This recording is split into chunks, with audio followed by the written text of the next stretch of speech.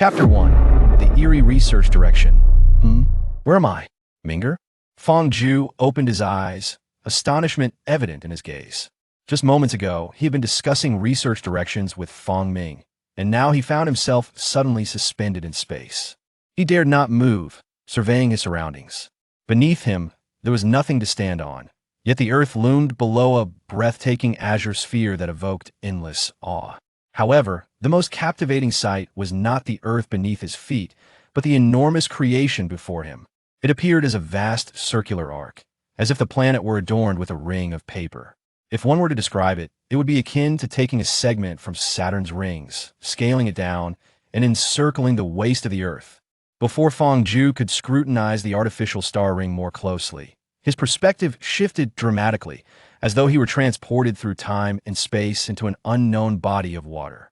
Countless identical boxes blanketed the seabed, pulsating like a colossal organism, rhythmically emanating dim light.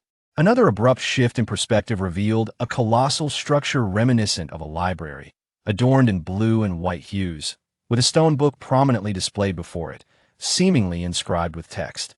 The transitions continued to accelerate, and he could only catch fleeting glimpses: silvery crabs, an ascending massive coffin, colossal starships, and cataclysmic lasers. Just as he felt his mind teetering on the brink of explosion, his view froze.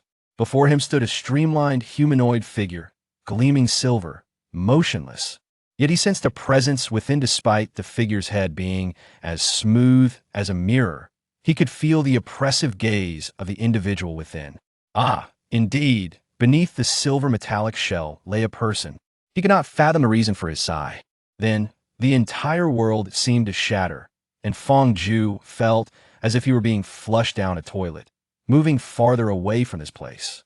"Dian Dun, what are you doing?" An elderly voice growled, suppressed fury evident. "I merely wished to meet," came the reply. And though it was the first time Fong Ju heard this voice, he was certain it belonged to the individual cloaked in silver metal. "Qian Kuan, can we detect any information transmitted by Tian Dan?" The elder appeared to be giving instructions. Tian Dan has not utilized Qian Kuan to transmit signals. It is surmised that Tian Dan completed this process independently. A sweet, emotionless voice chimed in. "Are you capable of achieving this now?" The elder's tone carried a hint of incredulity. "Old Yang, if you can't grasp any evidence, do refrain from treating me like a criminal." "Yuga, which research direction are you considering? Let me take a look." Fong Ju jolted awake, greedily inhaling, rubbing his eyes vigorously. He glanced at Fong Ming before rushing to the balcony to gaze outside. "Hey, Yuga, what's wrong? Are you feeling unwell?" Fong Ming inquired, worry etched across his face at Fong Ju's unusual behavior. "Nothing." Since he couldn't comprehend it, he decided to dismiss it as a mere hallucination. Clearing his mind of those bewildering thoughts, Fong Ju glanced at the research direction application form, which was densely packed with research directions over several pages. However, the final page stood out, each direction followed by bold, crimson words: "Serious consideration required." The appendix contained a specific explanation for this serious consideration admonition. Researchers choosing this direction should exercise extreme caution, as it necessitates complete dedication to research tasks. According to regulations, this direction is exempt from the labor protection law and involves confidentiality clauses. Violators shall be executed immediately according to Article of the Criminal Law. As Fong Ju scrutinized the specifics of the serious consideration clause, Fong Ming became animated. "Yuga, aren't these just the prestigious directions?" Fong Ju understood what Fong Ming meant by prestigious. At some point, the research field, both domestically and internationally, had become distorted, with a select few research directions monopolizing over 90 of the resources. Any laboratory within those fields received funding annually that eclipsed most other fields by tenfold. Moreover, the power wielded by those renowned laboratories was boundless. He recalled an incident from last year when a laboratory sought to establish an instrument in a historical site. The Provincial Cultural Relics Bureau intervened, suggesting an alternative location, and an elderly gentleman even solicited the vice governor's assistance. That gentleman, along with several renowned archaeologists, petitioned in the capital, and as a result, a strikingly futuristic building now stood at that site. I say we should choose those prestigious directions. The funding is abundant, and the power is immense. As for the serious consideration, which institution still adheres to the labor law these days? For the sake of 22 years of hard study, we must select these directions, otherwise it would all be in vain, Fong Ju concluded decisively. He turned back to the application form, inscribing the name Fong Ju. Having shared a dormitory during their undergraduate years, Fong Ming had arrived earlier, and the school's dormitory system allowed one to look up a roommate's name. Unfamiliar with the character Ju, Fong Ming, adhering to the principle of not pronouncing half of a character, read it as you. When Fong Ju first met him, he had jokingly remarked, "You must be Fong Yu. We're practically family." This had sent the entire dormitory into fits of laughter, while Fong Ming, embarrassed and angry, retorted, "I don't care what your name is, how I address you is my business." Thus, the moniker Yu Ge for Fong Ju had persisted to this day. Fong Ju meticulously reviewed the directions marked serious consideration and felt his pupils constrict upon seeing one particular research direction: the research and improvement of exploration equipment for the Sky Army's individual soldiers. Sky Army, individual soldier, was it merely a coincidence? The hallucination surged back to mind, and he recalled the elder's furious shout. Tian Dan likely referred to the person shrouded in silver, metal, perhaps a code name. This cannot be a mere hallucination. Minger, look up the contact information for the laboratory head related to the research and improvement of exploration equipment for the Sky Army's individual soldiers. Fong Ju had a premonition that this direction might have some profound connection to the individual referred to as Tian Dan. Chapter 2. The Sky Army. Hee, Yuga really understands me. I too am quite fond of this. It sounds like an incredibly cool direction, Fong Ming exclaimed. His spirits lifted as he continued to sift through the thick stack of documents. It's not just about being cool, it's about being suitable. Frankly, while these directions all carry a hint of science fiction, the substantial resources allocated and the strong support from above indicate that this isn't just an old trick of laboratories to siphon research funds. Fong Ju casually fabricated a few statements, aware that the situation was too bizarre to share with Fong Ming. Of course, if I were the head, I wouldn't use such a project name to pull a fast one on research funding. But what do you mean by suitable? Do you have channels to acquire confidential information? Fong Ming whispered, his expression shrouded in mystery as he furtively glanced around. Fong Ju looked at him incredulously. We've lived together for 10 years. You should know my family's circumstances by now. That's not necessarily true. What if you're the illegitimate child of some bigwig? If that bigwig's son died, you'd be welcomed back into the family to inherit a fortune, instantly rising to the pinnacle of life. Though he jested, Fong Ming was acutely aware that Fong Ju's father had passed away early, leaving the family reliant on his mother, who also had a sister nearing college age. Fortunately, his mother had some luck, managing a small shop that specialized in antique sewing, providing a decent income to support the three of them with a surplus. Enough of your nonsense. Are you actually preparing for the interview? Fong Ju threatened. Wait, you gonna know you dad. Please help me analyze this. Lend me a hand, I beg you. Fong Ming, now grasping at a weak spot, ceased his antics. Ahem, let's examine the name of this direction: the research and improvement of exploration equipment for the Sky Army's individual soldiers. First, we need to understand what the Sky Army is, and we must be precise. If we misidentify the target, then all our analysis will be for naught, Fong Ju stated with an investigative glint in his eyes.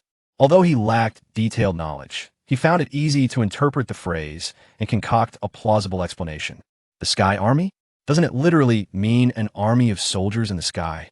Perhaps it refers to airborne troops' individual flying equipment, like personal power armor? Fong Ming boasted. What could they be exploring in the sky? Ozone. Fong Ju shot him a look of disbelief. Exploring temperature, humidity, ultraviolet intensity? That's not impossible, Fong Ming replied, a bit sheepishly. Those things don't require airborne troops. Drones are sufficient. Transporting individuals incurs exponentially higher cost pure waste. Then, what do you think it is, Yuga? We need to analyze it based on official terminology. Such documents are extremely precise in their wording. The term army implies a unit with combat requirements. In our country, we have the Army, Navy, and Air Force. So, what do you think the Sky Army refers to? Fong Ju smiled, adopting an evaluative tone. Well, let me sort this out. The Army engages in ground combat. The Navy operates on the surface of the sea. The Air Force commands the skies, and the Celestial Army. That's all, right? What remains on Earth is the abyss beneath the ocean, which should rightly be termed the naval force, wouldn't it? Fong Ming scratched his head. Fong Ju rolled up the application and playfully swatted Fong Ming on the head, exclaiming in exasperation, "What nonsense! Undersea operations fall under the jurisdiction of the Navy. If one insists on a different term, it should be submarine personnel." "And what about the Celestial Army?" Fong Ming queried. "Think of it as the aviation industry and spacecraft. You should discern this for yourself." With that, Fong Ju flopped onto the bed in frustration. "The aerospace industry, spacecraft. Wait, are celestial troops actually the military force of outer space?" Fong Ming gasped in astonishment. "Do you comprehend now? According to the official definition, the space between the atmosphere and the Earth's surface is considered air, while anything beyond the atmosphere is termed heavens. Thus, the Celestial Army encompasses the military branch of outer space."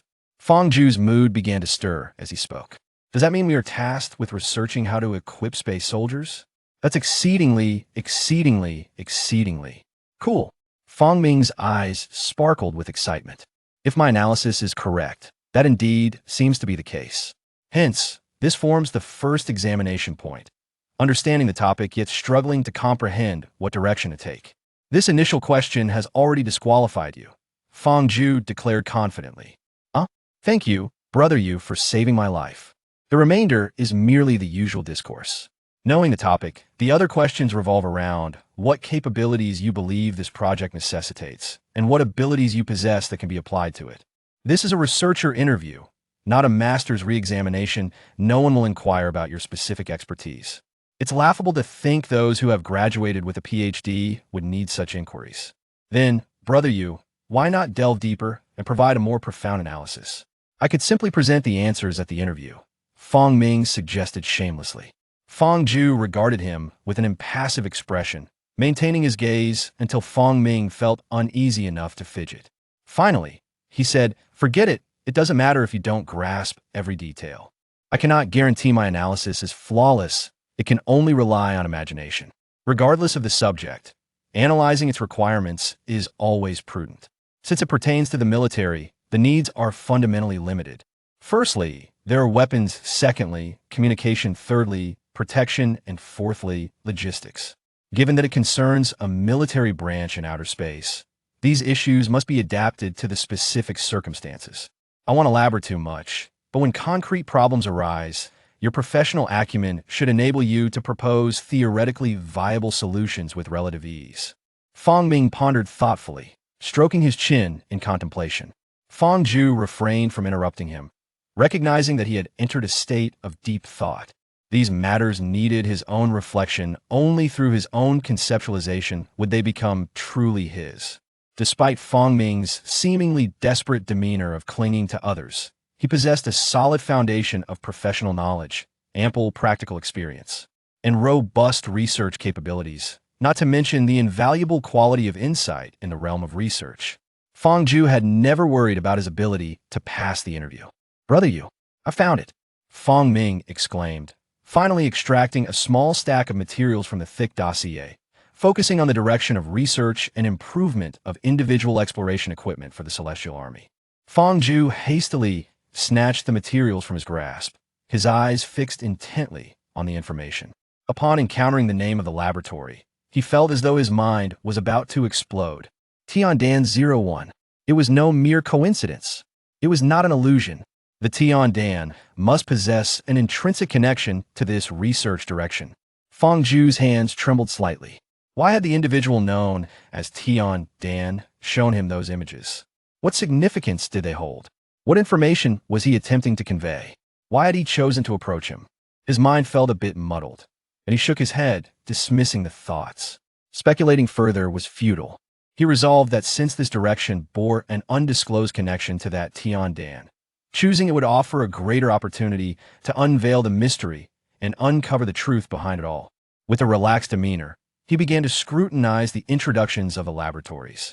There were a total of 12 laboratories, which made him acutely aware of the substantial financial backing behind these directions. Just from the descriptions, Each laboratory received no less than 100 million in basic research funding annually, not accounting for the allocation of special resources. If that were included, he could scarcely fathom the extent of national funding for these projects. These were not mere laboratories, but rather colossal beasts of consumption. Brother you, are we considering which laboratory to select? Honestly, what's there to choose? I've reviewed all of them, and I don't recognize a single name. Without connections, how can we learn about the heads of these projects? If it were up to me, I'd simply select the one with the most funding and the best benefits. Regardless, we'd be working like beasts while we're young. We might as well strive to make a fortune and enjoy a comfortable life when we grow old. Have you thought it through? I have a general idea. I can elaborate later. Frankly, this feels like daydreaming. The more I ponder, the more exhilarating it becomes. Fong Ming chuckled lewdly. As long as you're clear on that, I've already made my decision. Well, choose this one. Fong Ju produced a profile, featuring a relatively refined young man clad in the classic white lab coat of a researcher, wearing glasses and possessing a certain charm. The first line of the profile bore his name, Yang Qinghe. Chapter 3. Decision. Wow. This person in charge is quite handsome. But, brother you, why did you choose him? Among the 12 laboratories, his hard conditions are merely average, even slightly below. Why not select one with the strongest overall capabilities? Look, Professor Ye's laboratory is quite impressive. It has the highest funding each year and numerous special resource allocations. The equipment is abundant and new, certainly much better than that young fellow. Do you happen to know him? Fong Ming pondered while pulling out Professor Ye's profile. Fong Ju remained silent, arranging the 12 profiles neatly on the desk. She pointed at the column indicating the person in charge and looked up at Fong Ming. Fong Ming leaned closer to scrutinize it again, frowning in confusion. Brother you, I truly don't see how being unmarried and having no plans for children is an advantage. Can't you see it? Fong Ju replied, exasperated. Do you remember our old Zhao? Old Zhao. Ah, I recall now. That rascal constantly made us look after kids. We took care of his during our first year, and now we're looking after his younger ones in our third year. I haven't even become a father yet, and my childcare skills have reached max level. So, this young fellow might actually be quite suitable. Fong Ming's realization dawned on him. But not all the other heads have children, do they? Look at Professor Yi. He is quite old. Surely, he can't have a pear tree overshadowing a begonia, right? Fong Ming continued to inquire. Generational affection. What if he has grandchildren? Fong Ju responded. Didn't you mention that when you were young, it was your grandparents who took turns caring for you? That is true, Fong Ming conceded. This is not the focal point. Rather, it is evident from the remarks of the individual in charge that he possesses a keen understanding of student psychological needs. As Fong Ju gestured towards the remarks of other leaders, it became apparent that they were largely perfunctory, adhering to a standard template. Indeed, this indicates that only Yang Qinghe has an urgent demand for new researchers. Upon examining this section, Fong Ju pointed to the introduction sheet. Current project personnel, Wang, 84 individuals. Yi, 105 individuals. Yang Qinghe, 23 individuals. Ah, does this mean that the laboratory overseen by Yang Qinghe has so few personnel? Surely, we won't go bankrupt upon our arrival, will we? A national key laboratory cannot face bankruptcy. This suggests that the laboratory is newly established, and indeed, the construction date confirms it was established merely 3 years ago. Moreover, considering Yang Qinghe's age, 28, and the minimum annual research funding of 200 million, Fong Ju presented each data point from the introduction sheet. Astonishingly, the per capita research funding approaches 10 million. A national-level laboratory. At 28 years of age, where does this prodigy emerge from? Fong Ming exclaimed. I doubt it. You must recognize the significance currently placed on research in these fields. It is unlikely that anyone would dare to exploit national resources so brazenly. Such prodigies do exist in this world. Yet even if he were indeed a descendant of a long line of aristocrats, it would not be a loss. He is determined to achieve results. And we too aspire for success. Without financial resources, pursuing scientific research becomes futile. Those laboratories are filled with esteemed experts. Once we enter, how long must we endure to gain experience? Approaching 30, will we merely continue to hand tools to others until we are 40? As he spoke, Fong Ju felt a surge of emotion. His hand trembled slightly as he held the brochure. Beyond these concerns, he harbored another thought. Could this Yang Qinghe be related to the esteemed Yang Lao? Fong Ming found himself at a loss for words, reflecting on the arduous journey the two brothers had endured over the years, struggling to master their fields of study. Their experimental pursuits entirely dependent on the whims of their mentors. He considered the varying attitudes of professors. Those willing to nurture the younger generation allowed them to focus on genuine research, while the more bureaucratic ones demanded incessant flattery, requiring it to be subtle and elegant, ensuring it was pleasing to the ear. Such interactions honed their eloquence, as they had no other choice. Their meager side jobs barely covered the cost of entertaining guests, and when it came to gifting, they had nothing to spare. Thus, free flattery became their primary option. All right then, let's give it our all. We can't possibly fall short after 10 or 8 years of handing tools, he declared. However, Yugo, perhaps we should call home first. It's quite a significant matter, and we ought to discuss it with the family. Realizing he had been silent for too long, Fong Ming awkwardly shifted the topic and headed to the restroom. Upon hearing his words, Fong Ju emerged from his agitation, slightly rolled up his right sleeve, and brushed his wrist against his phone. His index finger probing his right ear as he listened to the notification sound, momentarily lost in thought. Hello, Xiao Ju. You little rascal. Actually called? What's the matter? Are you short on cash? How much do you need? A teasing, mature voice resonated from the right-hand side. No, Mom. I'm not lacking money. Rather, there's something I need to discuss with you. Fong Ju felt a bit embarrassed. No, that's not it. It's about my research direction. I have already chosen a path that I believe is quite significant and ought to be shared with you. After uttering this statement, there was a moment of silence on the other end. Fong Ju seemed to hear a deep breath being taken. Mom? What's wrong? It's nothing. Go ahead. What direction have you chosen? The development and improvement of individual exploration equipment for the Sky Army. Fong Ju felt a strange sensation as the breathing on the other end abruptly ceased, followed by a prolonged silence. Mom? Are you listening? Why aren't you speaking? I am listening. So, which supervisor have you chosen? The voice on the other end seemed to have steadied its breathing, asking in a dazed manner. Why are you asking this? You are not familiar with these matters. If I ask you, just tell me. Perhaps that person has ordered clothes for me before? The voice exhibited a hint of indignation. Not a supervisor. Now that my classes are completed, it's the lab director, Yang Qinghe. Fong Ju replied hastily, not daring to contradict her mother. Another long exhale emanated from the opposite side, as if attempting to expel all the pent-up frustration from her lungs. How is that director? Is he good to the students? Fong Ju sensed a hint of insincerity in her mother's tone, but chose not to point it out. I haven't seen much of him, so I can't say for sure. However, he is quite young, similar to us, so there shouldn't be a generational gap, and communication should be more relaxed. That's good then. There is nothing more to discuss. If that's the case, I'll hang up now, as I have a piece of clothing that I must complete urgently. No, Mom. Are you perhaps concealing something from me? Your speech is rather hesitant. You're overthinking it. Your mother is eating well and sleeping soundly, with little work to do each day. In the mornings, I finish my tasks, and in the afternoons, I enjoy tea with Aunt Zhang and Aunt Lu, indulging in spa treatments. One cannot imagine how delightful that is.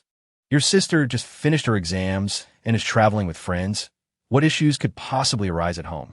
You're simply imagining things. No, Mom? Before he could finish, the busy tone of a disconnected call echoed through his finger. Chapter 4. The interview. Yang Qinghe. Why does it feel rather off? Am I overlooking something? Fong Ju muttered quietly, just as Fong Ming emerged from the restroom. He inquired with surprise, Yugo, how did you persuade your mother to agree to those directions? I had to exert a considerable amount of effort for my mother to consent, yet yours seems to have faced no obstacles at all. What obstacles? Fong Ju responded, perplexed. Well, think it through. Immersing oneself entirely in research, disregarding labor laws, and breaching confidentiality regulations. No mother would take such matters lightly, right? Thankfully, my mother is open-minded, and I had to employ both soft and hard tactics to gain her approval. Fong Ju finally recalled what he had overlooked. Upon hearing the direction he mentioned, his mother appeared unsettled, seemingly possessing some knowledge about it. She hadn't even inquired about the working conditions. However, his mother was merely a seamstress. How could she be informed about such matters? Despite his exhaustive searches through various online channels, he had found no relevant clues, which struck him as quite peculiar. He chose not to dwell on it further, signaling Fong Ming to remain silent, and once again dialed his mother's number. The line was still busy, indicating that she was not inclined to answer his calls. It seemed his suspicions were correct. She indeed had some understanding of the situation. "Yuga, what is going on?" Fong Ming asked, noticing that Fong Ju's call had not gone through. Not wanting to overthink it, Fong Ju decided not to press his mother further. If she wished to share, she would do so in her own time. There was no point in becoming entangled in this matter. "It's nothing, I'm fine. Let us just fill out the form." Research Direction Application Form Applicant. Fong Ju Desire Direction. Research and improvement of individual exploration equipment for the Sky Army Desired Laboratory. Tian Dan 12 Laboratory Head. Yang Qinghe Yuga. "Do you think you can accurately predict the topic?" Fong Ming asked, his voice tinged with anxiety as he checked in with Fong Ju every few minutes. "Yu Yuan. Yang Jieyu. Lu Jin Fong Ming. Fong Ju, please proceed to rooms 401 to 422 for the Tian Dan 12 Laboratory Intern Researcher interview." The announcement echoed repeatedly through the hall. "Yuga, it's our turn. Let us go, let us go. I'm in 421, and you're in 422. By the way, how many positions are they filling this time? If only a handful are selected, the acceptance rate must be exceedingly low," Fong Ming exclaimed. "Regardless of the number, hasten along," Fong Ju retorted. "Should the interviewers grow impatient, they might deduct points from you preemptively." Without further ado, Fong Ju briskly proceeded towards room 422. Upon entering and closing the door, he found the room unoccupied. A desk and chair set were the only furnishings, with a helmet-like device resting atop the desk. Without hesitation, he promptly seated himself in the chair, maintaining a straight spine without leaning against the backrest, positioning himself on only 3/4 of the seat. His legs remained parallel and slightly apart, with his hands resting naturally on his thighs, fingertips just shy of his knees. His countenance was neither obsequious nor arrogant, and his breathing was measured and tranquil. "Please, candidates, don a virtual reality headset on the desk to enter the online interview platform. The interview will commence forthwith." A broadcast announcement echoed through the room. "This is a virtual reality headset?" Fong Ju's heart skipped a beat. While virtual reality technology has matured, it has yet to achieve widespread adoption. Such devices remain unaffordable for the average individual, typically purchased by affluent and seasoned gaming enthusiasts as high-end novelties. He had only sampled it once in an experience center. It was essentially an advanced iteration of the antiquated virtual reality technology, boasting an impressive visual deception effect. During his trial with the parkour game, he nearly succumbed to nausea. He hoped he wouldn't embarrass himself this time. These thoughts occupied only a few seconds, yet he betrayed no outward signs of unease. Donning the virtual reality headset with the aplomb of a veteran. "Does it feel peculiar?" Suddenly, a voice inquired, prompting him to lift his gaze sharply. He recalled that upon entering this space, it was devoid of anything, yet before him now stood a man clad in a fitted long coat, his back turned. For reasons unknown, this scene ignited his urge to scoff as he longed to utter a sarcastic remark about the man's pretentiousness. The man turned to face him, sporting a subtle smile, adorned with glasses, exuding a scholarly yet somewhat handsome demeanor. With these elements combined, he recognized the individual before him, Yang Qinghe, the head of the Tian Dan 12 laboratory. He pondered the connection between Yang Qinghe and the esteemed Elder Yang.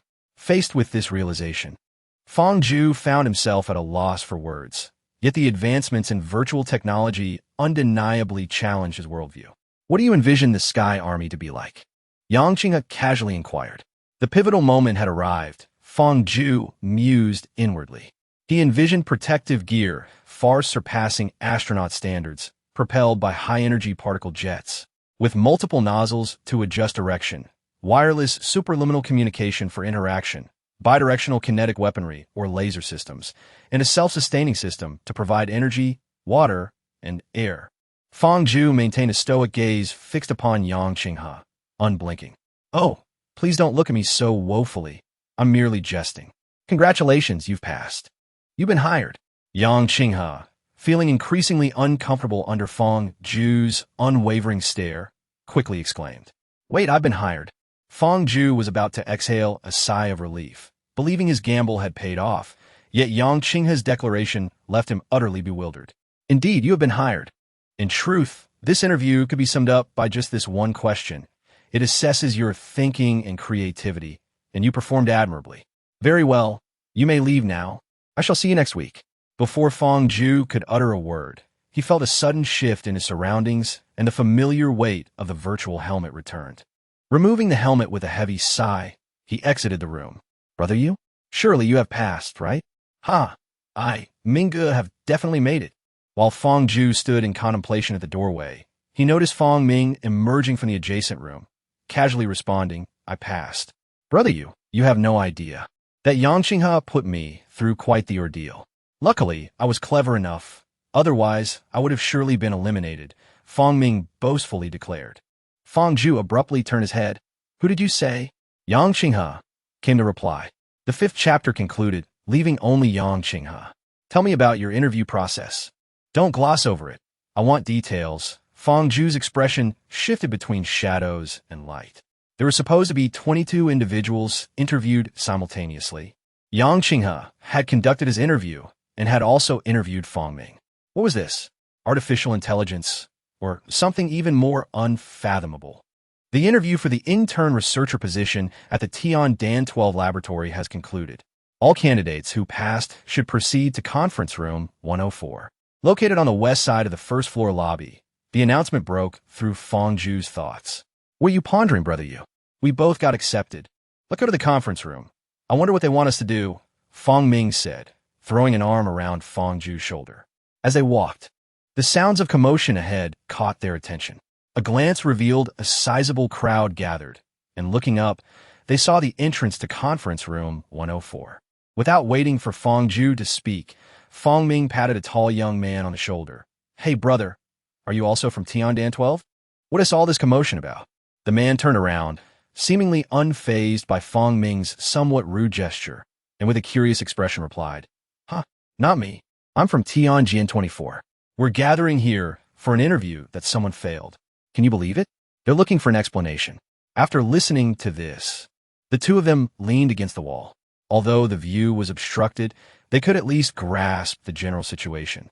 At that moment, they caught the gist of the uproar. Why? Why should my 22 years of hard work be dismissed by your mere claim of lacking spirit? Spirit? Ridiculous. Scientific research relies on repeated experimental validation, not on some ethereal notion of spirit. We are no longer in the centuries where fanciful ideas could lay the foundations of scientific systems. The notion of spirit is nonsensical. Can feed you? The man spoke with a hint of hysteria, punctuating his words with forceful gestures as if to bolster the credibility of his claims or to muster courage. Yet, it seemed neither effect was achieved, as his entire body trembled subtly. If you didn't T-pass, you can opt for a reassignment. If you are dissatisfied with the evaluation, you can submit an arbitration request to the Research Academy. His counterpart remained expressionless, as if he had encountered such situations countless times before, showing no concern. Fong Ju speculated that he might be one of the interviewers. Reassignment? To some obscure corner where one spends a lifetime in obscurity? Indeed, one may apply for arbitration. There must be some hidden agenda at play here. That Yang Qinghe is merely 28, the same age as us. Yet he has ascended to the position of head of a national laboratory.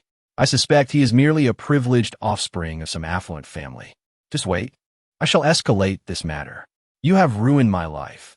If I cannot destroy you, I shall ensure your downfall. Ha ha! It was as though he had grasped the last straw of hope, laughing maniacally as he pushed through the crowd and fled outside. As the farce concluded, everyone dispersed. The candidates accepted into the Tian 12 program were summoned into the conference room. The individual remained expressionless. After speaking, he turned and entered conference room 104. Had I encountered such a situation, I would surely have lost my mind. "Come, you go. Let us see what he has to say," thought Fong Ming as he gently nudged Fong Ju, reminding him, for Yu Ge seemed lost in thought for no apparent reason. Upon entering the conference room, The man from earlier had already taken his place at the head of the table. The conference table was stark and bare, and surveying the room. Apart from himself and Fong Ming, there were only two individuals, one man and one woman. Sensing Fong Ming's gaze, he knew without looking that Fong Ming wished to express his surprise at the low acceptance rate, only to be silenced by the presence of the man at the head of the table, who quelled his urge to voice his thoughts. Congratulations on passing the interview for the position of prospective intern researcher at the Tiandan 12 laboratory. When you applied, you signed an agreement, and once accepted, there is no opportunity for regret. Please assemble here next week at 9 in the morning. As the man approached the door, Fong Ju almost instinctively inquired, "Excuse me, sir, may I have your name?" Fong Ju disregarded his neurotic behavior and turned to address the other two individuals. "Fong Ju," she announced, simultaneously gesturing with her hand, first towards the man and then the woman. "Wei Yunxin," she introduced. He appeared to be an unremarkable man at first glance, embodying the typical image of an engineering student, neither unattractive nor handsome, with a slender physique and a tall stature. His handshake felt like that of a furnace. His palms warmed to the touch, and he exuded an air of nervousness, clearly not adept at social interactions. "Lu Jin," she continued. In contrast to Wei Yunxin, this woman was strikingly beautiful. Without the aid of high heels, she stood nearly 1.70 meters, her bright, expressive eyes sparkling with vitality. Dressed in a simple white short-sleeve top paired with khaki capris, and her hair styled in an unpretentious updo that Fong Ju found difficult to describe. She emanated a refreshing and capable demeanor reminiscent of a girl next door, which was quite appealing. Perhaps it was the tendency of older women to dress more youthful, Fong Ju mused. "Ah, indeed, I should introduce myself and express friendliness. Look at me, I've completely forgotten," Fong Ming exclaimed, slapping his forehead as he extended his right hand for a handshake. After a brief and awkward exchange, Fong Ju posed a question he had long wished to verify. "By the way, who was your interviewer?" "My interviewer? It was the person in charge." Wei Yunxin responded nervously, a hint of pride flickering in his eyes. "And you?" Fong Ju queried, turning his gaze towards Lu Jin. Lu Jin, as if awakening from a trance, glanced at Wei Yunxin before slowly turning her attention to Fong Ju, responding with difficulty and disbelief in her eyes. It was also Yang Qinghe. Chapter 6. Homeward Bound, Yuga, what is going on? "My name is Yang Qinghe. Wei Yunxin's is also Yang Qinghe. And Lu Jin's is Yang Qinghe too. Yours cannot possibly be Yang Qinghe as well, right?" Fong Ming was utterly perplexed. "Mine is indeed Yang Qinghe." Fong Ju nodded in affirmation. "Not only us, but others must be as well. I just inquired with a classmate who is also Yang Qinghe," Lu Jin stated solemnly. "Is this artificial intelligence? Or is it some even more astonishing, avant-garde technology? I knew I had come to the right place. These laboratories are at the forefront of the entire world. It is simply incredible." Wei Yunxin's face flushed with excitement, and at that moment, he exhibited no trace of nervousness. His previous bashful demeanor completely vanished. Fong Ju turned to Fong Ming, who felt he was straying off topic when Fong Ju spoke up. "It is not impossible. The technology in these laboratories clearly surpasses that of the outside world. Any method that transcends imagination could potentially yield such results."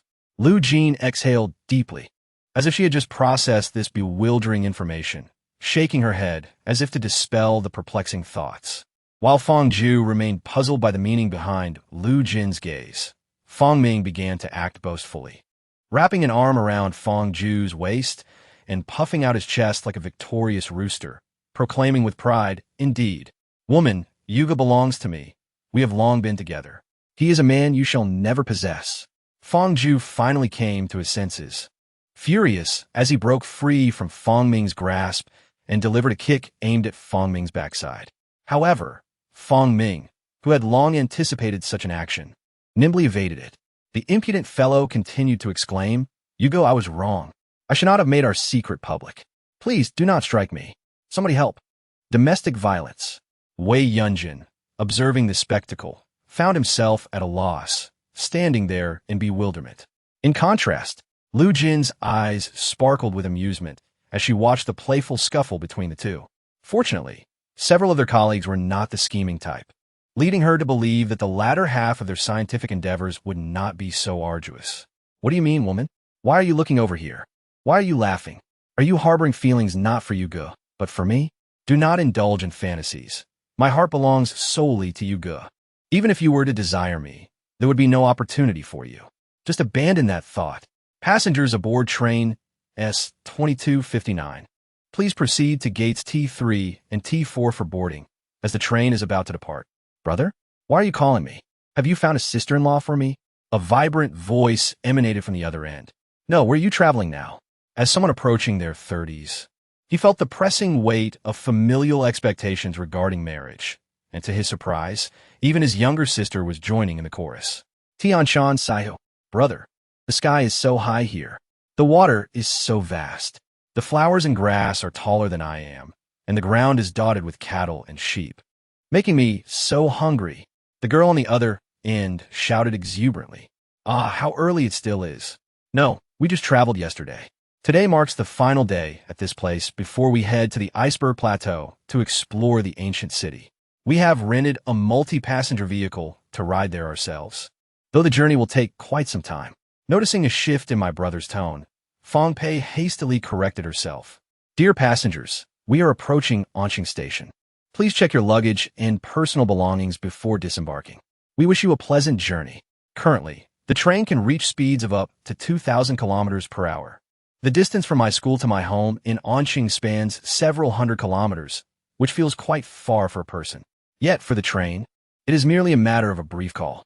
This remarkable efficiency is thanks to the rapid advancement of energy technologies. In this era, energy is the least scarce resource. Affordable energy is what sustains the existence of vacuum tube maglev trains. The docking technologies once utilized in spacecraft have now been adapted for trains, creating a spectacle of terrestrial flight. However, electricity prices have not decreased. Nearly free energy prices could lead to global economic collapse. After various nations gradually addressed their energy issues, they unanimously refrained from altering energy prices, transforming the once financially struggling state grid into a prosperous state-owned enterprise.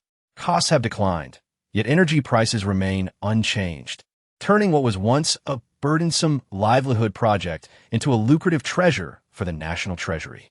Tianshan Say Lake. The places my sister travels to must be quite close to where I will eventually work. At the speed of terrestrial travel, it would only take 3 to 5 hours. That impulsive girl must have hung up the phone and bought a ticket. She should be able to reach home today. Certainly, the notion of nearly free energy is advantageous for nations. However, for individuals, the system meticulously records each journey's distance, including one's load and the items directly placed on the track. This network operates nationwide, calculating in real time and automatically deducting fees, resulting in heavier individuals incurring greater costs than their lighter counterparts. This practice cultivates a habit among people, sharing the track with others, observing the fees charged to themselves and to others, allowing for a rudimentary calculation that approximates another's weight. Consequently, the fare incurred by an individual while using the track becomes a matter of privacy, particularly for young women. After disembarking from the track, Fong Ju discreetly glanced at the fare panel of the girl she had traveled with, silently estimating her weight to be 48 kilograms. Upon leaving the track, she turned into an alley and walked to the innermost part, where nestled amidst the surroundings was a quaint little shop, the small tailor's boutique owned by her mother. Chapter 7. A new atmosphere at home entering the shop. One is greeted by an ambience reminiscent of ancient times. The storefront is styled in a vintage manner, devoid of mannequins for garment displays, akin to the tailor shops portrayed in period dramas, with clothing simply hung on 2 rows of bamboo racks. The walls are adorned with various fabrics of differing patterns and materials, and even the counter is crafted from substantial hardwood. Most strikingly, the front desk is attended by a young woman dressed in a delicate green dress, her hair elegantly styled in an updo. While she may not be strikingly beautiful, her demeanor, paired with her refined features, creates an enchanting atmosphere, making the small tailor shop feel as though it has seamlessly merged the ancient with the contemporary. Would you prefer to select fabric for customization or purchase ready-made garments? Upon noticing a customer, The young woman lifted her head, offering a sweet smile to the newcomer. Could you possibly refrain from using such words in front of my mother? While you may remain unperturbed, I find myself utterly mortified, Fong Ju expressed, her face contorted with distaste. That is not an option, the proprietor insisted. This is what we refer to as immersive experience, devoid of such dialogue. All this decor would be in vain. The girl had an unwavering faith in the proprietor's words, and no matter how much the assistant manager complained, the rules set by the proprietor remained unaltered, for it was the proprietor who dispensed the funds, not the assistant manager. Very well, then. Where's my mother? Is she indulging in afternoon tea, or perhaps enjoying a spa? Choosing not to continue the dispute with the girl, Fong Ju resigned herself to the fact that her stay would last a mere 6 days, after which she would no longer have to endure the assistant manageress calls. A thought that left her feeling quite unsettled. The proprietor is in the inner courtyard. What inner courtyard? Fong Ju inquired, perplexed. Upon learning her mother's whereabouts, she ceased her idle chatter with the girl. Opening the back door, she was greeted by a spacious courtyard. Zhu Shizhai, she remarked, bemused by her mother's eccentric tastes. She strode into the courtyard, traversed a narrow passage of indeterminate purpose, and entered a small door that led to the inner courtyard. To her astonishment, she discovered an expansive inner courtyard of approximately 180 square meters, adorned with over 20 tables around, which sat nearly 180 women clad in various traditional garments. Fong Ju, unable to discern clearly, instinctively thought of Aunt Lu and her companions. The majority of the attendees were clad in fitted cheongsams, while several girls, dressed as maidservants, flitted between tables, replenishing tea and serving platters of fruit. The clatter of mahjong tiles echoed throughout the space, creating a cacophony reminiscent of 100,000 quacking ducks, overwhelming to the senses. At that moment, an older woman noticed Fong Ju, who stood dumbfounded at the entrance. Raising her voice significantly, she teased, "Oh, Manager Chu, you've been here at Zhu Shizhai for quite some time, yet I had no idea you offered such services. This young gentleman is fair-skinned and refined. I find him quite appealing. What is the price? Name your figure. I'm not sure of funds." With that, she threw a flirtatious glance at Fong Ju. As soon as she finished speaking, a brief silence enveloped the courtyard, only to be shattered by a raucous laughter that escalated the noise to an even greater frenzy. "Yao, Ing, Shue, you brazen vixen, reel in your wild ways. That is my son." The elder woman, visibly enraged, rose from her seat and pointed accusingly at the older woman, launching into a tirade. "Oh, so it's Manager Chu's son? I suppose one ought to show some respect. However, I find myself quite taken with this young man. I wouldn't mind acknowledging you, Manager Chu, as my mother-in-law," Yao Ingshue retorted, lifting a cup of tea and approaching Chu Shungjun. "Mother-in-law, please enjoy this tea. Once you sip from this cup, I shall become a daughter-in-law of the Fong family." Her graceful offering of tea flowed seamlessly, accentuated by her fitted cheongsam, which embodied the allure of mature femininity.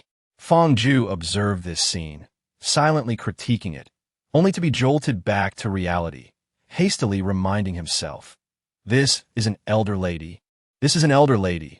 This is an elder lady." Yao Ingshue, with her keen eyes, quickly noticed Fong Ju gazing at her after serving tea, and hastily turned to Chu Shangjun, exclaiming, "Mother-in-law, look! My husband seems utterly entranced by me." With that, she puffed out her chest, resembling a victorious rooster. No, rather a hen. The surrounding women erupted in laughter, pointing at Fong Ju. Even with his thick skin, he felt his face flush from the commotion. Suddenly, he felt a sharp tug at his ear. Instinctively, he followed the force, realizing it was his mother pulling him toward the back room. As they walked, the laughter of the women echoed behind them. "What a disgrace! You've embarrassed me thoroughly," she scolded. "You can't even keep your eyes off that old woman?" Once inside the room, Chu Shangjun launched into a tirade against Fong Ju. In truth, his mother possessed more charm than Aunt Yao. Being in the fashion industry, she understood better than anyone how a cheongsam could showcase a woman's allure. Having spent decades in traditional attire, her bestsellers were indeed cheongsams, and in terms of skill, she outshone Aunt Yao. Nonetheless, he dared not voice such thoughts, fearing his mother might misconstrue them as some sort of complex, resulting in a punishment too severe for his ears to bear. Mother, where did you acquire the funds for such a grand estate? He inquired, attempting to divert the conversation to avoid further reprimand. Your mother has called you countless times over the years. I've told you repeatedly, my business is thriving. High-end services and personalized customizations. One order is worth your entire annual living expenses. Yet you, stubborn mule, refuse to spend a dime. The cat at Aunt Yao's eats more in a month than you do. As she continued, Chu Shangjun seamlessly shifted from one form of chastisement to another. How can I discern the truth of your words? When I was in junior high, you claimed the same, yet I saw no signs of wealth manifesting in our home. Fong Ju retorted softly. I was merely jesting back then. Besides, how long had I been learning tailoring? It was entirely natural that I earned little. Chu Shangjun replied stubbornly. And now you consider yourself a master? Fong Ju pressed. Indeed. Just observe these stitches. Look at this style. Behold this design. They are renowned far and wide. Countless affluent ladies from several cities surrounding Anqing come to me for custom fittings. In the upper echelons of Anqing society, one would feel remiss to step outside without donning a qipao from Zhu Xiyuan. Chu Shangjun exclaimed, her pride illuminating her features as she spoke. Tugging at the qipao, she wore to show Fong Ju. As Fong Ju gazed at her mother, radiating pride in her accomplishments, though she suspected much of it was embellished, she mused that if half the province's wealthy ladies possessed garments crafted by her mother, surely she would not have the leisure to play mahjong or sip tea. The orders would likely extend well into the next generation. Observing her mother, who resembled a child eagerly showcasing her handmade creations, Fong Ju suddenly embraced Chu Shangjun, resting her chin on her shoulder and whispering in her ear, Mom, you have worked so hard. Chapter 8. Filial Piety. A promise cough. What do you say, my child? Why speak such sentimental words? Have you noticed your mother's newfound wealth and wish to cling to this prosperous matron? Chu Shangjun, caught off guard by Fong Ju's sudden embrace, nervously deflected the conversation. Mother, over the years, you have devoted considerable effort to support my education. I may not understand the intricacies of garment making, yet it is evident that one reaps rewards commensurate with their investments. The thriving business you possess today is a testament to countless hours spent navigating the needles, and stitching innumerable threads. Our family lacks any significant background, and it is clear that you must have cultivated relationships with those affluent ladies, offering them countless smiles to maintain this enterprise. Fong Ju's voice was calm. It tightened the embrace around Chu Shangjun. Oh, it's not quite as outrageous as you describe. It is merely that my work is of high quality that attracts those wealthy ladies. I have not ingratiated myself with them. I only associate with those with whom I share rapport. There was one particularly irritable individual whom I completely disregarded. Chu Shangjun turned away, murmuring, Mother, you are aware of the circumstances surrounding my chosen path, are you not? Fong Ju asked unexpectedly. Why do you inquire about this? Chu Shangjun's eyes darted away, concealing her apprehension from Fong Ju. Mother, I will not press you if you choose not to speak. Fong Ju's words caused the tension in Chu Shangjun's muscles to ease. However, she continued, since you are cognizant of the consequences of my decision. Suddenly, a distinct sound echoed behind them, prompting Chu Shangjun to turn swiftly, only to find Fong Ju kneeling before her with unwavering resolve. What are you doing? Please rise. She hurried to grasp Fong Ju's arm, but despite her efforts, he remained firmly in place. A grown man, she could not budge. The son, unfilial, has allowed his mother to support him for 28 years. After completing his studies, he is unable to provide his mother with the comfort she deserves, and it seems unlikely that he will be able to serve her in her old age. In fact, they may never meet again in this lifetime, and he feels he can never repay her kindness. Before Chu Shangjun could utter a word, Fong Ju bent down and knocked his head 3 times on the ground with a resounding thud. When he rose, his forehead bore distinct red marks, and his eyes were slightly moist. Chu Shangjun's tears streamed down his cheeks as he covered his mouth with one hand and gently caressed Fong Ju's face with the other, choking back his emotions as he said, Oh, how similar you are. Your father bid farewell to your grandparents in the same manner. I know that people like you are difficult to persuade. I only hope you can take good care of yourself. Your elder brother is still alive. There is no need to speak of last goodbyes." As he spoke, Fong Ju playfully poked Fong Pei's forehead with his finger, prompting her to nod repeatedly, as if attempting to extract answers from this inquisitive girl. "Ah, Fong Ju, are you attacking me? I will fight back," Fong Pei exclaimed, baring her teeth and launching a flurry of playful punches at him. After a spirited tussle, the sibling's initial awkwardness faded away. Even though he called home once a week and frequently engaged in video calls, it had been 6 long years since he had last seen his sister. He recalled that she had just graduated from elementary school the last time they met. Once the playful banter subsided, unsure of how to continue the conversation, Fong Pei broke the brief silence. "Brother, what exactly is your job?" she inquired with curiosity.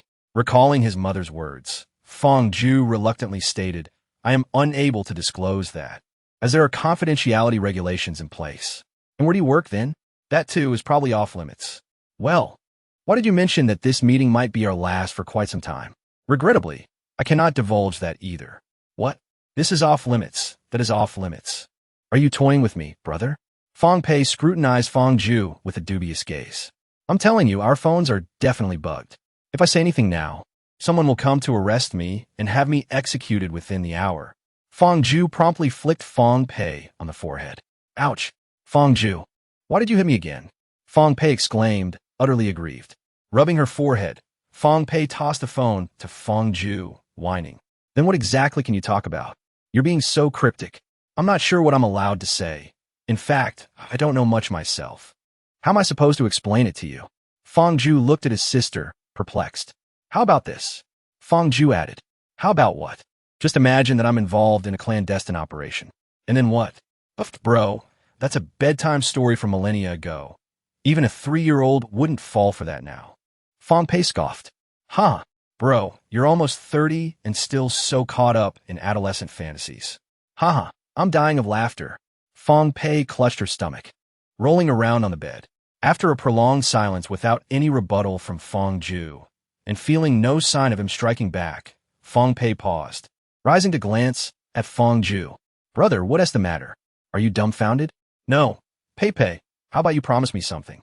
Sensing Fong Ju's serious demeanor, Fong Pei cautiously inquired, "What is it, brother? Speak. I will most likely be unable to support our mother in her old age. Thus this burden must fall upon you. You are a grown woman now. Promise me you will fulfill that filial duty." "All right, you need not worry. I would do it regardless," Fong Pei replied shyly, yet was taken aback as Fong Ju extended his hand, curling his pinky. "What?" Fong Pei asked, her face filled with confusion. "We must make a pinky promise. Once made, it must be honored," Fong Ju stated with unprecedented seriousness. "A promise made must be kept." The setting sun streamed through the open door, illuminating their intertwined hands, one large and one small, in a golden glow, casting a gilded shadow upon the wall that shimmered brilliantly. Chapter 9. The journey begins, brother. "Remember to call me when you arrive," Fong Pei said, reluctantly tugging at Fong Ju's arm, her eyes slightly reddened. "Well, it's likely that I won't be able to contact you," Fong Ju replied with a wry smile, as confidentiality protocols and the advanced nature of their technological research rendered isolation a standard. "Then remember to think of me often, and our mother. I've packed a photo album into your suitcase. Look at it whenever you miss us." In recent days, Fong Ju has been accompanying his mother and sister. Anticipating that their destination might render their phones unusable, he captured numerous photographs and even crafted a tangible photo album. "By the way, brother, there must be female researchers in your area. Although I may not have the chance to meet them, please do find me a sister-in-law." Fong Pei suddenly recalled something and quickly reminded him. "Certainly." Fong Ju extended his pinky finger, and Fong Pei playfully linked hers with his. She understood that this was not just a promise from her brother to find a sister-in-law, but also a reminder of their previous agreement. "Absolutely," Fong Pei affirmed.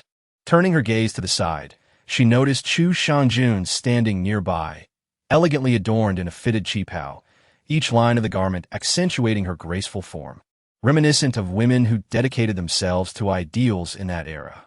Merely standing there, She embodied the essence of unparalleled elegance. Xiao Ju, remember, no matter how immense the pressure, do not falter. No matter how oppressive the darkness, do not despair. If worst comes to worst, we shall be mother and son in our next life.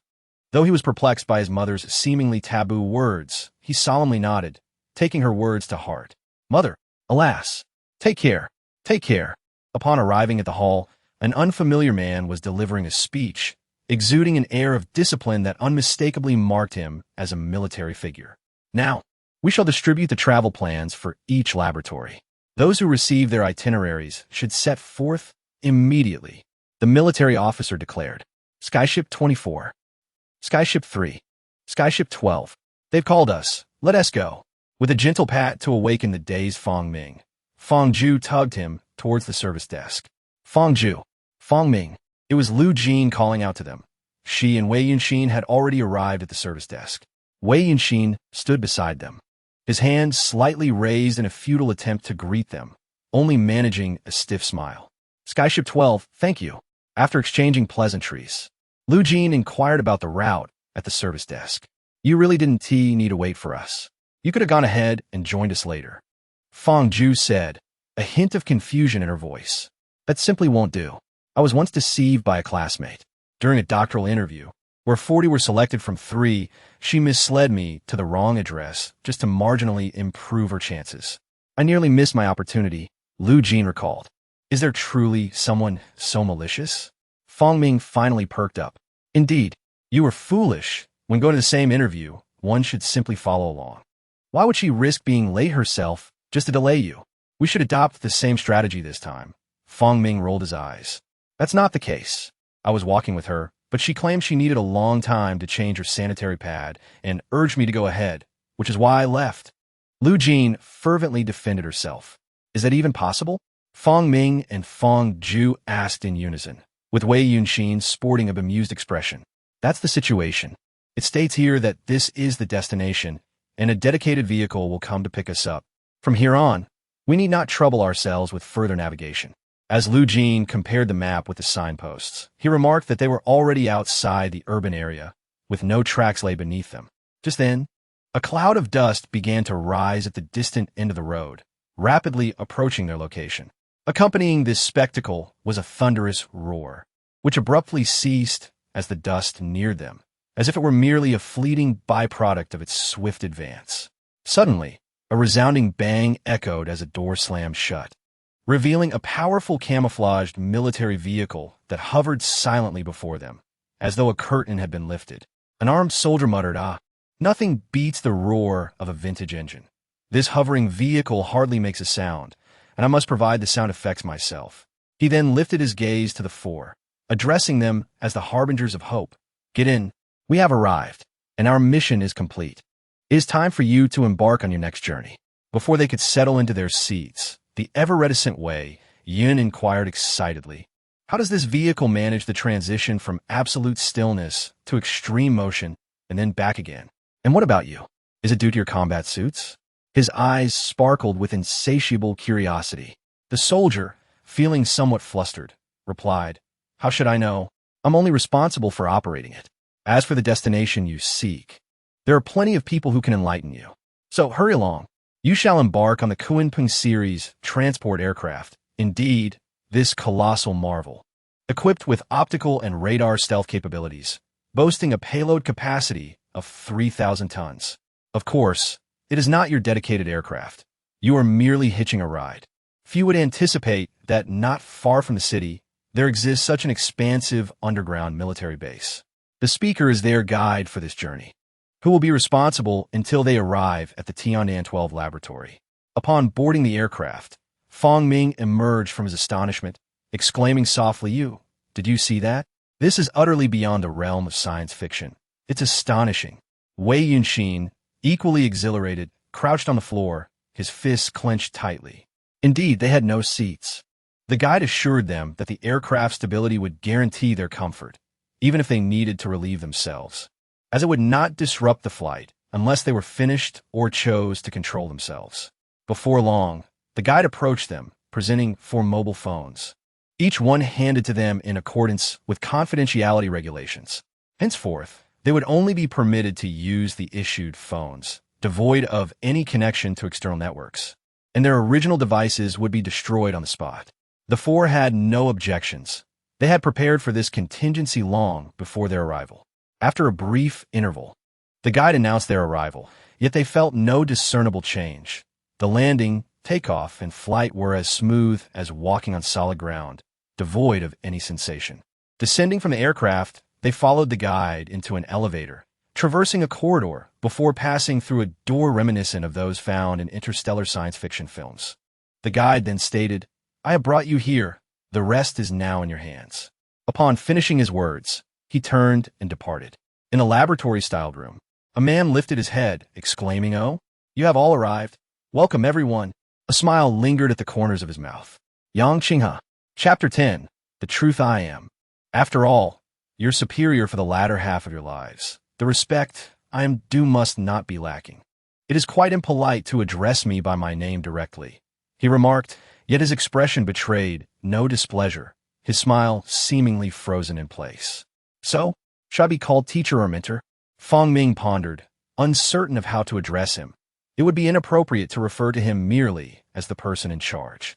"You have perused my profile and are aware that I am not much older than you. Perhaps some of you are even my seniors. How about this? You may call me Brother Yang.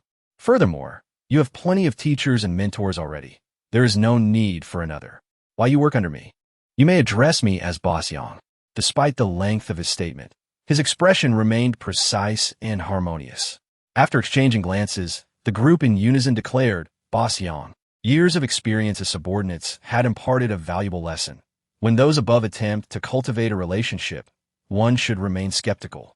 The title that a superior wishes to be called will invariably reflect the hierarchical relationship between them. Should one attempt to flatter them with a more familiar title, the repercussions may linger for months. Well then, without further ado, I understand you have myriad inquiries awaiting answers. Today, I have ample time to address them. Come, follow me, and allow me to unveil the truths of the world to you. Having spoken, he turned and walked toward the room, the door automatically opening before him. "Gulme, let us uncover the truth of the world," he urged. Fang Zhu took a deep breath and followed Yang Qinghe into the chamber. The room was stark and empty, save for a row of high-tech coffins, virtual capsules designed to function similarly to virtual reality helmets. However, these capsules were intended for prolonged stays in the virtual realm, catering to all biological needs to sustain one's vital signs in the real world. After adjusting one of the capsules, he continued, "These capsules are linked to individual users, requiring triple verification through fingerprint, iris, and DNA. I trust you would not wish to insert a waste tube into another's body before using it yourself. Although each use undergoes nano-level sterilization, the 4 units over there are new and can be directly linked to your identity information. How does one urinate while using it? Do you suck it out with your mouth?" Fang Ming inquired, almost incredulously. Yang Qinghe's expression finally shifted, suggesting a shared understanding. If Fang Zhu had interpreted it correctly, it implied, kindred spirits, a promising pupil, the path is not solitary, and there are successors to come. Verification is complete, but how does one access it? There appears to be no button to open it, Fang Zhu remarked. The verification process was indeed straightforward. At the top of the capsule's lid was a screen featuring an indentation for a fingerprint. Pressing it elicited a slight sting, likely for simultaneous DNA and fingerprint collection. Finally, bringing one south eye close to the screen would complete the iris scan. Accessing the capsule was even simpler. One merely needed to lie down and it would be done.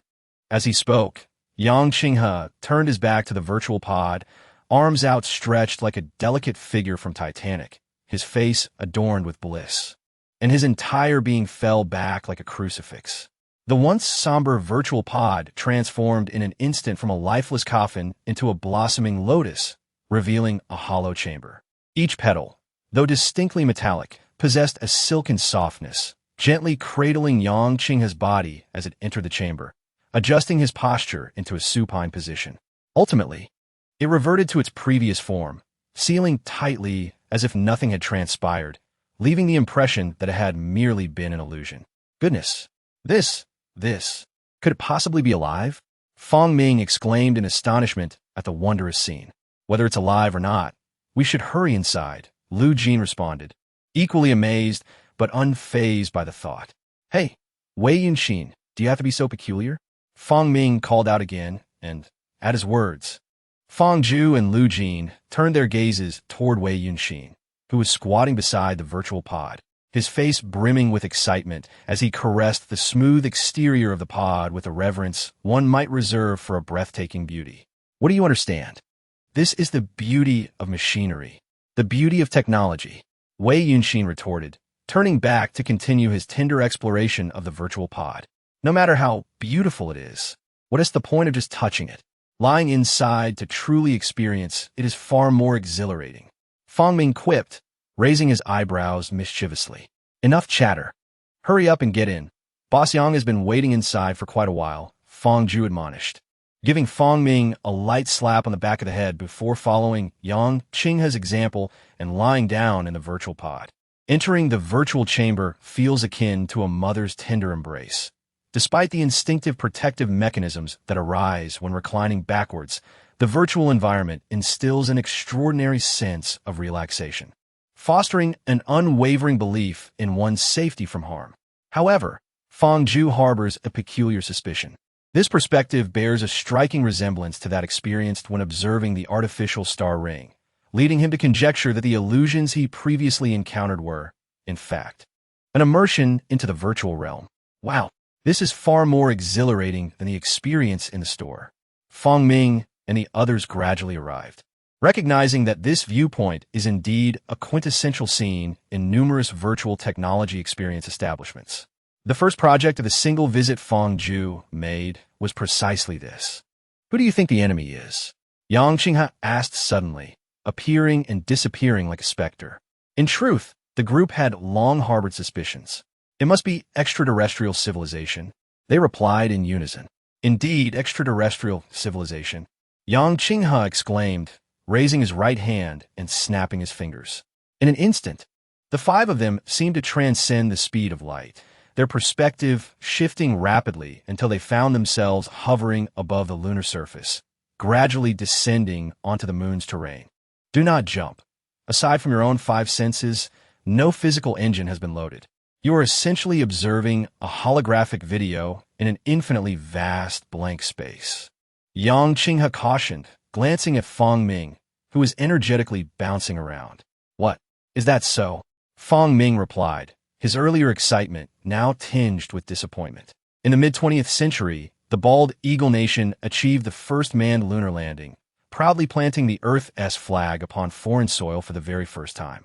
At that moment, several individuals discovered a remarkably ancient spacecraft in the distance. A figure clad in a bulky spacesuit cautiously descended the ladder and landed, bouncing awkwardly as if struggling to acclimate to the lunar gravity. Could it be? The thought surged in Lu Jin's mind, and she gasped, covering her mouth as if to prevent her heart from leaping out. Those were the two astronauts, a monumental leap for humanity, Yang Qinghe elucidated. They, exhilarated by their monumental success, swiftly immersed themselves in the pressing tasks of collecting lunar soil. Before them, the two astronauts utilized a device reminiscent of an archaic vacuum cleaner to gather lunar regolith. Suddenly, the previously barren and desolate lunar surface revealed dozens of creatures, glimmering with a silvery metallic sheen, resembling crabs, gazing intently at the astronauts. Fong Ju's pupils constricted. It was no illusion. Those were the silvery crabs that had flickered through her mind during that ephemeral vision. The astronauts stood frozen in fear as one of the crabs leaned forward, its menacing mandibles flailing as if to threaten them. However, in the vacuum of space, sound could not propagate. The crab's intimidation was merely a silent performance. Seeing that its threat bore no fruit, the crab swayed from side to side, and then, in unison, all the crabs leaped from their spots, shimmering with radiant light as they ascended into the void. Yet, before they reached the limits of visibility, the entire swarm vanished into thin air. One astronaut even wiped the glass dome of his helmet, questioning whether he had merely imagined the spectacle. This marked the first documented encounter with extraterrestrial civilization. Is the extraterrestrial civilization mechanical life? Fang Zhu inquired. In the early 21st century, the rabbit launched a probe that successfully landed on the far side of the moon.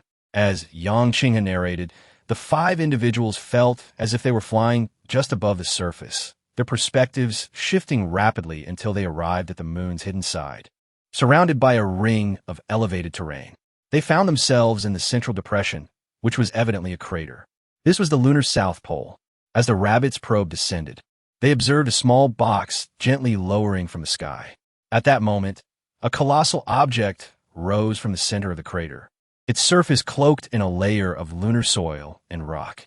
As it ascended slowly, it resembled a large ingot upon which dry ice was placed. The vapor from the sublimating dry ice descended like a mystical fog enveloping the ground, an extraordinary sight. Fang Zhu silently associated it with the massive coffin that emerged during a hallucination. Oh my! The group was left speechless by the impact of this spectacle. Lu Jing gasped in awe, uncertain of what to say, left only to gaze in silence at such a miraculous phenomenon. This was the second occurrence. Amidst a series of UFO incidents, yet this particular event stood out as the most credible, the sole one recognized by the authorities. Yang Qinghe continued, stating that following this lunar landing, the rabbit proposed the Southern Gate Project, intended to defend against external threats. Subsequently, Yang Qinghe guided the 4 individuals through a series of notable encounters, utilizing CGI. As aerospace technology advanced, the intervals between each encounter grew increasingly brief, to the point where Yang Qinghe merely flashed images before them without delving into details. Yang Qinghe clenched his fist, and the solar system unfolded before them like a holographic sandtable model. Since the initial contact in the 20th century, such encounters have proliferated exponentially. Within the solar system's model, the first crimson that landed on the moon quickly multiplied, spreading like a plague to the second red dot on the moon's far side, and soon enveloping the entire solar system with these marks on the moon, Mars, Venus, Mercury, Europa, Titan. We refer to this civilization as the observer civilization. At this point, Yang Qinghe's anger became palpable as he gritted his teeth. They are like deities watching us, perhaps monitoring the entire solar system even before the extinction of the dinosaurs. Has there ever been a genuine contact? I mean, with the primary intelligent species of that civilization? Their humanity. Fang Zhu looked at Yang Qinghe. No, not once. They disdained to engage in conflict with us. Not a single entity of this observer civilization has laid a hand upon us. These crabs are merely beasts with intelligence slightly superior to that of dogs, or perhaps machines of their own creation. Yang Qinghe seethed with indignation. This was the paradox of the weak, praying not to attract the attention of the strong, yet feeling humiliated by their indifference. What about those colossal spaceships? Surely they cannot be empty? Or have they never ventured inside? Fang Ming inquired. No, that was merely a colossal mining vessel, which 3 centuries ago we regarded as the observer civilization at the command center of the solar system. In our desperate struggle, we encountered no opposing forces. It was filled with an array of high-purity metal ingots, compressed at the atomic level. Even after the coalition's entry, its production line was still refining minerals. A wry smile crossed Yang Qinghe's face. Initially, nations concealed their knowledge, but as interactions increased, the gravity of the situation dawned upon all, leading to the convening of the first extraterrestrial civilization symposium. Yang Qinghe paused momentarily. Then the scene shifted to a lounge where he reclined on a sofa. Continuing, various hypotheses were put forth. Some suggested that the extraterrestrial civilization stumbled upon us inadvertently.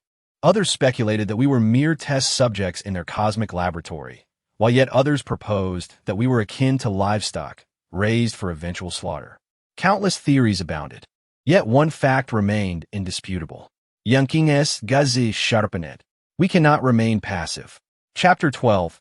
The ultimate creation of the universe at that time. Nations proposed a myriad of self-preservation strategies. The Fireseed faction, led by the Bald Eagle, aimed to dispatch elites in spacecraft beyond the solar system, allowing them to sustain human civilization in a new world. The Resistance faction, spearheaded by the Bear, advocated for an all-out advancement in weaponry to engage the extraterrestrial civilization in a life-or-death struggle. The Wanderer faction, led by the Rabbit, requires no elaboration. You have likely seen it. Yang Qinghe turned to the four individuals. Yet, after 2 years, only the Resistance faction remains. Can you elucidate why? He bore an expression laden with the weight of an impending trial. It was utterly impossible to evade detection. Given the level of that civilization, monitoring every spacecraft launched was a trivial task. The entirety of the solar system served as their watchful eyes, and attempting to flee with Earth was even more ludicrous. Such a colossal target could be clearly observed from light years away, even with technology from millennia past. To everyone's surprise, Wei Yunshin, typically reticent, ventured to speak, yet it was not entirely out of character for him. He had consistently managed to conquer his social anxieties when confronted with such topics, a trait he had previously displayed on numerous occasions. Indeed, there was no way for us to escape. Moving away from the sun equated to distancing ourselves from our most accessible source of energy, thereby relinquishing the foundational conditions for our development. Even if they resided in the far reaches of the cosmos, measured in tens of thousands of light years, their sluggish pace of pursuit would eventually allow them to catch up, even after millennia of delay.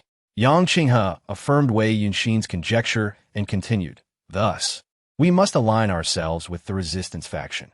Based on our assessment of their technological capabilities, it is likely that they have yet to master superluminal detection and interstellar travel techniques." A glimmer of hope sparkled in Yang Qinghe's eyes.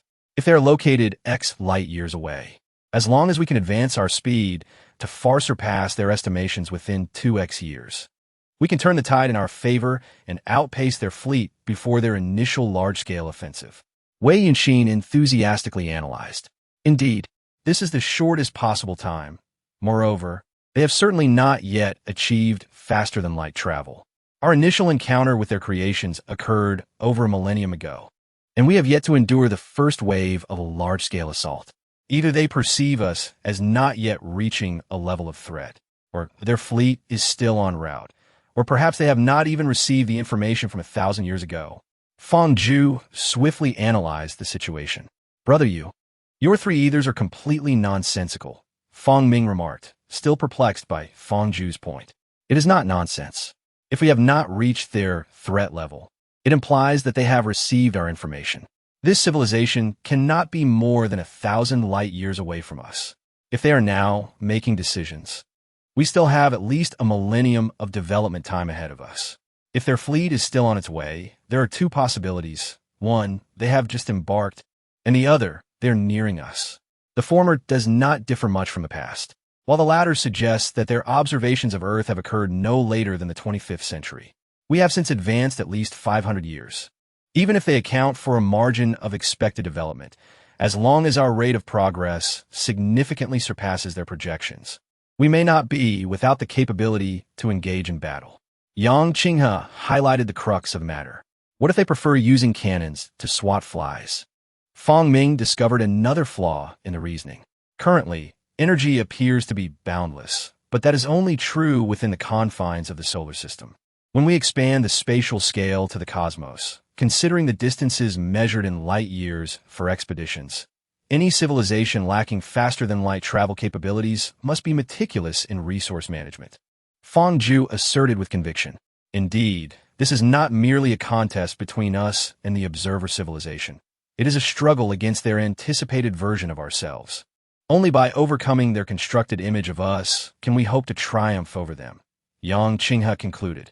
Feng Zhu lay on the bed, vacantly staring at the ceiling, which itself resembled a grand lamp radiating a soft glow.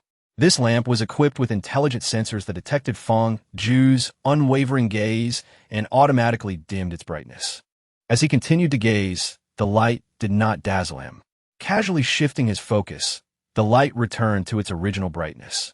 He rose and remarked, "You truly possess a heart of steel. Faced with such a significant matter, you exhibit no reaction whatsoever. Why worry? The sky may fall, but there are tall individuals to bear the brunt. We are merely minor players. Even if an attack occurs, we would stand no chance. One strike from their planet-destroying cannon, and in less than a microsecond, we would be vaporized, leaving not even a trace of ash. It wouldn't even hurt. He stood, brimming with bravado, adding besides, we might not necessarily lose. If victory is ours, I could capture a few alien beauties to warm my bed. How delightful. Don't hold your breath, expecting alien beauties to align with our aesthetic preferences. Even humanoid beings might be a stretch. What if you end up with an extraterrestrial creature? Who knows if you would capture her, or she would ensnare you? Furthermore, even if they are humanoid, would you fancy a mermaid with a fish head? Fong Zhu raised an eyebrow and cast a sidelong glance at Fong Ming. Never mind, never mind. I shall stick with you, Yuga, were it not for my staunch arguments. We would not be sharing a bed. Fong Ming tenderly patted Fong Zhu's shoulder. Get lost. My sexual orientation is perfectly normal. I have no interest in engaging with someone so perverse. Come on, brother, you, just give in to me. Turn off the lights. As the command was issued, the brightness of the overhead light gradually dimmed. Yesterday, I revealed the truth to you all, though you engaged in your own analysis without succumbing to despair. The influence of pressure was evident in your expressions, each of you sporting dark circles under your eyes. Yang Qinghe offered a few admonitions before continuing. Let me introduce you to the rich heritage that humanity has accumulated over millennia to instill a bit of confidence in your view of the future. With that, he led the four of them into the virtual chamber. Boss Yang, Fong Ming interjected. What is it? Yang Qinghe turned to him, gesturing for him to continue. Well, entering the virtual chamber shouldn't require extending both arms, right? Yes, why do you ask? Yang Qinghe replied, puzzled. Then why did you go in that way yesterday? I thought it was a specific posture necessary for the chamber to activate. I like it. What business is it of yours? Yang Qinghe rolled his eyes. All right, there is one more thing. Yang Qinghe looked at him, his eyes clearly communicating. Speak your mind. We spent quite a while inside yesterday, even skipping 2 meals. So we must have utilized the virtual chamber's life support functions.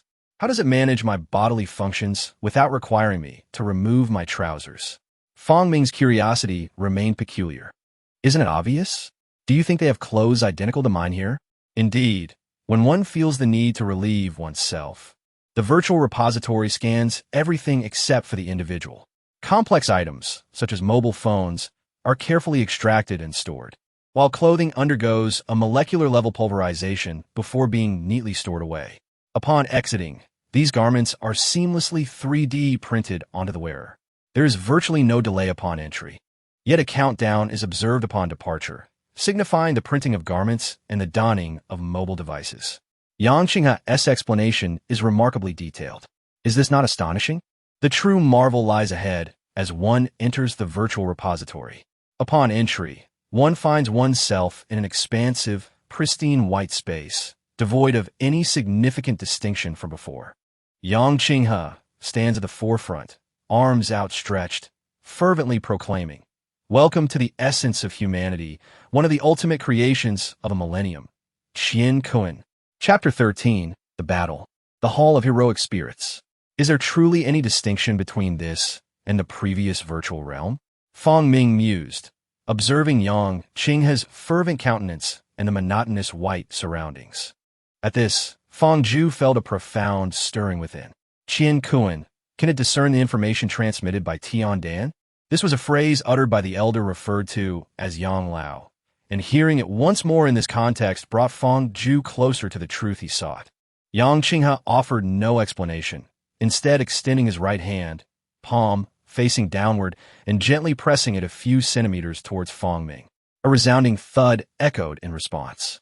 Fong Ming suddenly collapsed to his knees, feeling an overwhelming weight enveloping him, rendering him unable to stand. His heart raced, and breathing became a strenuous chore.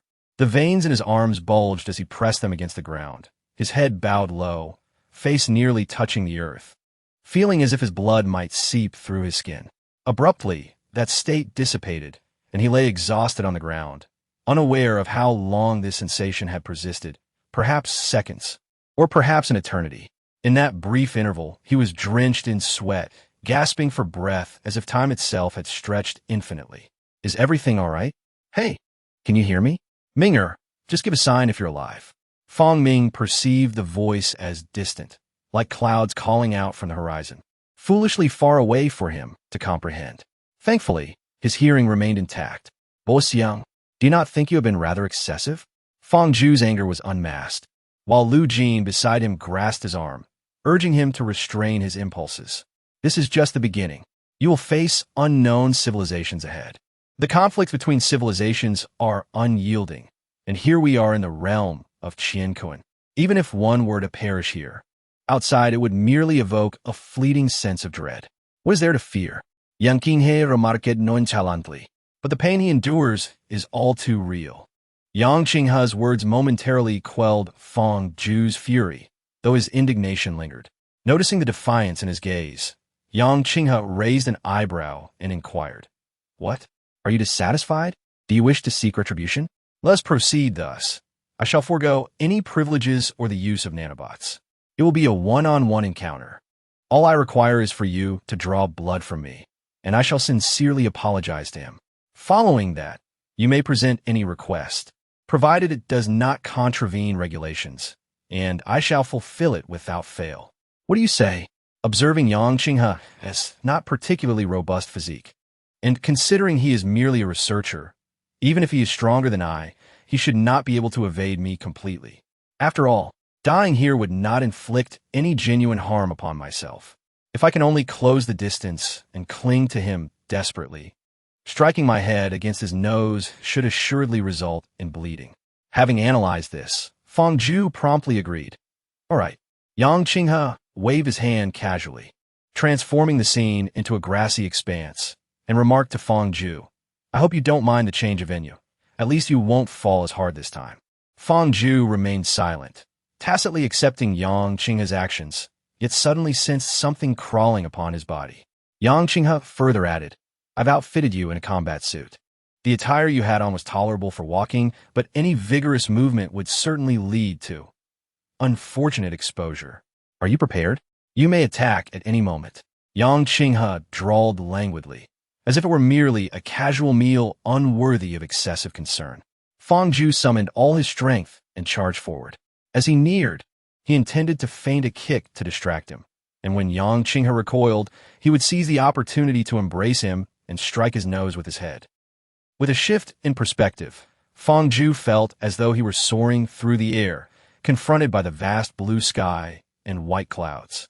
A jolt resonated behind him, and he perceived the grass beneath him to be astonishingly soft. Fang Zhu, are you all right? If you can hear me, please nod your head." Fang Zhu.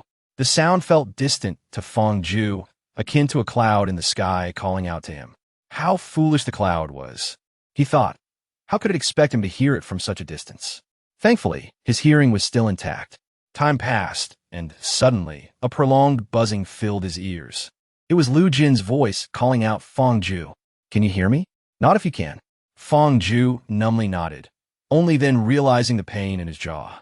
He must have been struck there to have been sent flying. But how had Yang Qinghe accomplished that? He hadn't even seen him make a move. And what sort of normal person could deliver a blow powerful enough to send someone airborne? After all, he himself stood at 183 meters and weighed 140 pounds. The tracks on the grass indicated that Yang's strike had propelled him more than 4 meters into the air. "Boss Yang, don't you think you were a bit too heavy-handed?" he thought. Before Lu Jin could finish her retort, Yang Qinghe quickly interjected, Stop. Why are you two still going at it? I have no desire to harm women. But if you wish to spar with me, I can certainly oblige. Just don't come complaining to me if you end up in a compromising position." Lu Jin was even more incensed. "All right, let's heal them up, shall we?" With a snap of his fingers, Yang Qinghe made Fang Zhu aware that his injuries had vanished. The pain in his jaw was gone, the soreness from the fall had dissipated, and even the intermittent ringing in his ears had ceased. Phew, that was exhausting. "Brother Yu, why are you lying on the ground as well?" Fang Ming, freed from his negative state, regained his vitality. "Do you now understand the significance of Qianquan? A nearly realistic physics engine, with adjustable physical parameters." Wei Yunxin fervently replied, "Indeed, this encapsulates the essence of the universe. War is a study of experience. Here, warriors can repeatedly hone their combat skills and accumulate battle wisdom through the trials of life and death. Commanders can authentically rehearse tactics countless times, using real combat to forge renowned generals. The universe represents the heavens and the earth, and this universe embodies a tangible world. So, do you comprehend why we possess the confidence to surpass the developmental estimates of the observer civilization? The computational demands of the universe are likely immense, aren't they? Fangju astutely grasped the crux of the matter. Indeed, we lack neither energy nor materials. However, the real-time computational consumption of the universe is staggering. While superconducting materials are no longer novel, high-temperature superconductivity has yet to achieve breakthroughs at room temperature. Thus, the servers of the universe must be maintained in low-temperature environments. Yang Qinghe lamented, "Can't we create a large air-conditioned space? After all, we have an abundance of energy," Fang Ming casually suggested. "If we were to do that, the greenhouse effect would have long rendered Earth uninhabitable." Yang Qinghe thought to himself, regretting his high expectations for Fang Ming. "Is it truly that exaggerated?" Fang Ming exclaimed, astonished. "Even more so. Currently, these three colossal entities utilize superconducting materials, and their electricity consumption accounts for over 80% of global usage. Is it not the universe? Why then is it referred to as three entities? The universe, of course, belongs to our nation. The world is designated for the white-headed eagle, while the bear is simply referred to as Ural." Upon concluding the discussion, a topographical map of the terrain was presented, highlighting a lake, Sa Lake, nestled at the foot of the Tian Shan Mountains. This lake, with its elevated altitude and proximity to snow-capped peaks, is nourished by the meltwater from the glaciers. Its considerable depth ensures that the lakebed maintains temperatures conducive to high-temperature superconductivity year-round. Fangju observed that the map depicted Sa Lake, whose entire bottom was densely populated with clusters of server units. This sight evoked a sense of familiarity within him, reminiscent of a colossal organism, rhythmically breathing beneath the water, likely a representation of such supercomputing clusters. This merely represents a fraction of the vast expanse. The true magnitude lies upon the roof of the world, where numerous distributions can also be found in the northwestern mountains. However, the primary echelon is still found within the high-altitude lakes, such as our Sa Lake units. While the pinnacle resides in Namso Lake, a profound body of water with an average elevation nearing 5,000 meters, Yang Qinghe remarked with a sense of awe. Having introduced the concept of the universe, it was time to present another significant locale. Yang Qinghe's expression turned grave as he meticulously adjusted his attire, prompting Fangju and his companions, though perplexed, to follow suit. The Library of Civilization, our sanctuary, the future resting place, Valhalla. Chapter 14. The Significance of Valhalla, Basyang. While it may not be entirely fitting, I must say, that name sounds rather juvenile, Fang Ming remarked, fearing repercussions for his candor, yet feeling compelled to voice his thoughts. Initially, I too found the name rather juvenile, but upon deeper understanding, one realizes that no alternative nomenclature could encapsulate its essence quite so aptly. Surprisingly, Yang Qinghe refrained from retaliating against Fang Ming's scathing remarks. The name Hall of Heroes, seemingly juvenile, belies the grandeur of its architecture. It is characterized by a majestic blue and white facade interspersed with dark black stripes, exuding simplicity and dignity. At the top of the long staircase leading to this edifice stands a colossal sculpture, depicting an open book upon which is inscribed, "This is the bookshelf of human civilization, a treasure bequeathed by our forebears to future generations, a monument to humanity's struggle." Though the name of the inscriber is absent, one can sense the pride and unspoken solemnity of the individual who commissioned this statue. Fangju is certain that this resembles the library-style structure he witnessed in his hallucination, particularly the stone book, which left a profound impression on him. It appears he has indeed arrived at the right place, having already encountered numerous tangible manifestations corresponding to the imagery from that vision within merely 2 days. Without uttering a word, he follows Yang Qinghe into the interior of the Hall of Heroes. Upon entering, he is greeted by rows of bookshelves standing uniformly in the vast, seemingly endless chamber. Between every two rows of bookshelves lies ample space occupied by tables and chairs. The arrangement of the room bears a striking resemblance to that of a conventional university library. Yet its vastness is unmistakably beyond that of any university library. Could it be that this place houses every book in the world? Wei Yunxin inquired of Yang Qinghe, and it was evident that he was eager to immerse himself in the text within. It was certain that this collection housed technical tomes beyond the reach of the outside world, books on the construction of virtual repositories, the realization of the universe, and military equipment far surpassing contemporary standards. However, it turned out that only practical sciences from the 23rd century onward were included. Those prior had been excluded, and the subsequent works of baseless lamentation were deemed unworthy of inclusion. At the mention of such frivolity, a derisive and disdainful expression crossed Yang Qinghe's face. Why was this so?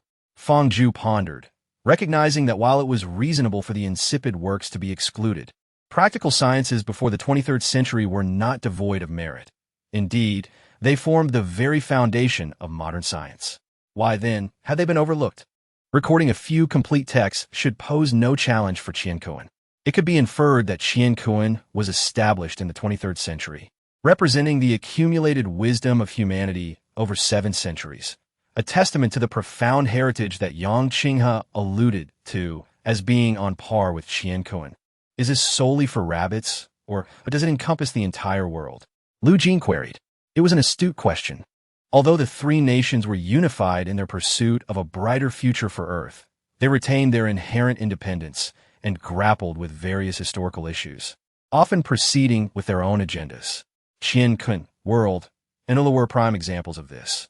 Yet the Hall of Heroes was an exception, embodying the selfless qualities of humanity that transcended national boundaries. Each of the three groups possessed an identical share. Yang Qinghe elucidated, unexpectedly, while the outside world clamors about the tense relations among the three kingdoms. The underlying connections are so remarkably close, Fang Ming mused. Let us not dwell on such matters.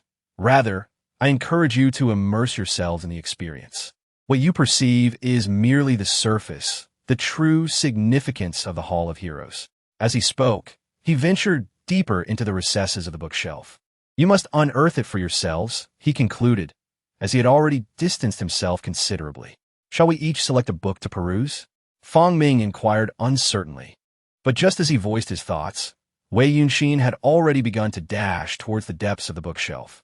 Types of weapons in outer space, realistic sensations, in virtual worlds, detection and collection of extraterrestrial minerals.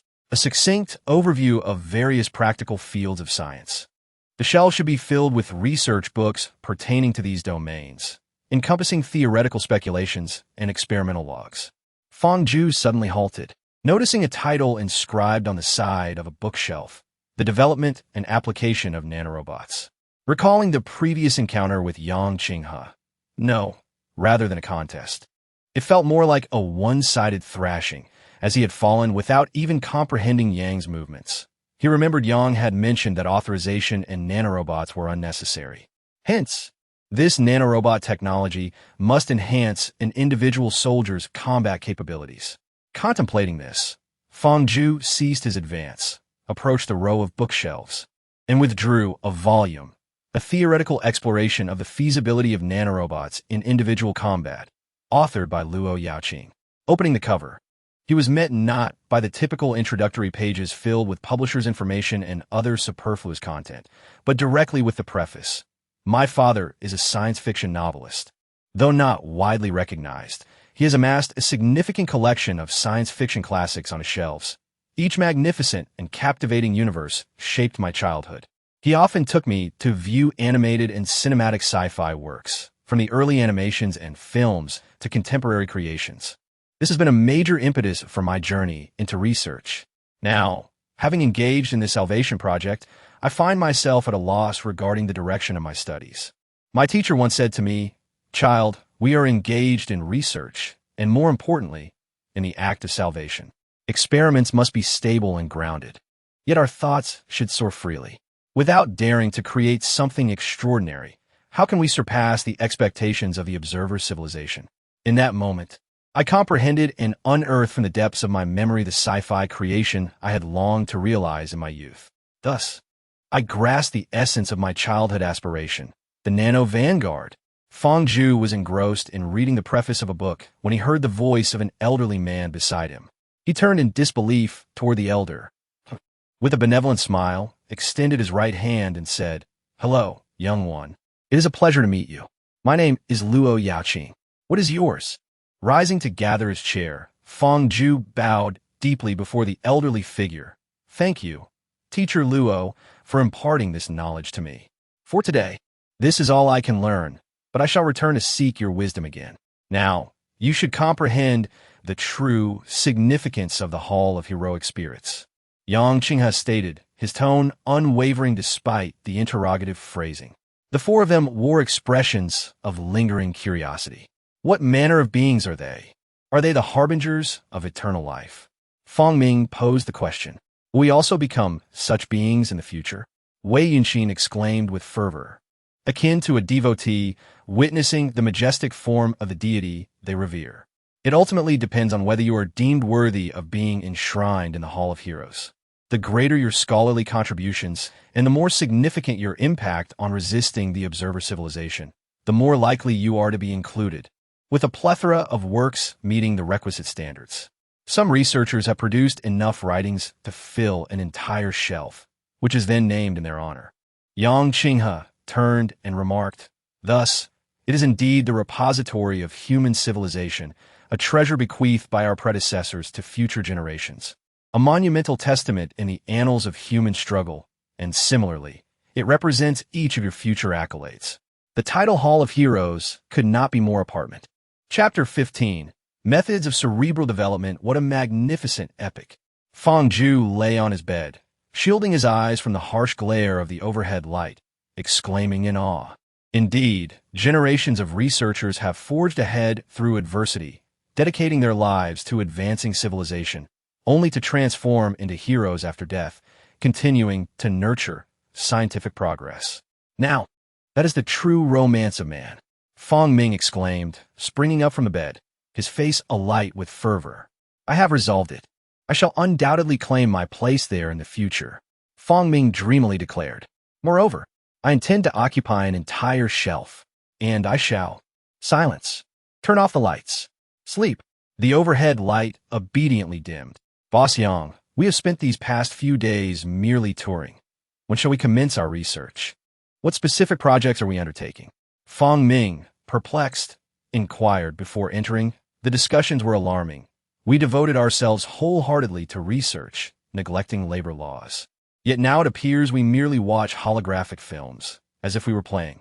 Yang Qinghe scoffed. "What significant research can you possibly conduct at your current level?" Feng Ming was about to retort, but realized their present objective was to advance their development level. They were indeed among the most elite researchers from the outside world. However, within this environment, practical science had been significantly advanced by their predecessors, and they had yet to fully grasp these concepts.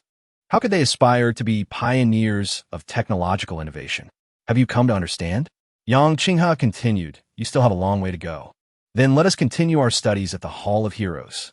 Wei Yunxin exclaimed eagerly, "Boss Yang, I have a few questions. Could you enlighten me?"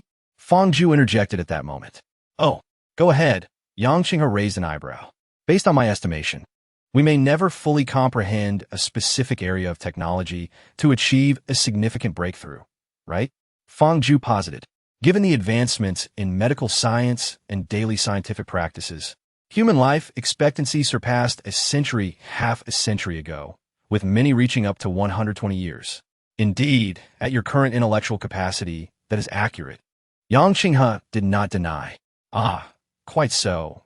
Wei Yunxin briefly contemplated and realized the truth in those words, his expression filled with disappointment, as he had hoped to be enshrined in the Hall of Heroes a century hence. "Oh, at last, the question has been posed. I had thought you would keep it to yourself and refrain from asking." Yang Qinghe's smile deepened. "Clever. Advancing into the unknown. Today I shall reveal to you what the future holds.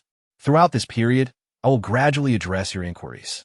With that, without waiting for Feng Zhu to respond, he reclined into the virtual chamber. Eager to uncover the truth, Feng Zhu wasted no time in following suit. Before them lay a metallic room, flanked by 5 pools filled with a silvery liquid. A millennium ago, upon the discovery of the observer civilization, nations across the globe, like drowning souls grasping for any lifeline, scrambled for every glimmer of hope. Yang Qinghe recounted slowly. In the myths of rabbits, there exist immortal beings. In the annals of folklore, there are enigmatic sages. Could it be that true immortals exist? If so, why pursue technological advancement? Wouldn't a nation of immortals simply wield a sword to cleave the fleets of the observer civilization? Feng Ming interjected. There are no immortals, yet there are indeed sages, though devoid of supernatural powers. Yang Qing had dismissed Feng Ming's remarks.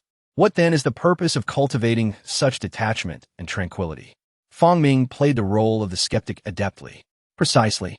It is this seemingly inconsequential pursuit that has bestowed the greatest hope upon human civilization. Surely not? Feng Ming remained incredulous. Without supernatural abilities, what significance could these ethereal concepts hold, let alone offer hope to humanity? The origins of these religions were to exploit the underprivileged, to deceive the masses, enabling a select few to ascend to the pinnacle of power. Yanqinghe scoffed. Yet it is this sordid element that has nurtured the hopes of humanity. Even the most despicable of religions can give rise to a handful of deluded individuals, among them a select few ascetic believers, who, despite being deceived, create remarkable things with their pure-heartedness. Nations have scoured Christianity, Islam, Buddhism, Taoism, and various other faiths to unearth these individuals and their invaluable scriptures, discovering true treasures within. It matters not if we cannot decipher everything. We are akin to students preparing for an examination, where the underlying principles are of little consequence. What holds significance is our relentless practice, accumulation of experience, and distillation of patterns. In the end, even if we cannot achieve a perfect score, attaining a commendable result is well within reach. Yang Qinghe cast a playful smile towards the others, though they were all distinguished graduates holding doctoral degrees. Their experience in impromptu cramming was undoubtedly minimal. The trio awkwardly fidgeted, engaging in habitual gestures, while only Wei Yunxin remained as unyielding as a mountain.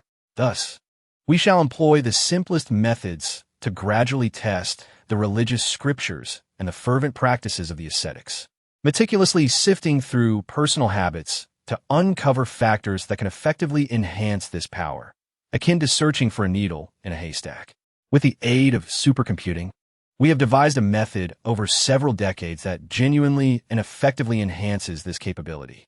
Consequently, we have shattered the shackles of knowledge absorption, propelling human development to unprecedented heights. We have named this method the brain domain development technique. This, perhaps, elucidates the reason for the simultaneous interview of the 22 candidates you presented to us, does it not? Indeed, Feng Zhu affirmed.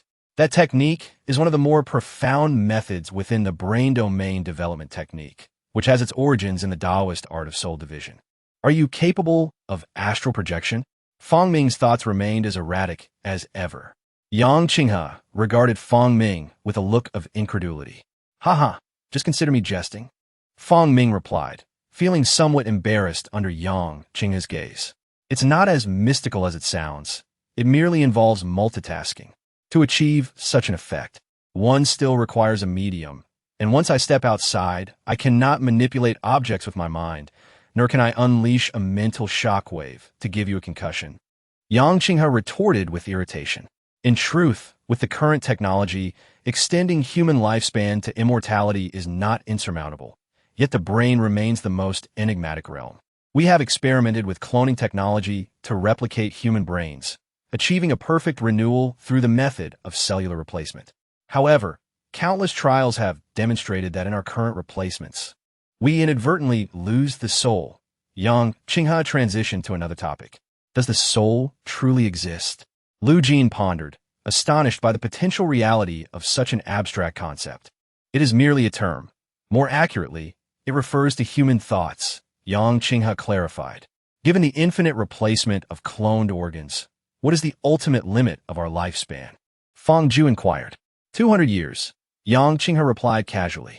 However, we need not resort to cloning organs. How can we live to 200 years without cloning organs? Organ failure is likely irreversible, isn't it? Wei Yunxin expressed his confusion. That is under the constraints of contemporary medical capabilities. Yang Qinghe prepared to enlighten him, emphasizing that relying solely on external knowledge in their current research endeavors is not a prudent practice for those engaged in planned scientific inquiries. Nanorobots can continuously monitor every cell within the human body, even analyzing the functional components of each individual cell. They establish a localized network within the body, swiftly relaying information to similar cells in related organs upon detecting any anomalies in a particular cell or tissue region. Ah, so you're aware of this. I presume you gleaned this information from the Hall of Heroes yesterday? It must be from Mr. Luo Yaoqing's earlier works, correct? Yang Qinghe remarked in surprise. Indeed, Mr. Luo mentioned that this would be the most advanced medical technique within a millennium, requiring no pharmaceuticals, only precise and appropriate stimuli to address all known ailments, enabling individuals to maintain a state of health for over 2 centuries, Feng Zhu elaborated. Mr. Luo is truly deserving of respect. His pioneering research on nanorobots was initially ridiculed as being entranced by animated films. Yet, reality has proven that it is a practical science. The technological capabilities of that era simply could not meet the manufacturing demands of nanorobots. Mr. Luo dedicated his entire life to the study of nanorobots. Yet he never witnessed one. Yang Qinghe lamented. Are you suggesting that the nanotech suits depicted in animations have indeed come to fruition? Feng Ming's eyes widened in astonishment. Most concepts adhering to the laws of physics have been realized, and there are even some innovations that the original creators could not have envisioned. We have achieved even greater advancements. Having spoken, Yang Qinghe approached a pool and reclined into the silvery liquid. As the shimmering substance enveloped his form, a moment later, the 4 observers witnessed a dazzling transformation. A crisp, metallic clang resonated, and approximately 15 meters away stood a metallic figure, slightly larger than the original Yang Qinghe, its contours sleek and elegant, facing away from them. A glimmer of realization flickered in Feng Zhu's eyes. Indeed, he had sensed a striking resemblance when perusing literature on nanorobots, particularly in relation to the white metal that had enveloped the body of Tiandan. Now, witnessing Yang Qinghe's present state, he was entirely convinced that the earlier manifestation of Tiandan had been adorned with nanorobots. Astonishing. The spectacle before him was nothing short of breathtaking. Feng Ming wagered that no man could resist such allure, nor could any woman. Feng Ming's sentiments were echoed by Lu Jin, whose eyes sparkled with desire, yearning to don such an ensemble herself. Wei Yunxin, however, was even more exuberant. He swiftly deduced that the silvery liquid within the pool was indeed composed of nanorobots. Without hesitation, he leapt into the pool with a resounding crash. The trio witnessed Wei Yunxin's reckless plunge. Due to his unbalanced momentum, he descended headfirst towards the surface, only to find it unyielding, unlike the way Yang Qinghe had gracefully submerged. He collided with the liquid as if striking a solid iron ingot, propelled by excessive momentum. He careened towards the pool's wall, colliding with it headfirst before he could react and brace himself. His head snapped downwards, nearly touching his torso, as blood splattered across the pristine, smooth wall and the surface of the liquid in radial patterns. Shrieked in terror, while exclaimed in shock. Witnessing the gruesome scene, gagged. What's his hurry? I haven't even granted him access yet, and he's diving in like he's rushing to be reborn. It's only been a few days. He's probably shattered the record for the shortest first blood for researchers in centuries. Grumbled, exasperated. He didn't even need to examine the body. It was obvious the man was deceased. In that case, why don't you all go out for lunch first? You kid, take a breather and avoid developing any psychological trauma. If you ever disobey orders and move around recklessly again, you'll never get your hands on the nanobots. Barked at once they were outside. Having spent the last few days with him, he knew exactly what feared most. No, Mr. Yang, I promise I won't move around without permission again. The tactic worked perfectly, thoroughly frightened, nodded profusely like a pecking chicken.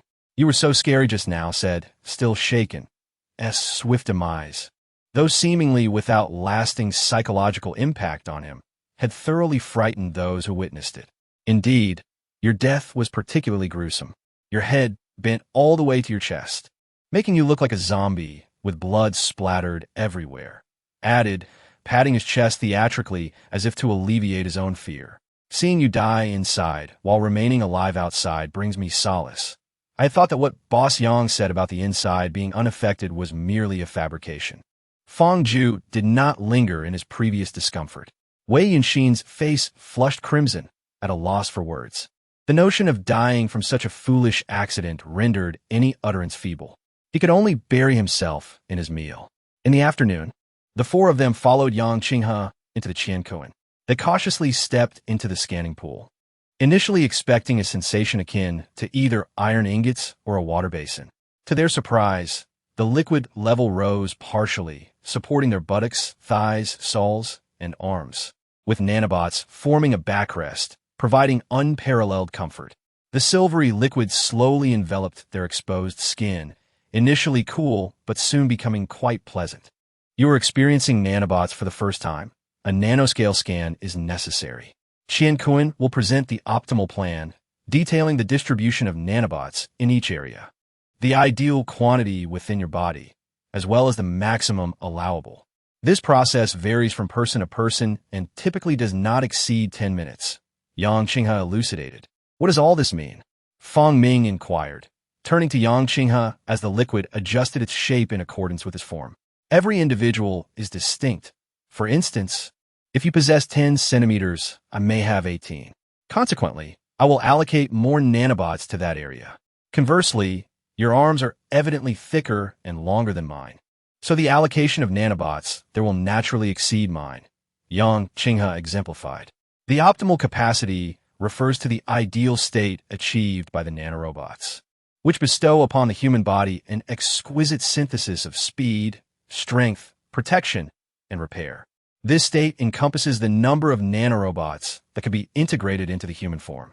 The maximum capacity, on the other hand, signifies the total number of nanorobots that can be assimilated without compromising mobility and physical health. This notion was articulated by Feng Zhu and stems from the visionary ideas of Luo Yaoqing regarding nanorobots, which have now materialized into reality. Given that the optimal capacity denotes the number of nanorobots required to maintain peak performance, one may wonder why a maximum capacity is necessary, Feng Ming pondered. The reason lies in the fact that the optimal capacity represents a scenario where all nanorobots are present within the body. To allow for additional nanorobots to form an exoskeleton, a separate contingent is required. Thus, the maximum capacity delineates the greatest number of nanorobots that enable seamless transitions between normal and armored states, Feng Zhu elucidated. Suddenly, a notification sounded from the scanning pool operated by Lu Jin. Indeed, the scanning duration is shorter for individuals with a more petite physique, Yang Qinghe remarked, wearing an expression of knowing confidence. The scanning pool indicated an optimal capacity of 153, 679 kilograms, and a maximum capacity of 586, 246 kilograms. As the scanning concluded, Lu Jin was enveloped in a silvery metallic sheen, reminiscent of flowing water. The contours of her exosuit elegantly delineated her form, evoking a sense of aesthetic allure. Lu Jin, you appear so serene, Feng Ming exclaimed, seemingly oblivious to the brewing tension. Mind your own business, Lu Jin retorted angrily, storming over to Feng Ming and delivering a sharp slap to the back of his head. Chapter 17. The shadow of Lu Jin like a ripe watermelon, Feng Ming's head. The only part not enveloped by the nanobots was shattered to pieces by Lu Jin's casual slap. Juice splattered uncontrollably, mingling with cheese that flew into the scanning pool, leaving long trails of watermelon juice while a mist of blood lingered in the air. Everyone was momentarily frozen in shock at this scene. Feng Zhu's anger had yet to fully surface when he realized they were in the realm of Qiankuan. Feng Ming was dead, yet not entirely so. Yang Qinghe's eyes nearly bulged from their sockets, while Wei Yunshin wore a face of exhilaration, seemingly quite pleased with the power of the nanobots. Lu Jin remained dazed for quite some time before the consequences of her own slap dawned on her. A spasm gripped her stomach and her throat tightened, causing her to turn and brace herself against the wall in an attempt to vomit.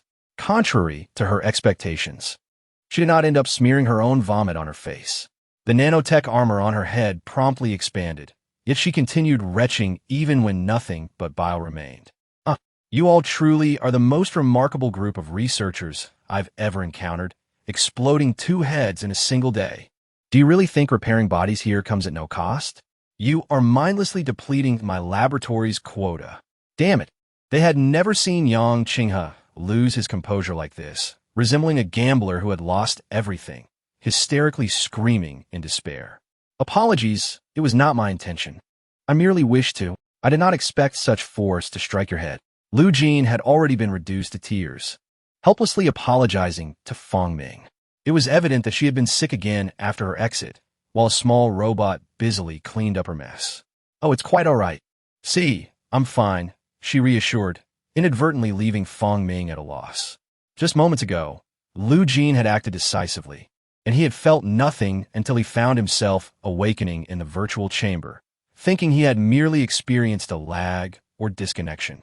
You may be fine, but I am not, Yang Qinghe exclaimed, glaring at the two.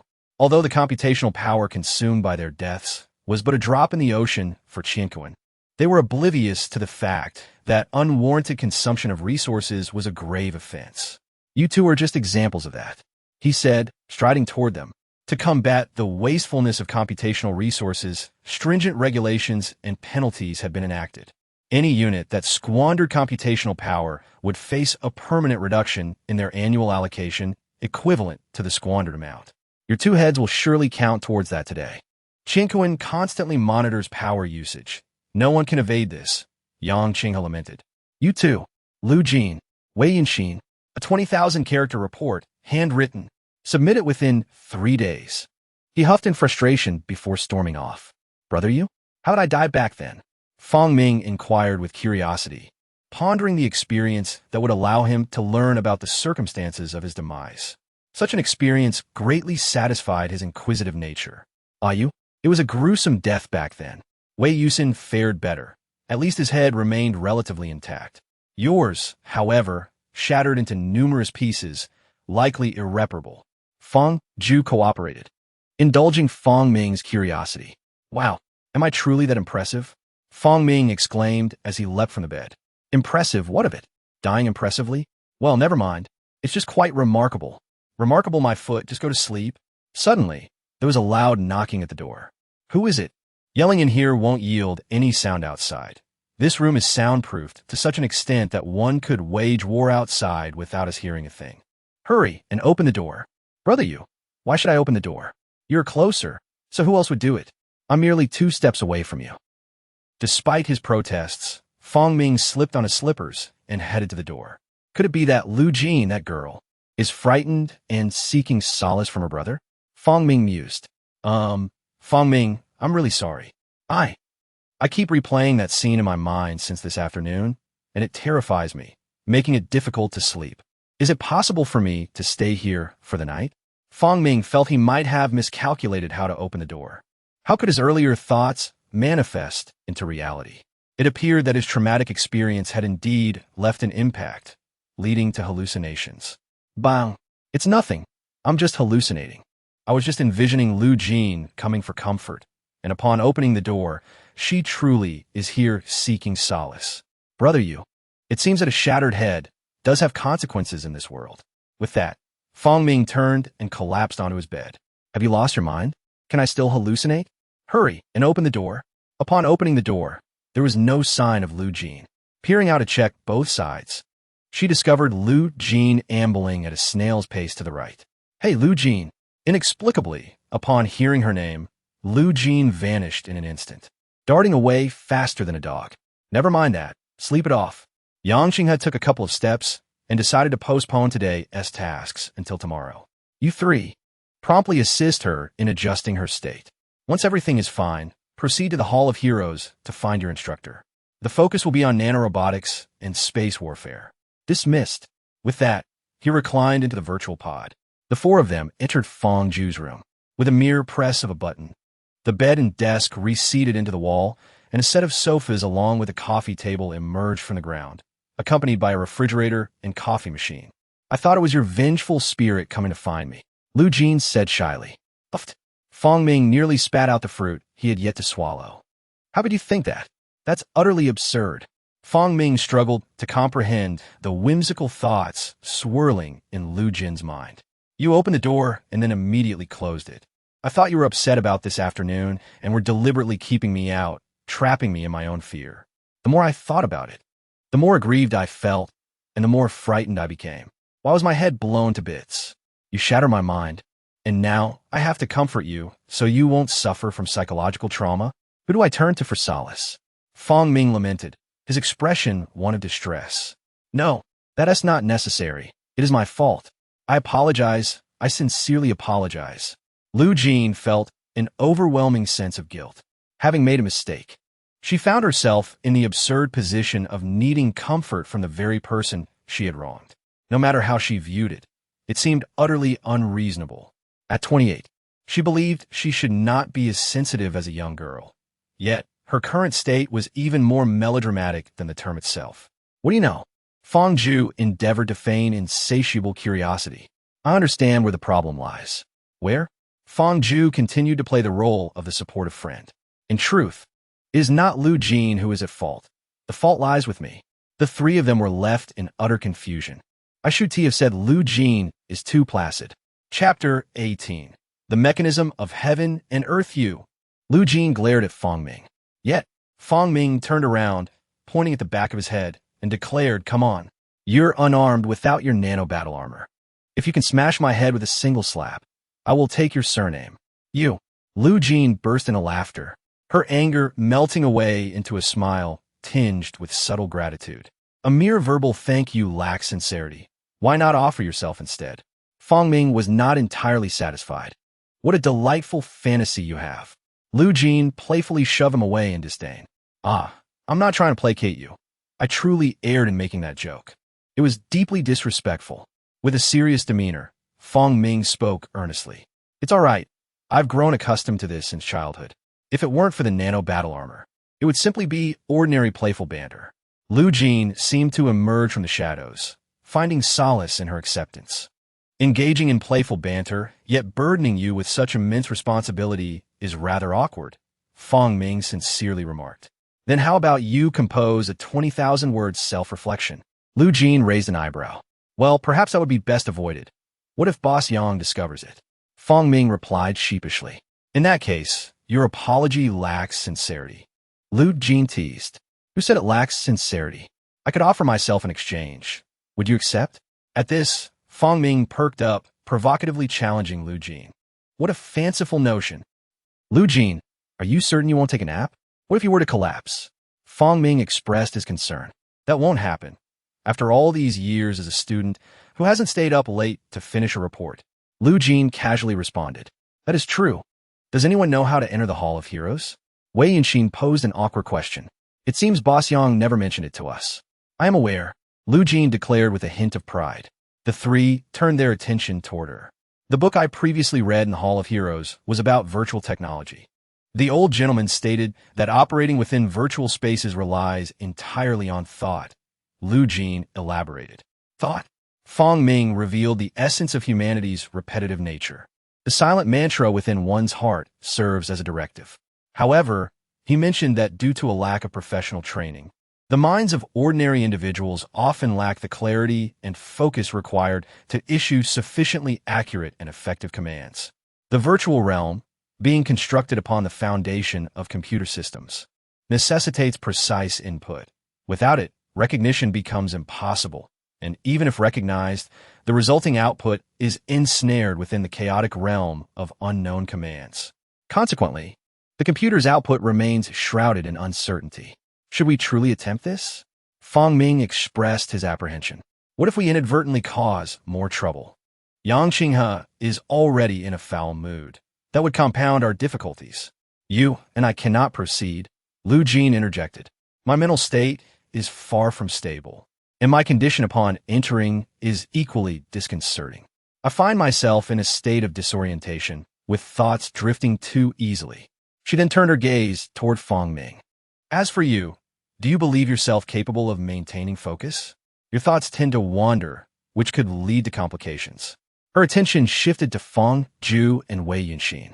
Feng Zhu, known for his clarity of thought and calm demeanor, possessed a high likelihood of issuing correct commands. Although Wei Yunxin exhibited some social anxiety, he could remarkably concentrate when engaged with subjects of interest. Perhaps he could be of assistance as well. I shall give it a try, but do not place excessive hopes upon me, Feng Zhu declared. With that, he cleared his mind. As his thoughts faded into a blank state, the image of the Hall of Heroes began to manifest in his mind, its grand architecture adorned in blue and white with black stripes, accompanied by the sculptural tome. He silently repeated the name of the Hall of Heroes. Researcher Feng Zhu, do you wish to proceed to the Hall of Heroes? A voice suddenly inquired within his mind, startling him. Yes, he affirmed in his thoughts, also voicing the word aloud. Researcher Wei Yunxin invites you to jointly visit the Hall of Heroes. Will you accept? Originally, there was a dialogue to be established, but it was abruptly interrupted by a new one. It seems that Wei Yunxin is swifter than myself. The conversation that failed to materialize should have been something like, should we set up for researchers Wei Yunxin, Fang Ming, and Lu Jin to accompany us? It was forcefully supplanted by Wei Yunxin's invitation. Very well, since Wei Yunxin has taken the lead, I shall follow suit. I do not possess a strong competitive spirit. Though it is apparent that Wei Yunxin harbors significant ambition, pride evident in his eyes. Upon arriving outside the Hall of Heroes and gazing at the stone book, Feng Zhu gained a deeper understanding of the true significance of the hall after comprehending the inscription within. This is the bookshelf of human civilization, a treasure left by our forebears for posterity, a monument in the annals of humanity's struggle. Shall we proceed together or separately? Are we to view the nanomachines or the space warfare exhibit? If we are to see the nanomachines, I recall the location of the bookshelf from our last visit. Feng Zhu inquired as they entered the hall. Perhaps there is no need to search, Wei Yunxin replied, his tone imbued with excitement. Having utilized Qinkuan so many times under Bossiang's guidance, I surmise that the position of the virtual world is relative. The entirety of the virtual world is composed of data, even our bodies.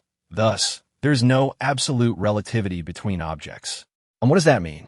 Not only did Feng Ming fail to comprehend, but Lu Jin also remained perplexed.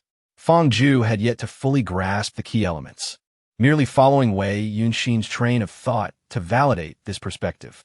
In simpler terms, the location of the bookshelf concerning the nanorobots within the Hall of Heroes is not fixed. After explaining this to Feng Zhu, Wei Yunxin instructed, Feng Zhu, please lead us to the bookshelf related to the nanorobots that you recall. Isn't it fixed?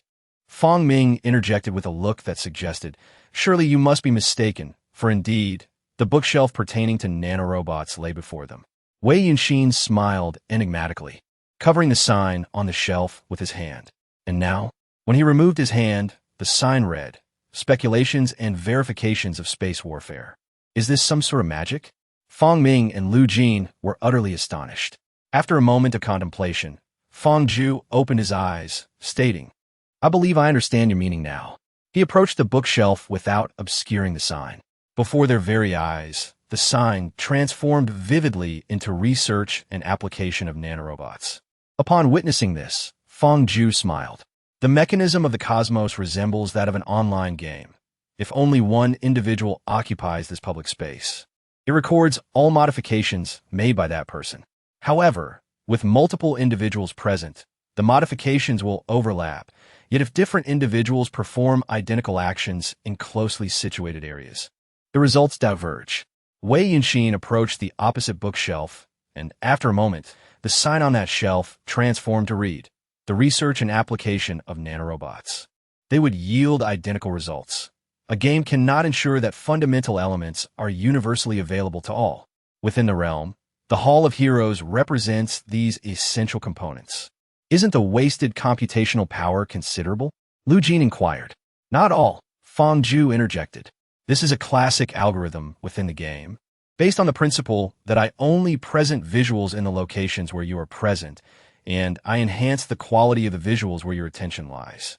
However, upon noticing Wei Yunxin's slight irritation, he realized he had inadvertently overshadowed his opportunity to shine. Despite his social anxiety, his desire to perform surged in such moments. Thus, Fang Zhu shrugged, raised his hand with palm upward, and gestured for Wei Yunxin to continue his performance. Feeling more at ease, Wei Yunxin explained that within the realm, the manifestation of this algorithm means that the Hall of Heroes is merely a structurally simple edifice requiring minimal computational power. It is accessible to all. The innumerable bookshelves within the hall allow you to view only an insignificant fraction at any given time. Therefore, before you delve into the books, all the shelves are simply shelves, hollow constructs devoid of content. After a brief pause, Wei Yunxin continued, when you touch a certain book, it remains devoid of content. Only upon turning the pages does it begin to load its substance. However, Qianquan is one of the most formidable supercomputing clusters in the world today, possessing the computational power to load content within nanoseconds, effortlessly summoning the corresponding heroic spirits of the tome. It is still a game. Do you truly believe that our journey to the Hall of Heroic Spirits is a genuine departure? Wei Yunxin inquired. No, is it not? Fang Ming was bewildered. The most iconic 2D platformer in gaming history, when viewed from a different perspective, reveals that the map retreats while the character appears to move forward. Rather than the character advancing through the map, the character's true action is merely a vertical oscillation in the center. It is the Hall of Heroic Spirits that comes forth to us, not us venturing towards it. Chapter 19. The Forgotten History in Summary. Qianquan has not constructed a complete virtual world. Rather, it operates on a human-centered basis, real-time invoking and assembling what you require within a certain proximity around the individual. We merely stand still, issuing commands to proceed to the Hall of Heroic Spirits, and then Qianquan, upon receiving the directive, constructs the hall before our eyes. At this moment, the hall remains stationary, while we navigate upon its surface. Until we turn the pages of the book, Qianquan is merely engaged in rudimentary modeling. Wei Yunxin paused for a moment before continuing. For a supercomputing cluster like Qianquan, these static models require negligible computational power. They can be likened to textures in a game. Before we turn the page, all Qianquan needs to do is retrieve the textures that have been utilized countless times and present them before our eyes. After speaking, he expressed a hint of frustration. Thus, when Boss Yang mentioned that we could blow our brains out, the implication of not requiring funds for body restoration is not that the process demands substantial computational resources. Our bodies had already been meticulously modeled upon our initial entry into Qianquan. Resurrection merely involves reactivating that model. The true computational load arises from the physical engine calculations during those fleeting moments, involving gruesome and indescribably complex transformations. If placed in the external realm, even the strongest supercomputer released a few years ago might barely suffice. You are aware, aren't you? Yang Qinghe has actually arrived. The penalties have been imposed. Our Tian Dan 12 Laboratory-S computational quota for the two blown heads has been permanently reduced. As he spoke, he leaned against the table, pointing at Wei Yunxin and Lu Jin. Remember, you two owe me 2 heads. Yang Qinghe glared fiercely at them. Boss Yang, we are truly sorry. They chorused, their hearts heavy with remorse. So, shall we commence? Should we start with nanobots or space combat? Seeing the atmosphere grow somewhat somber, Fang Ming suggested. Since Boss Yang has allowed both of us to observe, it indicates that these two aspects are of paramount importance in our work, and indeed, their integration is crucial. So, why not pursue both simultaneously? Fang Zhu remarked with a smile. After all, we are not merely reading. We have the opportunity to have the chief editor of the work present to elucidate. Shall we give it a try? Fang Ming replied, uncertain. By the way, let us be cautious. Ensure that we have a genuine need for the book before we delve into it. Although the authors have meticulously constructed their works, invoking such lifelike predecessors requires considerable computational power. Unlike us, who are merely provided with a vessel by Qianquan, governed by our own thoughts, they necessitate the simulation of their former cognitive processes. I suspect that aimlessly flipping through the pages without purpose would also constitute a waste of computational resources, Fang Zhu advised. Ah, yes, indeed. We cannot squander computational power, otherwise we shall face criticism, Fang Ming concurred. He then seemed to recollect something and inquired, "Who could possibly know? Perhaps it relates to replicability.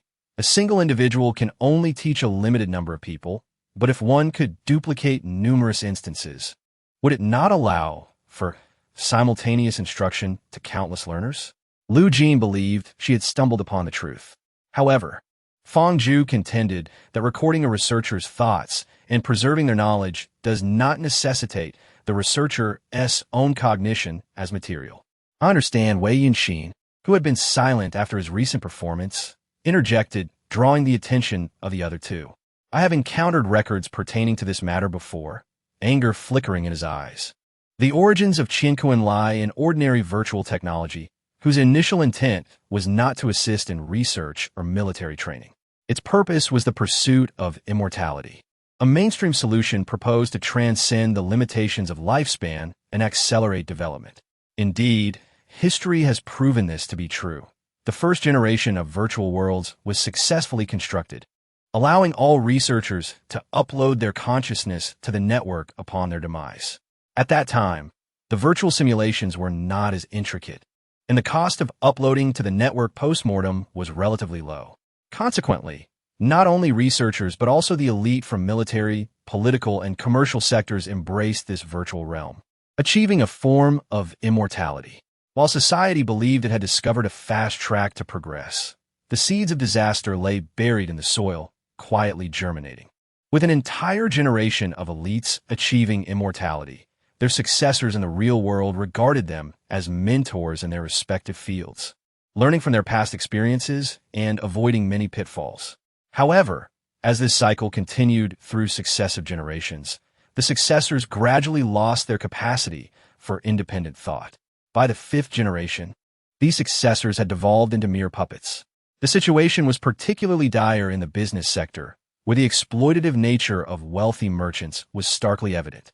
Originally, the leaders of many enterprises were the very souls of their companies. Their passing led to decline.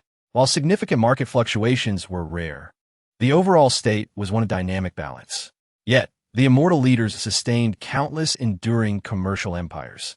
The essence of business is akin to burning bridges after crossing. These titans seized control of all industries, and with their overwhelming advantages, obstructed the ascent of others. In that era, entrepreneurship was tantamount to courting death. Under the relentless pressure of immortal commercial empires, there exists little to no space for small and medium-sized enterprises to thrive. The once secret eternal life initiative among the upper echelons of society had become an open secret, to the extent that even the scions of influential families, embroiled in disputes, no longer boasted, "My father is so and so," but rather, "Our family harbors an ancestral figure of the second generation," reminiscent of the dialogues found in fantastical novels. This notion was rather intriguing. Feng Ming envisioned this until he noticed the attention of others upon him, prompting an awkward scratch of his head as he hastily encouraged, "Please continue." Wei Yinxin was quite displeased by Feng Ming's interruption at such a gripping juncture. He felt an uncomfortable sensation, akin to ants crawling over him.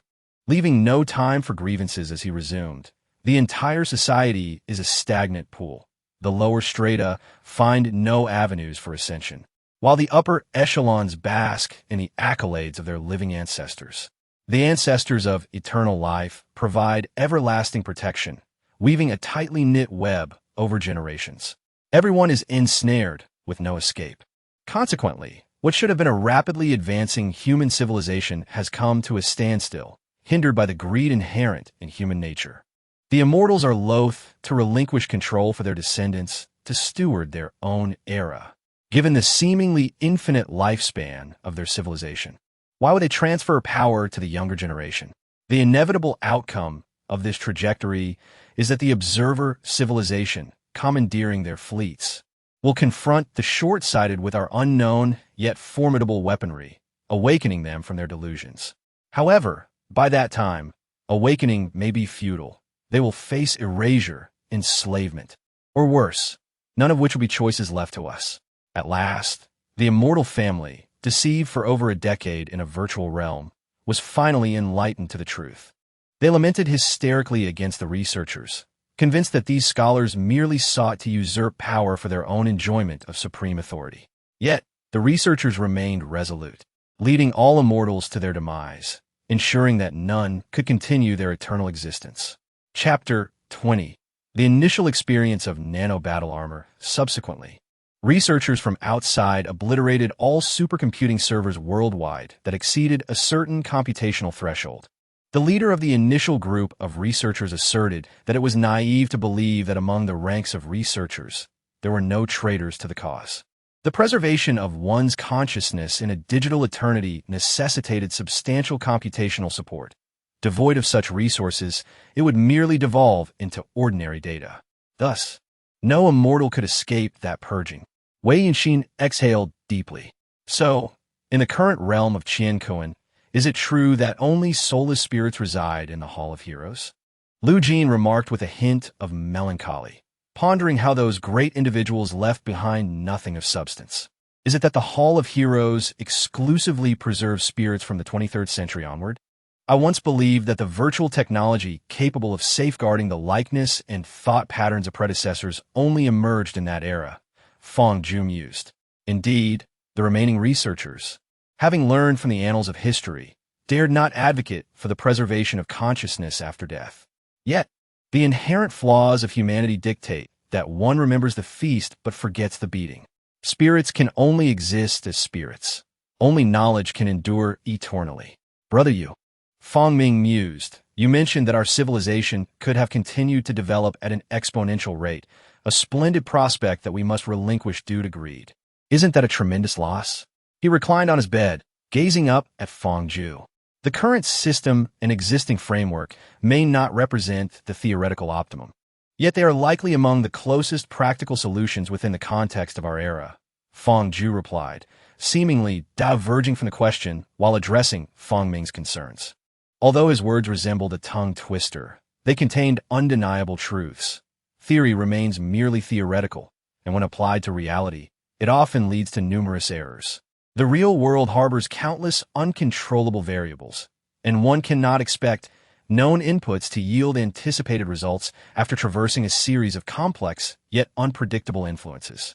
Fang Ming scratched his head and remarked, what was that saying? Only systems that align with the progression of the times can be deemed good. Those that lag behind or are ahead of their time will inevitably lead their proponents to failure. He feigned profundity. Have you finished? If so, turn off the lights and go to sleep. Observing Fang Ming's demeanor, Yang Qinghe, with an impassive expression, declared, it seems you have adjusted. Thus, we shall continue today. Casting a glance at Lu Jin, he continued, I trust you all gained a rudimentary understanding of nanorobots and space warfare yesterday. Though we shall not delve into more intricate research, as this segment remains quite accessible. Today, I will guide you in experiencing the application of nanotechnology in combat, while also testing space operations. Really? Boss Yang? Space warfare? Fang Ming's eyes sparkled with excitement. Indeed, it is both real and illusory, encapsulated within the cosmos, where it flawlessly simulates the physical parameters of the space environment, rendering it virtually indistinguishable from actual outer space. Now, let us proceed swiftly. Upon entering, one is greeted by the same metallic chamber as yesterday, housing 5 scanning pools. The pools, shimmering with silvery nanorobots, resembled smooth mirrors, and the 2 that had previously burst forth displayed no traces of blood, seemingly having directly accessed the original data. Fang Zhu contemplated this, having acquired a fundamental understanding of the virtual world's mechanisms. Now, let us scan and input the information. Once I obliterate your heads, I shall ensure you meet your demise. Yang Qinghe declared menacingly. Obediently stepping into the scanning pool, Fang Zhu surmised that this process followed the trajectory of prior progress. The moment Lu Jin entered the scanning pool, the nanorobots cascaded over her form like a silvery stream, evoking scenes reminiscent of certain restricted animations. Although nothing was revealed, the sight ignited a fervor within one's veins. The nanorobots enveloped her with remarkable speed, transitioning from liquid to solid in approximately 10 seconds, their design undoubtedly crafted by the world's foremost aesthetic masters. Leaving onlookers in awe of its beauty, fluid and graceful. Lu Jin, can you see me? Fong Ming inquired, his nanobot armor still incomplete, mirroring Fong Ju's curiosity as he observed Lu Jin being enveloped by the nanobot armor. What a foolish question. Of course I can see you, came Lu Jin's voice from the armor, lacking the anticipated mechanical resonance of animated transformations, instead possessing a subtly muffled quality, though barely perceptible. The difference from the original voice is negligible, and it does not hinder communication in the slightest. However, you lack eyes, do you not? Not exactly. Rather, your faceplate does not feature observation ports corresponding to the eyes. Fong Ming pointed out the illogical aspects of Lu Jin's armor. Lu Jin reached up to touch the eye area of the faceplate, but found nothing. It was as flat as the armor itself. Yet in her mind's eye, she envisioned the act of touching her own eyes, creating a dissonance that left her perplexed. Do you think this is a cartoon? Leaving two observation ports glowing blue and red for enemies to stab and easily eliminate you? The current transparent materials fall far short of the physical and chemical strength of metals. The defensive performance against powerful impacts and sharp weapon penetrations is still insufficient. How could we possibly leave such an obvious weakness for our foes? Yang Qinghe continued to regard Fong Ming with an expression of incredulity and added, as for how we see, it is through cameras. In fact, the entire surface of the armor is embedded with cameras. The processing capability of your brain is only provided with visual input from the original positions of the eyes, directly transmitted to the surface of the pupils, with an additional signal sent to the visual processing area of the brain, offering a double layer of assurance. Even if the eyes were to be destroyed, vision would remain unaffected. At this moment, Fong Ju and Wei Yunxin simultaneously completed their scans as the nano-armor began to envelop them. Although their physiques differed, they appear to have similar mass. Wei Yunxin was taller and leaner, while Fong Ju exhibited a more balanced form. Only Fong Ming remained seated, possibly due to individual physical constitution. Throughout their entire academic years, Fong Ju and Fong Ming were inseparable, sharing meals, sleep, and study. Despite their lack of physical exercise, Fong Ming was notably more robust than Fong Ju. Chapter 21. The egg incident. Fong Ju attentively assessed his condition.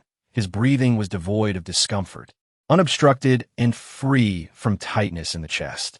He felt no restrictions in his movements. Rather, every action seemed to flow with greater ease. If provided with a pen, he could create intricate designs, his vision clear and expansive.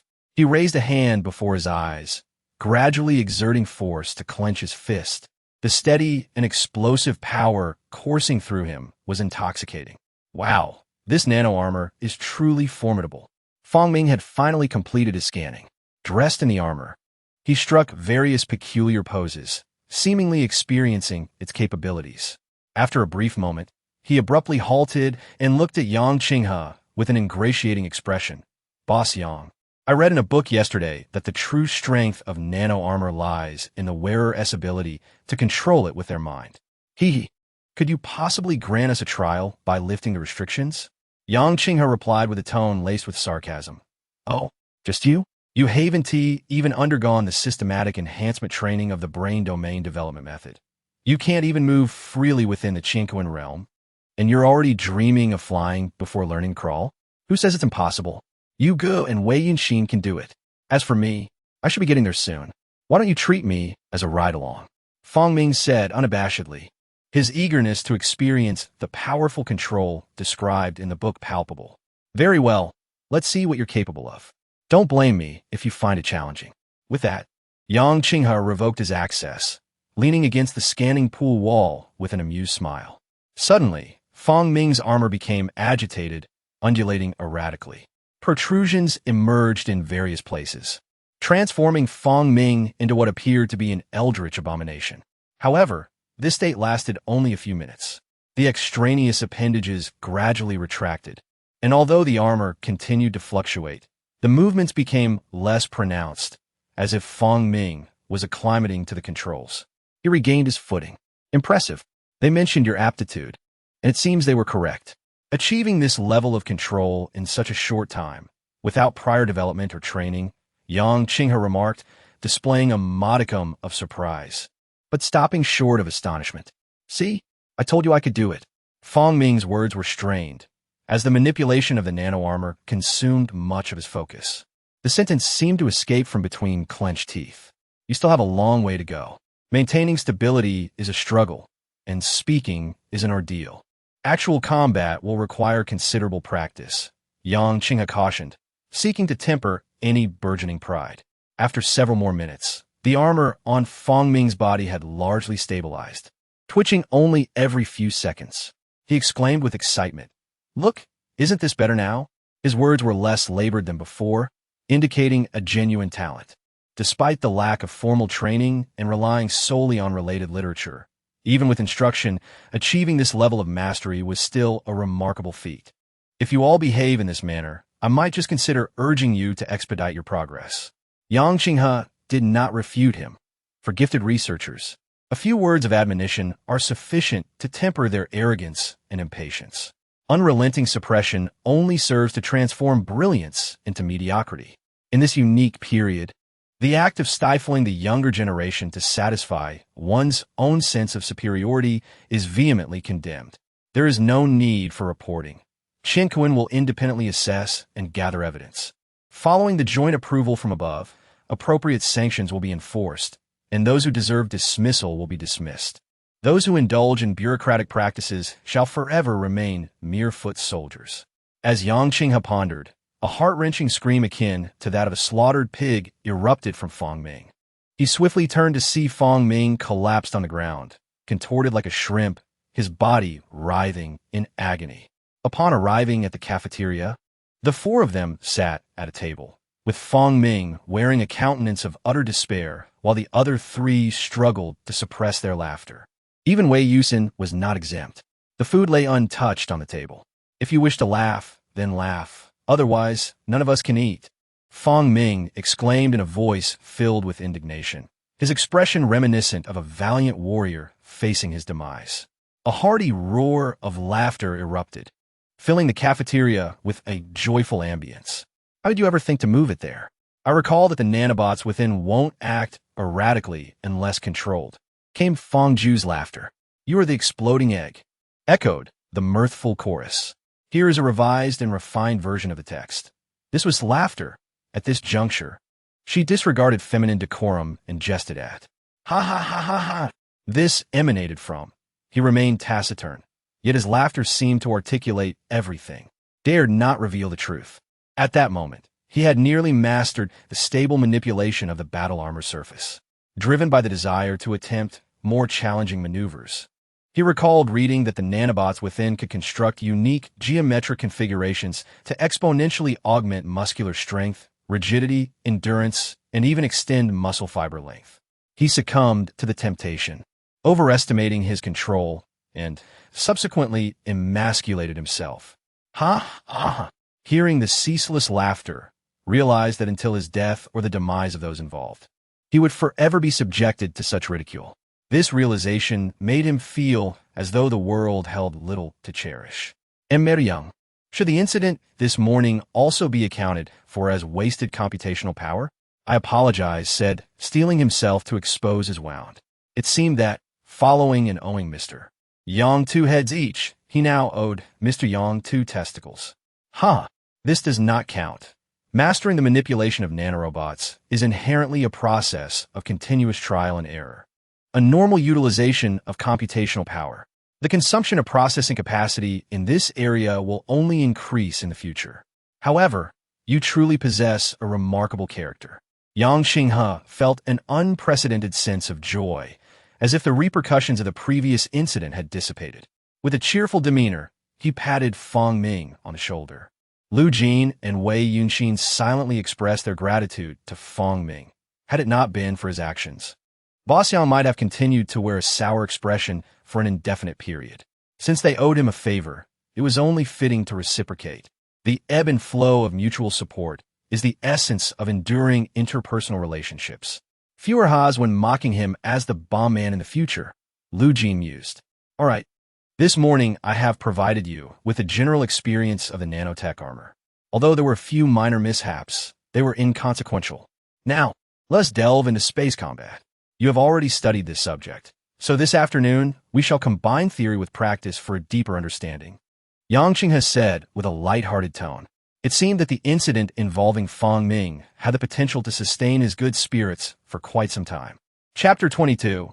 Space Combat. The group adeptly entered the virtual chamber, which was still the same metallic room.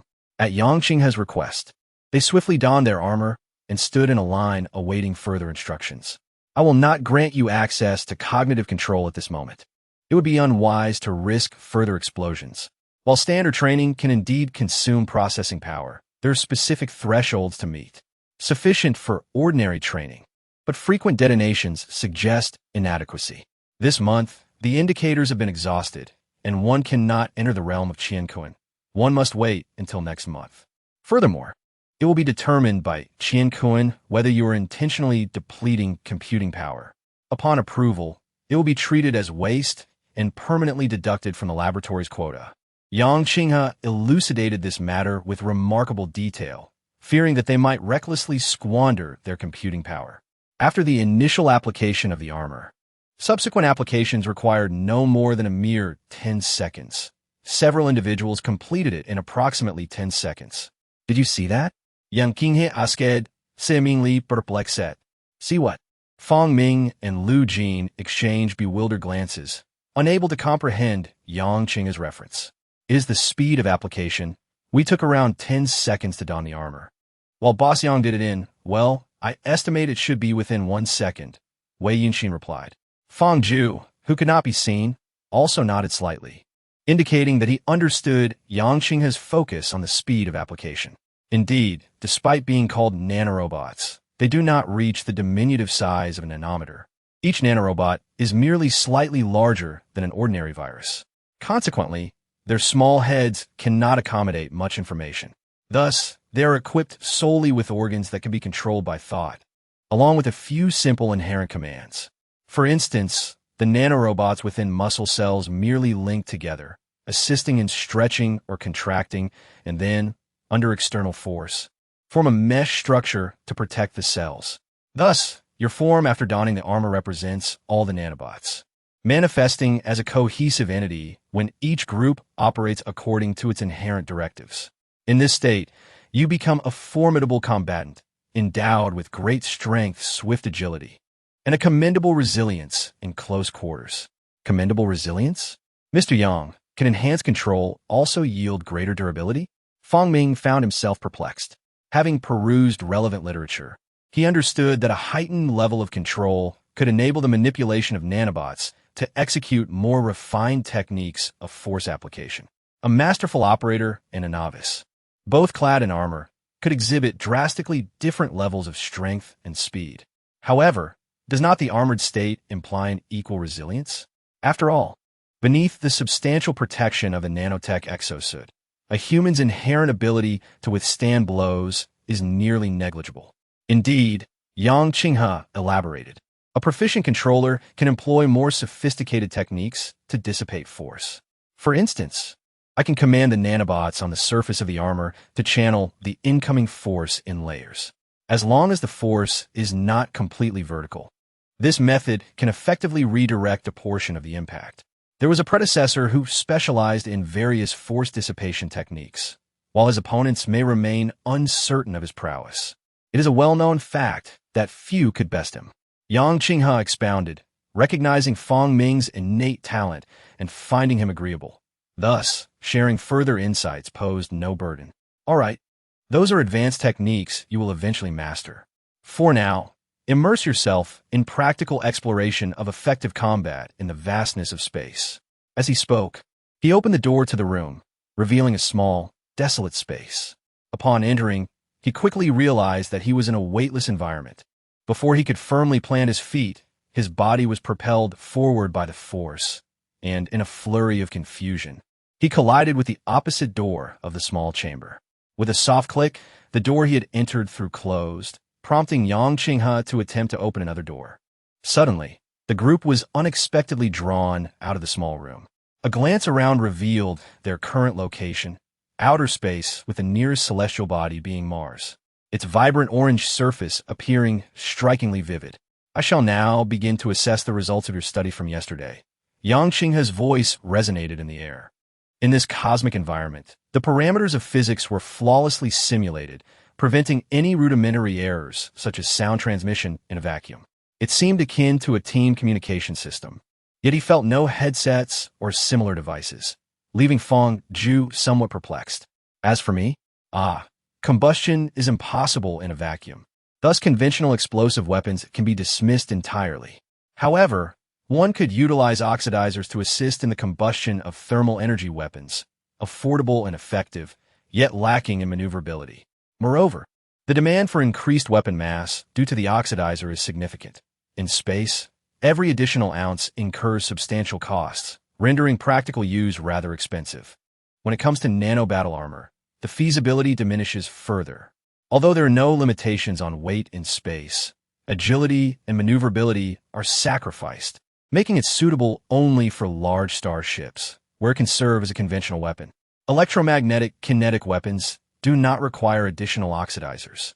As long as there is a gun platform, an energy source, and a processing facility, one can readily procure materials for ammunition anywhere. In the vacuum of space, once accelerated to a certain velocity, stone projectiles are fundamentally indistinguishable from their metallic counterparts, and this principle can be applied to nanotechnological battle armor. Provided that nanobots can fabricate electromagnetic launch platforms, one can easily source ammunition materials from any planet, moon, or asteroid debris. The nanobots can then produce processing equipment to form the projectiles, allowing one to carry a mere stone and remain armed for an extended period. Regarding nuclear weapons, although the shock wave is absent, the high temperatures and intense radiation released remain lethal, albeit with a potentially limited range. Radiation is typically a standard protective concern for any spacecraft, possibly diminishing its effectiveness. The extreme heat may only inflict substantial damage if it penetrates an adversary starship, otherwise considering the rate at which the explosive heat dissipates. A close detonation would likely allow for escape from the danger zone. Furthermore, with nanotechnological battle armor, we need not contemplate carrying substantial warhead yields. Targeting large enemy units is likely not our primary objective. Small-yield, close detonations would be tantamount to self-destruction, and it is probable that the protective capabilities of nano-battle armor would be insufficient to withstand the intense heat of a nuclear explosion. Next, we delve into the subject of laser weaponry. I have perused various texts which elucidate that the issue of excessive heat generated by laser weapons remains unresolved. The funding for this endeavor is indeed substantial, as all laser weaponry is comprised of individual ephemeral laser cannons. In conventional combat, each ephemeral laser cannon can only discharge its rated power once. During high-intensity engagements, it is utilized at maximum output, rendering it a disposable asset. Once fired, it is deemed obsolete. This technology can be superficially applied to nanotechnology armor. At distances of several tens of thousands of meters, the lethality against small units does not induce excessive heat, remaining within acceptable limits. However, the notion of effortlessly manipulating energy waves to reshape the landscape is far-fetched. Well then, Banished, could you demonstrate how to conjure up blades and bludgeons? Feng Ming mused, contemplating that if the manipulation of energy waves was unattainable, manifesting close combat weapons would indeed be the most impressive feat. In truth, I wish for each of you to contribute a line, yet you monopolize the dialogue. Fine, I shall conjure one for you, Yang Qinghe said, initially casting a silent glance at Lu Jin before preparing to fulfill Feng Ming's request. Is that so? You didn't interrupt me either. It seems you intended for me to finish, Lu Jin murmured, her tone tinged with a hint of grievance, though her whispers were distinctly audible to the others. Yang Qinghe paid little heed to her complaints, preoccupied with the thought of summoning the three young men shortly to remind them to refrain from sharing Lu Jin's whispers, curious to see what else the young lady might express in the future. Chapter 23. Landing on Mars. Yang Qinghe stood with his back to the four individuals, his body slightly angled backward to the right, adopting a posture reminiscent of a left-forward-right stance. His right hand was raised, positioned slightly above shoulder height, approximately 20 centimeters away from his right shoulder. Turning his gaze to the right hand, he swiftly clenched it, revealing that the nano battle armor enveloping his hand had transformed into a claw, significantly larger than before. From the back of his wrist extended a sleek, elongated spike, measuring around 30 to 40 centimeters. Its base the same width as his palm, tapering elegantly towards the tip. The flat, silvery metallic sheen rendered it exceptionally sharp. What a remarkable design, Lu Jin murmured softly. Lu Jin, do you believe we are in a vacuum, where only you can hear your own murmurs? Yang Qinghe could no longer contain himself, feigning ignorance to her whispers, anticipating the opportunity to tease her later. Lu Jin exclaimed in a hushed tone, glancing at the other three, wondering why they hadn't alerted her. However, they were all in their armored state, rendering their expressions and even their gazes invisible. Left with no choice, she forced herself to apologize. Boss Yang, I'm sorry. I shouldn't have spoken ill of you. Yet inwardly, she lamented the discomfort caused by the nano battle armor. Even her barely audible muttering could be heard by them. Moreover, it obscured her ability to gauge Boss Yang's current state of anger. If he were merely embarrassed, that would be one thing. But if she had truly crossed the line, having just risked her head, this new predicament could spell her doom. Shifting the focus away from Lu Jin, Yang Qinghe cleared his throat and stated, Ahem, now I shall guide you through the entire operational process of the nano battle armor.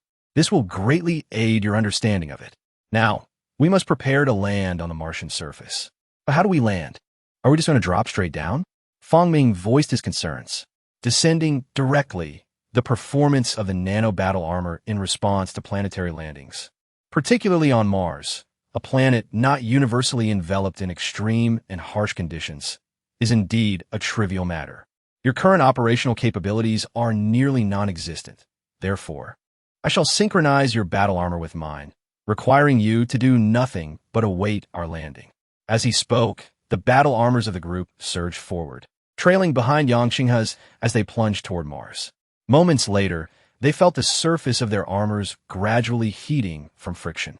Exchanging glances, they noticed the armor's exterior slightly reddening, while the high velocity of their descent through Mars' thin atmosphere generated a visible membrane enveloping the front of their armors. Boss Yang, is our armor reliable? I see the visor turning red. It won't melt, will it? Fang Ming asked, his teeth chattering with apprehension. Rest assured, I am controlling the nanorobots on the surface of the armor, redirecting those most affected by heat to other locations. Simultaneously, nanorobots from less impacted areas will immediately replenish those spots. We could descend for an entire day without encountering issues. As they conversed, they swiftly approached the Martian surface. Approximately 2,000 meters from the ground, their armors adjusted their posture, transitioning from a vertical dive toward the core of the planet to a nearly horizontal orientation, albeit with the head slightly inclined downward, creating a subtle angle as they glided towards the surface.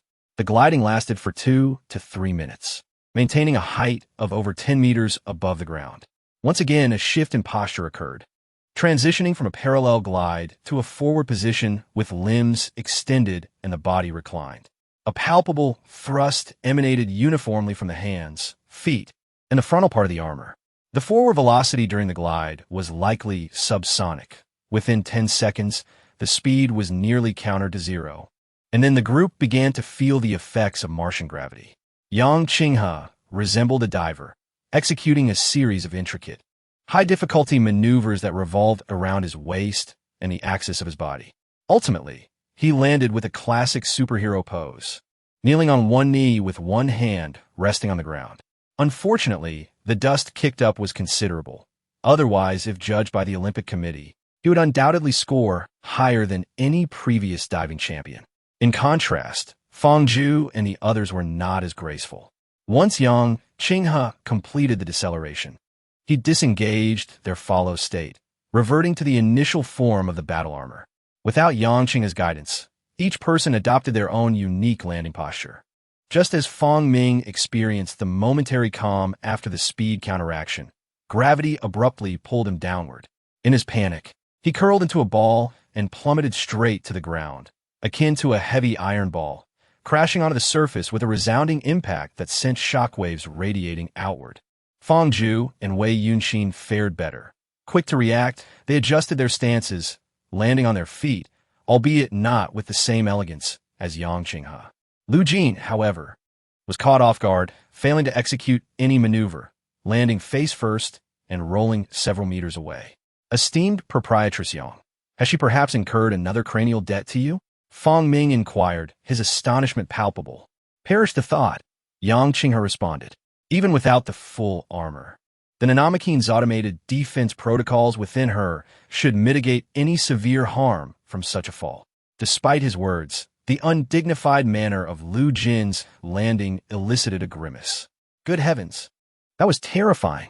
I momentarily believed I was about to meet an untimely demise upon arrival. However, this armor is truly remarkable. Such a precipitous, headfirst fall caused minimal discomfort. Lu Jin exclaimed, oblivious to the ignominy of her landing. The fidelity of Qianquan's physical parameter simulation is astounding. Wei Yunxin, unconcerned with Lu Jin's plight, awkwardly manipulated his body. The reduced Martian gravity, a mere 2/5 of Earth's, presented a significant challenge, necessitating deliberate and cautious movements to avoid an undignified, head-first tumble. Fortunately, with careful modulation of strength, the situation is manageable, Fang Zhu observed, acclimatizing to the alien gravitational forces. After narrowly avoiding 2 falls and traversing a dozen paces, he managed to walk with relative normalcy. Observing Fang Zhu's swift adaptation to the hypogravity environment, Yang Qinghe nodded approvingly. Such mastery over one's physical form is a rarity, even among the vast ranks of researchers. Once the group had sufficiently adjusted to the low-gravity conditions, Yang Qinghe declared, "Now, I shall demonstrate the true combat capabilities of the nanite armor." He paused, and the others surmised he was accessing Qianquan's privileges to initiate some action. Moments later, a shimmering white light appeared in the distance, enveloping a considerable area. As the brilliance faded, a creature resembling a gigantic crab emerged before the onlookers. Its silvery exterior towered to the height of a building and spanned approximately 8 meters in width. "Isn't this the same crab from the manned lunar landing?" Fang Ming exclaimed in astonishment. Chapter 24. The might of nanotechnology armor. We are well aware of that, Fang Ming retorted. Just look at its massive size. A mere accelerated charge would be enough to overwhelm us. He found Yang Qinghe's remarks rather redundant. With a thunderous crash, amidst the haze that only allowed a blurred silhouette to be seen, Yang Qinghe had already positioned himself before the crab, standing slightly taller than it. The spot he had occupied moments earlier stirred with a cloud of dust, which, due to Mars' low gravity, ascended to an extraordinary height. Boom! Another resounding thud echoed as Yang Qinghe harnessed the momentum, delivering a powerful punch to the creature's head midair. A cloud of dust erupted from the point of impact, radiating outward like a shockwave. Utilizing the recoil, Yang Qinghe executed an elegant backflip, landing a short distance away from the crab. Without pausing, he propelled himself forward with force, nearly skimming the ground. When he was a mere meter or 2 from the creature, he abruptly stomped the ground, launching himself upward like a cannonball, targeting the crab's chin, if such a feature existed. A well-placed uppercut landed solidly, with a resounding clang of metal against metal. The crab was lifted several meters into the air by the force of the punch. However, due to its exaggerated mass and low chassis, it remained upright despite the blow.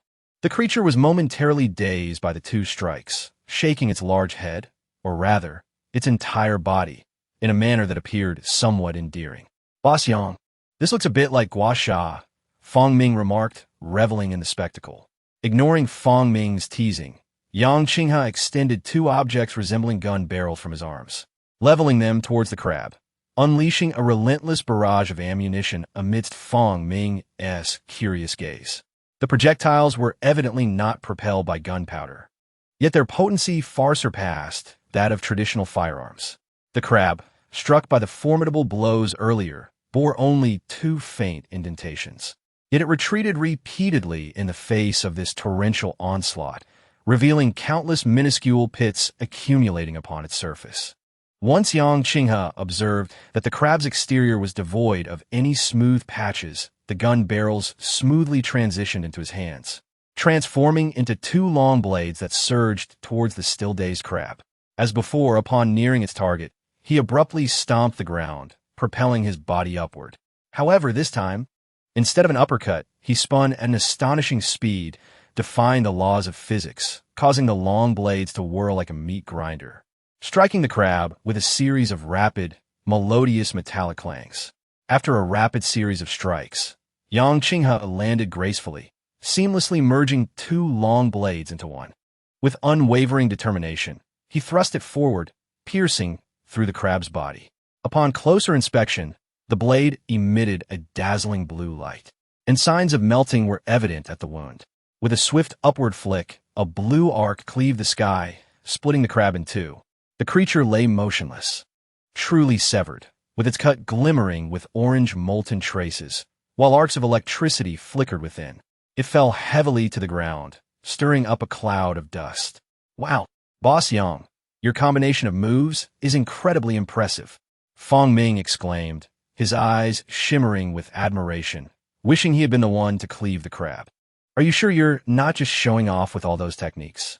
Lu Jin cautiously inquired. You could have easily dispatched it with just that final laser strike. Do you really think I'm the type to show off for the sake of it? The laser coating on this armor is standard. If I don't damage that layer, the laser won't penetrate. It could go on for a year without making a dent, Yang Qinghe retorted, slightly annoyed. Though Yang's reasoning was sound, Lu Jin still wanted to voice her thoughts. You do seem to enjoy showing off. However, remembering previous lessons, she refrained from speaking aloud, opting instead to silently critique him in her mind. Won't such a powerful laser weapon face overheating issues? Fang Zhu pondered, recalling earlier discussions about the limitations of laser technology. Certainly not. The issue of overheating pertains to large weaponry, specifically targeting starships and other substantial entities, necessitating an attack range measured in astronomical units. At the very least, one must strike from one planet to a neighboring one within the solar system, which incurs substantial scattering and energy loss. The output power of such main cannon-grade laser weapons is incomparable to our individual armaments. Huh? I had imagined it could be akin to wielding a lightsaber in the movies, remarked Fong Ming with a tinge of disappointment. Was the recent long-range assault conducted using an electromagnetic kinetic weapon? The ammunition must have been fabricated directly from the material consumed at one's feet, queried Wei Yunxin, expressing his own doubts. Indeed, in various environments, one cannot carry heat weapon ammunition requiring oxidizers, and electromagnetic kinetic weapons are virtually immune to overheating issues. Furthermore, their ammunition can be sourced locally. In terms of projectile velocity, electromagnetic kinetic weapons achieve an initial speed that surpasses that of thermal weapons, yielding an exponentially greater power for the same mass. Isn't this stone material easily crushable? Although soil projectiles deliver considerable force under high-speed impact, it hardly seems as exaggerated as earlier, pondered Fong Ming while picking up the stone from the ground.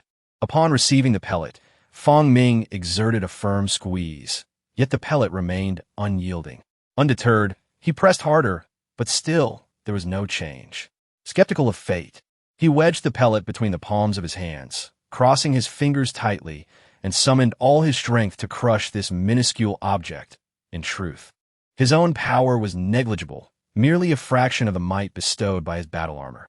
At long last, under the unparalleled brute force of the armor, Fong Ming felt a release in his grip, and upon opening his hands, he beheld a palmful of powder.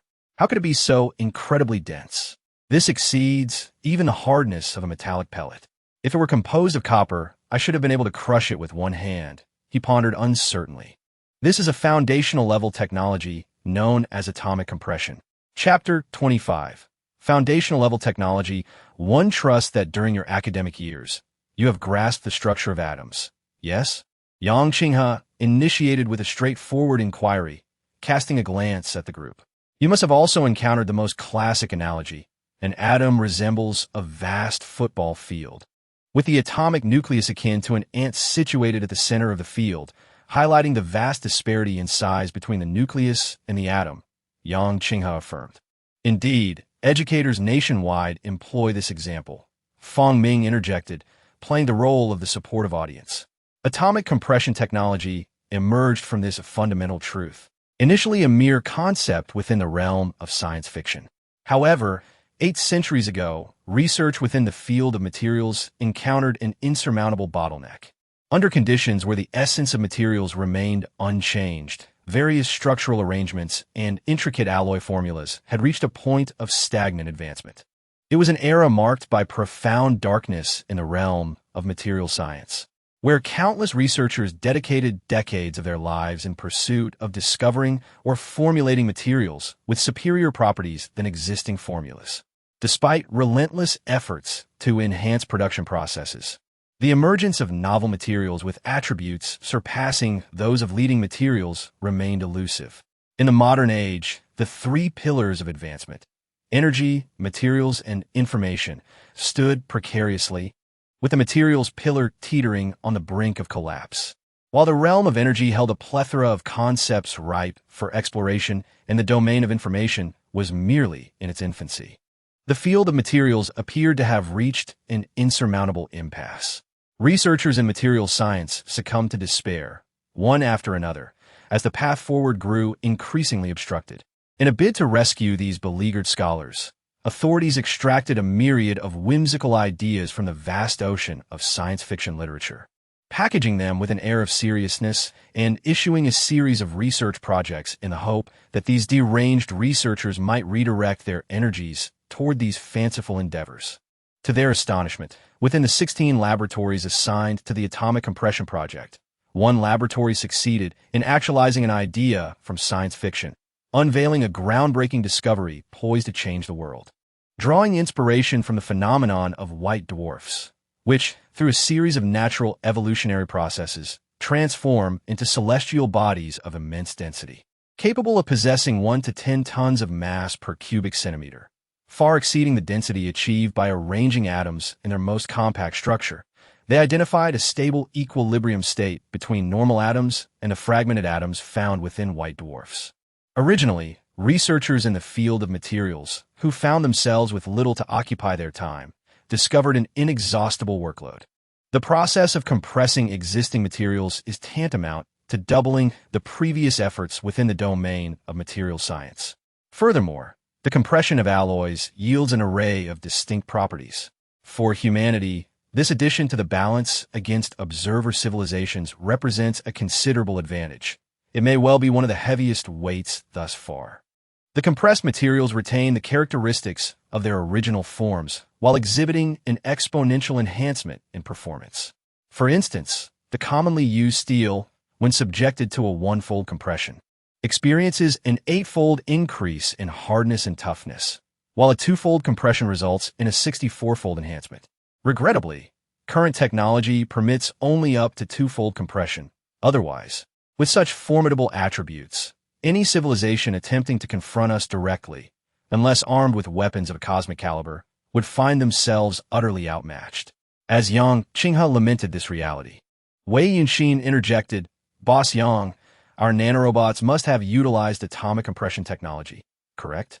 I previously deduced that if it were standard atoms, achieving such command reception capabilities would be nearly impossible." In discussing these matters, Wei Yunshin consistently identifies the crux of the issues at hand. Indeed, the inception of the nanorobot project occurred after the advent of atomic compression technology. By the time practical applications for nanorobots were realized, atomic compression technology had already matured, thus enabling the construction of such remarkable nanoweapons. Yang Qinghe had long since grown accustomed to Wei Yunshin's penchant for posing thought-provoking inquiries. Feng Zhu silently calculated for a moment and then spoke. Therefore, even the original materials, akin to the sandy clay of the Martian surface, exhibit rather unremarkable properties.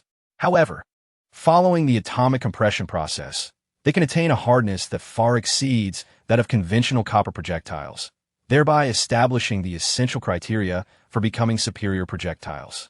Now, do you comprehend why atomic compression technology is hailed as a foundational level technology? To put it simply, we have acquired more resilient armor and more durable shells. On a deeper level, many elements previously constrained by material strength and performance can now, even with minimal capabilities, be enhanced 64-fold to meet the required standards. Those with inherently robust properties can achieve unprecedented feats when amplified by 64 times. The significance of this technology is indeed profound, Lu Jin remarked.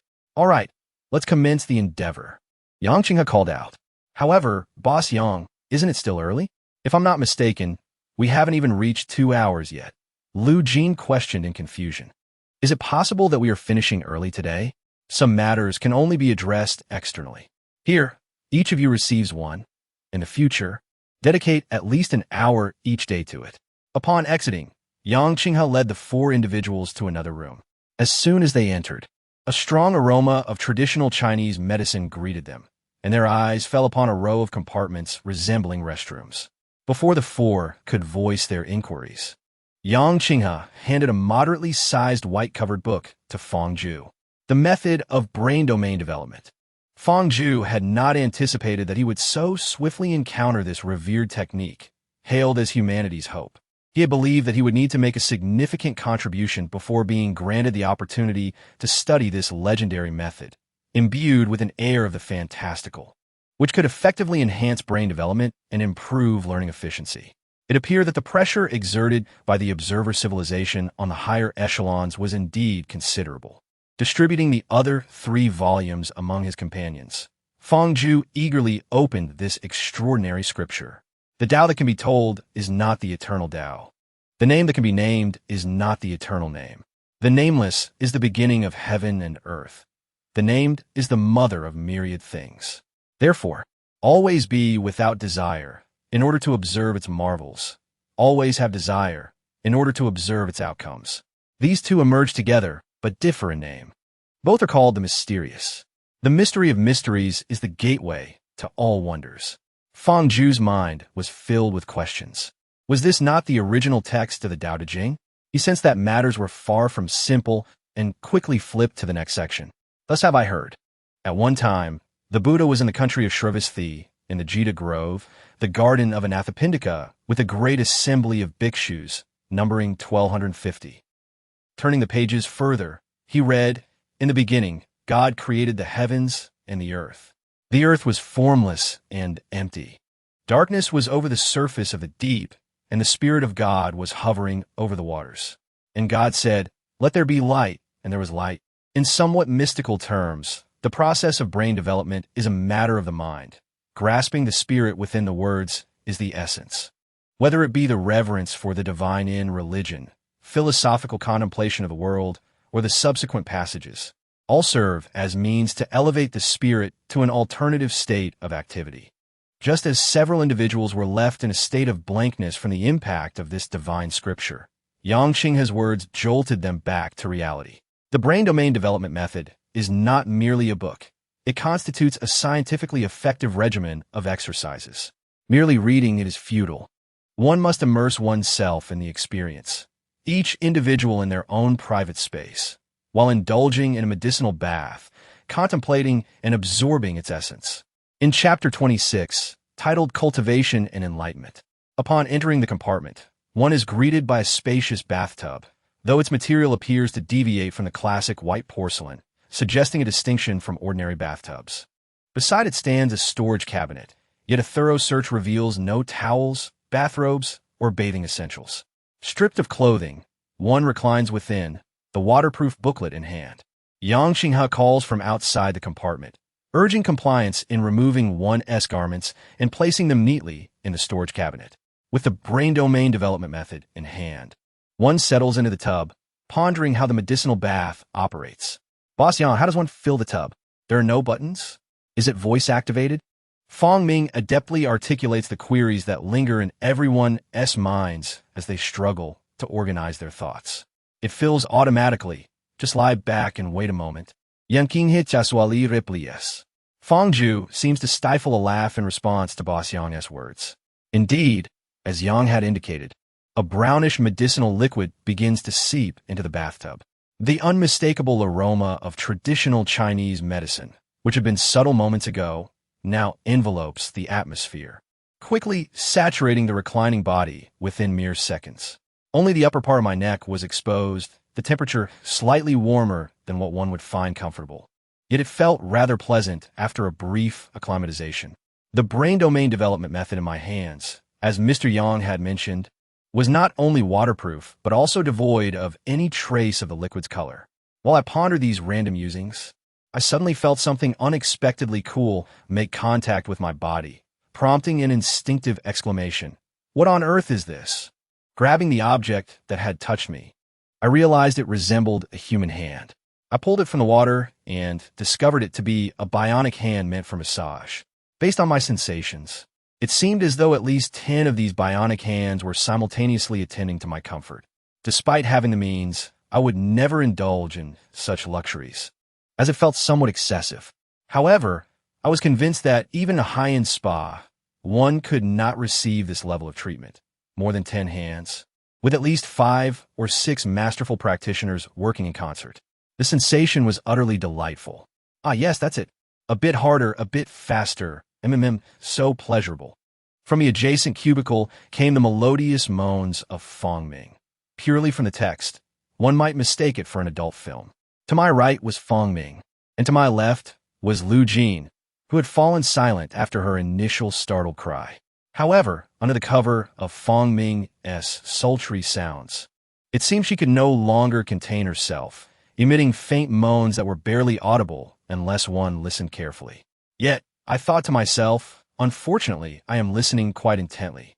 The massage was indeed delightful, with Fong Ming's booming voice providing a cover, and the other girls feeling no embarrassment to vocalize their pleasure. Fong Ju decided to abandon his restraint. With Fong Ming already making a scene, he felt no shame in expressing himself, letting out soft sounds of enjoyment. Is it pleasurable? If so, then focus on the manual, immerse yourself in it. Half-hearted efforts yield no results, and do not waste this lavish medicinal bath. It is worth a year's salary. Yang Qinghe reminded from outside. Only then did Fong Ju recall that the medicinal bath was meant to complement the brain domain development method. He quickly opened the manual to study this supreme technique. Coming from a scientific background, having pursued science from high school through to his doctorate, he had long abandoned language studies. However, during his leisure, he had engaged with literature online, and his literary appreciation was not entirely lacking. The earlier religious texts were quite renowned. Although he could not claim to grasp them in depth, he understood their general meanings without difficulty. Taoism emphasizes tranquility, non-action, and the natural way of the Tao. In fact, he had encountered many of these abstract concepts in the fantasy novels he once read. He had often thought that although no one could attain magical powers or divine skills, these ideas possess their merits. Cultivating one's spirit and refining one's character through the intrinsic Zen essence could only yield positive results. The vitality and spirit of a person manifest differently. Their focus and the duration of their attention vary accordingly. The concept of cultivating one's spirit seems to be a process of grasping the emotions, state of mind, and essence of ancient individuals through their written words. Engaging with countless texts and traversing vast distances allows one to experience the capriciousness of life and the nuances of human relationships. The more one experiences, the greater the understanding gained. As one ages, wisdom accumulates, not merely as a function of intelligence, but as a culmination of life's lessons. While reading extensively may not provide direct experiences, it offers an indirect immersion into various human lives. Authors infuse their life experiences into their works, allowing readers to perceive the author's emotions and states of mind, even if not through direct experience. Suddenly, the reverberating call of Yang Qinghe jolted Fong Ju from his reverie as he gazed at the medicinal liquid in the bathtub, which had transformed from a rich brown to a near-translucent hue, revealing a layer of dark residue at the bottom. An ominous possibility crossed Fong Ju's mind. Now, let us assess your learning outcomes, Yang Qinghe announced, causing Fong Ju's heart to skip a beat. He watched as Yang Qinghe led several individuals into Wei Yunshin's chamber. Wei Yunshin's space bore similarities to his own, yet the medicinal liquid in the tub was a pale yellow, obscuring the bottom from view. Yang Qinghe's immediate gaze upon entering focused on the bathtub, leaving Fong Ju pondering its significance. quite satisfactory. The initial absorption of the medicinal liquid exceeds the average standard, Yang Qinghe remarked, though Feng Zhu remained uncertain of the criteria for such judgments. Upon reaching Feng Ming's chamber, he noted that the medicinal liquid was also a pale yellow, though slightly deeper in shade than that of Wei Yunxin's. Feng Ming, I must confess, you have somewhat disappointed me. Your performance is only marginally above the average, Yang Qinghe remarked while patting Feng Ming's shoulder. What? Boss Yang, how can that be? I fail to see any flaws, Feng Ming replied, perplexed, as he examined the two bathtubs filled with medicinal liquid, convinced there was no discernible difference. It is evident that yours is a shade darker, indicating a lower absorption rate. Such a simple principle, and yet you seem oblivious to it, Yang Qinghe elucidated. But I truly cannot discern any difference between the two, Feng Ming insisted, even after Yang Qinghe had pointed out the crucial detail. Very well, let us move on. It is now Feng Zhu's turn, Yang Qinghe declared, choosing not to further elaborate. Boss Yang, could we perhaps skip mine? If absolutely necessary, could you inspect it alone? Lu Jin interjected, her tone laced with a plea. What is there to be embarrassed about? It is merely bathwater, not an intimate moment we are intruding upon. Let me assure you in my presence. Women do not receive special privileges. If you refuse to allow me to observe, I shall insist on it. Come, let us proceed to Lu Jin's first. Yang Qinghe, irritated by such princess-like behavior, had no tolerance for those who exploited their femininity for preferential treatment. Upon entering Lu Jin's cubicle, the surroundings appeared no different at first glance. However, as soon as they stepped inside, both Feng Zhu and Yang Qinghe instinctively wrinkled their noses. Feng Zhu detected not only the lingering scent of the medicinal liquid and perspiration, but also a faint hint of urine, alongside an unfamiliar odor that he could not identify. Turning to Yang Qinghe, he noticed him nodding thoughtfully, a smile beginning to form at the corners of his mouth before he quickly coughed into his hand, feigning a cough. Ahem. Well, there seems to be nothing amiss, does there? Why the pretense? You see, your situation is slightly better than Wei Yunjin's. Your absorption appears to be superior. Feng Zhu is certain that Boss Yang must have detected the odor as well, yet he refrains from mentioning it to spare Lu Jin from embarrassment. Although he claims to extend no privileges to women, he would undoubtedly consider a girl's privacy in such matters. If several men were to indulge in a medicinal bath and inadvertently relieve themselves, it is likely he would seize the opportunity to mock them. Upon arriving at Feng Zhu's cubicle, and after undergoing the initial 3 examinations, he began to suspect that his absorption rate might be remarkably high. Yet, how could such a phenomenon occur? Could it be that a moment of enlightenment had been triggered? Perhaps he was akin to a rare prodigy in cultivation, a once-in-a-millennium talent? Yang Qinghe incredulously leaned over the edge of the bathtub, stirring the nearly transparent medicinal liquid, and exclaimed in astonishment, "My goodness, an almost 100% absorption rate. Are you attempting to defy the heavens? Pray tell, what did you do at that moment? Be thorough. Spare no detail." Yang Qinghe grasped Feng Zhu's shoulders tightly, his urgency palpable. You must have noticed, haven't you? Do you feel your memory has become exceptionally potent? Is your sense of smell more acute? Is your vision clearer? With an enhanced ability to discern color differences? Has your hearing improved as well? He bombarded Feng Zhu with an array of inquiries. In the annals of history, you are likely the first to experience epiphany upon initial stimulation. The vast majority of researchers traverse their entire lives without triggering it, and only a scant few manage to do so once in their lifetime. Those who experience it multiple times are exceedingly rare, with a generation defined as 25 years comprising no more than 500 individuals. Historically, the maximum occurrences amount to merely 17. Yang Qinghe felt a surge of excitement. Merely witnessing Feng Zhu's epiphany sparked his imagination on how to cunningly apply for additional funding. So, Boss Yang, have you ever experienced an epiphany? Feng Ming inquired candidly. Chapter 27. Testing Extraordinary Talent. Boss Yang, could you provide a rough quantification of our absorption levels, perhaps in percentage form? Wei Yinxin asked eagerly. His competitive spirit in research was formidable, and he felt a twinge of insecurity regarding how much Feng Zhu's epiphany had surpassed his own progress. Yours is approximately 52%. Feng Ming is just shy of 50, and Lu Jin is slightly above 57, replied Yang. With a sigh of relief, Wei Yunxin felt a sense of reassurance. This medicinal bath would undoubtedly become a regular training regimen in the future. Even if Fang Zhu achieved 100% absorption, the difference would be less than 50%, which would not create a significant gap.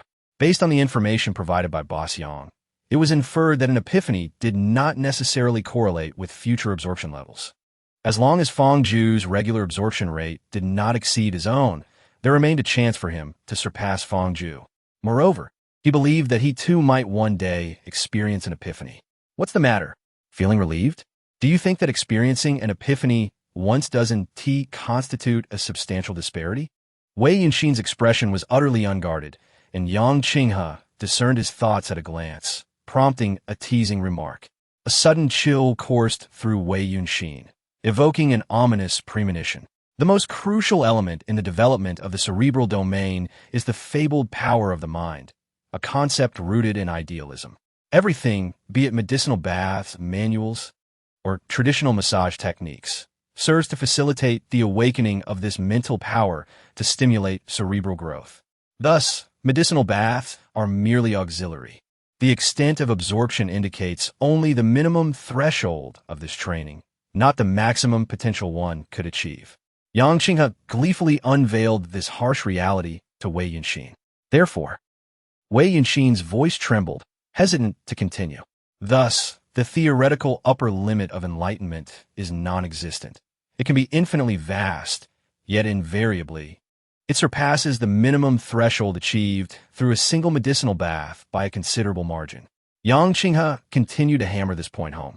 The magnitude of this potential varies from person to person, and the progress of each individual's enlightenment differs greatly, influenced by numerous factors, many of which are challenging to quantify. Consequently, constructing a mathematical model is impossible. The specifics of how much one can ascend require meticulous testing. However, from an external perspective, Fang Zhu's recent enlightenment appeared to be at least within the top 3 tiers. As he spoke, Yang Qinghe led the group outside, seemingly intent on testing Fang Zhu. Let us proceed to the Qian Kuan facility. It boasts the most scientifically comprehensive assessment process for cerebral development. After a complete evaluation, it becomes quite straightforward to ascertain the level of development attained, Yang Qinghe remarked, patting the virtual chamber as he beckoned him forward. With the current level of development of your cerebral domain, articulating your commands with precision and swiftness has become an effortless endeavor. Simply invoking command suffices. Prior to the development of their cerebral domains, Fang Zhu and Wei Yunjin had already explored the issuance of commands within the realm of Qiankuan, rendering any instruction from him unnecessary. Nodding slightly, Fang Zhu silently invoked the cerebral domain development level assessment program, and before him appeared an open testing chamber, occupied solely by an unfamiliar apparatus. The simplicity of this command invocation felt akin to the basic acts of eating and drinking, a stark contrast to the time he previously spent in deep breaths, clearing his mind to issue focused and precise commands. Upon entering the testing chamber, a voice resonated in his mind. Please have the test participant take a seat on the testing apparatus. The assessment will commence shortly. Without hesitation, Fang Zhu positioned himself on the only device within the chamber. The assessment began with the instruction. Please respond to the following questions at your utmost speed. Prepare yourself. The questions will be released in 30 seconds. Contemplating this, Fang Zhu realized that testing the speed of answering questions would indeed measure the velocity of cognitive processing. As Boss Yang often emphasized the significance of computational power when discussing cerebral domain development, it was likely that the assessment would predominantly focus on calculations, thus being both direct and objective. In the fleeting span of 30 seconds, a myriad of 100 problems materialized before him, ranging from 2 to 8-digit arithmetic operations, with the difficulty escalating every 10 questions. The mere act of reviewing the questions and formulating this thought consumed less than a second. Fang Zhu commenced answering the questions with remarkable speed. Being a student of the sciences, he had honed his mental arithmetic skills over the years while conducting experiments and recording data, yet his proficiency was largely confined to addition, subtraction, and multiplication or division involving numbers up to 4 digits, along with the occasional logarithmic or exponential calculations. However, now confronted with increasingly intricate high-digit arithmetic operations, he experienced no difficulty whatsoever. His mind functioned like an automatic back-end processor, effortlessly calculating without encumbering his thoughts. Before long, he completed the initial 100 arithmetic problems. And as he was engaged with the 80th question, another set of 100 appeared, now incorporating absolute values, square roots, logarithms, exponents, and constants from the realms of mathematics, physics, and chemistry. This new set represented a significant leap in complexity. Initially doubting his capacity to proceed, he discovered that his brain operated akin to an auxiliary device, in a dual sense, one that neither occupied his thoughts nor was constrained by conventional limitations. It tackled square roots with the ruthless efficiency of a calculator, while it effortlessly retrieved constants from the obscure corners of physics and chemistry, no matter how rarely he had encountered them. The former was processed with unyielding precision, while the latter was recalled with the accuracy of an exhaustive search, enabling him to remember constants he had seen only once years prior, down to 8 decimal places. In this manner, having spent no more time than on the first 100 problems, the second 100 were also completed seamlessly. He felt no need for verification, for he was utterly confident that his answers were indisputable. Yet, even before the second 100 was concluded, the third set of 100 problems emerged. This new batch introduced complex numbers, matrices, and calculus, yet it posed no significant difficulty. Rather, the challenges seemed to have shifted to the cerebral realm, as his mind, akin to a computer, did not exert itself in calculations. The time spent on this 100 was slightly greater, which Fong Ju conjectured was primarily due to the matrices. The computational challenges posed by complex numbers and calculus were trivial for his computationally adept mind. The sheer volume of computational steps consumed far more cognitive resources than the intricacies of single-step calculations. Nothing could amplify the number of computational steps quite like matrices. Brother, are you even human? You're akin to a first-generation computer, performing tens of thousands of calculations per second. My goodness, that's extraordinary. Fong Ming was astounded by this revelation. Ha! I knew your level of enlightenment was impressive, but I never anticipated it to reach such heights. As long as your regular absorption rate is sufficiently high, the first cultivation sequence is inevitable, and it will certainly bring substantial benefits to our laboratory. Yankinghe lauged he artili. Regardless of the circumstances, Fong Ju's remarkable talents had manifested under his guidance. Beyond the resources allocated for individual cultivation, the laboratory stood to gain significantly, even though Fong Ju's aptitude had no connection to his assistance. Listening to their discussion, Wei Yunxin felt a sense of despair. The disparity of tens of thousands of calculations per second was clearly beyond his reach. Chapter 28. Exercise and Physical Therapy. Wei Yunxin. It is imperative that you adjust your mindset. Allowing jealousy to consume you will only lead to a loss of self-identity, and the despair that arises from recognizing the gaps between yourself and others can render you utterly despondent. Let me assure you, such feelings are unnecessary.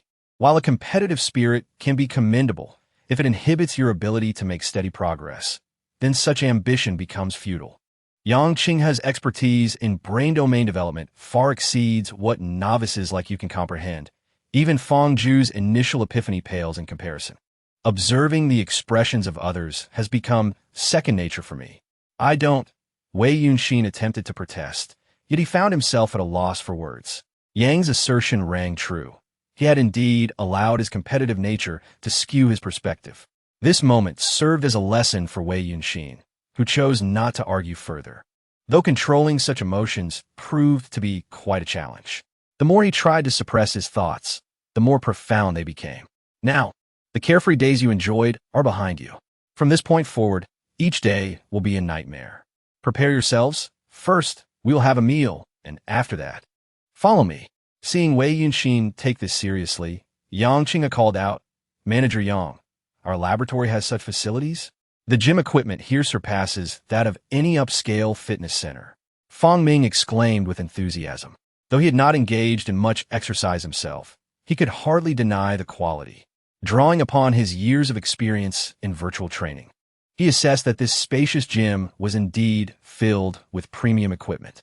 With excitement sparkling in his eyes, Fong Ming exchanged a knowing glance with Fong Ju. Hey, do not entertain the notion of slacking off. The phrase exhausted does not merely become your reality by uttering it.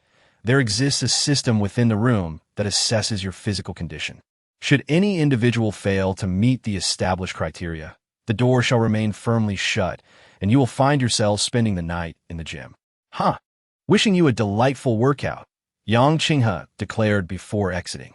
As the gym door closed, the indicator light turned red, affirming that Yang Qinghe's words were no jest. The four exchanged silent glances, resigned to head toward the changing room. Lu Jin felt a twinge of concern, but sighed in relief upon noticing the gender-segregated changing facilities. Inside, a row of lockers awaited. Fong Ju opened one with her fingerprint, and beside it, a vending machine-like cabinet opened to present an unopened black tank top and shorts.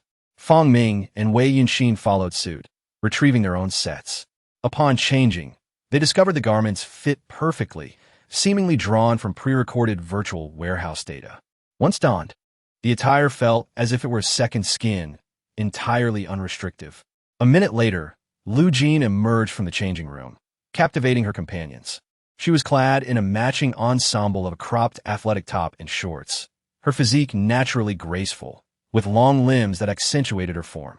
Though she lacked defined abs, there was little sign of excess, and her subtly curvaceous hips were aesthetically pleasing, revealing long, fair legs. It's just too tranquil, Fong Ming murmured, to which Fong Ju and Wei Yunxin instinctively nodded in agreement. Initially, Lu Jin felt a twinge of embarrassment, as this was contrary to her typically reserved style of dress. Observing the three men openly admiring her, she experienced a blend of pride and shyness. However, upon hearing Fong Ming utter something, she noticed the trio exchanging knowing glances, and she could surmise that their words were not complimentary. Fong Ming, what did you just say? Lu Jin stormed over, her voice laced with indignation. I remarked that your outfit is truly stunning. If you don't believe me, just ask those two, Fong Ming replied, lying without a hint of discomfort. Lu Jin cast an inquiring glance towards Fong Ju. I can attest that this is indeed what he said, Fong Ju affirmed, demonstrating his loyalty. You two are practically inseparable. Wei Yunxin, your turn. She directed her questioning gaze towards Wei Yunxin. Fong Ming and Fong Ju exchanged furtive, threatening looks, as if to convey, we're all gentlemen here. So let us not betray one another, lest we expose you for peeping next time. Under their scrutiny, Wei Yunxin ultimately acquiesced to his conscience, quickly stating, indeed. That is exactly what he said. Lu Jin scrutinized the trio, attempting to discern any signs of deceit. However, their united front left no cracks for her to exploit. So she chose not to pursue the matter further. Well, we must all exert ourselves to the utmost. Let us not have anyone lagging behind. We might as well sleep in the gym tonight. Fong Ming swiftly diverted the conversation. Without further ado, Fong Ju stepped onto the treadmill, which bore no buttons. He walked slowly for a few moments, and indeed, the treadmill began to operate in sync with his movements. Picking up his pace, the conveyor belt accelerated beneath him, and he soon felt at ease, running at the speed required for his university S1000-meter fitness test. I have experienced a significant enhancement in my bodily control, enabling me to maintain an almost perfect breathing rhythm during long-distance running. Given my prolonged period of inactivity, I estimate that with improved respiration, running posture, and stride, I could effortlessly surpass my best performance from my university days. However, my intention was to exhaust myself completely. Thus, I accelerated continuously, leading to a rapid depletion of energy, an increased heart rate, and a struggle to maintain my breath. As fatigue set in, I persevered, my pace gradually decreasing until I felt as though my body no longer belonged to me, ultimately collapsing from the treadmill. The gym floor, composed of an unknown material, felt akin to hard rubber beneath my feet, yet when I fell, it was soft and resilient, ensuring I sustained no injuries. After resting on the ground for a while, I proceeded to lift dumbbells, each weighing 8 kilograms, an appropriate weight for someone like me who had not engaged in much physical training, yet still effective for exercise. Each time I lifted the dumbbells from their natural hanging position to shoulder level, I could distinctly sense which muscle groups were exerting themselves more, experiencing the contraction and relaxation of every muscle. With subtle adjustments to my lifting technique, I was able to engage a broader range of muscle groups for a more effective workout. As I utilized various pieces of equipment, my enhanced control and heightened bodily awareness proved far more beneficial than aimlessly imitating exercises. I could keenly perceive every slight improvement, easily overcoming the initial discomfort of muscle soreness and fatigue, and persistently exhausting each muscle group to the point of mild twitching. As Fong Ju collapsed on the ground, drenched in perspiration, a small opening appeared in the wall. A flatbed cart emerged from the aperture, gliding to Fong Ju's side, where two mechanical arms hoisted him, resembling a lifeless dog, and placed him onto the cart. It then proceeded outward, stopping at the entrance where a precisely sized opening allowed the flatbed to pass through before sealing shut, leaving only 3 individuals behind. How can you go be so much faster than us?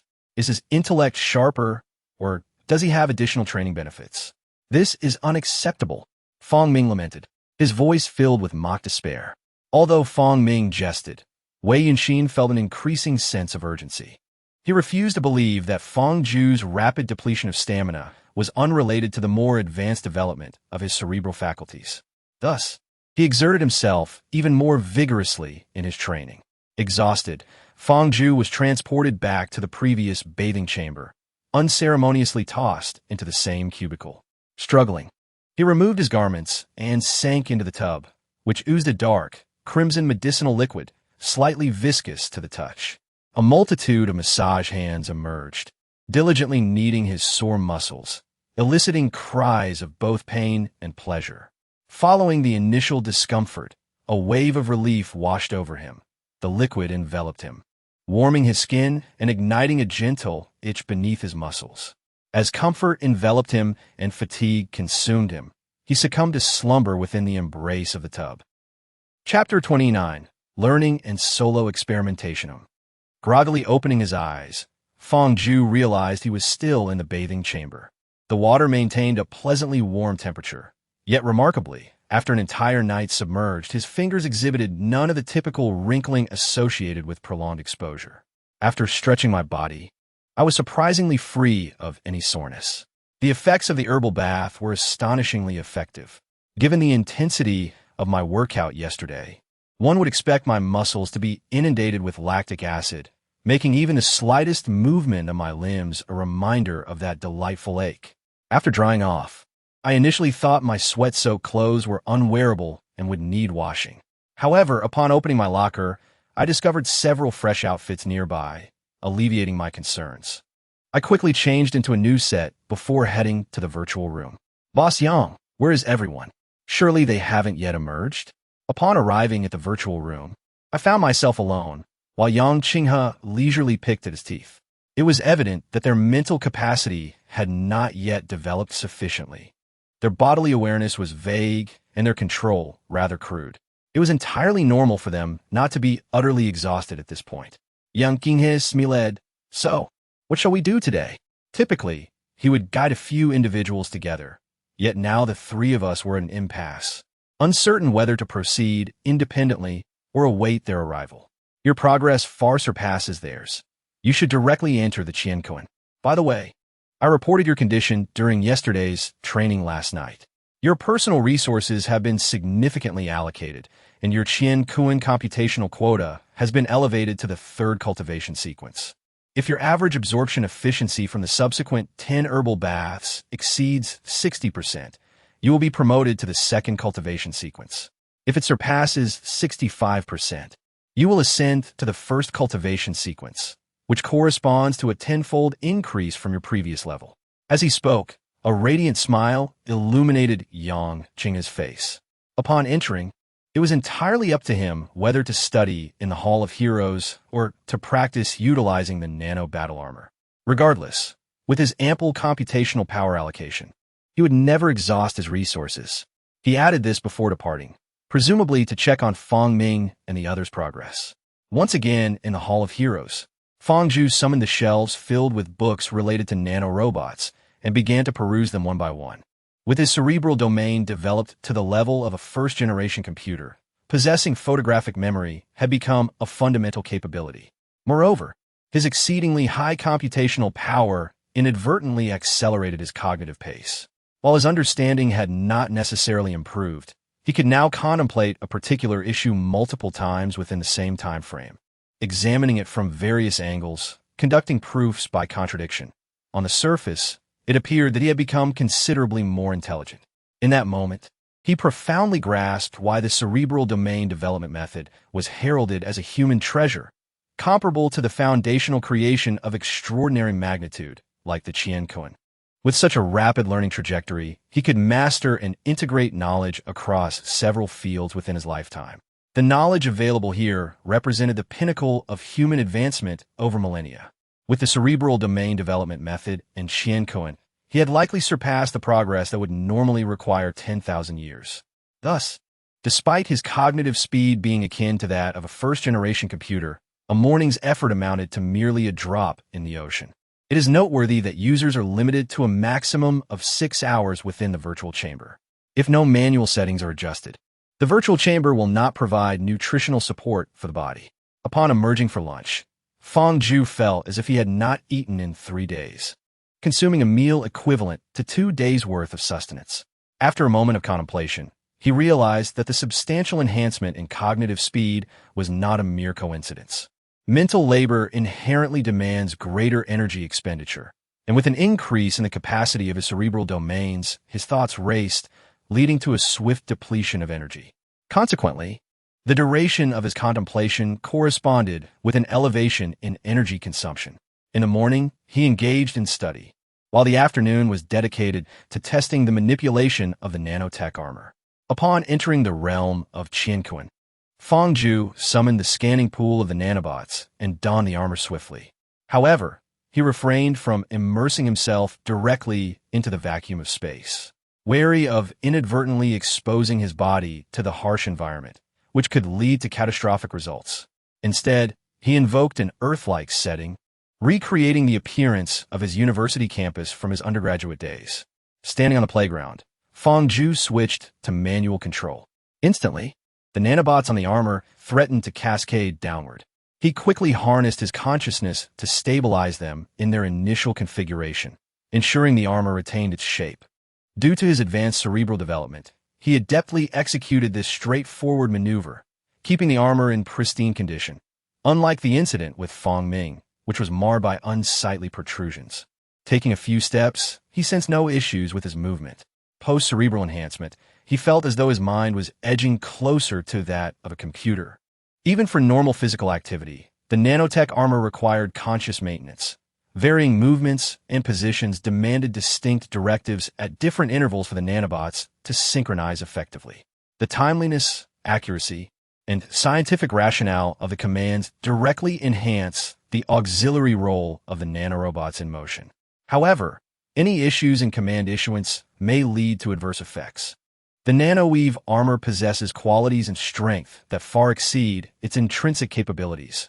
Without commands, it cannot mobilize on its own. Fong Zhu relinquished himself completely, mastering the 400-meter standard track under his gradually acclimated control, completing each lap in a mere 20 seconds. He could effortlessly leap 7 or 8 meters from a standing start, executing various acrobatic parkour maneuvers with the ease of daily meals. The mundane act of normal exercise had lost its appeal, prompting him to experiment with transformation. Clumsily maneuvering the nanorobots in his right hand, he extended a short spike parallel to his forearm. Its form was imperfect, measuring 30 centimeters in length, with a base as wide as his palm and a sharp tip, featuring slender cutting edges on either side, an apparent weapon of lethality. He thrust it against the wall bordering the playground twice, penetrating effortlessly as if slicing through tofu. A horizontal thrust left a clean cut without any sense of resistance. After indulging in close-quarters weaponry, he yearned to explore ranged armaments. However, the prospect of gunpowder-based weapons was out of the question.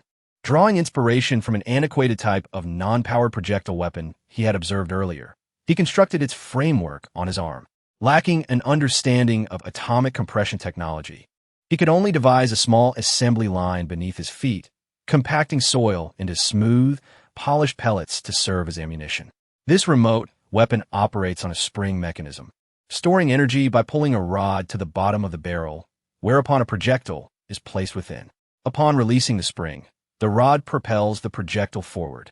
Although it is a single-shot device with a cumbersome loading process, the materials available at the time were insufficient to meet its demands. The spring-driven rod struggled to achieve a high initial velocity. Thus it remained merely a concept, never seeing the battlefield. After considerable effort, this rather ineffective weapon was devised. Upon releasing the spring, the projectile soared with a sound of slicing air, striking a wall 100 meters away. As the projectile was merely a clod of earth, it shattered upon impact, leaving a radiating pattern of dirt debris on the wall. Nonetheless, the energy generated by its high-speed flight was sufficient to create a 2 to 3 centimeter dent at the point of impact, surrounded by a web of fine cracks. In Chapter 30, Training and Development, upon witnessing his independently designed, albeit inferior, antique weapon in action, Fangju's interest grew immensely. After meticulously calculating and modeling in his mind, he commanded the nanobots to transform once more. A minute later, a ring of barrels appeared on his forearms. His thought process was straightforward. Since this antiquated device could only fire one shot at a time, why not connect multiple barrels to enable sequential firing, thereby creating a machine gun? As the assembly line beneath his feet produced a sufficient quantity of projectiles, Fangju thrust his arms forward, using his consciousness to direct the nanobots to pull the trigger.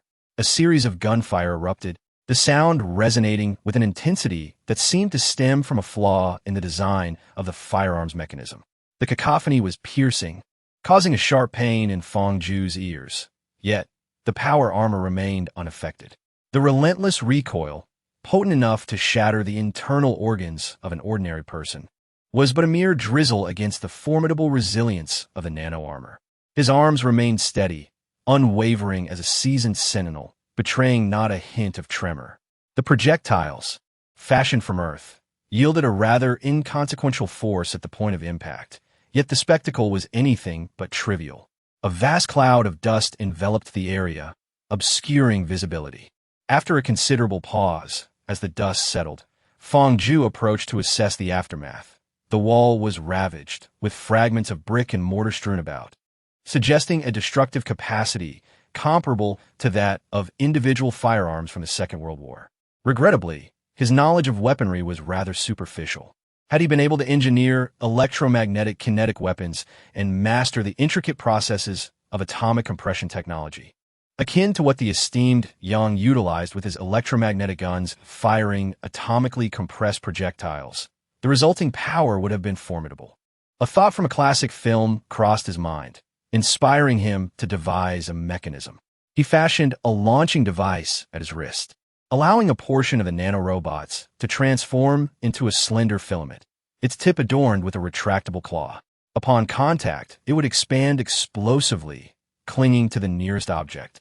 After tugging on the filament a couple of times and finding it remarkably sturdy, he seized it firmly, lifting himself off the ground as he swung with it. Just as he felt the urge to cheer, he collided with the surrounding wall of the playground. Fortunately, the quality of the nano-armor prevailed, enabling him to breach the wall without sustaining any injury. Although the process may not be entirely visible, the outcome is commendable. The nano-armor can realize many fantastical concepts. Drawing from previous experiences, Fangju first rehearsed the procedure in his mind before constructing a similar device on his other wrist. He proceeded to the high-rise residential area adjacent to the campus, taking a deep breath. As the time approached, Fangju collected his thoughts, reluctantly stepping out of his realm. After dining, he made his way to the bathroom, skillfully engaging in a second medicinal bath. While soaking, he perused the brochure, managing to absorb its contents this time and deliberately striving to reach a state of epiphany. However, such a state cannot be forced. This session was likely just routine cultivation. Upon completing the bath, he observed the remaining color of the medicinal liquid, which brought him joy. It was evident that his results were superior to Lu Jin's, though the extent of improvement remained unquantifiable. Dismissing these thoughts, Fang Zhu headed directly to the gym, where Fang Ming, Wei Yunxin, and Lu Jin were still exercising. It was unclear whether they were finishing yesterday's workout or had already begun today's session. "What are you all doing?" he inquired, leaving the question somewhat ambiguous. Yet he trusted they understood his meaning. "Woo, you finally arrived. Please save me. We just completed yesterday's workout not long ago, and immediately after the physical medicinal bath, we were thrown into the gym again. Are we here to train or to conduct research?" "I don't want to," Fang Ming exclaimed, wearing a look of utter grievance. If he were a girl, one might feel a pang of sympathy, but alas, he was a rugged man, making the scene somewhat jarring. "How did you manage to complete that task yesterday? Surely, it shouldn't take us as long today, right?"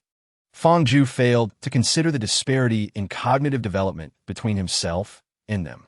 Upon finishing his remark, a brief silence enveloped the gym, causing him to doubt whether he had misspoken. Well, the reason we completed our task yesterday was that we were utterly exhausted, fatigued, and famished, which led the program to determine that we had reached this state of utter exhaustion, Fang Ming said, awkwardly scratching his head. Fang Zhu suddenly found himself at a loss for words. "Could you teach us how to achieve complete exhaustion quickly?" Lu Jin pleaded pitifully, casting aside any notion of feminine modesty. What did modesty matter at this point? She simply wished to finish the task swiftly and indulge in a restful slumber. Wei Yunxin gazed at Fang Zhu with a similar yearning. Yet he hesitated to voice his desire, possibly due to social anxiety or viewing Fang Zhu as a rival. Complete exhaustion is merely that, complete exhaustion. Each exercise corresponds to specific muscle groups, and achieving total fatigue entails exhausting all muscle groups to the point of immobility.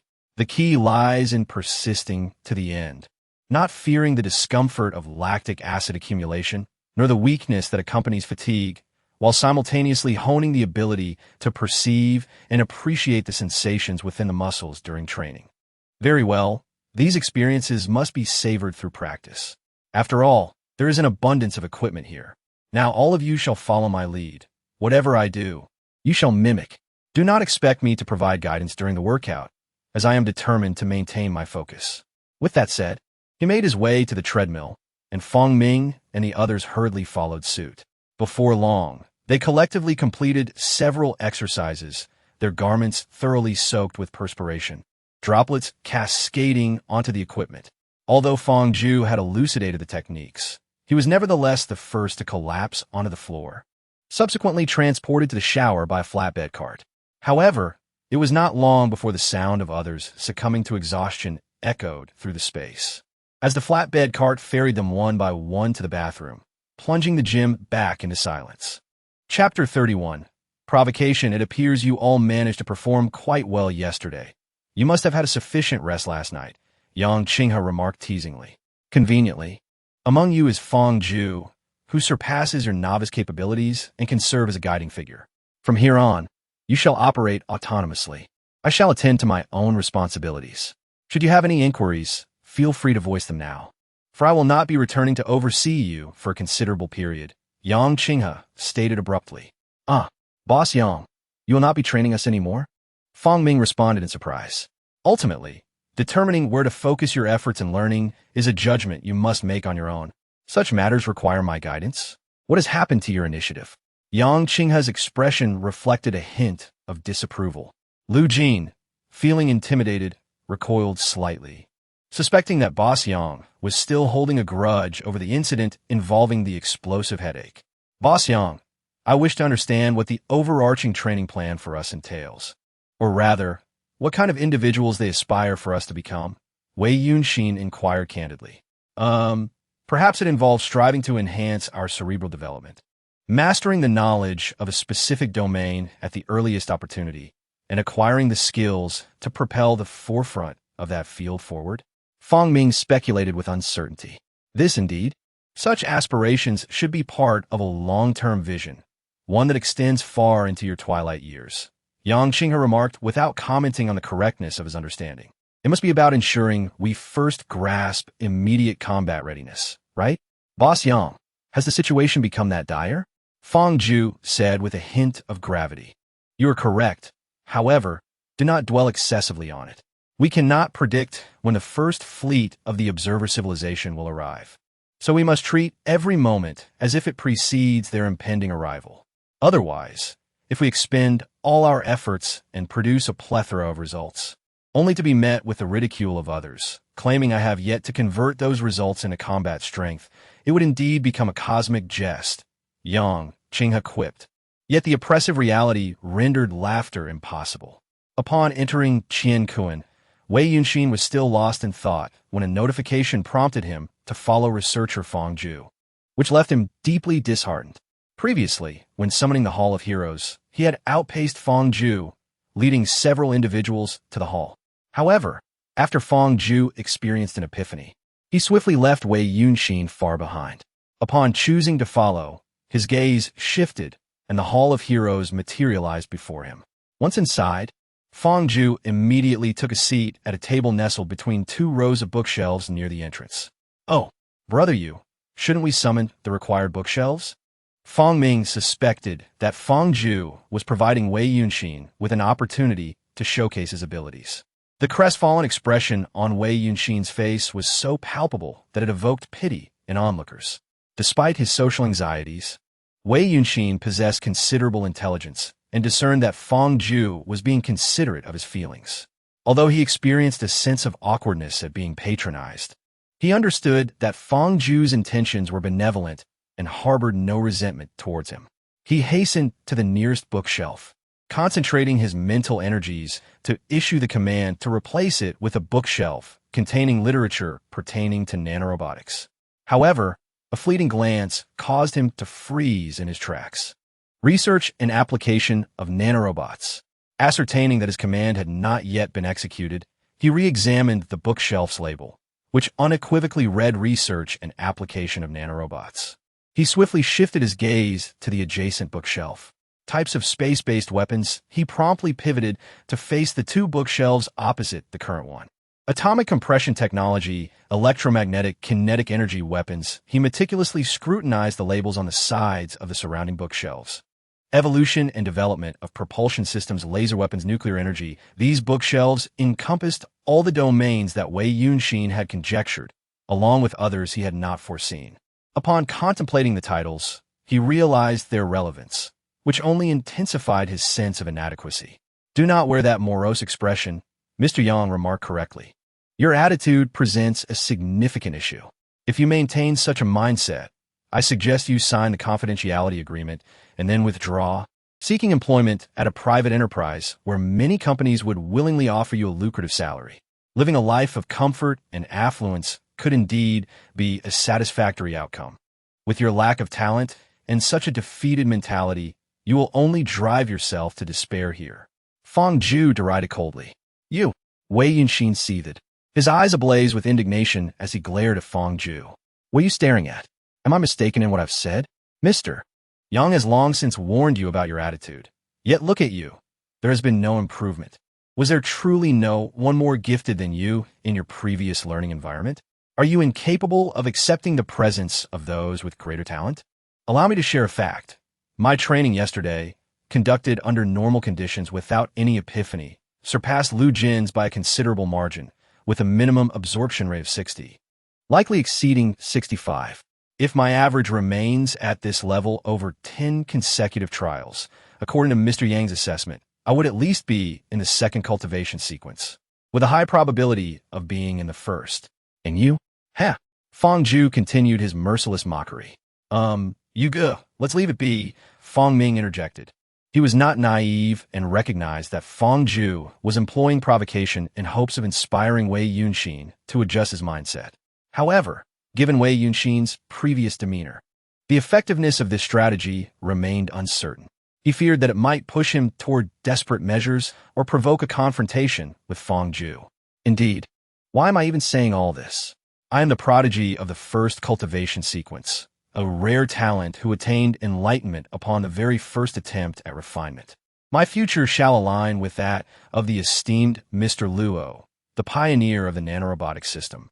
and the leader of the researchers who brought an end to the era of immortality, as well as the venerable sages who shattered the barriers in the field of materials and pioneered atomic compression technology. Fangju rose to his feet, raising his right hand diagonally upwards, spinning in place, and proclaimed loudly, "I, Fangju, will undoubtedly secure a place in this hall of heroes 2 centuries hence, propelling a particular field forward by leaps and bounds, and leaving behind the culmination of my life's learnings here, thereby laying an indomitable foundation for countless successors to come." Lu Jing gazed at Fangju's confident yet domineering visage, unable to reconcile this side of him with the previously wise and composed individual she knew. She felt a stirring within her heart, while such declarations from others might evoke laughter. The words of Fangju, recognized by the esteemed Yang as the first of his kind in a millennium, were imbued with an irresistible charm. Perhaps this is the distinction between the extraordinary and the ordinary. Wei Yunxin looked up at Fangju in a daze, feeling a piercing brightness. Yet, you are merely one among countless with 2 centuries of life, unable to master even the existing knowledge of a single field. What qualifications do you possess to leave behind works for future generations to study? Fangju regarded Wei Yunxin with a cold disdain, casting a sidelong glance at the latter, who sat helplessly on the ground. Chapter 32. The first day, without a nanny, forget it. Striking you down brings me no sense of accomplishment and merely wastes my time for learning. How tedious. Having uttered this final sentence, Fangju turned and approached the bookshelf, retrieving a thick stack of tomes and placing it upon the table nestled between shelves. He pulled out a chair and seated himself, grasping a volume to commence his reading. The texts within the Hall of Heroic Spirits did not necessitate the summoning of spirits for elucidation. With a mere command, they could be perused just like ordinary books. Given Fangju's advanced cognitive development, as long as he possessed a solid foundation of prior knowledge, he could thoroughly comprehend a book in a short span of time. Summoning the spirits to explain each individual concept would be an imprudent expenditure of time. It was more prudent to read the entire volume first and then call upon the spirits to clarify any points of confusion, thereby aligning better with his current circumstances. Wei Yunxin slumped on the ground, opened his mouth, yet found himself a loss for words, his hands clenched tightly, trembling slightly. Ultimately, he could only release his grip, rise, and retrieve a book to sit down and read, his head bowed low, obscuring his expression. Fang Ming and Lu Jing exchanged glances at the distant duo, offering a resigned smile before each selected a book to delve into their studies. As per Boss Yang's plan, it was now time to practice controlling the nano-armor. The morning studies concluded. The group noted that Yang Qinghe had yet to make an appearance, as if the entire experimental base contained only the 4 of them. However, they were no longer children, and after delineating their tasks, they were determined to execute them with a commendable degree of diligence. Yuga, where shall we practice? I exerted considerable effort this morning to grasp several intriguing techniques. I wonder how they will perform, Fang Ming exclaimed with enthusiasm. This marks the first occasion devoid of Boss Yang's presence, who typically dons the nano battle armor. Furthermore, this exercise is unrestricted, even if there is a computational cost. It poses no issue as long as it remains within the allocated limits. From what he understands, this limit is quite generous. As long as one does not engage in constant exertion throughout the day, it is unlikely to be exceeded. Thus, it seems that establishing such a limit is somewhat superfluous. We are still novices, possessing no experience in maneuvering the battle armor, which confines us to a terrestrial environment. In the event of a space setting, a momentary lapse could lead to a minuscule breach, theoretically resulting in the boiling of bodily fluids, excluding blood, followed by suffocation. Additionally, the high radiation of space could inflict skin injuries resembling a colorful map. Moreover, one must never hold their breath, otherwise, the immense pressure differential could obliterate the alveoli in an instant. Perhaps it is best to remain on Earth, Fang Ming remarked ruefully. All right, let's don the armor. Fangju extended a hand into the scanning pool, where nanorobots surged forth like silvery streams, enveloping him within approximately 3 seconds, presenting a streamlined initial form. The other 3 could only enter the scanning pool, taking around 10 seconds to complete their armor application. Upon opening the door, they beheld the locale where Fong Ju had previously practiced alone, with remnants of the destruction from that session still visible. His intent was to economize resources, directly utilizing the previous modeling to save computational power on constructing a new venue. Brother you? Is this not our university? Fong Ming exclaimed in surprise, astonished to find himself back at his alma mater several years after graduation. The school boasts a sports field surrounded by towering buildings, making it an ideal environment for conducting various experiments. Without further ado, I am prepared to grant you the autonomy to operate manually. The regulations governing permissions within the realm of Qianquan are stringent and hierarchical. Individuals with high authority in the same laboratory can directly acquire all permissions of those with lower authority. The classification of permissions is both straightforward and rigorous. The assessment of one's cerebral development in Qianquan serves as the sole criterion.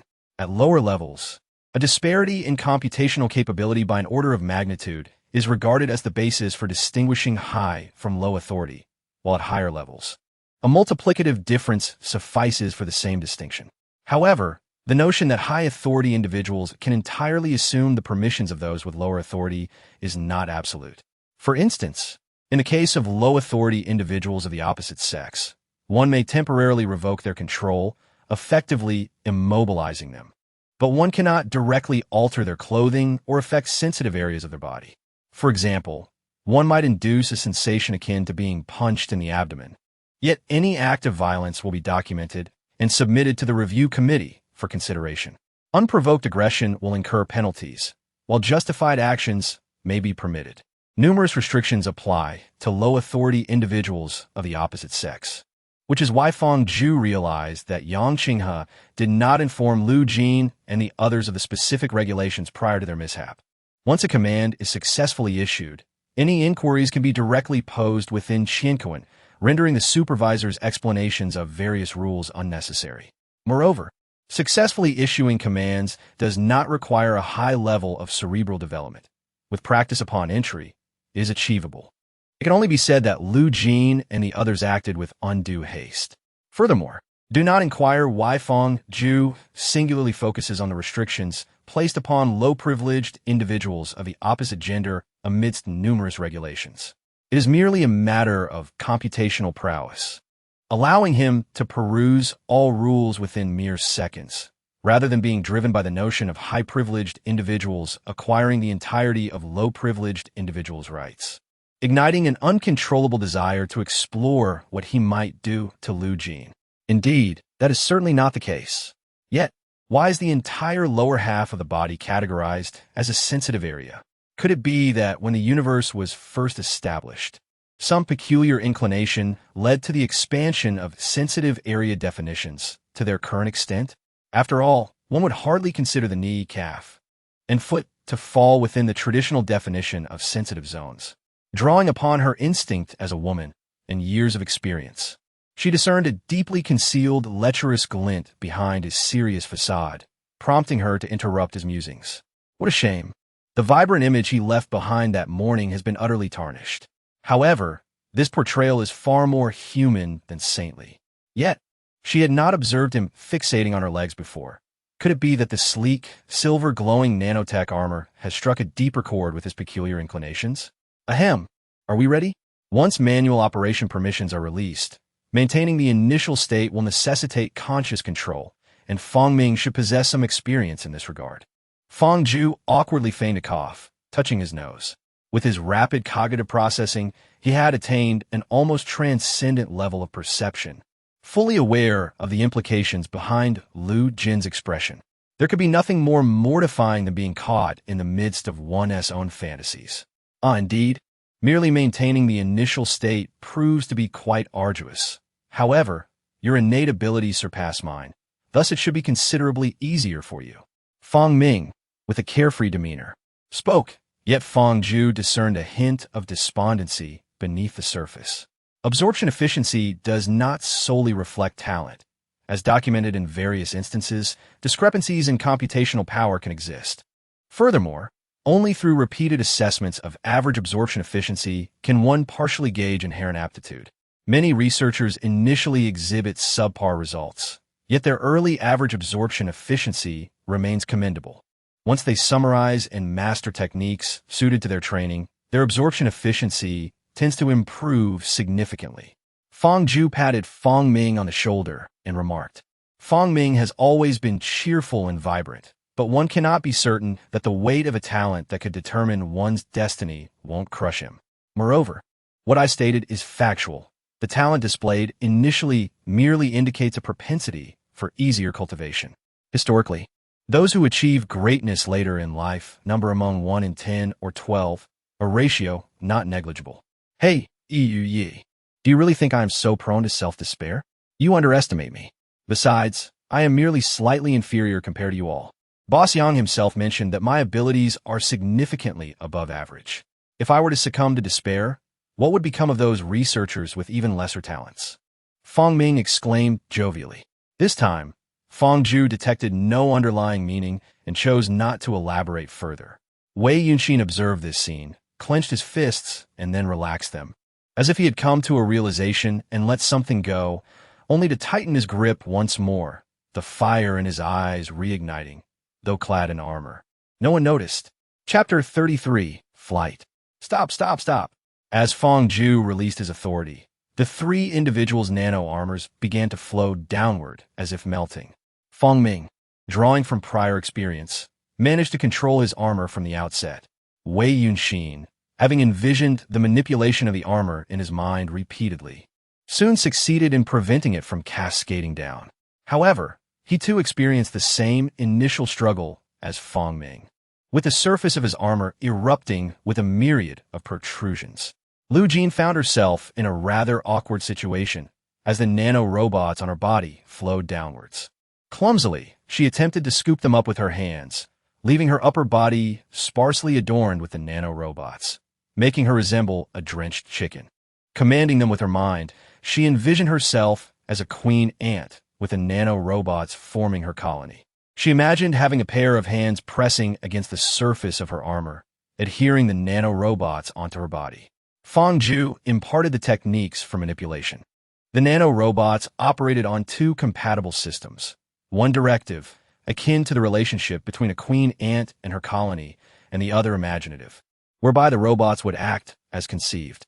The more precise and vivid the thought, the closer the manifestation aligned with the imagination. After absorbing this instruction, within mere seconds, the nano-robots that had cascaded to the ground were drawn towards her feet by invisible hands, subsequently being guided up her legs until every last one on the floor was adhered to her limbs. Her legs now appeared substantially thicker, and the excess nano-robots were gradually maneuvered upwards, inching towards her upper body, barely managing to cover her form. It was evident that she employed the imaginative method.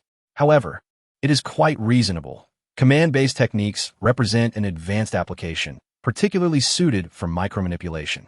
When Boss Yang guided them to land on Mars, the method of cooling the surface of the battle armor using nanobots that rotated during their passage through the Martian atmosphere exemplified this intricate command-based micromanagement. Presently, not only Lu Jin and his companions, but even Fong Ju found himself unable to replicate such feats. While Lu Jin and Wei Yunxin were still devising strategies to maintain the battle armor in its original state, Fong Ming had nearly succeeded in achieving that goal during his previous attempt.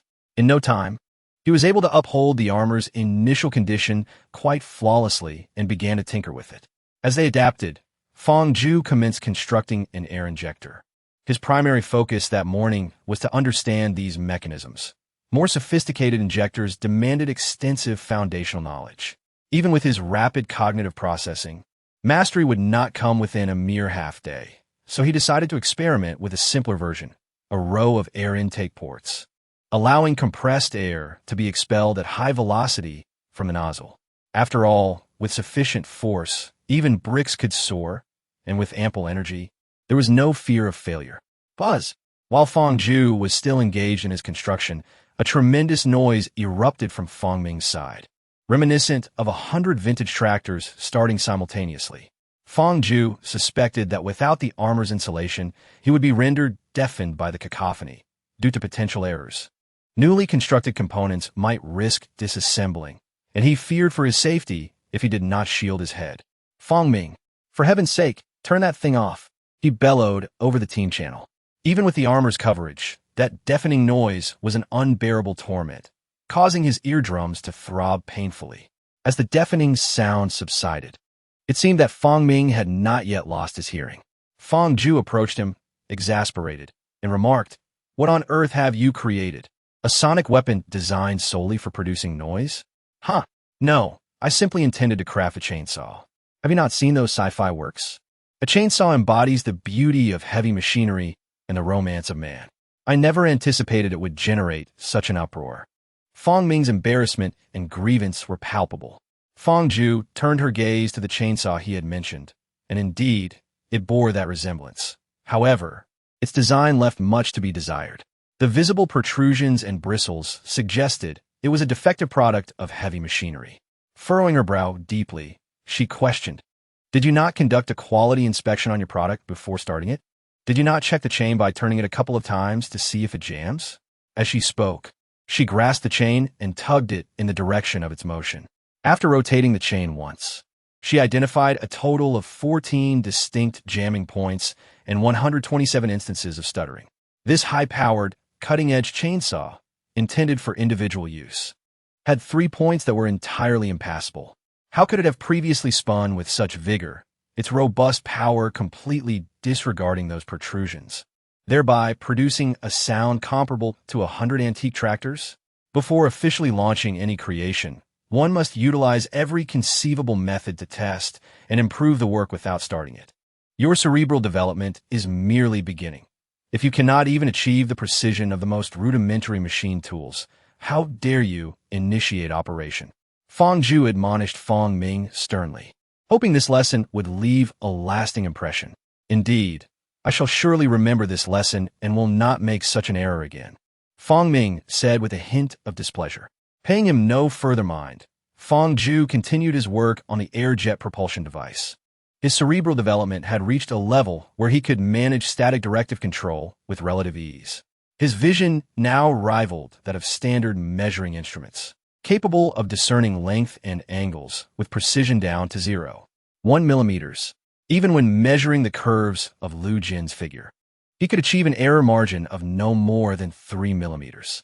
Consequently, the creations he fashioned were far from resembling the haphazard results of Fong Ming. They emitted minimal mechanical noise. After thorough inspections, and feeling confident in his work, he transformed the soles of his feet into 2 elongated conical surfaces, adept at channeling the wind.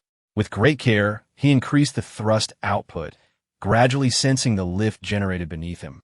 Reassured, he realized that this method was indeed viable. As he continued to enhance the thrust, he surpassed a critical threshold and began to rise unsteadily, promptly reducing his speed slightly. He hovered approximately 3 to 4 meters above the ground, observing that while he was not yet entirely stable, he had at least achieved lift. "Wow, brother, you're incredible. Can you fly higher and faster?" Fong Ming exclaimed in excitement, having noticed the commotion. Lu Jin and Wei Yusin also turned their gazes toward him, their eyes gleaming with envy. With a series of crisp sounds, a set of interlocking mechanisms on Fong Ju's back sprang into action, and a pair of glider wings unfurled, extending over 5 meters, supported by hollow tubes that provided ample lift for his descent. With a sigh of relief, "I am grateful for my quick reflexes, otherwise, I would have fallen flat on the ground, which would not have resulted in injury." But utter embarrassment after uttering such cringeworthy words in the morning only to falter in the afternoon would be too humiliating. "Fong Ju, be cautious, quickly dodge." The voice of Lu Jin resonated through the team channel. Upon hearing this, he looked up. Just as he did, the glider on the right side grazed the building. Although the glider, composed of nanobots, was but a thin layer, ordinary construction materials were powerless against it. Indeed, the glider sliced through the building as effortlessly as a knife through tofu, yet this disruption shattered his balance, leaving Fong Ju akin to a bird with severed wings, unable to regain equilibrium. Without further contemplation, the glider retracted with a click, melting back into the battle armor. Suspended in midair, Fong Ju quickly assessed his direction. extending his right hand to shoot out a fine thread. His small claw gripped the exterior wall of the skyscraper, and after a slight descent, he was yanked upward by the taut thread, swinging in motion. Wow, wow, wow. Brother, this is so cool, so impressive. Teach me. Fong Ming exclaimed upon witnessing Fong Ju's seamless maneuvers, instantly captivated. As soon as Fong Ju stood upright, Fong Ming lunged forward, clinging to his thigh. Chapter 34. 2 months. In truth, it is not particularly complicated. Constructing this device is relatively straightforward, but the manipulation requires a considerable degree of skill. Fong Ju began to casually explain the intricacies of his techniques to Fong Ming. Wei Yunxin stood, transfixed, observing Fong Ju's adept handling of the complex operations. After some time, he sighed, dismissing further thoughts, and continued to focus on mastering the nano battle armor. With a smile gracing her lips, Lu Jin observed the unfolding scene. Yet others remained oblivious to the visage concealed beneath her armor. Swoosh, swoosh, clang. Blades sliced through the air, weaving an intricate net that enveloped Fong Ju. He neither dodged nor flinched, swiftly drawing a pair of twin blades from his arms. The muscles propelled the blades, crafting a luminous shield of light that was denser than the web of lethal edges surrounding him. Clatter, clatter. After a series of sharp metallic collisions, the blade-formed net fell limply to the ground, failing to strike Fong Ju, who remained untouched within his radiant cocoon. Yet, upon landing, the blades clattered once more. However, given your current cerebral development, the distance for manipulating nanobots from afar is limited to approximately 10 meters. Following such a vigorous defense, Fong Ju remained unfazed, leisurely elucidating. Oh, who said it must be controlled from a distance? Lu Jin replied with a cunning smile, akin to a sly fox reveling in her cleverness. Your reasoning is commendable, but you seem to have overlooked my visual acuity. Those little flying daggers tethered by threads are invisible to you, yet I perceive them with utmost clarity. Remember, do not gauge an opponent's senses based solely on your subjective perceptions. Rely on data instead. Keep striving. So close. Just a fraction away from defeating you. How could I not realize that you can see even the minutest details beyond our perception? What a pity, Lu Jin lamented, cradling her head in frustration. In the past 2 months, they have engaged in countless battles, yet none of the three have managed to defeat Fong Ju. The disparity in their cognitive development is starkly reflected in their combat prowess, making the gap painfully evident. Not only have they failed to overcome him, but when Fong Ju is earnest in his efforts, they cannot even land a blow on his chest or abdomen. You think simply touching me equates to victory? My computational power surpasses yours by an entire tier, allowing me to directly seize control of your nanobot permissions, he stated matter-of-factly. The acquisition of nanobot permissions is a matter of brute force. A higher computational tier can commandeer the permissions of a lower one, rendering those of lesser capability utterly powerless and easily manipulated. However, due to restrictions within the domain, even a high-tier individual cannot use their nanobots to exert control over a low-tier individual in a capricious manner. After a brief silence, Lu Jin exclaimed in anger, Fong Ju, are you once again lost in some nonsensical thoughts? How did you know? No. How can you make such baseless accusations? He faltered, having let slip a careless remark. He quickly corrected himself. I was merely pondering whether the nanobots on your body are situated atop your undergarments or nestled between your skin and the fabric. Fong Ju spoke with a tone of earnest inquiry. You. How could I possibly know that? You pervert, Lu Jin retorted, a mix of anger and embarrassment flooding her cheeks. You were the one who prompted me to speak. You are aware that I have a wild imagination, yet you still encourage me to divulge it. Is this not a form of self-degradation? Fong Ju replied with a sense of resignation. What is this attitude of yours? Why is one so brazen in such matters? Lu Jin grew even more indignant. Lu Jin, we are all vigorous young men in our 20s. It is one thing to become monks, but to even entertain such thoughts is utterly outrageous. If it weren't for my nightly workouts, leaving me utterly exhausted, I might have been inclined to pay you a visit in your room. Wait, that's not right. I wouldn't have the opportunity since I share a room with Brother Yu. Wei Yunxin, you Haven Tea already sneaked in, have you? Fong Ming attempted to exonerate Fong Ju, though the conversation veered off course after just a couple of exchanges. How could that be possible? Fong Ming, don't slander me. Wei Yunxin, caught off guard by the mention of his own affairs, retorted hastily, his face flushed like a monkey's rear. The girls aren't even anxious. Yet you're the one trying to deflect. What are you so flustered about? A man's reputation is worth less than a dog's. The emperor is not anxious. Yet the eunuchs are. Fong Ming replied, speechless. Wei Yunxin, blushing, was at a loss for words to counter this, and since the time was nearly upon them, he decided to exit the situation, opting for dinner and preparing for the customary medicinal bath and workout. After dinner, in the gym, the four of them stood in the open space, practicing stances, a concept derived from the Hall of Heroic Spirits. Previously, none had considered it, as it pertained solely to the realm of nano-battle armor. One day, Fong Ming had a stroke of inspiration and decided to search through martial arts texts, only to discover a treasure trove of knowledge. There were indeed dozens of shelves filled with books, ranging from the most fundamental stances and various force application techniques to diverse schools of martial arts. Everything imaginable was available, and those included in the Hall of Heroic Spirits were all thoroughly validated in practical methods. Mere street-side tricks could never gain entry into such esteemed halls. In this regard, it continues to uphold the boundless nature of knowledge exchange, featuring the Rabbit's Bajiquan, the Eastern Realm's Nitian Ilio, the Western Knightly Greatsword School, the martial arts of Siam, and the Sloth's Jiu-Jitsu. Whether in unarmed combat or various weaponry, one can discover techniques from every style and school within this realm. After the development of the cerebral domain, the acquisition of knowledge becomes remarkably swift. Unlike in the past, when practitioners emphasized martial talent and physical prowess honed through decades of rigorous training, those who have undergone cerebral enhancement exhibit top-tier martial aptitude, heightened bodily awareness, meticulous control over their physical form, and extraordinary cognitive speed akin to bullet-time dynamic vision. The enhancement of physical talent is rendered even simpler. Their daily immersion in the second medicinal bath, a substance once regarded by ancient martial artists as an exceedingly rare elixir capable of transforming even the most inept into formidable contenders, has now become mass-produced following modern scientific analysis, although it remains rather costly. Chapter 35, The Sinful Continent.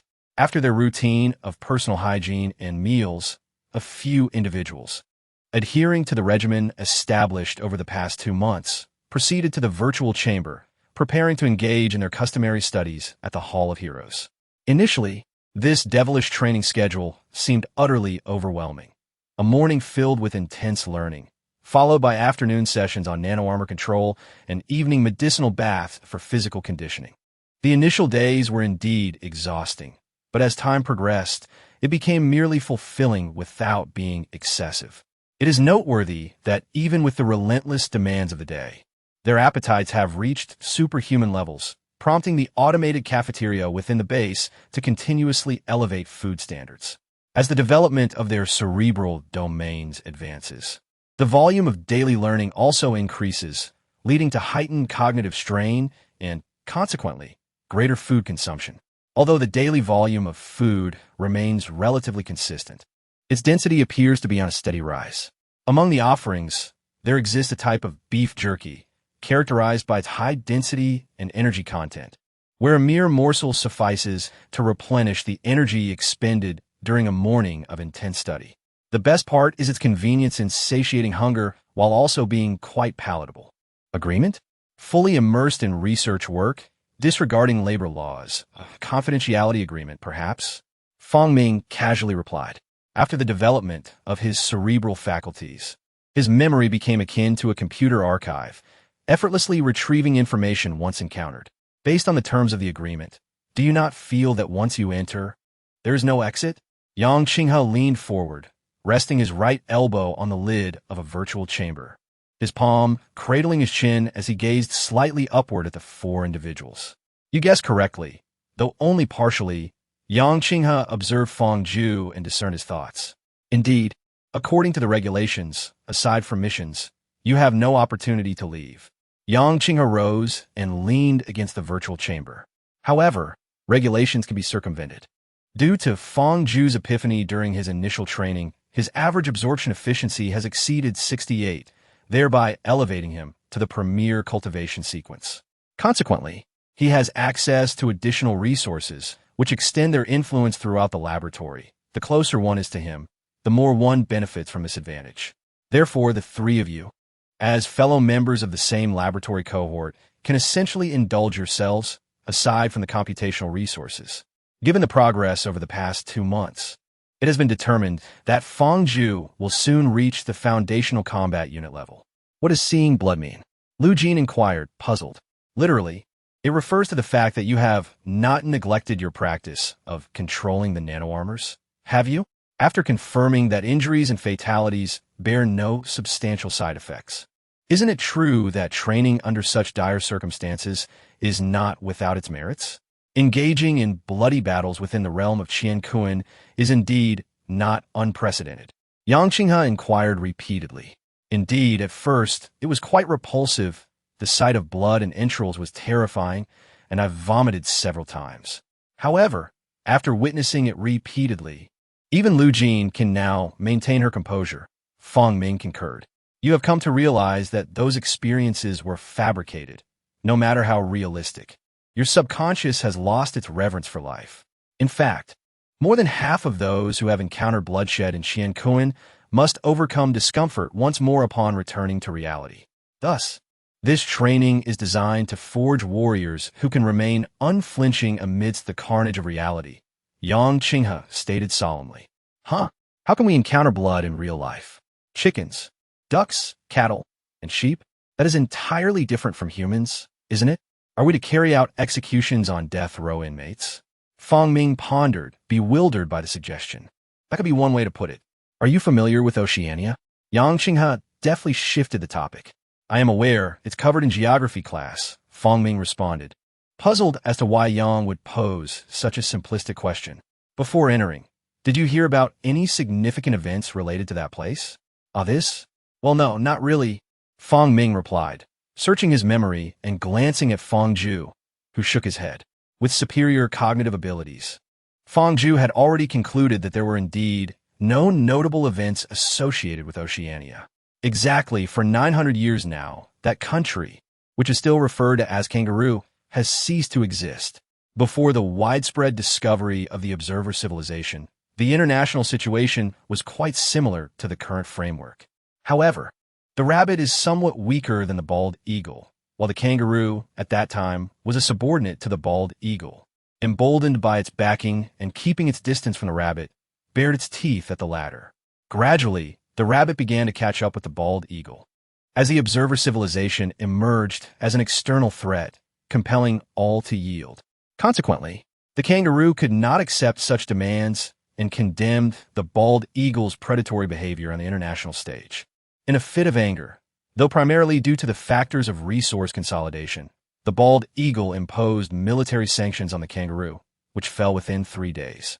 To chastise the kangaroo, it implemented a system akin to plantation slavery in the region. Later, due to historical issues, the bald eagle faced persistently high crime rates, and the excessive human and material resources consumed by prisons led to the decision to transport serious offenders to the kangaroo, touting it as a grand system that could enhance the quality of its citizens. In truth, this was not entirely erroneous. The transfer of heinous criminals significantly reduced crime rates, as such individuals were typically habitual offenders. Thus, the kangaroo became a haven for criminals, a true jungle where the strong preyed upon the weak. Ultimately, however, they too became targets of exploitation by the bald eagle, which demanded an annual tribute of crops, minerals, and crude oil. Failure to comply meant death for the overseer of that territory. In that land, various warlords fought among themselves, yet none dared to defy the bald eagle. For humanitarian reasons, as well as the advocacy for eugenics by the bald eagle, it is deemed unacceptable for such criminals to procreate. Nor is there a desire for any child to be born into such an environment. Those who have been dispatched to the realm of kangaroo criminals have undergone medical castration. They possess functional capabilities, but are rendered incapable of fathering children. Thus, there are no innocents among them, transforming the area into a training ground for the new elite of the Three Kingdoms. As long as excessive bloodshed is avoided and the bald eagle's annual resource acquisition is jeopardized, all is deemed satisfactory. Hence, we whimsically refer to it as the land of sin. Chapter 36, Preparation, Second Enlightenment. Boss Yang, are you certain this isn't a passage from some novel? Fong Ming questioned, incredulous upon hearing the name. This is no jest. Indeed, this is the designation of that place, previously a mere informal term among us. But it has been officially recognized for centuries, Yang Qinghe replied, straightening up and clapping his hands twice. Very well, tomorrow marks our departure. Specific task details will be shared en route. Today is a day for preparation. Decide for yourselves what you deem necessary to bring. After lunch, we shall don the nano battle armor. He spoke without further regard for the four, exiting the virtual chamber. Surely everyone comprehends what Boss Yang meant by what to bring. Fong Ju observed the three within the Hall of Heroes. Is it even necessary to articulate? In such a place, what we originally brought holds little significance, came the response. It is undoubtedly essential to dedicate a considerable amount of time to internalize the requisite knowledge, thereby facilitating the resolution of challenges when the time arises. Lu Jin bore an expression that seemed to question whether one looked down upon their intellect. Let us first gather information regarding the Sin Continent. The Hall of Heroic Spirits does not concern itself with trivial matters. The records should reside within the Book of Heaven and Earth, suggested Wei Yunxin. Indeed, the information documented within the book pertains to the Sin Continent, where the weaponry currently possessed is merely antiquated relics from the Second World War. A few major powers still retain the relevant production lines. As everyone has been medically neutered, devoid of bloodline continuity, the period of power transition during the near demise of each generation's leader is the most tumultuous for every faction. No power has escaped this ironclad rule. Throughout several centuries, even those factions that have endured for over a century have not persisted. Recounted Fong Ju after extracting the salient points from the information. The weaponry standards from the Second World War? That poses no concern then, Fong Ming remarked nonchalantly. Yet as he spoke, a tremor of apprehension overtook him. Wait, are we truly going to venture into the battle zones of the Second World War as mere mortals? It appears that the enhancement of computational capabilities has not correspondingly elevated your intellectual prowess. With such a plan, Boss Yang mentioned something about donning nano battle armor this afternoon. Even disregarding our status as mere commoners, individuals like Fong Ju are likely few and far between. The entire continent's output might not equate to his singular worth. Would the higher-ups truly permit his demise? Wei Yunxin expressed his disdain for Fong Ming before his countenance shifted to one of complexity. Then, if we were don nano battle armor, would we not be engaging in indiscriminate slaughter? Fong Ming still remained perplexed. There should indeed be some restrictions. Otherwise, it would truly become an opportunity for us to take a holiday, Wei Yunxin speculated. Let's not dwell on that. Instead, let's first consider what knowledge we require, suggested Fong Ju, glancing at Wei Yunxin. Although he had not completely come to terms with it, the fact that it did not hinder normal growth was sufficient. Well, wilderness survival, if pursued, fleeing to the wild could be a commendable option. Their factions had not yet reached the extravagance of employing artillery to obliterate the landscape. And there were those antiquated devices and various languages to consider. Fong Ming began to enumerate. Judging by your expressions, it seems you have packed adequately. Yang Qinghe casually inquired while having lunch. I believe nothing has been overlooked. By the way, Boss Yang, will we soon be able to don nano battle armor in reality? The thought made Fong Ming feel a surge of excitement. Although the realm of Qian Kuan perfectly replicated the parameters of real-world physics, and the visual resolution far exceeded the limits of human perception, even with their enhanced senses, they could not distinguish Qian Kuan from reality. However, knowing that Qian Kuan was a fabrication, regardless of its realism, felt akin to playing a game. It was likely that witnessing bloodshed was an inevitable consequence of this realization. Ah, well then, I trust you have all finished your meals.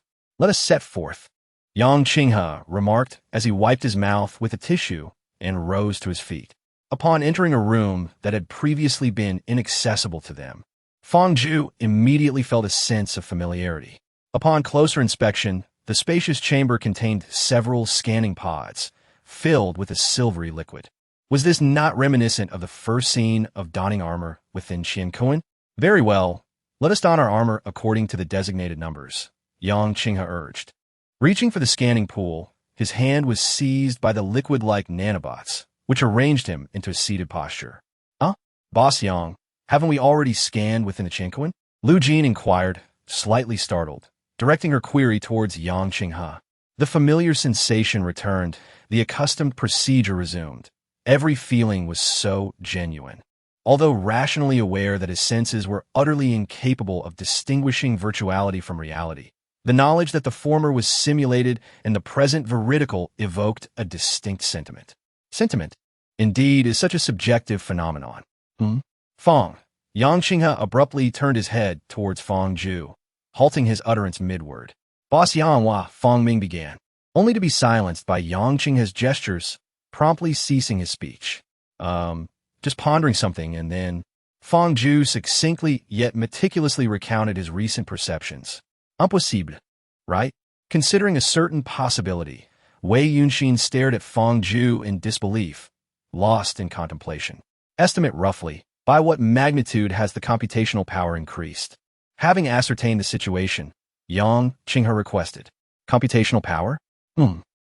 Just emerging from that state, Fong Zhu, yet to fully regain his bearings, hastily commenced testing within his mind upon hearing Yang Qinghe's request. With the augmentation of his computational power, Fong Zhu could now assess his level without the assistance of Qiankuan, albeit with diminished precision. It has increased by approximately 3,000, Fong Zhu articulated after repeated confirmation. Alas, it is somewhat regrettable. Had this epiphany occurred during the medicinal bath, there would have been a high probability of reaching the second tier. However, such matters of enlightenment cannot be forced. Their occurrence is a stroke of good fortune. Wow, if you could experience another such moment, he might rival Boss Yang. 2 more, and he would be ready to venture out on his own. Fong Ming exclaimed with envy. Venture out on his own? Hardly. Yang Qinghe responded. Even with 2 more epiphanies, he would merely surpass me in the number of such experiences. His computational aptitude is still far behind. Do you presume that, because I am of a similar age to you, I am only marginally more gifted than you? In truth, the disparity between us is vast. I am, after all, a natural in the realm of cerebral development. At this, Yang Qinghe could not help but express his pride. Does that imply that you, Boss Yang, were born with an enhanced cerebral capacity? Fong Ming inquired, interpreting the words literally. The difference between you and I is even greater. Furthermore, those innately gifted with cerebral development possess an absorption rate inherently superior to that of ordinary researchers. My own average absorption efficiency also happens to place me within the premier echelon of cultivation. Having elucidated his exceptional talents, Yang Qinghe's restless spirit finally found tranquility. The pressure exerted by Fong Zhu was immense. Frequent epiphanies threatened to eclipse him. It was no wonder that Wei Yunxin struggled to maintain equanimity. Even Yang Qinghe himself felt a sense of urgency. Enough said. You have half a day to familiarize yourselves with the real-world manipulation of nanobots. However, during missions, you will not be permitted to don combat armor and engage in unrestrained carnage. You may only operate in reserve mode, maintaining defensive capabilities while retaining merely 10 of other functionalities. Furthermore, the nanobots cannot penetrate beyond 3 millimeters beneath the skin, which implies that while surface injuries may occur, life-threatening wounds are improbable. To his astonishment, Yang Qinghe had preemptively disclosed a portion of the mission's details. Although unrelated to the core objectives, this information held significant importance for them. A mere 10 of performance. Fong Zhu swiftly calculated in his mind. Even in reserved mode, where the nanobots remain within the body, 10 functionality is formidable, rendering them akin to superhuman levels of combat prowess in any external environment. It is unlikely that anyone could achieve such physical capabilities solely through their own flesh, and the nanobots, residing just beneath the skin, can effectively ensure one's safety. The weaponry of the Second World War, be it machine guns or artillery, would be utterly incapable of breaching the defensive barrier constructed by the nanobots. Brother Yu, after such extensive training, we can finally venture out and have some fun. exclaimed Fong Ming excitedly, fresh from a medicinal bath that evening. Do not be so optimistic. While there may be no physical danger, the psychological impact is inevitable. Can you guarantee that taking a life in reality will be as untroubled as it is within the confines of the realm? Fong Ju was not particularly optimistic about this mission. It was far from a funded holiday. The objective is to witness blood and cultivate courage, and it will not be an easy endeavor for us. Enough talk, let us sleep. Boarding. Off you go. Along the way, someone will inform you of the mission specifics. Enjoy yourselves. Yang Qinghe waved cheerfully from the helipad at the military base connected to the laboratory facility. Upon boarding the aircraft, Fong Ju conducted a brief test, discovering that the nanobots within their bodies were of the utmost quality, maintaining optimal performance in their subdued mode. At this juncture, it was impossible to summon the nanobots externally, indicating that restrictions had indeed been firmly established. The flight commenced. This time, they were aboard a private aircraft, unlike the Kunping series that had brought them here previously. Instead, they found themselves in a compact, ultralight transport plane from the Chubi series, which boasted an impressive speed surpassing that of the Kunping. Before long, the quartet sensed a descent in altitude. Upon a smooth landing, they exited the cabin, only to be approached by an armed individual resembling a military police officer. Please follow me. Until we reach the island of Sin, refrain from inquiring, panicking, or resisting, no matter the circumstances, he instructed, turning to lead the way. The four exchanged puzzled glances, but had no choice but to comply hastily. They boarded a police vehicle, obscured from the outside world. After a brief journey of several minutes, they disembarked to find themselves in a desolate area before a prison. Guided inside, the armed officer presented identification and summoned several prison guards, commanding, provide them with uniforms and confine them to the death row cells. Remembering the officer's previous admonitions, the group remained passive and obedient, following instructions without protest. It appeared that the authorities were indeed quite meticulous, with two female officers attending to Lu Jin, separated and escorted to different solitary cells. Two guards dressed Fong Ju in black and white striped prison attire before leading him through a long corridor. The corridor was lined with individual prison rooms, resembling chambers rather than the cages depicted in films, each with a small window on the door. At the end of the corridor, Fong Ju spotted Fong Ming, Lu Jin, and Wei Yunxin being ushered into adjacent cells, prompting a quiet sigh of relief from him. After having a modest lunch in the cell, the clock struck 4 in the afternoon. Thanks to the development of his cognitive abilities, he could perceive time with remarkable accuracy, the margin of error not exceeding a minute. The four were mixed among dozens of inmates and led out of the prison, where a contingent of soldiers awaited them at the entrance. They were confined in a military transport vehicle. After an hour of silence, they were disembarked and, upon surveying their surroundings, realized they had arrived at a bustling port. Towering cranes gracefully loaded and unloaded cargo, accompanied by the resonant horns of freight ships. Under the watchful eyes of the soldiers, they were taken to the port's restroom, where one soldier, elevated above the throng, bellowed through a megaphone, "Get your filthy business done. Once you're on the ship, there won't be a place for you to relieve yourselves. If you soil your trousers, the nearby inmates will beat you senseless, and no one will come to your aid." His chorus upon the conclusion of his remarks, an immediate silence enveloped the area, as everyone obediently formed a line to use the restroom. After a span of over 10 minutes, all had finished their business. The soldiers escorted the prisoners aboard a cargo ship, where the detainees were herded into a storage compartment.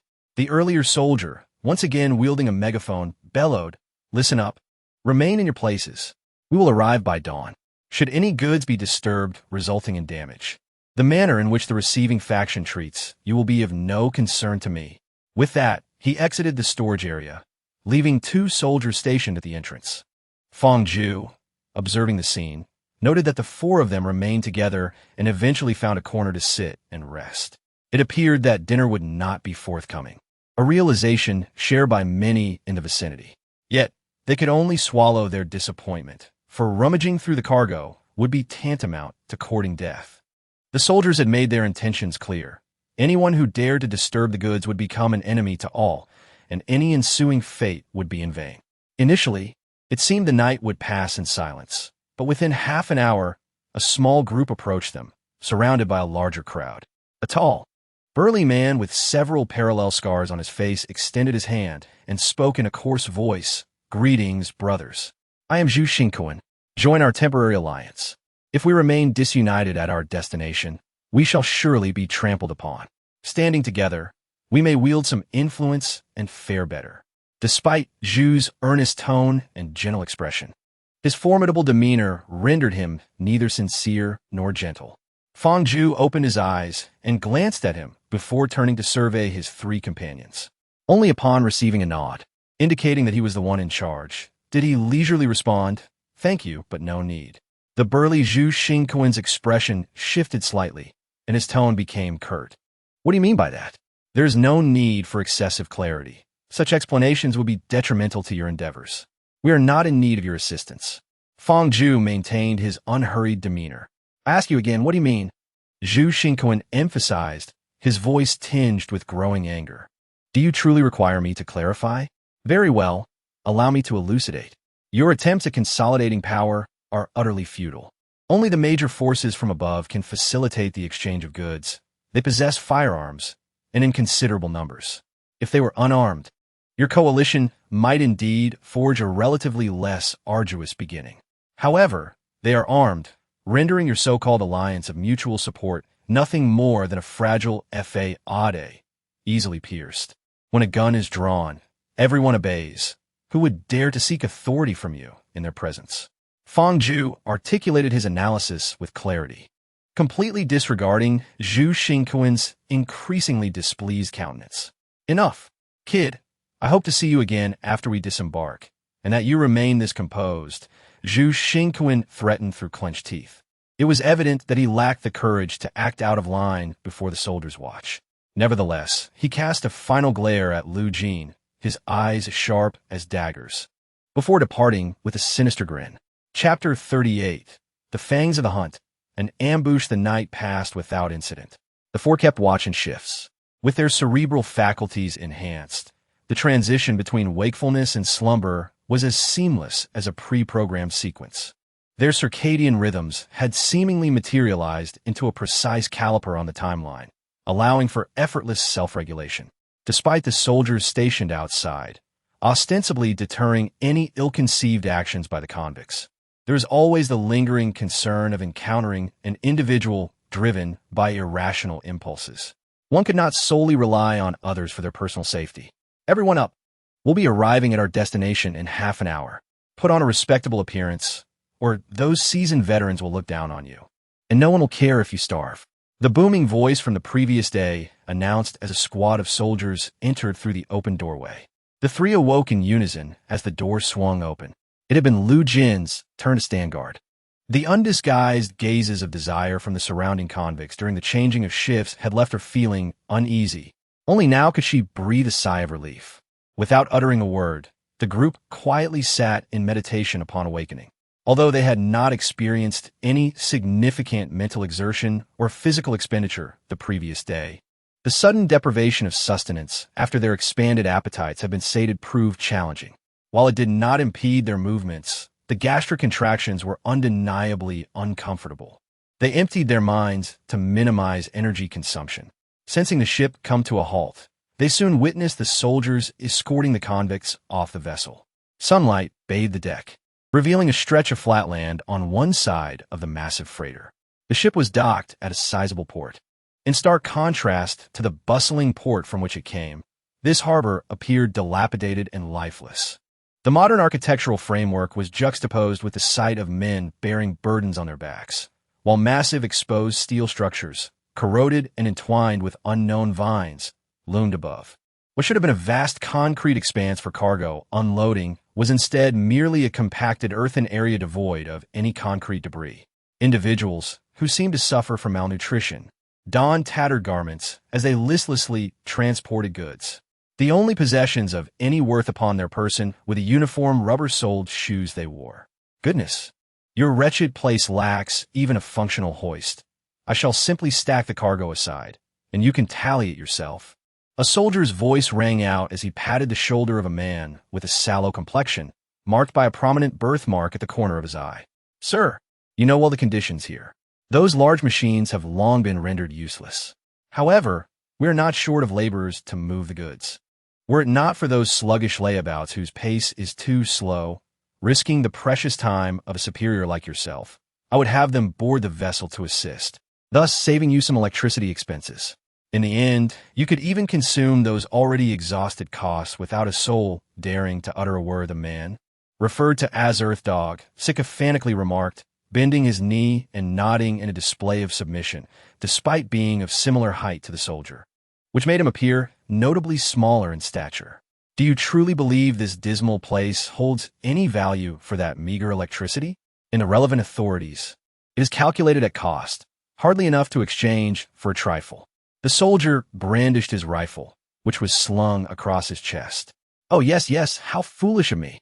I can't believe I was presumptuous enough to offer you advice. Forgive my impudence. He then proceeded to slap his own face, the sound sharp and resounding, though the blows themselves were not particularly forceful. Beyond that, Fong Ju could no longer hear anything.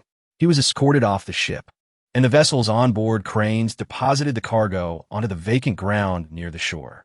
The soldiers then boarded the ship, and with a drawn-out blast of its horn, the freighter slowly departed the harbor. Right then, you swine. From this moment forward, you are all slaves of the Howling Fangs. Do not even consider escape or resistance. Should you attempt such folly, you will be riddled with bullets and left on the plains for the wild dogs and vultures to devour, leaving not even your bones behind. The man formerly known as Mongrel now stood erect, his voice laced with ferocity, a stark contrast to his previous obsequiousness. The large birthmark on his face served only to amplify his menacing appearance. Of course, he continued, his tone shifting yet remaining a threat. You are welcome to test your fate. The lads in the Howling Fangs would be only too delighted to amuse themselves by dragging you behind their horses like dead dogs. Your bellies torn open, your entrails grinding against the sharp blades of the prairie grass. I'm sure you'd find such an experience enriching. Mongrel's pronouncement was met with silence. Many trembled in fear. Fong Ju glanced at Zhu Xingkuan, the man who had conspired with the criminals the night before. While not as visibly distraught, he bit his lip, his eyes darting about, yet he dared not utter a word. Subsequently, all the criminals were tasked with transporting cargo. Lu Jin seized the opportunity to feign a fall, resulting in her face becoming smeared. The prison uniform, being inherently loose, concealed her figure, which, while not particularly voluptuous, was nonetheless not exaggerated. Dressed in the ample attire, she appeared no different from the ordinary, slender inmates. Among the over 100 criminals, many bore long beards and unkempt hair, likely due to the severity of their offenses, while individuals like Fong Ming, with a neat haircut, were a rarity. Last night, she had incessantly ruffled her hair, creating a disheveled appearance to blend in with the other inmates. Fong Ju and her companions were assigned to a group, collectively laboring to transport a rather large crate, which they estimated weighed over 400 pounds. It was uncertain how far they would need to carry it, but for these hundreds of criminals who had not eaten for 2 meals, it was no trivial task. After more than 40 minutes of strenuous labor, having distanced themselves from the port, Fong Ju heard gunfire approximately 300 meters away. However, it seemed to be muffled, likely due to a silencer, as even Lu Jin and the others struggled to discern it amidst the clamor of the laboring crowd. Be alert, there may be a skirmish ahead. Stay vigilant. Fong Ju quietly cautioned her 3 companions.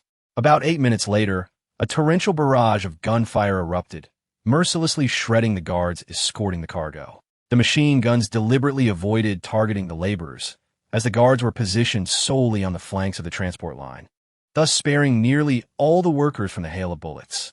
In a matter of 2 minutes, the guards were decimated, and individuals from an unknown faction surged forth, swiftly delivering fatal blows to those who had not yet succumbed.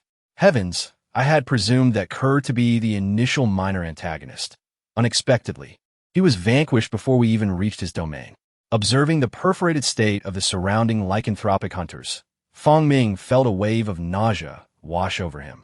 It appeared he was precisely the type Yang had mentioned, one who required a baptism of blood. He could only offer a soft lamentation, hoping to quell the rising tide of emesis. Lu Jin and Wei Yunxin had already succumbed, their retching echoing through the air. Experiencing bloodshed in reality was an entirely different matter compared to the simulated world of Chianquin. The stark realization that these individuals had genuinely perished, coupled with the chilling dread of shared mortality, engulfed them like an icy, suffocating ocean.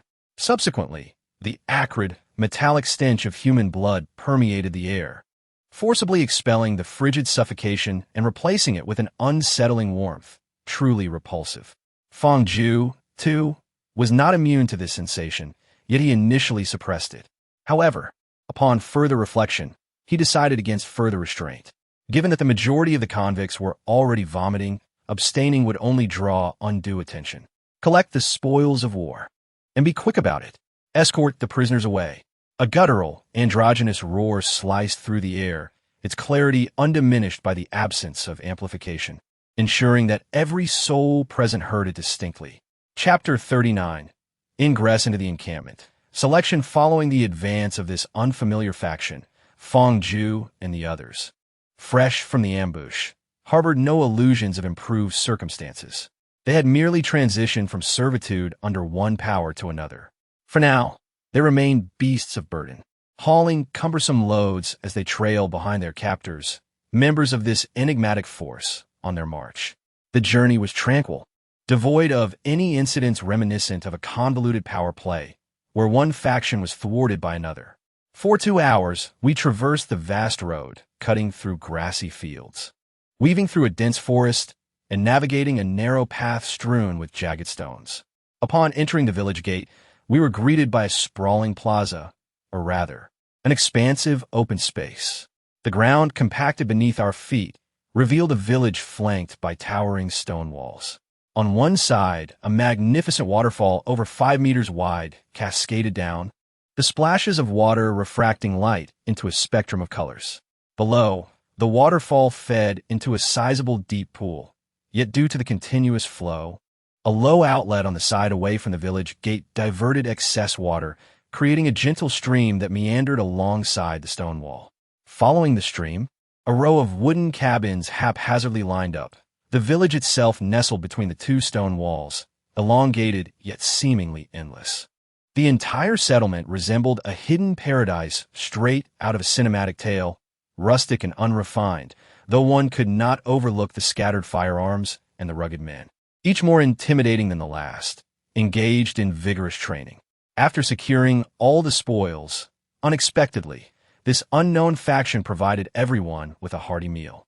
Contrary to our initial assumptions regarding the emaciated state of the transport slaves from the Hunt-Teeth side, it seemed conditions here were not as dire. With food available, thoughts of fleeing into the night or stealthily dispatching the faction's leader became feasible options. As the meal was being enjoyed, 2 men hoisted a long bench and placed it at the edge of the clearing. The bench was entirely draped with a tiger skin, the origin of which was a mystery, especially since tigers were not native to this part of the world inhabited by kangaroos. A lean man sauntered over, nonchalantly spreading his legs as he reclined on the bench. He wore a faded, tattered gray cloak with a hood, knee-high leather boots adorning his feet, and his entire form was clad in brown leather armor, complemented by a band of leather skirt armor. It was unclear what custom dictated this attire, as the skirt armor left his smooth, sun-kissed thighs exposed. Yet, the muscular contours of his legs exuded a captivating strength. Fong Ju shook his head, diverting his gaze from the man's thighs. What was happening to him? Why did he find a man's legs appealing? He considered himself decidedly heterosexual. Have you all had your fill? Once you're satisfied, each of you will take turns sparring with my subordinates. Perform well, and you may earn a chance to become a combatant, enjoying hearty meals, meat, and a comfortable place to sleep. Otherwise, you shall serve as slaves, subsisting on swill and toiling endlessly, crammed together on the floor. A gravelly, androgynous voice resonated, emanating from the figure on the bench. Evidently the leader of this faction, and the same one who had called out at the conclusion of the earlier skirmish. Upon hearing these words, murmurs of excitement rippled through the crowd. The prospect of avoiding slavery was unexpected. Several self-assured, robust men flexed their muscles, eager to test their mettle. "Xiaolang, you go first," the leader commanded, and a burly man stepped forward, addressing the gathered criminals with a booming voice. Who is ready to challenge me? The individuals present exchanged glances, each hoping for someone to take the initiative to probe the situation. Finally, a robust figure stepped forward and gruffly stated, "If you injure me, do not expect me to take it lightly." The man, referred to as Little Wolf, upon hearing this, removed the holster containing his handgun and tossed it to a comrade behind him, reiterating, "If you manage to wound me, I shall concede your prowess. However, should I become enraged, I will not allow you to pass, even if it means inflicting harm upon myself." One of his companions jested, "Brother Wolf, we are of no use to you. If you harm yourself, what do we lose? You are merely attempting to ensnare a white wolf with empty hands." This remark elicited a chorus of laughter among the group. "You damned fool, stop spouting nonsense," the man known as Brother Wolf retorted, but for reasons unknown. He abruptly ceased speaking. "Enough of the banter," Brother Wolf commanded, gesturing to the approaching muscular adversary. The opponent did not rush forward, but instead approached cautiously, taking small, measured steps until he halted 2 meters away. As the surrounding onlookers began to lose patience, he suddenly lunged, aiming a kick at Brother Wolf's ankle. In response, Brother Wolf swiftly executed a counterkick, landing a strike on the opponent's ankle. Seizing the momentum, he advanced and delivered 2 powerful punches to the adversary's chest. The muscular man, not to be underestimated, crossed his arms to absorb the impact and retreated. Just as Brother Wolf anticipated the force of the retreat, he executed a knee lift. The opponent hurriedly shifted from a cross-arm defense to a downward block, but Brother Wolf's maneuver was merely a feint. As the adversary's hands were occupied, a well-placed uppercut struck him squarely on the chin, sending him crashing to the ground.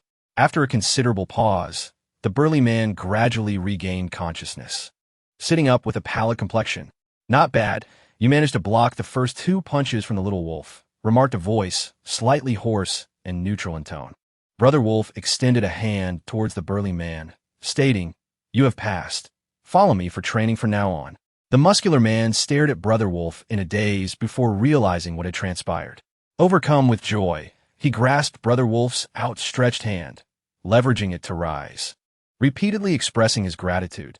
"Thank you, Brother Wolf. Thank you, boss." Next, Brother Wolf patted the man's back before continuing, "I will go." Without hesitation, another individual leaped forward.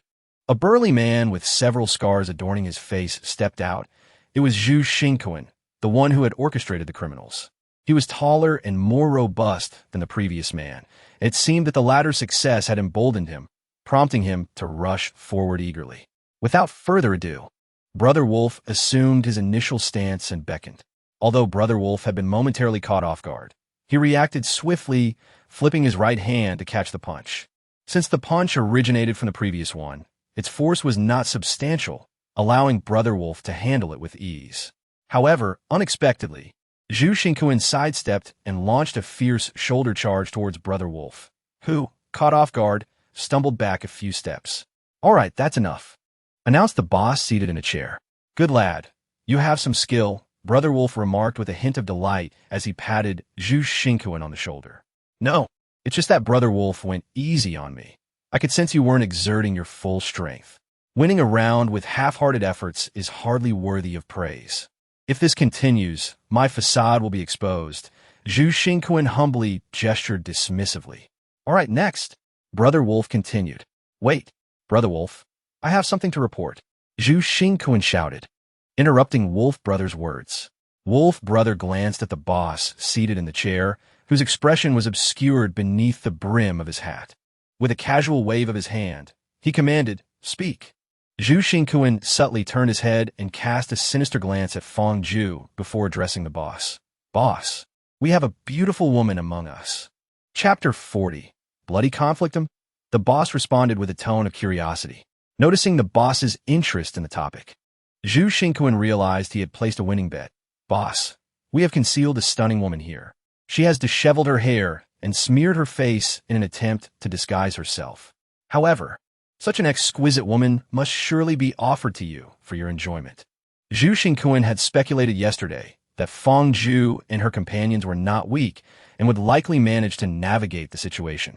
Thus, he had ventured out early to test the waters. His confidence stemmed not only from his belief in their capabilities, but also from a desire to secure the opportunity to speak before Fong Zhu and her group. By instigating a conflict between the boss and them, he reasoned that there were not many women in this place, and beautiful women were particularly rare. The boss would undoubtedly seize the chance to claim her. Should Fong Zhu and her companions resist, they would be met with violence. If they did not, he could still take pleasure in their discomfort.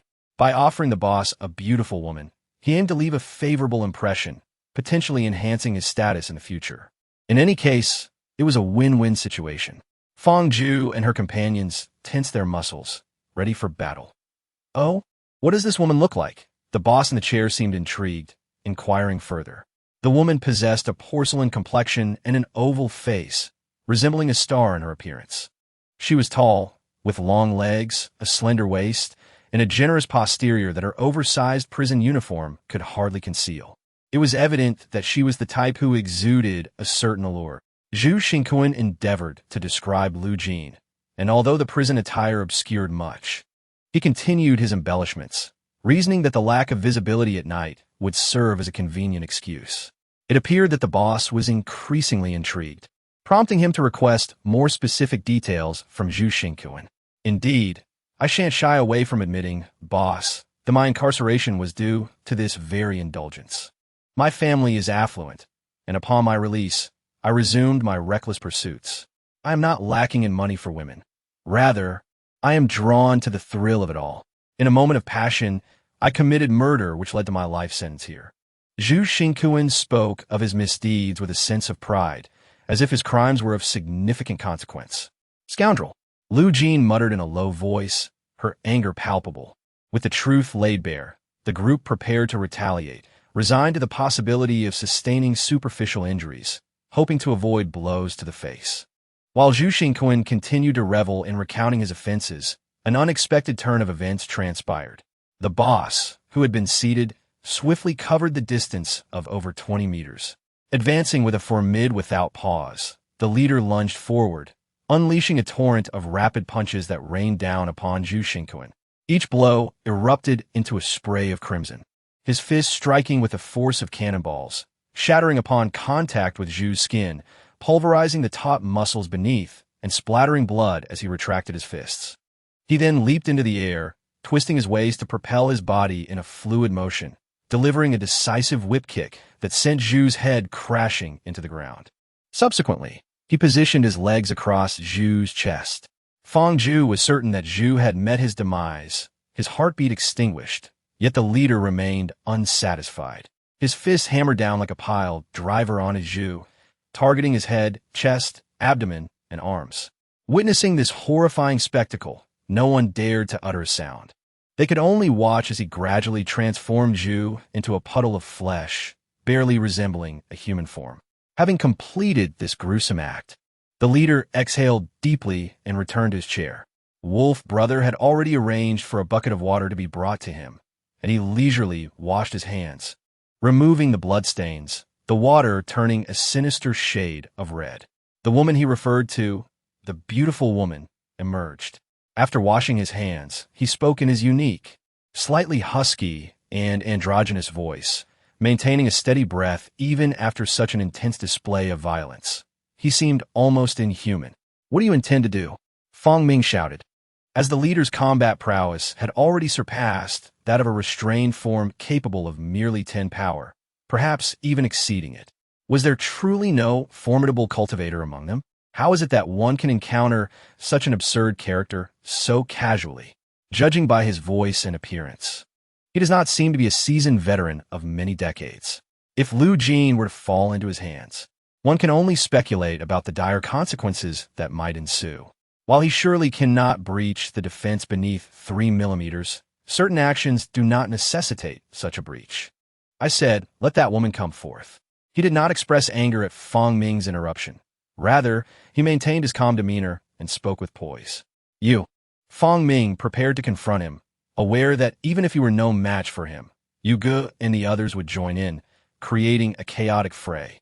The leader's subordinates would surely hesitate to unleash indiscriminate fire, for one man could not overpower 4 who restrained him. Yet, just as he took a step forward. He was halted by Fong Ju. Without a word exchanged, Fong Ming recognized from Fong Ju's gaze that he wished to take charge.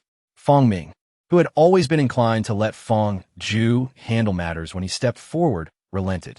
After all, with the protection of nanobots on his side, he was in an invulnerable position. Entrusting the situation to Fong Ju would undoubtedly yield a more favorable resolution. At worst, they could escalate the conflict. Let her come out. What do you wish for her to do? Fong Ju inched closer to the leader and inquired. Here's the proposition. Let us engage in a duel. Should you emerge victorious, she shall be yours. If you lose, you shall no longer make such demands. How's that sound? Fong Ju, what do you take me for? Lu Jin exclaimed in indignation, asserting that she was neither his possession nor a mere commodity to be wagered. Ah, your consent is no longer necessary, the leader chuckled lightly, suddenly charging towards Lu Jin. How did you manage that? The leader, having been halted, exhibited no ire, but rather curiosity in his inquiry. Though Fong Ju's voice was barely audible, the leader distinctly heard him and raised his head, exclaiming, "You, what did you say?" This statement stripped away the calmness preceding it.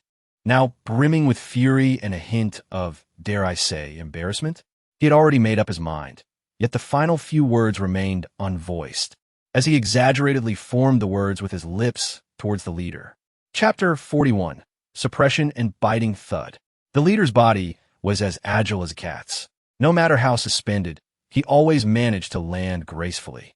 Beneath his hat, the leader's gaze grew increasingly menacing. Irked by Fong Ju's seemingly effortless yet astonishingly effective evasion of his attacks, no longer employing a relentless assault, he swiftly closed the distance to Fong Ju. Planting his feet firmly, he unleashed a flurry of punches akin to a tempest, reminiscent of his earlier brutalization of Zhu Xingquan. Should such blows land, an ordinary person would, like Zhu Xingquan, be left in a spray of crimson blossoms. However, Fong Ju was no ordinary individual. It was as if he could foresee the leader's next strike. With a gentle sidestep, he deftly evaded the barrage, moving like a fluttering butterfly or a leaf carried by the wind. Utilizing the force of the tempest, he danced through the gaps of the fierce onslaught, appearing to glide effortlessly amidst the peril.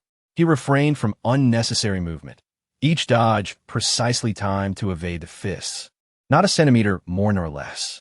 After a series of futile attacks, the leader suddenly retreated several meters, gritting his teeth as he declared, "What skill is merely dodging? If you have the guts, let us clash head-on." One could observe that he was somewhat exhausted, his breaths resembling the sound of a bellows. Although his attack timing was comparable when he slaughtered Zhu Xingquan and contended with Fong Ju, it was evident that he had expended far greater energy in the latter confrontation. "All right, come on." Fong Ju did not decline, waving to the leader with a smile. "Hey, this should count as my victory, right?"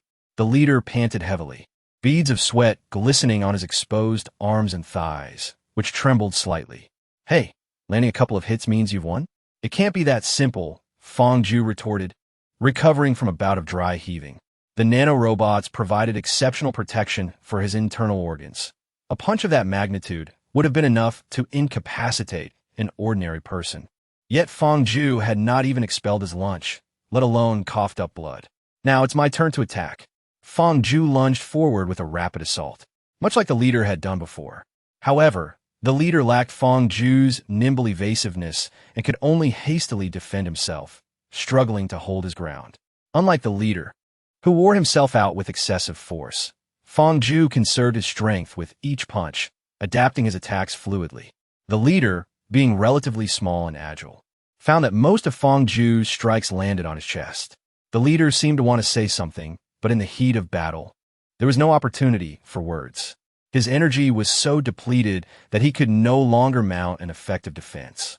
In desperation, he threw himself at Fong Ju like an octopus, attempting to tackle him to the ground and biting toward Fong Ju's neck. Fong Ju was taken aback by his sudden action. Before he could react, he had already been bitten. He could distinctly feel the two prominent canine teeth of the leader digging into his neck, yet he remained unperturbed. The bite merely broke the skin, and he knew that the protective layer of nanobots embedded 3 millimeters beneath his skin was impervious to such teeth. All he felt was a slight sting from the puncture. And as the biting prolonged, the leader's saliva began to seep out, causing a peculiar itch as his tongue brushed against Fong Ju's skin. "Have you bitten enough? If so, please release," he remarked, feeling somewhat awkward in such an unusual situation, especially with so many onlookers. Unfortunately, the leader, unable to speak due to his grip, could only emit a series of incoherent whines. "You can't bite any further. Let go," he urged. Yet, the leader remained obstinate, seemingly unwilling to relent. In a bid for freedom, Fong Ju managed to extricate his arm from the leader's firm grasp and reach towards his chest, giving it a gentle squeeze. Suddenly, with a surprised gasp, the leader released his hold, saliva trailing as he rose to sit on Fong Ju's waist. Without warning, he delivered 2 swift punches to Fong Ju's face.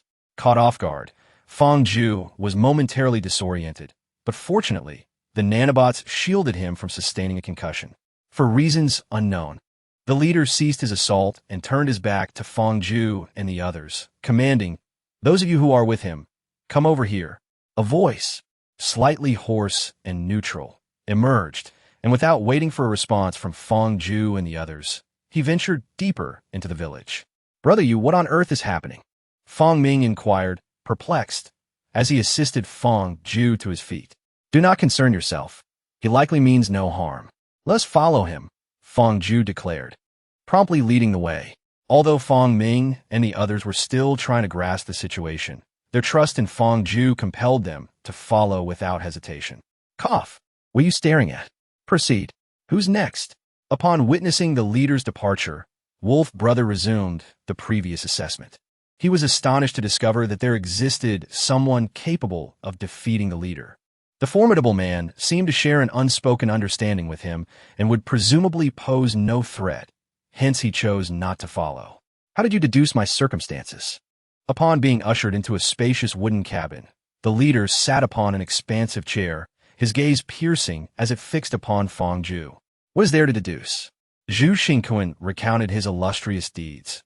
"You reduced him to pulp, which either implies your wife faced a horrendous violation, or you are a woman harboring an intense loathing for such acts," Fong Ju replied nonchalantly.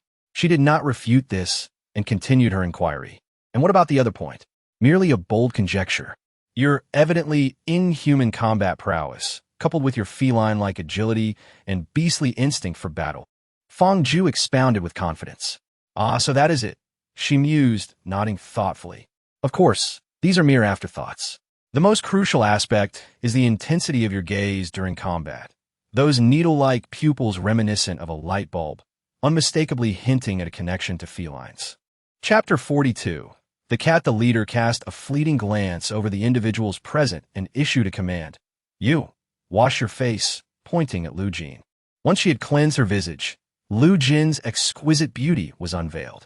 After a moment of scrutiny, the leader inquired, "What is your relationship?" "There are no improper connections, are there?" "Do not lie. I possess the ability to discern." Well, for now, there is none," Fong Ming replied, his embarrassment palpable. The atmosphere within the room remained awkwardly thick, lingering in silence. "You are quite audacious, having just exhausted yourself in combat with me. You now dare to be alone in a room with the 4 of us," Fong Ju remarked, breaking the tension. "I can sense that you harbor no ill intentions." Her words were sparse, each utterance carefully measured, as if she aimed to convey meaning with the least possible verbiage. "So confident? The instincts upon which you rely can also be deceived," Fong Ju implied. Seemingly recalling something, her tone shifted to one of unease. "How did you manage that just now? You were able to effectively evade or respond to dangers beyond your line of sight. I presume this is your instinct. As long as your instincts are oblivious to the threat, it suffices. When I made my move, I did not contemplate life or death. Thus your danger response mechanism was not triggered." Fong Ju articulated the essence of her strategy with an air of nonchalance, as if discussing the evening's meal. You are deceiving me. How can one think of striking another while in the midst of a confrontation?" she murmured, her tone laced with a charming hint of bewilderment. "Well then, what about this?" Fong Ju maintained her serene smile as she gazed at her. Initially sprawled comfortably across the chair, She suddenly sprang up as if faced with a formidable adversary, her limbs clinging to the backrest like a startled kitten, arching her back and emitting a series of unintelligible, soft growls. Fong Ju's eyes darted around in confusion as she witnessed the flustered girl raise her arms and lean back, attempting to stabilize herself. Ultimately, the chair lost its balance, sending her tumbling backward. Fortunately, she executed a light leap and landed gracefully. After this commotion, she regarded Fong Ju with a mix of astonishment and trepidation, resembling a frightened creature hesitant to approach. Brother Yu, our disparity is vast, isn't it? I had hoped that after the restrictions, you would only be slightly stronger than us. I wonder if I could even compete with this cat girl, Fong Ming lamented, reflecting on her earlier belief that the inability to deploy the nanobots and the limitation to 10 capability would render her combat prowess comparable to Fong Ju's. She soon realized that the latent combat power stemming from a higher level of cerebral development was more than sufficient to overwhelm her. Wei Yunxi nodded in agreement, recognizing that even without the nanotech armor, she would merely serve as support given the significant gap in their abilities. Is such an extreme reaction truly necessary? Fong Ju mused, bemused, as she had only intended to showcase her ability to wield an intangible aura of menace, unaware of its profound impact on her companion. What crime have you committed? After a considerable pause, she finally processed the situation, her fear dissipating as she inexplicably inquired about an unrelated matter. What crime have you committed? Fong Ming inquired, perplexed, yet she chose to disregard his question. Since you can discern lies, I shall speak the truth. We have committed no crime. As for the reasons, I cannot divulge. It was imperative to earn her trust, yet Fong Ju remembered the confidentiality regulations and refrained from sharing too much. Very well, what are your plans moving forward? It seemed she was genuinely convinced that Fong Ju had not lied, and she no longer lingered on the matter. I have yet to decide. I suppose I shall adapt as circumstances unfold. Fong Ju also found himself in a quandary, as no specific objectives had been provided from above. It was impossible to forget that. They were likely expected to improvise, but the criteria for evaluation remained a mystery. They could only take one step at a time, merely observing how they would respond under these circumstances, and then deducing their dispositions based on their attitudes towards malevolence. Then, why not join us in the Tiger's Den? Your strength could be immensely beneficial to me. Whenever you wish to leave, simply inform me, and I shall not compel you to stay. Upon hearing Fong Ju's words, she approached him with a spark of excitement, formally extending her hand. Before I commit to joining you, I must understand the nature of your own crime. It is a mutual selection. We ought to ascertain what kind of person you truly are. Fong Ju had already begun to contemplate remaining. I am here for murder. She had initially intended to withhold this information, but considering Fong Ju's candid demeanor, she felt compelled to confess. Fong Ju remained silent, encouraging her to continue. Because someone attempted to assault me, I killed them, she recounted, her voice laced with anger as she recounted her painful experience with unwavering resolve. Fong Ju turned to glance at the three individuals, exchanging opinions. As anticipated, they all wished to stay. Very well, we shall join. However, to demonstrate sincerity, you must first disclose your name, and we would very much like to see your face, she said. I am Fong Ju, this is Fong Ming, and over there are Wei Yunxin and Lu Jin. After a moment of hesitation, she wrestled with her inner turmoil and slowly removed her hood, softly uttering, I am called Cat. Ah, Fong Ming sighed. What a pity you lack cat ears. I had heard from Brother Yu that you were a cat girl, and I imagined you would have fluffy, pointed ears like in the anime. Yet, her beauty was indescribable. It was the kind that stirred a man's possessiveness at first glance. Adorable, alluring, delicate. Any adjective that could be used to praise a woman could be applied to her.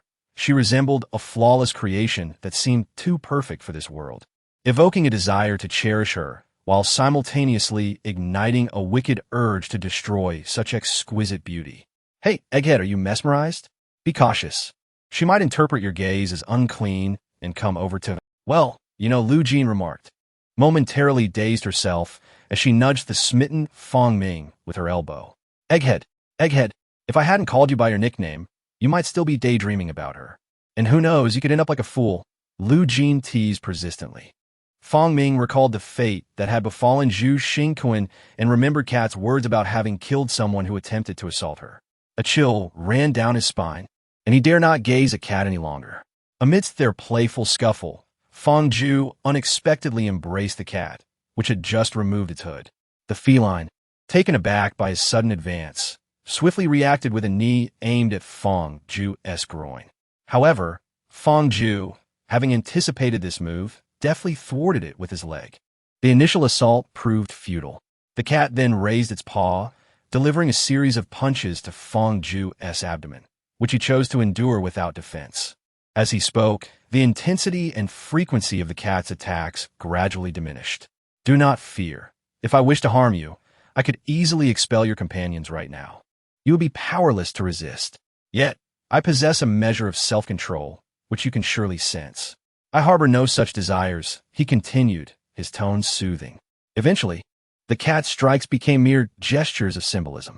Seeing your expression and reflecting upon your experiences compel me to offer you solace. This is not an act of pity, but rather a desire to provide you with warmth. I understand this might stir unpleasant memories. I apologize for not conveying this in a gentler manner.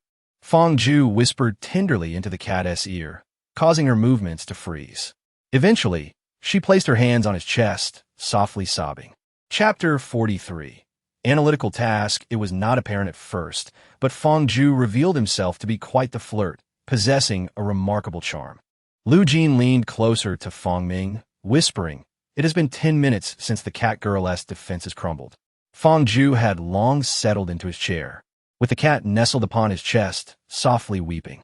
Indeed, beautiful women seemed to be made of water. Her tears, though not earth-shattering, flowed incessantly. Fong Zhu gently patted the cat's back with one hand while the other caressed her somewhat disheveled, light golden hair. In truth, I believe that among the three of us, apart from Lu Jin washing her face, there was no real necessity for our presence. They were all well acquainted by now, and even Wei Yunxin, who had previously struggled with social anxiety, approached, expressing his sentiments. Fong Ming and Lu Jin nodded in agreement.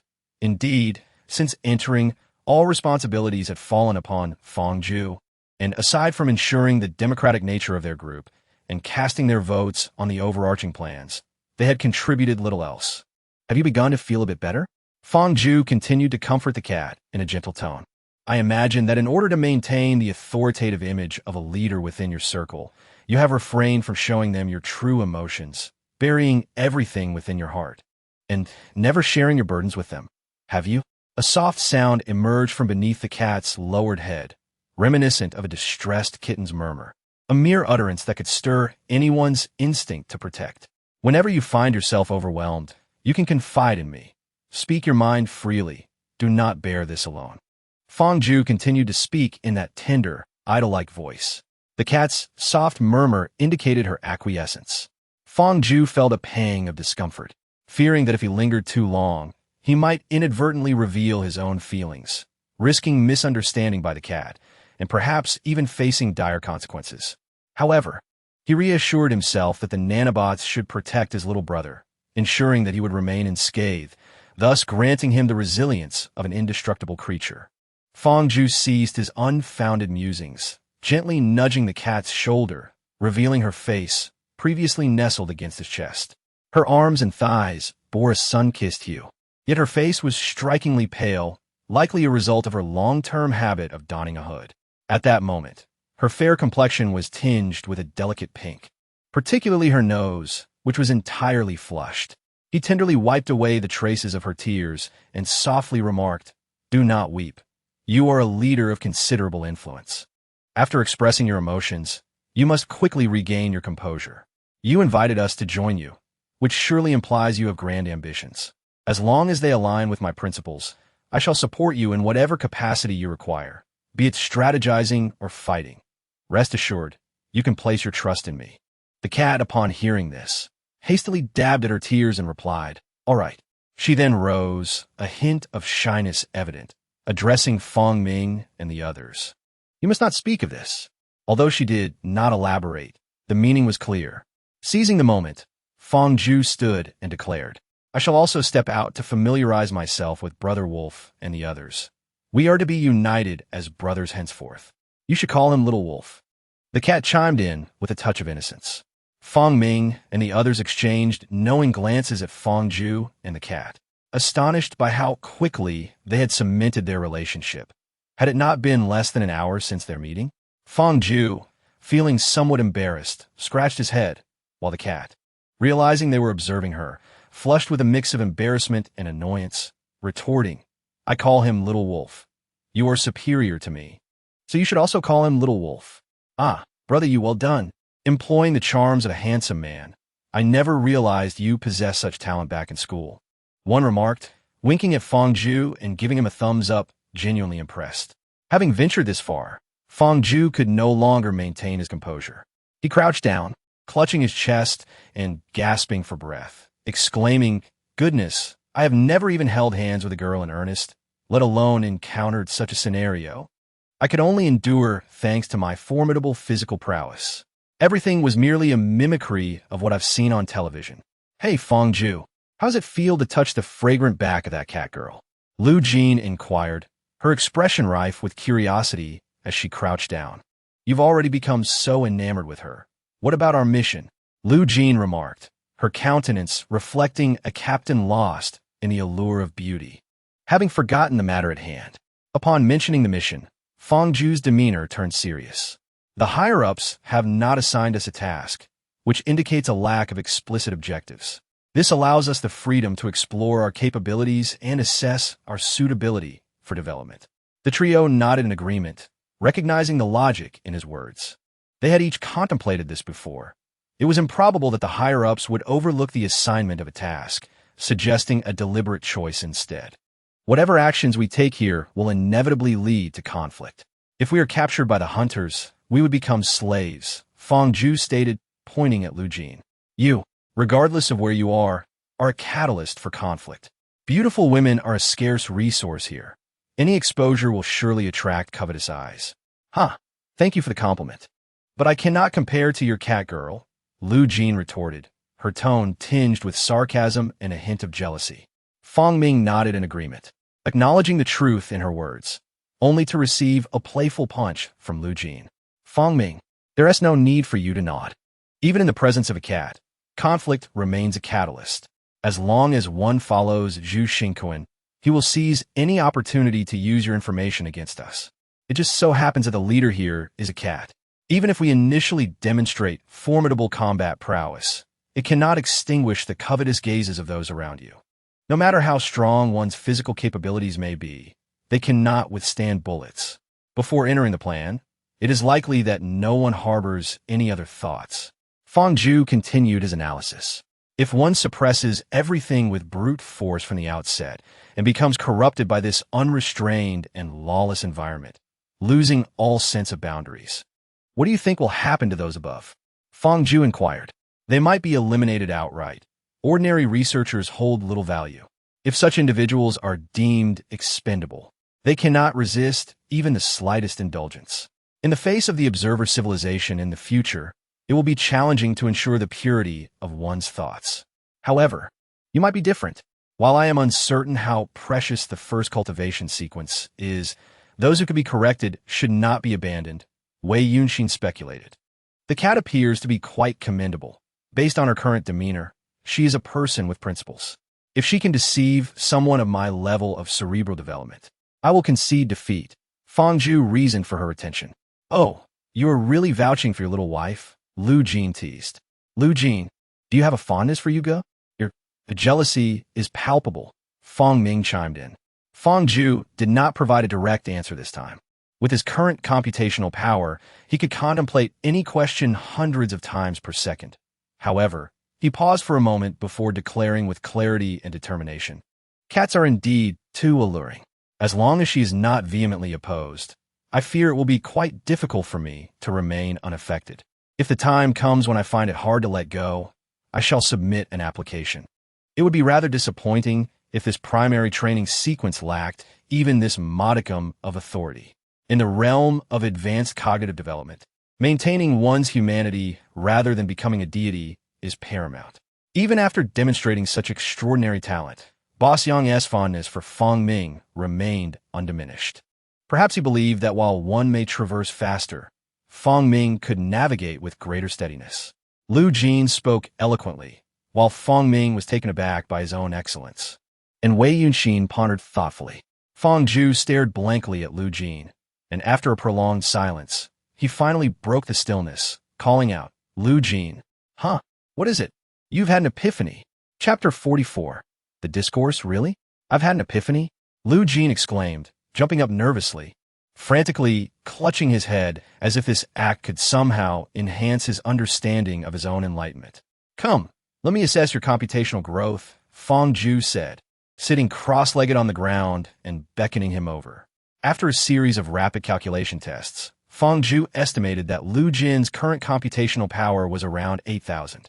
This was a significant increase from just over 3,000 in the most recent test prior to this enlightening moment, marking an enhancement close to 5,000, categorizing it as the second tier. Ah, what a pity. I haven't triggered it even once in the past 2 months. It just came out, and had I experienced an epiphany during the medicinal bath, I might have had an insight akin to yours during your first awakening. After the initial joy and excitement, Lu Jin was engulfed by a wave of disappointment. It felt akin to someone whose total assets could have quadrupled, yet only managed to increase by less than 3 times. Although the excess is indeed profit, the knowledge that greater gains were within reach but not realized is naturally disheartening. Well then, let us maintain a positive mindset. Having an epiphany is a good thing. Look at Fong Ming and Wei Yunxin. Do refrain from speaking in such a pretentious manner. If you weren't a woman, you would have faced the consequences long ago, Fong Ju teased. Let be. The cat has numerous aspirations, and she is not devoid of principles. We shall follow her lead and act in accordance with our true selves. The higher-ups will record and evaluate our actions. The outcome will depend on our choices. As long as there is no threat to our lives, we shall consider this an adventure.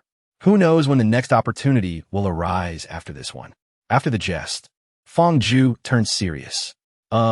Excuse me, may I ask your name? The wolf, uncertain of Fong Ju's character, hesitated to approach him too closely, exhibiting a strength that surpassed even that of their leader. Fong Ju, no need for formality, just call me by my name. We are all working under the leader, and from now on, we are brothers.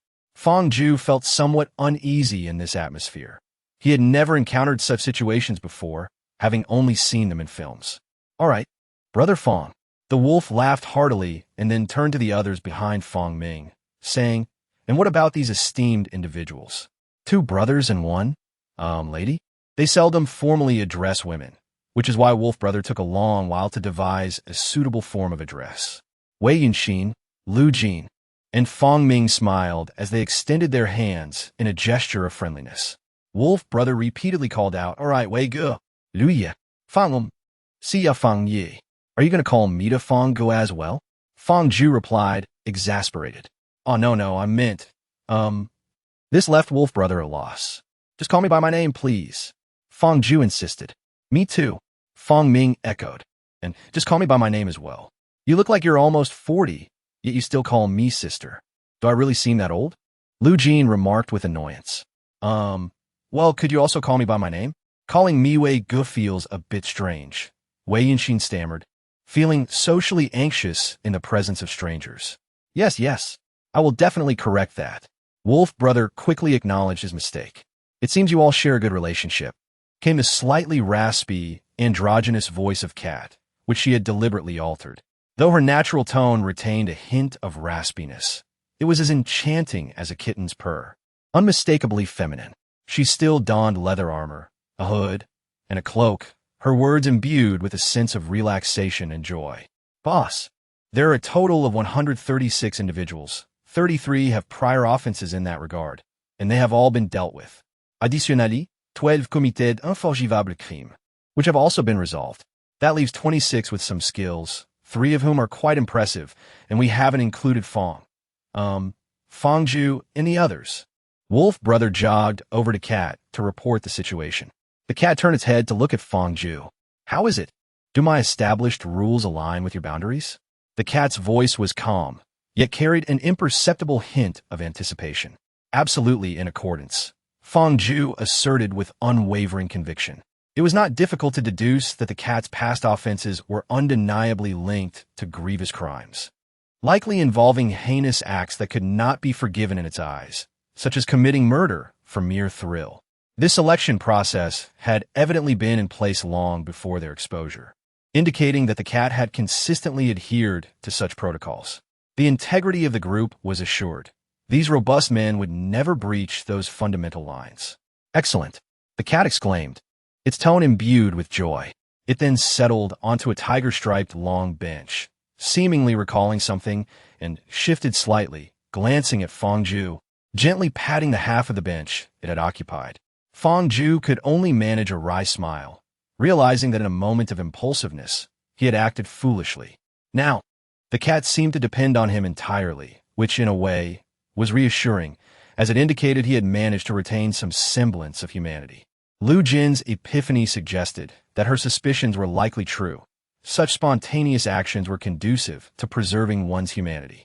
With newfound confidence, she took a seat beside the cat. "Kid, have you threatened the boss? If it weren't for the fact that the boss had exerted considerable energy dealing with that worthless fool, you might not stand a chance against him. What makes you think you can stand on equal footing after a fortunate victory?" Wolf Brother exclaimed angrily, brandishing his gun at Fong Ju. "Little Wolf," the cat admonished sharply. "Boss, if you're being coerced, just say so. With so many guns at our disposal, he won't be able to exert his prowess," Wolf Brother insisted, as the other strong men raised their weapons in solidarity. Fong Ming, Lu Jin, and Wei Yinxin wore peculiar expressions. "You two were just indulging in sweet nothings, discussing what nonsense?" Brother Wolf scrutinized the cat closely, confirming that the leader had not been taken hostage. He then addressed Fong Ju, saying, "I apologize. I was merely concerned for the safety of our leader. Please do not take offense." "It's quite all right, Brother Wolf. I comprehend," Fong Ju replied, seemingly unfazed. "From now on, you shall refer to him as Little Wolf." The cat insisted, pointing at Brother Wolf while looking at Fong Ju.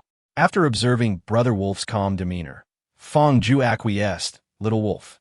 Upon concluding this, the cat proclaimed, "You remaining individuals are devoid of those distasteful flaws I detest. Splendid. I trust that your words are sincere.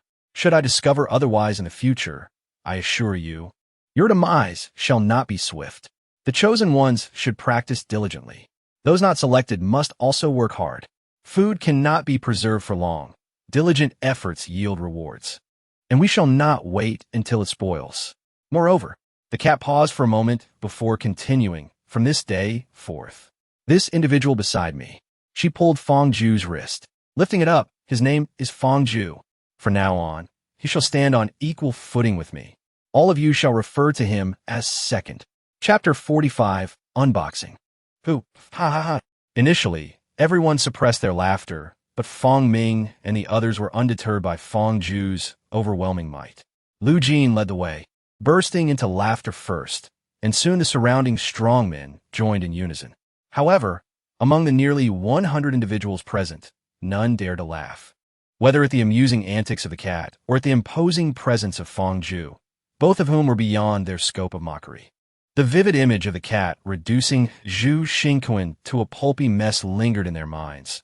The remnants of Zhu's disarray still sprawled before them, and such a perilous jest was not to be taken lightly. Thus, they all struggled to stifle their laughter. Fong Ju, equally at a loss, foresaw the inevitable. Having inherited the nickname second after Fong Ming's egg exploder, he began to suspect that the cat's blunders were intentional. Despite her lamentable command of language, surely one could not misconstrue such a simple phrase without deliberate intent. Glancing at the cat, he found no indication of her awareness, her lower face partially obscured. She bit her lip, seemingly perplexed by the laughter surrounding her. Resigned, Fong Ju concluded that this girl truly did not grasp the meaning of those two words. Silence. The cat, oblivious to the situation, resorted to exerting her authority, and fortunately, her subordinates complied, ceasing their laughter. Yet, Fong Ming's chuckles rang out discordantly, and upon sensing the shift in atmosphere, he awkwardly scratched his head and let out a dry laugh. Fong Ju leaned closer, whispering into the cat's ear. Forget what just occurred. From now on, refer to him as military strategist. The cat obediently adjusted her address, prompting Fong Ju to breathe a sigh of relief.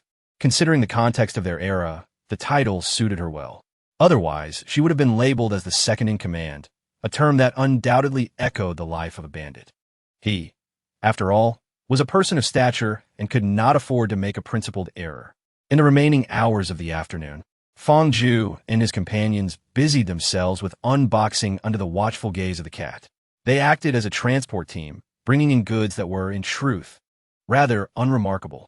Among the more than 100 individuals, the haul consisted of merely 4 antiquated sewing machines, 2 cutting machines, and a single box of drilling equipment, all relics of the 20th century. The predominant cargo, however, was salt, constituting nearly 40% of the total weight. Although they resided near the coast and could produce sea salt, the refined salt required expertise and machinery that they lacked. The salt they harvested was indeed salty, yet it bore an assortment of peculiar flavors, barely sufficient to supplement sodium intake, and hardly worthy of being described as palatable. The remainder of their goods included various seasonings. This continent was abundant in vegetables, meats, and grains, yet lacked these simple commodities that necessitated industrial production. Anything more complex was superfluous. The unboxing process held no joy for Fong Ju and his companions, yet the cat reveled in it. With each box opened, Fong Ju could sense her delight, particularly with the larger items. In his perception, she would gently elevate herself by a mere 1 to 2 centimeters, not truly jumping, but rather lifting her heels off the ground, her body rising slightly while maintaining an air of dignity. Wolf Brother, standing nearby, alternated between exclamations of wonder and tallying their discoveries, while the cat merely expressed her joy with a delicate rise onto her toes and a gentle nod of her head. It is hardly surprising that she feels this way. The conditions here are indeed dire. Anything that poses even a slight technical challenge must await external delivery. Each additional bag of salt signifies a marked improvement in the flavor of the meat for her brothers, and each extra bottle of chili sauce enhances the palatability of their dry bread significantly. These are treasures that elevate their sense of happiness. As for larger items like sewing machines, they are even more valuable.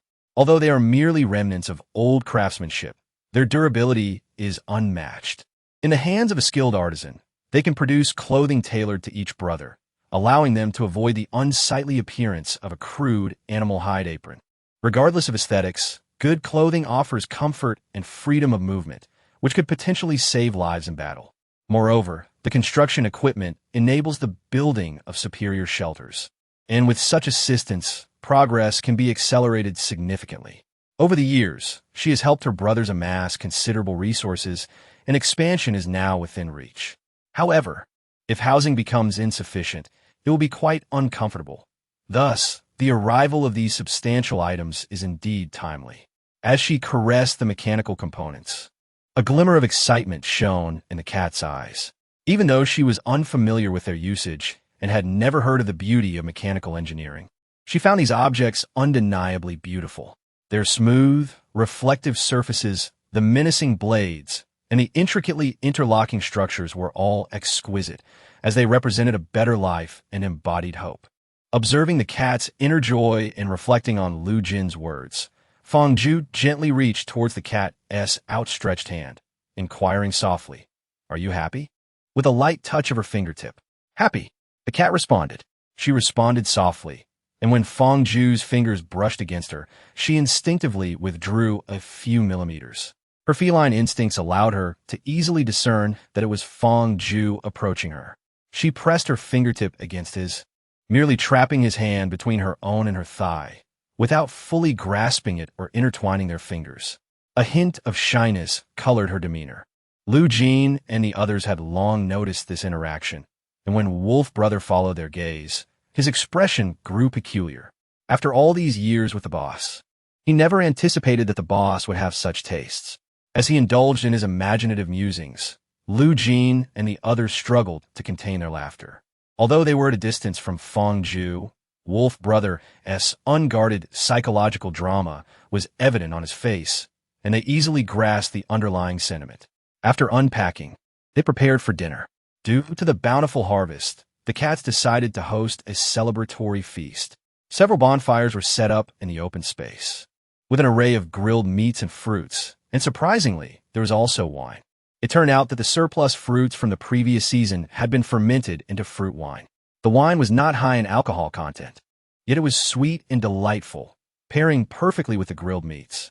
Everyone sang and danced joyfully. Those who were working did not have grilled meats, but enjoyed a hearty bone broth. The remains of various animals, stripped of their meat, still had some flesh clinging stubbornly to the bones. The large bones were smashed and simmered, with the marrow enriching the soup. The chef extravagantly added ample salt to the broth, making it so delicious that the workers felt as though they might chew their tongues off in their eagerness to consume it.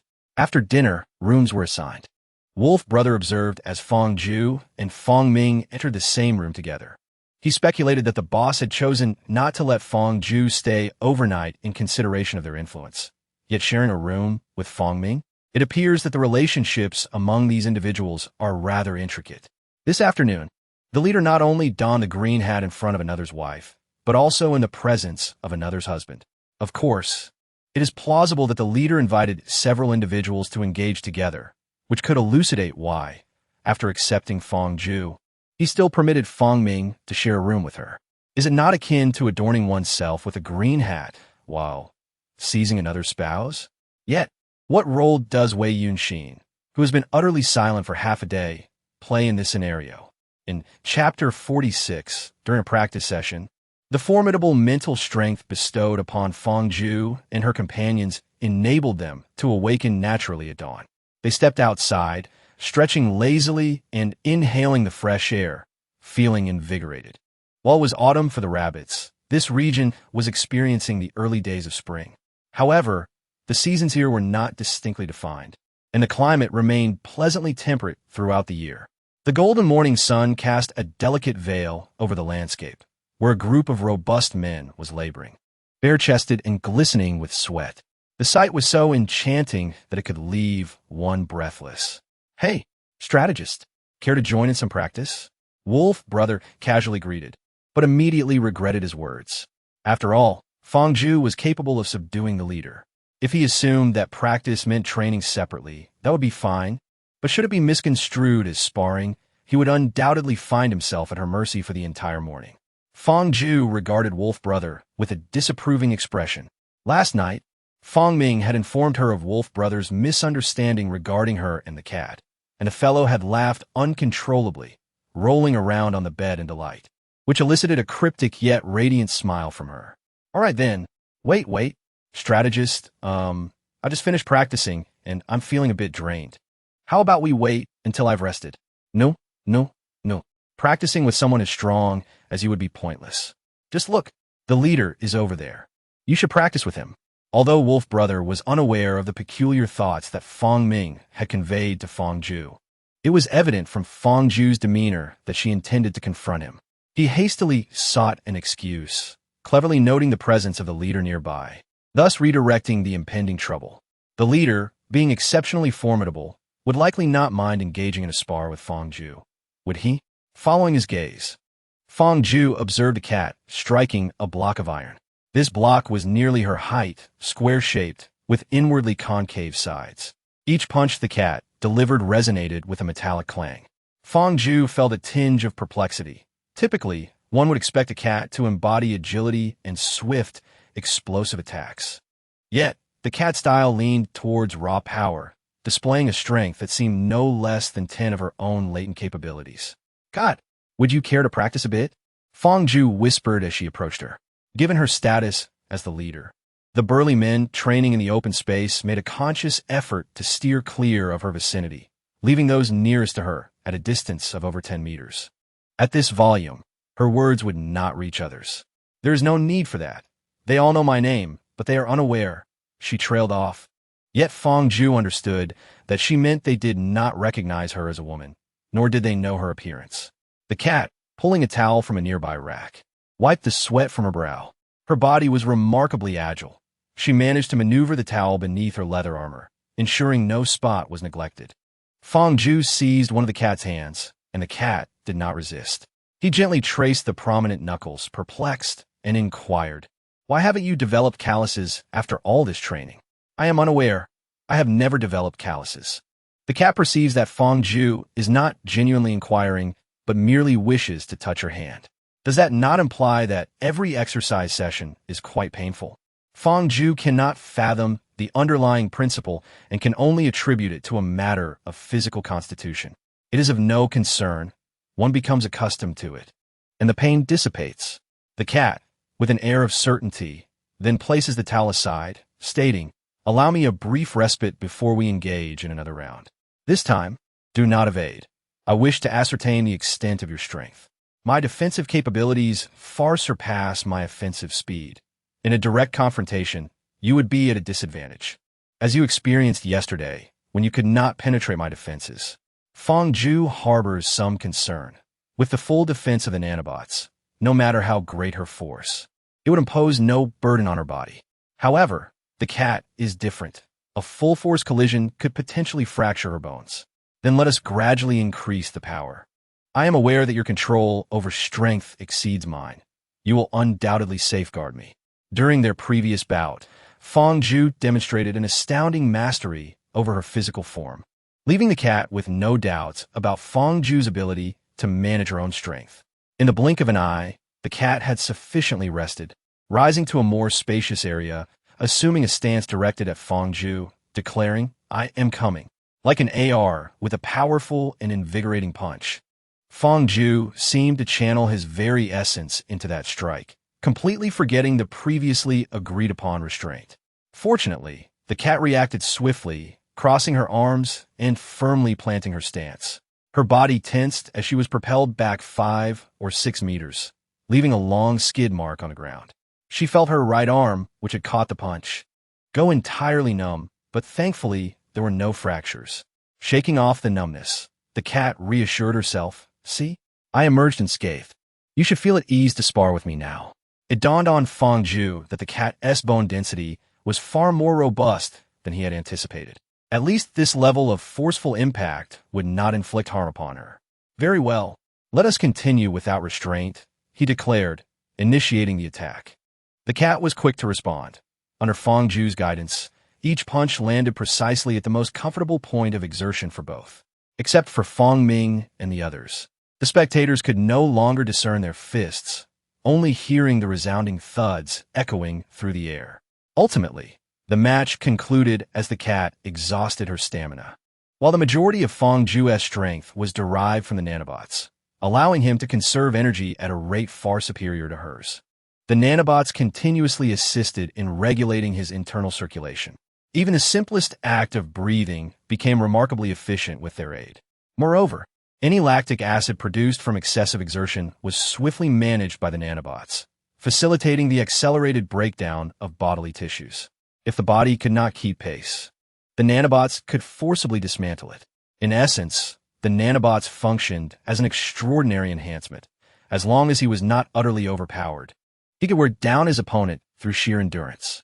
With a heavy sigh, she remarked on the remarkable stamina of her companions, acknowledging the intensity of their life and death struggle. Exhausted, she slumped onto a chair, wiping the sweat from her brow, and gestured towards Lu Jin and the others, aware that they too possessed formidable strength, akin to Fong Ju's. Considering the futility of breaking through defenses while unable to outlast them in endurance, she resigned herself to the reality of her limitations. "Unlike you, we rely on external forces.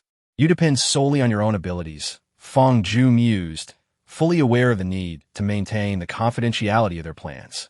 Nevertheless, he felt at liberty to speak in vague terms, for he understood that the thoughtful girl before him was not one to pry excessively. "At the very least, you are presently stronger than I am." She could discern the sincerity behind his words, yet chose not to dwell on their implications, firmly believing that strength, whether derived from external sources or inherent ability, was all that truly mattered. Chapter 47. Prospects. As the morning exercises concluded, Fong Ju formed a line to receive his share of the large flatbreads, which paired delightfully with the meat broth. With minimal cognitive exertion, their appetites remained relatively moderate. In stark contrast to the cat, who expended her energy entirely through her own physical prowess, her explosive vitality far exceeding that of the average individual. Consequently, her consumption was quite remarkable. Yet, accustomed to such demands, she ate with a speed that, while not frantic, allowed her to finish several times the portion of her peers within the same time frame. Upon finishing their meal, Feng Zhu and his companions found themselves at a loss for what to do next. In the laboratory, their days were filled with studying, manipulating battle armor, engaging in medicinal baths, and exercising, each activity seamlessly alternating. However, without the Hall of Heroic Spirits, the cosmic balance, or the medicinal baths, they found themselves devoid of purpose. Even exercise requires a foundation of physical enhancement. Otherwise, it can only be pursued to a limited extent. Nanobots may assist in the decomposition of lactic acid, yet other elements remain more effectively addressed through specialized physical treatments and the masterful touch of expert massage. Brother Wolf, speaking of our armaments, what does it imply for our day dedicated to close combat training? Even if ammunition is scarce and we cannot load our weapons, practicing the firing speed with empty guns still holds merit. I observed that many of these firearms are single-shot bolt-action rifles. After finishing his meal, Feng Ming watched Brother Wolf engage in light exercise to aid digestion. Before Feng Ming could pose another question, Brother Wolf continued to elucidate the situation here. The production lines for firearms are few and are predominantly controlled by select few top-tier factions. Purchasing from them at their prices makes it utterly impossible to assemble a respectable team. As for the Hunters, Feng, it is one of the elite factions within this vast region, subordinate to the North Plains, which is among the foremost powers. Our vicinity is akin to a haven for those fleeing from justice, largely populated by individuals from the Rabbit faction. So, if we were to seize their goods, how would they retaliate? Feng Ming inquired deliberately. The relationships among factions here are not particularly intimate. To put it plainly, at the apex are the three kingdoms, which extract protection fees from the entire criminal continent, only interacting with the most prominent elite factions, North Plains being one of them. The elite factions exploit the larger powers beneath them, while the larger powers, in turn, exploit the smaller ones. Each tier merely concerns itself with acquiring resources. You have been robbed, and they will show no concern. Even if you are obliterated, the newly risen lower-tier forces will collect what is due, yet they shall not utter a word. However, should you fail to prepare your offerings, they will descend upon you, annihilating you and appointing a compliant faction to govern this land. It is as straightforward as that. Indeed, it is a brutally simple law of the jungle. Feng Ming reflected, to which Wolf Brother concurred. Who could argue otherwise? How did you handle things in the past? Did you wait until the spoils were nearly depleted before striking again? Feng Zhu leaned against the railing beside the open space. The individuals who initially planned the encampment were not entirely novices. They took various factors into account. Surrounding the open area were wooden pavilions where one could rest and dine. We engage in agriculture and herding. Although our crops are insufficient for sustenance, we can hunt. There are kangaroos over there. Many of them. Mao quietly protested, wishing to dispel any notion in Feng Zhu's mind that she was merely a bandit fixated on plunder. And we also gather fruits. She added, No, that is not what I meant. I am curious about your current plans, so that I may assist you. Feng Zhu chuckled. This girl seemed to fear that he would despise their methods. I desire salt, chili, vinegar, so my brothers can enjoy delicious meals, to wear fine clothes and reside in comfortable homes. Mao declared without a second thought. Feng Zhu noticed that since she realized he easily grasped her ambiguous expressions, she had ceased to exert effort in organizing her thoughts, opting instead for simplicity and comfort in her speech, revealing an increasingly juvenile demeanor. You should be aware of the rules here. For the time being, we can only be considered a minor force. To expand, we must inevitably engage in conflict with other factions. Furthermore, as we develop to a certain extent, we will be compelled to confront the issue of subjugating the affiliated factions of the dominant powers within this territory. After Feng Ming inquired, Feng Zhu listened intently. For him, discerning the conversations of a select few amidst the cacophony of the surroundings was not a formidable task. Were you solely targeting the hunter's tooth for plunder? Or did you rob others as well? Feng Zhu posed his first question. Here, it is only the hunter's tooth. Over there, the cat gestured towards the west. There exists a group called the Owl, comprised of the white-headed eagles. From the cat's words, Feng Zhu gleaned another insight. The inhabitants of Xinzhou exhibit a tendency to band together, particularly along national lines. Given that the northern plains are predominantly inhabited by rabbits, it follows that the region where the cat's lair is situated lies nestled between two powerful factions. This also elucidates why the cat has assumed the role of leader. Her appearance clearly does not align with that of the rabbits, resembling a blend of Eastern and Western heritage. How much longer until the delivery from that side? Since the cat's group managed to ambush the hunter's tooth, it indicates their familiarity with the delivery patterns. She mentioned having robbed the owl's cargo, suggesting they are well-versed in the delivery customs of that faction. At that port, he had observed roads leading in various directions, evidently corresponding to different factions. 5 days, the cat replied, confirming Feng Zhu's deductions regarding the delivery timeline. That allows ample preparation time. However, that port must cater to a significant area of influence in the northern regions, correct? There should be far more than just the Fangtooth and the owl reaping rewards there. Have you not interfered with the goods of other factions? If the overall situation here is as dire and backward as it appears, that harbor must be the sole bastion of prosperity in a vast area. After all, they lack the capacity to maintain such extensive industrial constructs. It is uncertain in other respects. We are not the only ones engaging in piracy, and there have been instances of seizing what should not have been taken, which vanished within a few days. The cat's words were somewhat cryptic, yet Feng Zhu grasped the essence. She only knew which goods were contracted by Fangtooth and the owl, while the others were presumably transported by Fangtooth to the higher powers. Greater forces cannot simply embed their territories along the continent's edge.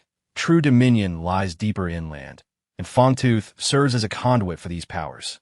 Seizing Fangtooth's goods would hardly provoke the higher hunters, but intercepting the goods transported by Fangtooth on behalf of the hunters would indeed encroach upon their interests. Unless one could achieve this without a trace, the wrath of the upper echelons is not something lesser factions can withstand. When the cat had previously plundered them, Feng Zhu had heard the sound of silenced gunfire. Fangtooth's members were utterly defenseless. Her combat method was straightforward yet remarkably effective. As for the delivery patterns, they are undoubtedly fixed. For the three kingdoms, even the most formidable forces of the sinful continent are merely larger dogs.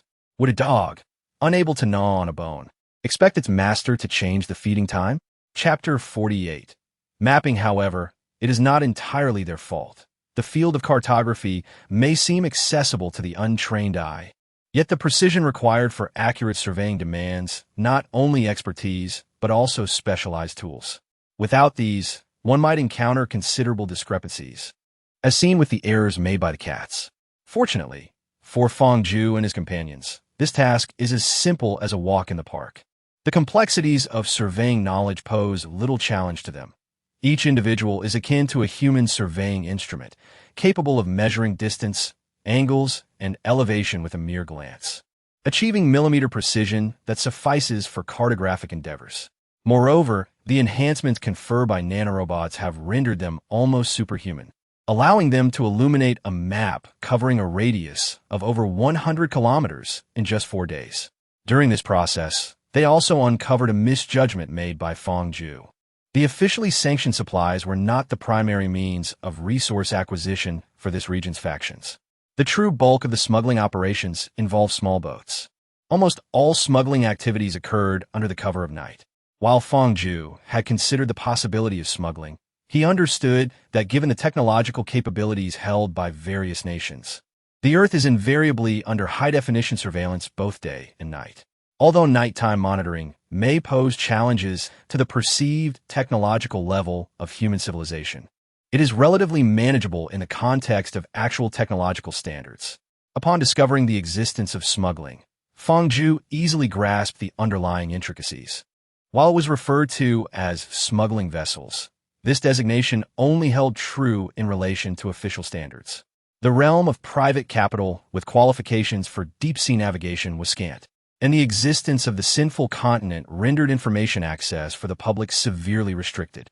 Thus, the forces behind these smuggling operations embodied concepts worthy of contemplation, merely reflecting a tacit agreement entwined with political considerations. As for the lucrative aspects of the smuggling activities, Feng Zhu and his companions, after numerous observations, had gleaned considerable insight. The sinful continent had languished in degradation for nearly a millennium, which implied a severance from advanced industrialization for just as long. To the nations that had already reached for the cosmos, the value of this land had diminished significantly, gas giants like Saturn and Jupiter, brimming with nearly limitless energy, rendered the once coveted black gold utterly worthless. Lacking an industrial foundation, the sinful continent offered little in terms of exploitable profit, transforming gradually from a colony of the bald eagle into a veritable prison.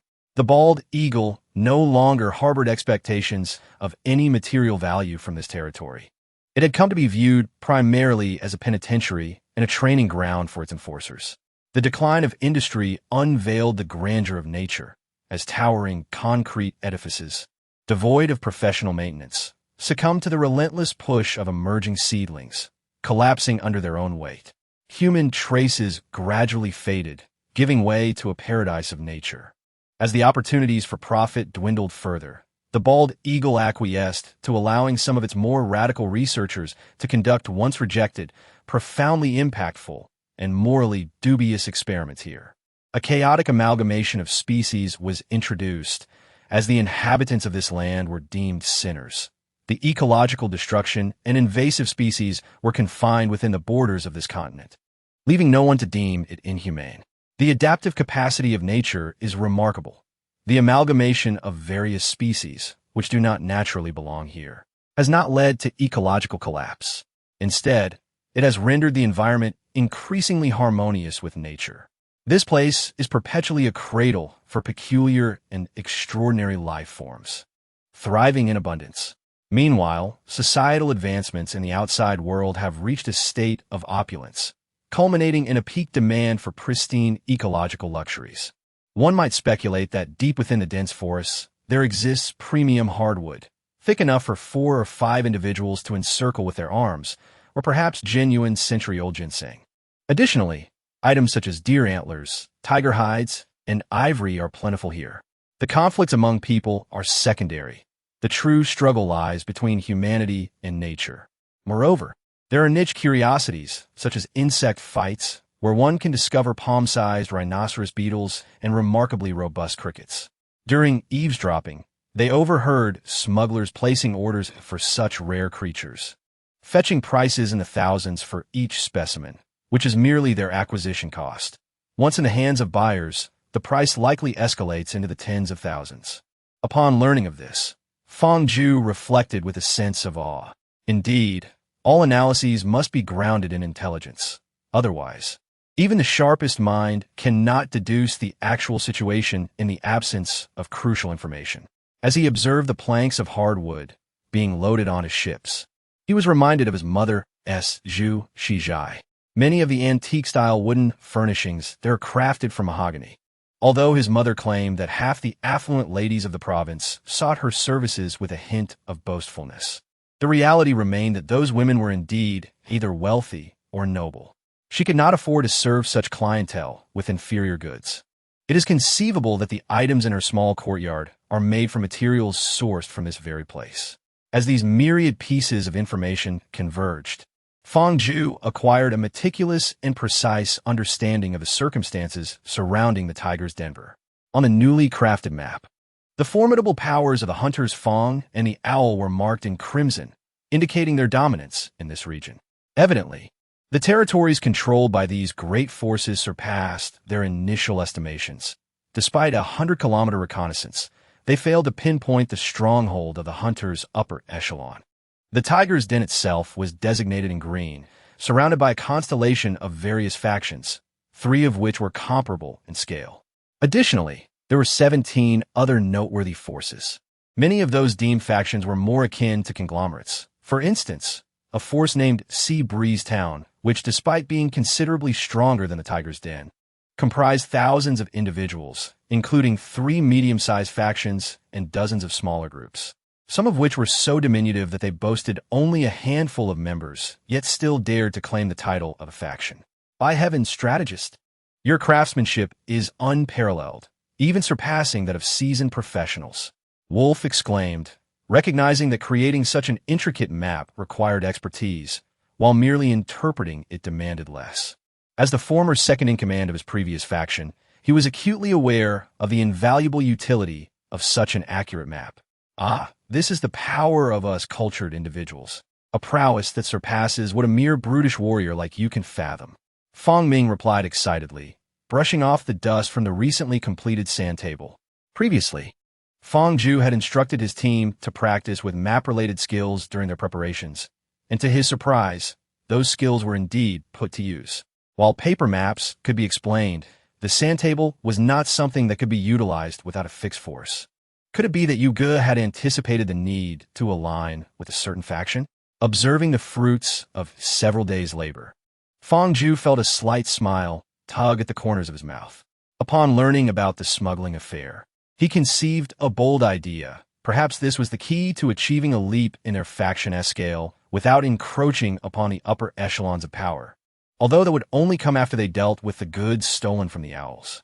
Chapter 49. An unexpected crisis according to the usual calculations of the cats. Today was the day the official supply was delivered to the owls. Typically, the rabbit colonies were serviced by the official supply of the rabbits, and naturally, the owl colonies were under the jurisdiction of the white-headed eagles. This seemingly simplistic arrangement appeared devoid of technical complexity, yet in such an environment, it proved remarkably effective, establishing its foundation as a universal method.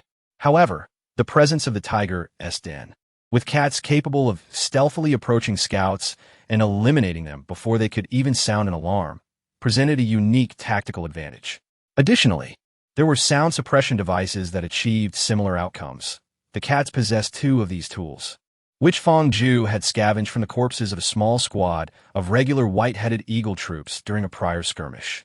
Most factions overlooked the utility of sound suppression devices, as firearms were scarce in this region, and the deafening sound of gunfire served as an effective deterrent against others. The operation proceeded smoothly. The cargo ship of the Bald Eagle arrived punctually, and the Owl's transport team, as previously anticipated, traversed the same route they had taken.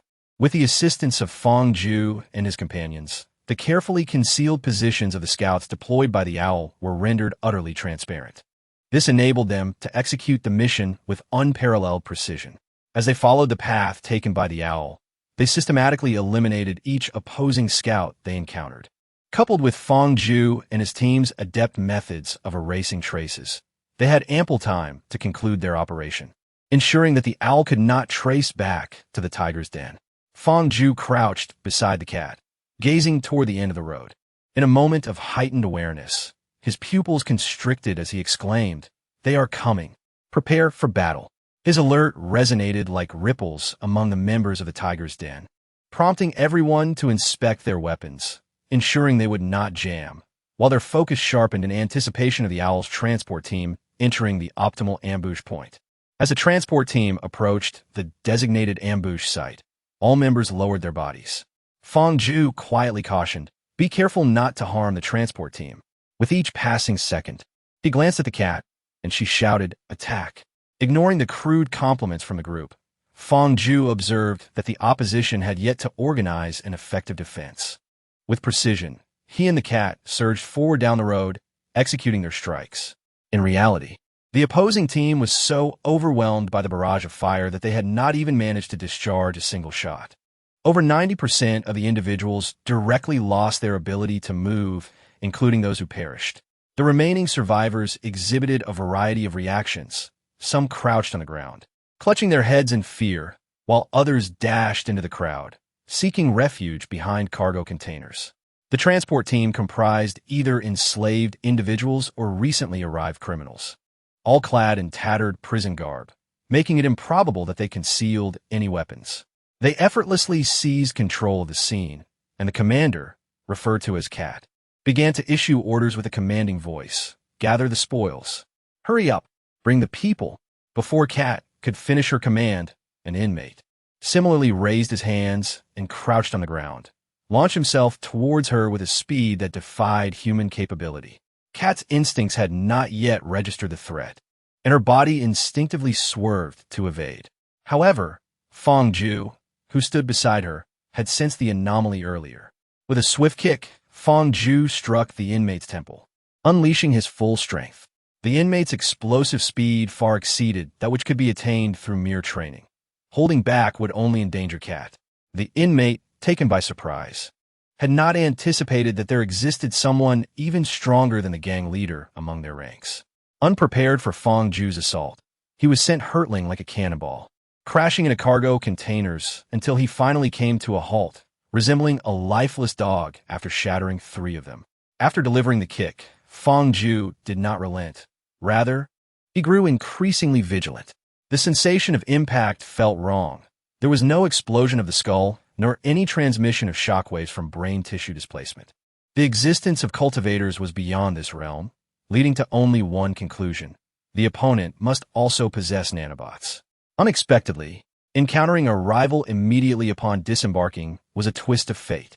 So, how do you wish to meet your demise, young one? Rising from a heap of shattered cargo boxes, the individual spoke with a fluent English accent, his voice laced with anger. Indeed, as Fong Ju had surmised, this person was likely a researcher from the side of the White Eagle, akin to himself and others, who had entered the criminal realm to undergo trials. If the rules on both sides were similar, it was probable that he had come through a shared experience with his team. You intend to assault my companion. Naturally, I must intervene, Fong Ju stated earnestly in English. If your blow is too severe, I apologize sincerely. This conduct is indeed beneath me, yet my defense is justifiable. Given that our nations unite against the observer civilization, it is unnecessary to engage in a death struggle over such trivial disputes. The man, however, was unreasonable. Without further ado, he lunged forward and struck Fong Ju with a powerful punch. Fong Ju had no choice but to raise his hands in a defensive manner, attempting to dissipate the force of the blow. Yet, after absorbing the punch, a grave realization dawned upon him. The strength of this assailant exceeded his own by far. Is he truly able to withstand this? The man thought, a flicker of surprise crossing his eyes as he observed Fong Ju endure the blow. But it was quickly overshadowed by a more intense fury, and he continued to unleash his attacks. Each punch, seemingly simplistic and ruthless, left Fong Ju struggling to find an opening, forcing him to retreat repeatedly. Watching from the sidelines, she felt helpless, unable to intervene in their conflict, as both strength and speed surpassed her own capabilities, leaving her in a state of anxious anticipation. Fong Ming and his companions displayed a disregard for the circumstances. Despite the vast disparity in strength, they were determined to intervene in the chaos. After all, the protection offered by the nanobots rendered them nearly invulnerable, allowing them to withstand a one-sided beating while simultaneously restricting their opponent's movements. However, before they could engage in the fray, a woman emerged, positioning herself between them and the conflict. Personal grievances should be resolved personally. If you wish to indulge in a brawl, we as teammates cannot simply stand by, she declared. This woman was precisely the type described by Zhu Xingquan, with a figure so explosive that even the loose prison garb could not conceal it. Her wine-red hair cascaded in gentle waves, and her full, crimson lips exuded an alluring sensuality. Her voice, rich and magnetic, carried a hint of languor. After a silent exchange of glances, the three gradually closed in on her, forming a triangular formation. Yet, she lazily remarked, "Why do you refuse to heed my words? Engaging in conflict is futile." With that, she swiftly advanced, closing the distance to Fong Ming in an instant. Before he could react, she delivered a powerful punch to his abdomen, followed by a crouching elbow strike, rendering him temporarily incapacitated. Having dealt with Fong Ming, she leapt gracefully towards Wei Yusen. His heart soared with delight, for the unspoken rule of a powerless battle was to keep one's feet grounded. Once airborne, one's movements became an easy target. He quickly assessed her trajectory, preparing to seize her leg and slam her to the ground with great force. However, she executed a swift kick, evading his grasp, and with a deft maneuver, delivered a blow to the back of his head with the tip of her foot, leaving him momentarily devoid of combat capability. This sequence of actions, though seemingly prolonged, transpired in less than 3 seconds. Lu Jin quickly assessed that the woman's prowess was on par with the man currently overpowering Fong Ju, and thus refrained from making any rash moves, opting instead to watch her warily. That was the right approach. There was no point in engaging in a meaningless scuffle. Yet, are you truly a cohesive team? That charming young man possesses considerable strength, and despite Ares' prolonged efforts, he is yet to gain a tangible advantage. You, however, the stunning woman cast a bemused glance at the recently recovered Fong Ming and Wei Yunxin, shaking her head in confusion. Chapter 50. Zeus. Fong Ming felt a profound sense of dismay upon hearing these words. He was acutely aware of the substantial gap that existed between himself and Yu Ge, a truth he had gleaned from the battle between Yu Ge and the cat.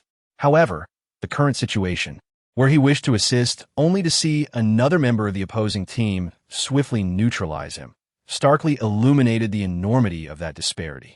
This feeling of helplessness was one he wished to avoid experiencing again. Wei Yunxin sat there in a daze. Having convinced himself that Fong Ju was a rare prodigy of extraordinary talent, one whose achievements he could not hope to match, he resolved to focus on his own capabilities, aiming to provide effective support to Fong Ju. He understood that Fong Ju's previous jibes were merely intended to awaken him. Without those cutting words, he would have remained trapped in his absurdly competitive mindset, unable to break free. Now he found it impossible to make any progress in the realm of brain development. Yet, was he truly incapable of even supporting Fong Ju? Do not be disheartened. Fong Ju shifted his stance from blocking to evading, with a supplementary focus on dissipating force, while also allocating a fraction of his attention to the unfolding battle on Fong Ming's side. How long have we been systematically training? Your talents are not insignificant. In a few years, or even decades, it remains uncertain who will surpass whom. Fong Ju remarked towards that direction, primarily addressing Wei Yunxin. He held great confidence in Fong Ming, for he possessed a resilient heart. However, Wei Yunxin's own psychological fortitude was rather unstable, given Fong Ju's understanding of him. The current circumstances, coupled with that woman's words, could easily lead him into a dead end. Kid, you still have the energy to comfort your teammates while battling me? Do you truly underestimate my prowess? The man referred to as Ares became increasingly ferocious upon hearing Fong Ju's words, his attacks intensifying. Both their computational powers exceeded the threshold required by 10 performance, without any indication that their eyes could not keep up with the speed. Fong Ju's agile movements, combined with his technique of dissipating force, left Ares feeling nauseated. Despite being evidently stronger, he could never land a hit. Even when he did connect, the impact was insubstantial, akin to striking a piece of delicate paper fluttering in the air. Before his fist could reach it, the force merely pushed the paper aside. Should he manage to hit, the expansive sheet would swiftly collapse at the point of contact, dispersing the force entirely. Oh, how long has your system been training? Also, what is your absorption level? I am quite curious whether you possess the potential to defeat us in a few years or decades, the languid woman inquired. Her curiosity piqued as she pressed Fong Ming and his companions. 2 months. While Fong Ming and the others remained silent, Fong Ju spoke up. Although the information was trivial, it was enough to elicit a hint of surprise from the other party, thereby bolstering the confidence of Fong Ming and his companions, even if that astonishment was likely directed solely at him. He was certain that the adversaries had undergone a more extensive period of systematic training than they had, as he himself had achieved enlightenment twice over the course of 2 months, with the majority of his current computational power deriving from these moments of insight. The individuals before him possessed significantly greater computational abilities. It was implausible for an entire team to consist of prodigies who had experienced enlightenment more than twice within the span of 2 months. Oh, when did such a newcomer appear among the rabbits?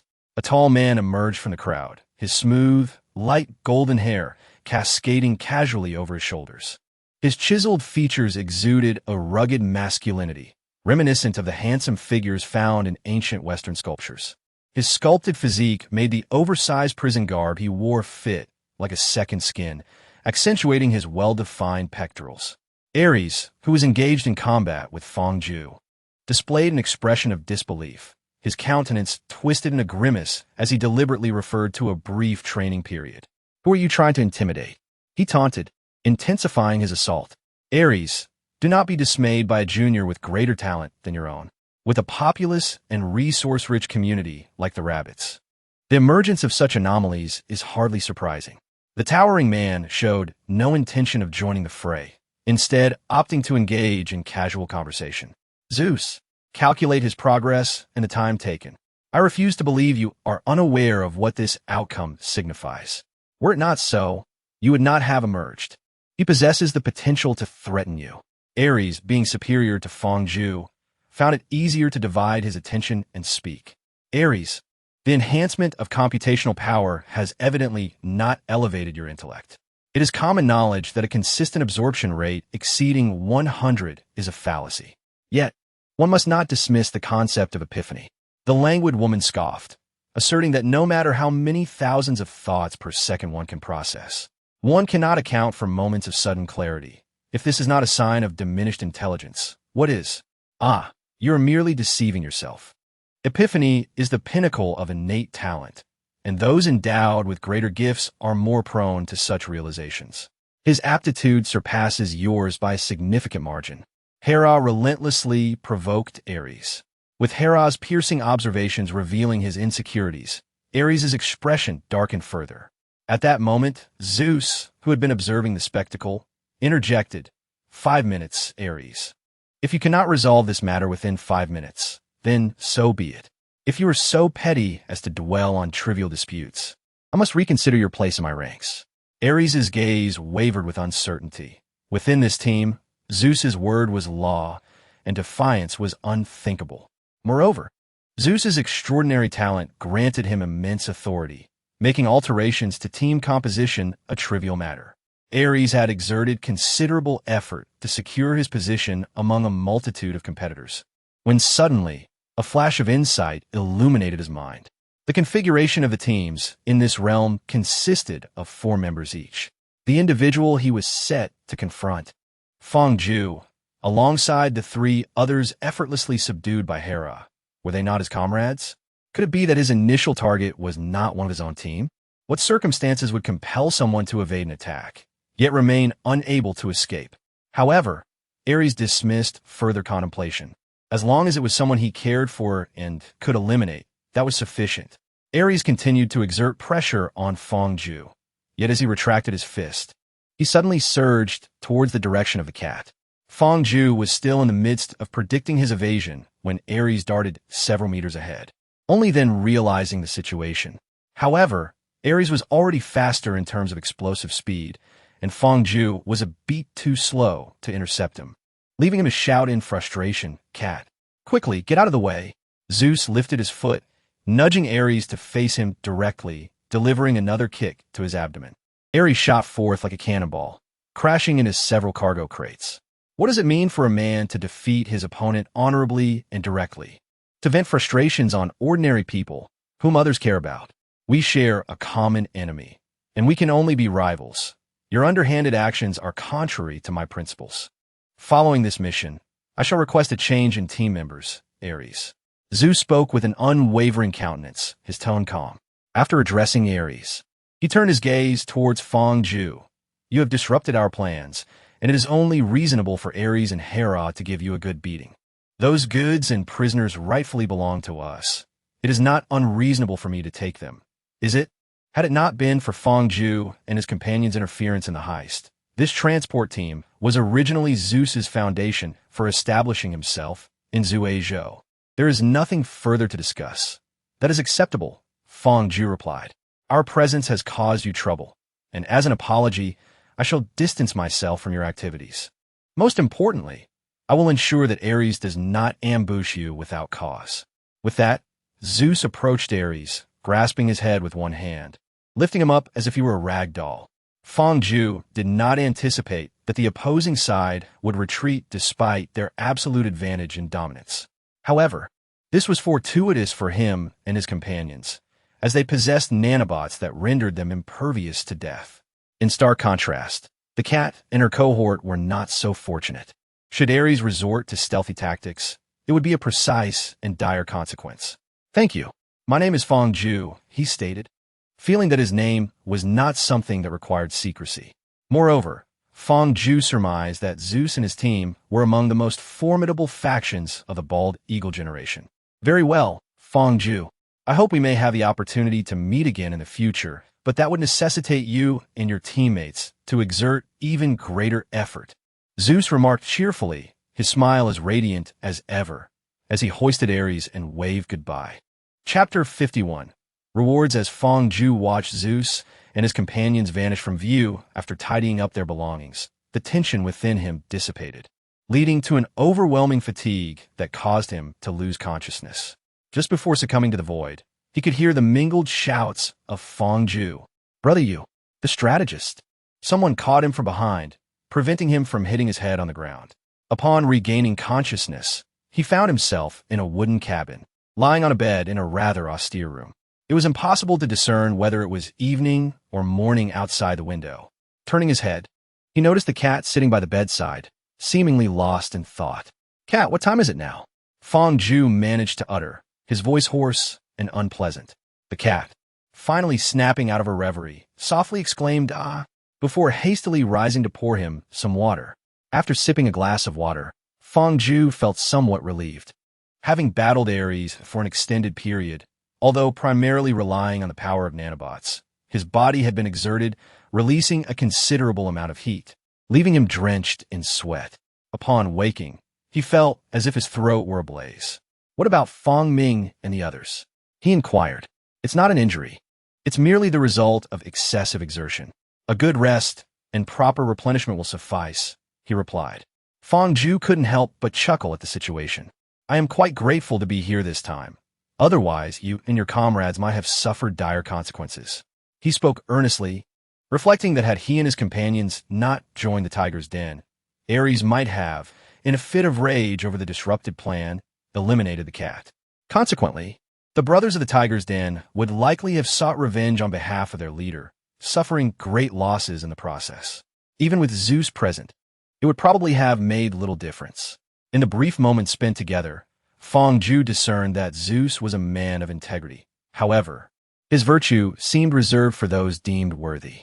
Fong Ju barely qualified in his eyes, for before demonstrating any talent, Zeus had shown little inclination to acknowledge him, leaving matters entirely in Ares' hands. Yet, the cat lamented, "If it weren't for that impulsive Zeus, we might have perished." The thought filled her with dread. Fong Ju, exhausted and unable to assist, left her feeling profoundly guilty. Gently, Fong Ju brought his right index and middle fingers together and softly pressed them against the cat's lips. "1,000 apologies cannot compare to a single thank you that brings me comfort." Thank you," she replied. Though unsure of the distinction, she complied with Fong Ju's request. "Indeed, that is correct. When you utter an apology, it merely evokes a sense of guilt within you, while I am left regretting my lack of strength to do better. However, when you express gratitude, it instills a sense of appreciation in you, and I, in turn, am filled with vigor, for I have done my utmost to protect you." Fong Ju was not only enlightening the cat, but also offering guidance to himself. This unforeseen incident allowed him to realize the disparity between himself and the most formidable individuals of his generation on this planet. Indeed, Zeus considers himself a senior to Fong Ju, yet Fong Ju does not share this sentiment. He suspects that the average age of Zeus's team is around 30. Recognizing this gap, confronting it, and striving to bridge it is his foremost objective. After he spoke these words, the cat remained silent for a prolonged moment, and Fong Ju sensed that she was still grappling with her thoughts. To divert her from spiraling into self-reproach, he interjected, "Since I have protected you this time, as a token of gratitude, would you grant me a small reward?" "Huh. All right, what do you desire?" the cat inquired timidly, her mind swirling with a cacophony of thoughts upon hearing his request for a reward. "Well," Fong Ju feigned a mischievous expression, pausing for effect. "I wish for you to remove your hood so that I may gaze upon your visage." No, that is too sudden. Huh? You wish to see my appearance? The cat, caught off guard, blurted out, "Oh, what was there to see about my looks?"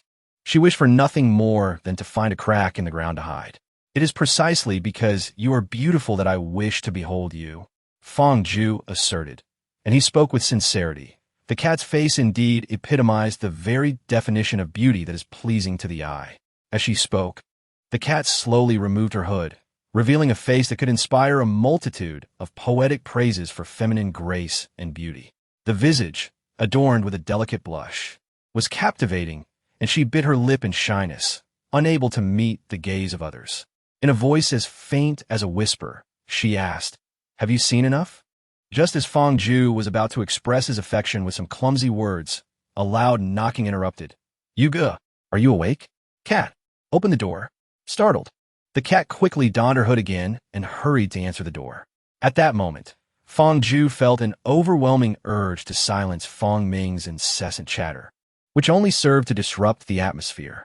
Fong Ming, Wei Yunxin, and Lu Jin entered, looking weary from travel. Fong Ming casually poured himself a glass of water and began drinking.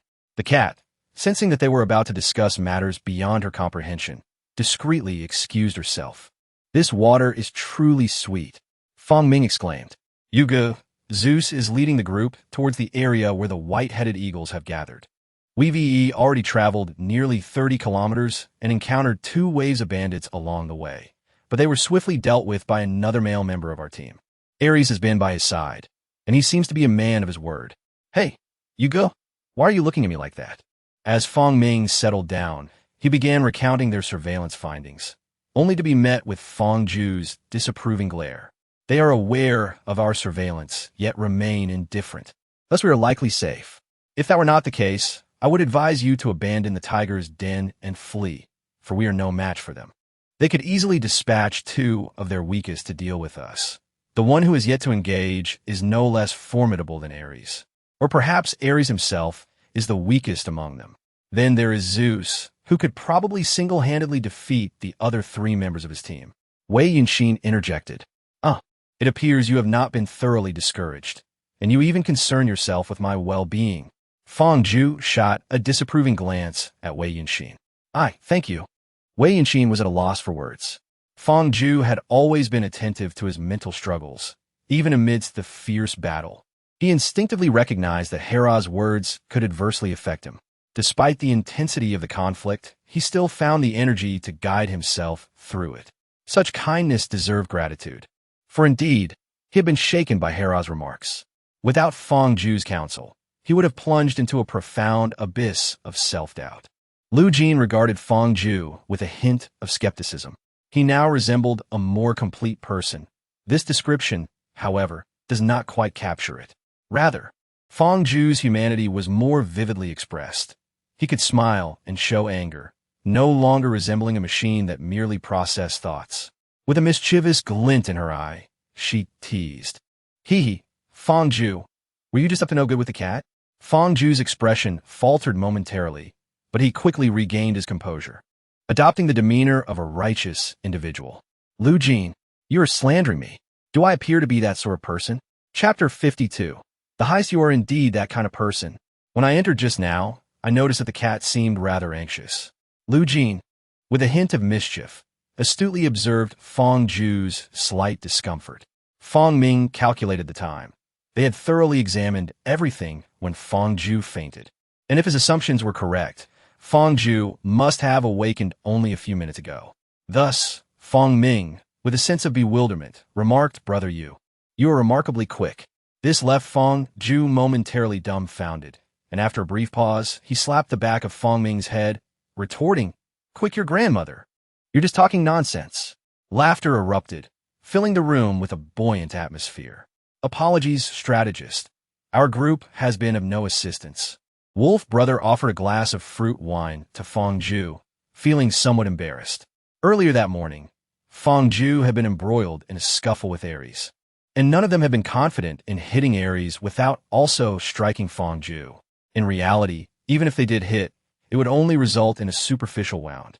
Engaging in close combat was merely a fantasy, as the cat, with its extraordinary physique, could only observe helplessly. It has nothing to do with you. Thankfully, you didn't fire any shots. Otherwise, that madman would have unleashed a massacre. I couldn't even protect the cat, let alone your large group. Fong Ju reassured Wolf Brother, patting his shoulder to indicate he should not take it to heart. By the way, cat, does the failure of this heist have any repercussions? Fong Ju turned his head to look at the cat, who was currently eating. Well, it is not as though we are on the brink of starvation. We have stored a considerable amount of provisions that could sustain us for several months. After swallowing the morsel of food, the cat finally spoke, noting that among the several broken crates, there were numerous valuable items. Very well, I shall observe for a few days, and, if conditions permit, I shall devise a means to establish a steady and stable source of income. Fong Ju maintained an air of mystery as he withheld details. In the subsequent days, Fong Ju and his companions pursued two lines of investigation. One line followed the movements of Zeus and his entourage, who had covered a distance of 160 kilometers. Unless they specifically sought out the area, it was unlikely they would encounter them, given the temporary operational range of the Tiger's Denver. The other line focused on a meticulous exploration of resources within the previous 100-kilometer radius, which was duly recorded on a newly drafted resource map. Thus, the plan was set into motion. After numerous simulations and rehearsals, the brothers of the Tiger's Den finally met the requirements laid out by Fong Ju. That evening, shortly after dinner, as twilight descended, the cat led the main force out of the encampment, along every route leading to the port and the nearby natural docking areas. The most agile individuals from the village were stationed, tasked with waiting.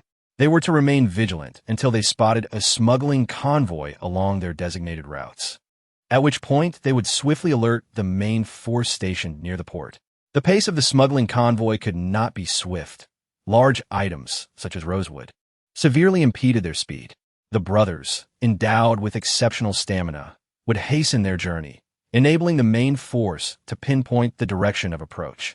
By identifying the specific route the convoy would traverse among the 5 or 6 roads leading to the port, they could set an ambush in advance and respond with composure.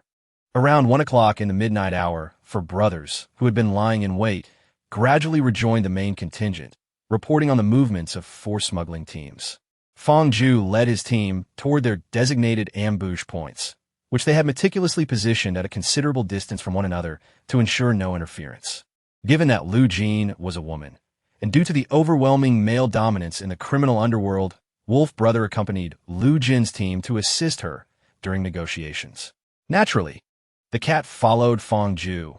Each team consisted not only of combat personnel, but also a considerable number of laborers, who would be required to transport goods once the smuggling teams were dealt with. As the clock approached 1:30, Fong Ju's team reached their prearranged ambush location. After an additional 20 minutes, the sound of numerous footsteps filled the air, signaling that the target had entered the encirclement. Without commands or shouts, the members of Tiger's Den stealthily approached the smuggling team. Without hesitation, one hand swiftly covered a mouth, while the other deftly plunged a dagger into the chest of the outer combatants, who had yet to realize the impending threat. Fong Ju had planned for an equal number of combatants on both sides, allowing for a swift resolution in mere seconds, before the transport personnel could utter a single cry. He commanded, "If you wish to die, feel free to scream." The transport workers, in a state of panic, clamped their hands over their mouths, terrified that the slightest sound would lead to their demise. "All right, keep a few armed men to watch over these individuals while we dispose of the evidence. Everyone, keep your eyes sharp. If you notice any suspicious movements, do not inquire further. Simply eliminate the threat." Fong Ju ordered with fierce determination. "Inform a transport team to come and collect the goods." He issued the command, and within moments, the transport team, stationed 200 meters away, dutifully approached to unload the cargo. The goods had been seized, and the time was 2:05 p.m. A little past 3, Fong Ju and his companions arrived at the port. All the small paths leading to the port or the natural anchorage were well known. They could simply follow the route to the original trading point of the smuggling crew. At that moment, a ship of modest size was already docked at the port. "Ah, you've arrived a bit late. Haven tea you?" The smuggler in charge was a slightly portly middle-aged man, whose sparse hair could not conceal his gleaming scalp. "Has the cargo we requested arrived?" Fong Ju paid no heed to his complaint. Most people in the criminal underworld had little concept of the profits involved in such dealings. But Fong Ju was acutely aware of the substantial gains. A slight delay would not dampen the enthusiasm of these unscrupulous merchants. Wait a moment. You're not the third one.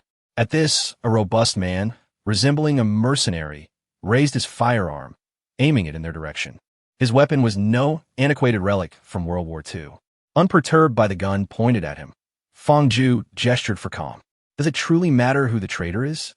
What you seek is the cargo, not the individual, he said, patting the goods behind him. The middle-aged merchant regained his composure, hesitating for a moment before waving his hand. Seeing this, the mercenary lowered his weapon and replaced his stern expression with a smile. Hey, brother, please don't take offense. You know how chaotic things can get. Having a sudden change in trading partners makes one cautious for their own safety, he said, producing a cigarette and respectfully offering it to Fong Ju. Taking the cigarette, he inhaled its scent, then placed it behind his ear. Fong Ju continued, "This tobacco is quite good. How can we exchange it? My dear brother, you are quite affluent.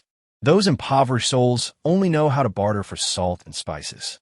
It is only you who can indulge in such luxuries." The middle-aged merchant offered a few compliments, albeit modestly. "One exchange for 10 pieces of your fine rosewood would suffice.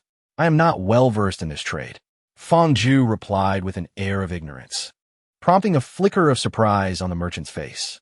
Shouldn't one conceal their cards during a transaction? What sort of strategy was this self-revelation? However, I hope our dealings will foster a long-term partnership rather than a mere one-off transaction. Wouldn't you agree? Fong Ju's hand slapped against the merchant's face, a mocking gesture that was exceedingly humiliating.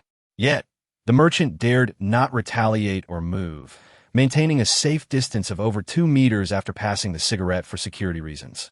Before anyone could react, Fong Ju had already struck his face, a blatant threat. "Of course, you shall henceforth be my closest trading partner." Beads of sweat rolled down from the merchant's chin, and the mercenaries by his side did not dare to act recklessly. Fong Ju's maneuver had left him in shock. He believed Fong Ju could indeed crush him before he could even draw his weapon. Chapter 53. Success and celebration, my brother. No, my dear elder brother. Do not be misled by the fact that I am the one overseeing this matter. I am merely a figurehead. The true orchestrators are those behind me. It is not worth your while to offend the significant figures behind someone as inconsequential as I. This middle-aged merchant displayed some courage, finding a way to salvage himself even while his life hung precariously in Fong Ju's grasp. "Oh, should I interpret this as a threat?" Fong Ju let his hand slide down from his face and patted his shoulder. No. How could I dare to threaten you? I merely wish to convey that my pricing is not born out of greed, but rather necessity. If this shipment fails to yield sufficient profit, I might find myself in dire straits." The middle-aged merchant lamented. Isn't the extra profit you earn beyond your tasks still your own?" Fong Ju scoffed disdainfully. "And you earn quite a bit as well. Otherwise, why would you risk your neck for a meager 996 salary? Only a fool would do that." Fong Ju continued. Just a slight profit, a slight profit." The middle-aged merchant awkwardly rubbed his hands together, attempting to shift the subject. "Let me put it this way.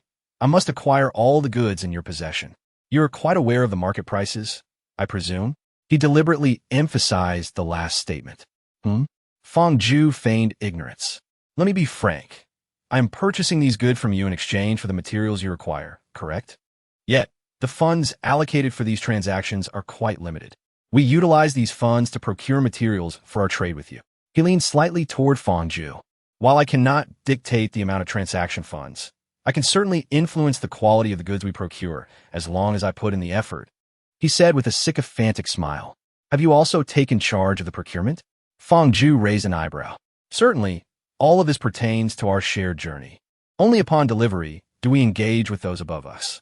The lament of the prominent figures is that they are merely disposable entities. When trouble arises, one must bear the burden alone. Even if one were to reveal their identities, accountability remains elusive, and should they remain concealed, their families outside can still enjoy a semblance of normalcy." He spoke earnestly. "Then why not initially offer quality goods for trade here? Surely, They could exchange for more valuable hardwoods and the like. Fang Ju inquired, perplexed. Ah, do not mention it. Here, people only value weight over quality. Regardless of the inferiority of the goods, they're still far superior to what we produce locally. They are unwilling to part with a little extra hardwood for good items. So we refrain from expending our efforts. Acquiring superior goods for the same price is not difficult. Yet it is laborious, the middle-aged merchant replied, growing more familiar and relaxed in their conversation. Very well. Allow me to check, he said, activating his wrist-mounted device and scrolling through it. How does this schedule seem to you? 6 days from now, at the third docking area, the easternmost one, at 3 in the morning. Thereafter, it will be every 15 days. Of course, if you prefer a 30-day interval, that is also an option. Let's proceed with the 15-day interval. By the way, is every faction's trade conducted on a 15-day cycle? Fang Ju casually asked. Ah, that I cannot disclose. If I did, who would dare to trade with me? However, you may deduce it yourself, the merchant replied, a look of discomfort crossing his face. Observing the completion of the cargo transfer, Fang Ju remarked nonchalantly. Remember the transaction in 6 days. Ensure the goods are of high quality. Do not leave me in the lurch, for if you do, I shall refrain from further remarks. But you may forfeit all business in this region. He turned aside and continued, furthermore, in 15 days here. He gestured towards the ground. You should be well aware of what ought to be said and what must remain unspoken. The middle-aged businessman immediately plastered a smile on his face. Rest assured, I shall vehemently condemn their breach of trust, forcing me to wait by the shore for an entire night. I shall demand compensation for their default.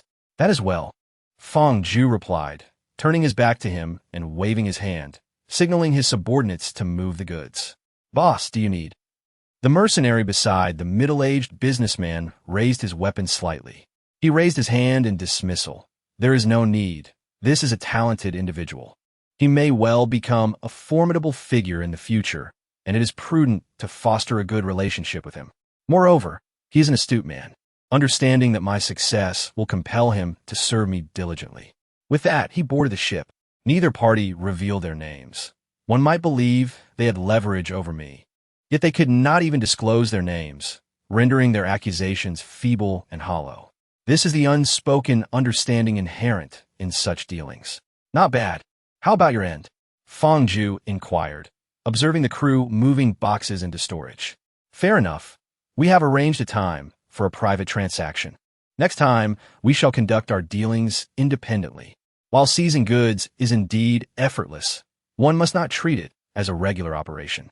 Repeated actions will inevitably lead to discovery. And when a coalition of forces unites, even the fiercest of strongholds will falter. Thus, establishing channels for private transactions was the primary objective of tonight's endeavor. Hey, Wei Yinxin, have you managed to overcome your social anxiety this time? Fang Ming turned to ask. Without any surprises, Lu Jin's team entered the stronghold after a brief interval. As she observed the numerous crates being stored in the warehouse, Mao felt an overwhelming sense of happiness, almost to the point of fainting. Since establishing the Tiger's Den, she had never witnessed such a substantial influx of supplies. The warehouse had never been so brimming. In fact, it reached a point where it could no longer accommodate everything, leaving a significant amount stacked outside. Among the supplies were lubricating oils for gun maintenance. Though not specialized, they were still quite effective, as well as several boxes of assorted thread spools. The sewing machine they had seized last time only came with 2 spools of trial thread, making it awkward since hand-spun hemp thread was utterly unusable. These threads alleviated their pressing needs.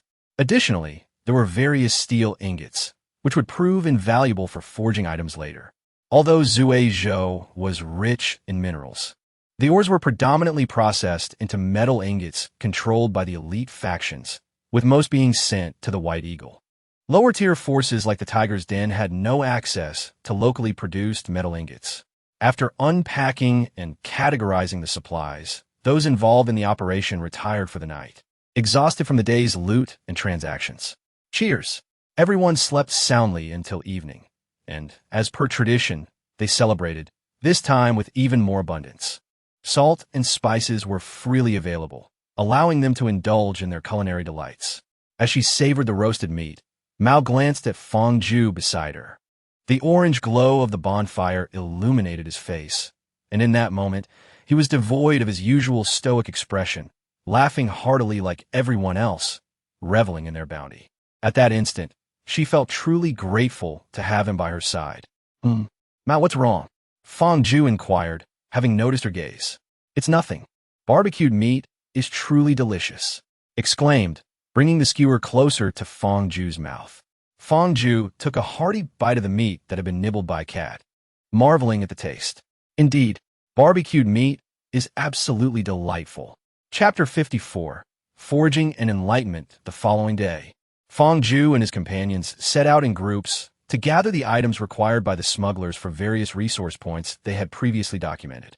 Their interests were quite eclectic, predominantly encompassing items related to luxury goods. The most straightforward and in-demand among these were various types of precious wood, with mahogany being the most sought after. This wood is ideal for traditional rabbit-crafted furniture, particularly the yellow rosewood. In the outside world, yellow rosewood is rare and precious, with a maximum diameter of just over half a meter. However, in the sparsely populated and expansive region of Zhuizhou, even with ongoing trade, the exceptional restoration of the natural environment and possible mutations have made yellow rosewood with diameters nearing 1 meter quite commonplace, with scattered specimens found in the dense forest near the tiger's den. Additionally, there are various precious medicinal herbs. Many traditional Chinese medicines have been scientifically validated for their efficacy, and even those discredited have not diminished the public pursuit of these items. The most renowned among them include ginseng, bird's nest, reishi mushrooms, and cordyceps, as well as certain animal-derived substances such as bear bile, tiger bones, and seahorses, all of which are highly valued. The significant resource points for mahogany are easily marked on the map, while other medicinal herbs cannot be located merely by a cursory exploration. Thus, Fong Ju clearly articulated the characteristics of these items to his subordinates before dispersing them to begin their search. Even if the environment of a sinister continent is exceptionally favorable, these precious medicinal herbs are not found everywhere. Moreover, the area is rife with peculiar and bizarre weeds that many brothers would fail to recognize upon sight. Yet, this is the only approach available. If only Fong Ju and his 3 companions were to search, they would scarcely gather much in a month's time. Early this morning, while searching, Fong Ju only heard a voice exclaiming, "Strategist, come and take a look. Is this the one you mentioned? Strategist, hurry over and see if this is the flower you spoke of." From a distance, another brother called out. Reluctantly, Fong Ju made his way toward the sound, navigating through the dense forest where no path existed. Upon reaching the source of the voice, the brother called out again, "Strategist, take a look. This thing is quite similar to what you described." Fong Ju parted a cluster of branches and, upon closer inspection, was filled with immense joy, for he had not misidentified it. "Quickly, we've struck gold. Bring a basket." He urged the brothers from the tiger's lair and turned to the brother who had discovered the plant, saying, "You have a keen eye. Feel free to request whatever you desire from the kitchen tonight." With that, Fong Ju began to carefully gather the precious herb, identifiable as the revered dendrobium, the foremost among the 9 immortal herbs recorded in ancient texts of traditional Chinese medicine. Today, it is nearly extinct in the wild. Even cultivated specimens command prices comparable to gold. This naturally occurring variety could easily fetch 10 times that amount. Fong Ju estimated that, while fresh specimens are difficult to preserve, after processing, they should yield over 3 kilograms. It would not be an exaggeration to say that this cluster could be auctioned for over 100 million. As they scoured the area, Fong Ju spoke up, instructing everyone to search along the stone wall for similar items. He promised that anyone who found something akin to it would be rewarded with whatever they desired from the kitchen that evening, attributing the suggestion to himself. A group of burly men dashed forward like wild dogs, eager not to be outpaced by their peers in the hunt. Ultimately, it was one of the brothers who made the discovery, albeit only a small cluster, estimated to weigh around a kilogram. Fong Ju clapped him on the shoulder, exclaiming, "Well done. It seems you possess a keen eye, rather than merely stumbling upon a fortunate find. What is your name? I shall nurture your talents, and in time, you could lead a team to procure medicinal herbs." "My name is Yu Yong. Is that true? Can I really lead a team? Yu Yong replied, elated, never having anticipated that excelling in the search could elevate him to the position of a team leader. In this place, strength reigned supreme, and he had always felt somewhat inadequate within the ranks. The surrounding men wore expressions of surprise. I understand that strength is revered here. However, the more valuable herbs Yu Yong collects, the better provisions we can obtain, which in turn enhances the quality of life for all. Reflect upon this logic, Feng Zhu elaborated, endeavoring to shift their mindset. The men exchanged glances, pondering for a moment before nodding in agreement. Yu Yong looked at Feng Zhu with gratitude. If not for Feng Zhu's words, even a temporary leadership role would have been fraught with challenges, as the others might have resented him. Is that not the purpose of respecting strength? It is because the strong can provide a better life for everyone. Their ability to fight allows them to retaliate decisively when others covet their power, deterring those vicious hounds from seizing what belongs to them. They protect the community, thereby enhancing the quality of life for all, which earns them respect and loyalty. Reflect upon this. Do you not hold similar thoughts toward the cat? Feng Zhu inquired. The burly men pondered for a moment, and indeed, they acknowledged that it was the leader who improved their lives, earning their allegiance and respect. They responded in unison, affirming their sentiments. Thus, our situation differs from other factions. Their leaders command respect through fear and firearms, while we revere the cat for her strength, which enables her to safeguard you and lead you towards a better existence. Is it not true that she does not compel your submission through her might? Although the cat has never disclosed the details of her rise to power, Feng Zhu has unwavering faith in her character. Therefore, the true standard of your admiration lies not in strength alone, but in the ability to guide you toward a prosperous life. Her strength merely facilitates this endeavor. Having gathered the dendrobium officinale, Feng Zhu settled against a tree. Thus, the essence of the strong lies in their capacity to uplift the lives of others. They earn respect for bearing the burdens of the weak. Several sturdy men were still absorbing Feng Zhu's teachings when they gradually fell silent. Upon closer inspection, Feng Zhu was found staring vacantly, his eyes wide and unfocused, as he leaned against the tree in a daze. "Advisor, are you all right?" A burly man sensed something amiss and reached out to pat Feng Zhu. Slap! His hand was swatted away as Yu Yong spoke with a grave tone. "Do not disturb the advisor. The last time I saw the woman who accompanied him, she too became silent mid-conversation. The advisor did not interrupt her, and when she awakened, she was overjoyed. Perhaps this is their unique martial arts technique, leading to sudden enlightenment and significant improvement in their skills. Otherwise, how could the advisor, being so young, surpass even the eldest by such a margin?" The group of burly men was taken aback by his words, while they found the notion somewhat fantastical. They dared not act recklessly. Should we not place some medicinal herbs in the advisor's mouth? I noticed in the television series I watched that combining herbs with the cultivation of energy yields better results. One burly man suddenly suggested, "Do you know how to prepare these herbs?" Another man questioned, skeptical of the idea. "Let us use this. The advisor mentioned earlier that it is a fine substance, quite precious, and serves as a tonic, so it should not be harmful," said the first man, weighing the contents of his basket.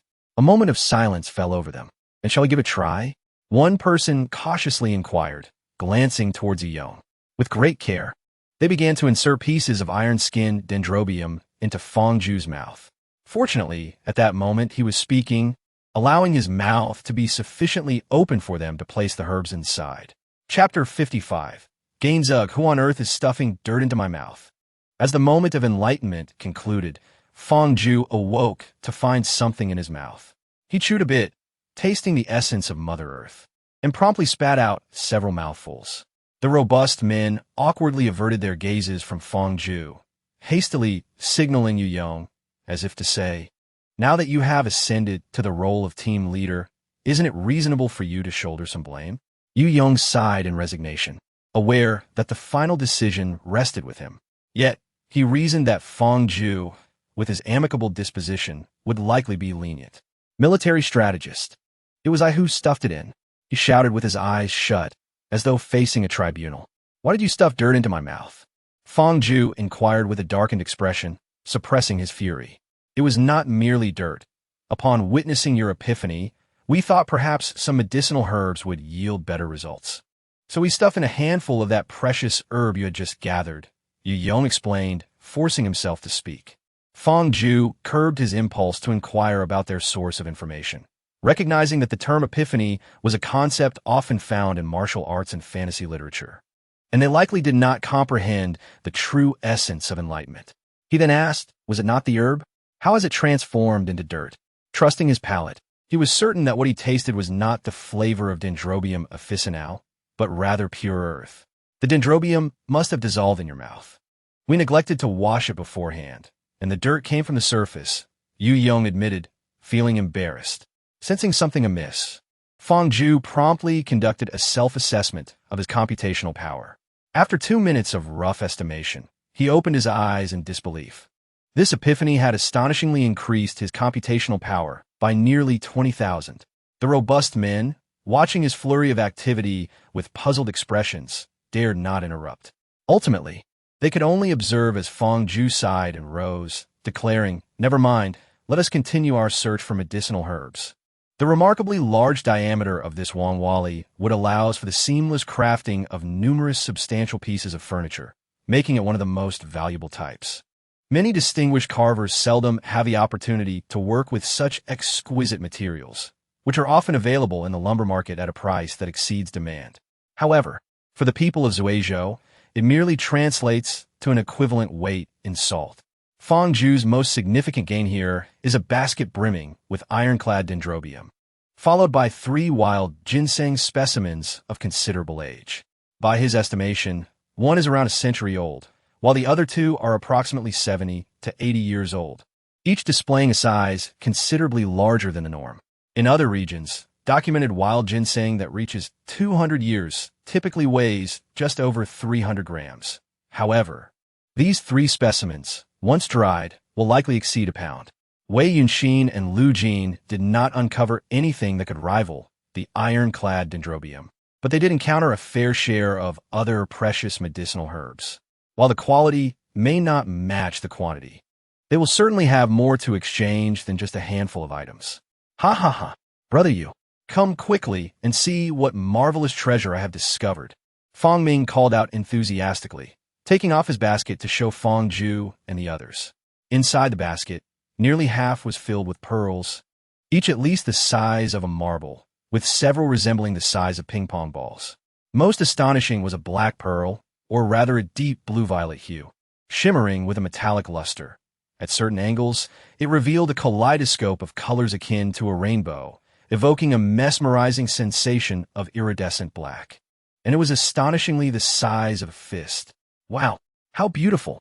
Women are akin to majestic dragons, utterly defenseless against the allure of shimmering, lustrous objects. Upon glimpsing the exquisite pearl, Lu Jin gasped in awe, extending her hand to caress its delicate, smooth surface, feeling its rounded, lustrous form. Even through their discerning eyes, it appeared as an almost flawless orb, devoid of any imperfection. The cat, who had remained silent beside Fong Ju, stirred with curiosity, yet, in an effort to uphold her older brother's composed and stoic demeanor, she restrained her impulse to examine and touch the alluring pearl. As for the value of this treasure, it is difficult to ascertain, but it is undoubtedly a pinnacle of luxury, a gem among gems, truly priceless. Fong Ju surveyed the bounty of pearls, seemingly limitless in quantity.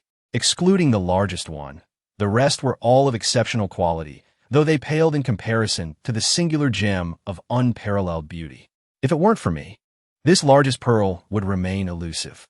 Its size, akin to that of a grinding stone, was ensconced deep within the crevices of the rocks. It took several attempts and considerable effort for me to extract it. Even the ordinary observer would struggle to notice it, let alone retrieve it, Fong Ming boasted, aided by his nanobots, capable of holding their breath for over half an hour and enduring rigorous underwater endeavors for 7 to 8 minutes. Indeed, this will serve as a valuable bargaining chip for our transaction, but this particular pearl must remain undisclosed for the next occasion. The others can be released during our next venture, Fangju indicated towards the few pearls the size of ping-pong balls. Ah, brother you truly possess a remarkable talent. Fang Ming understood instantly. If one sells everything at once, the buyer may not appreciate its value. It is wiser to first sell the larger items, as the smaller ones will subsequently lose their worth. After selling a few of the larger pieces, one might show the buyer the significant item again, but without engaging in a transaction. It would be prudent to convey that only sincere offers will be considered, allowing for an open negotiation.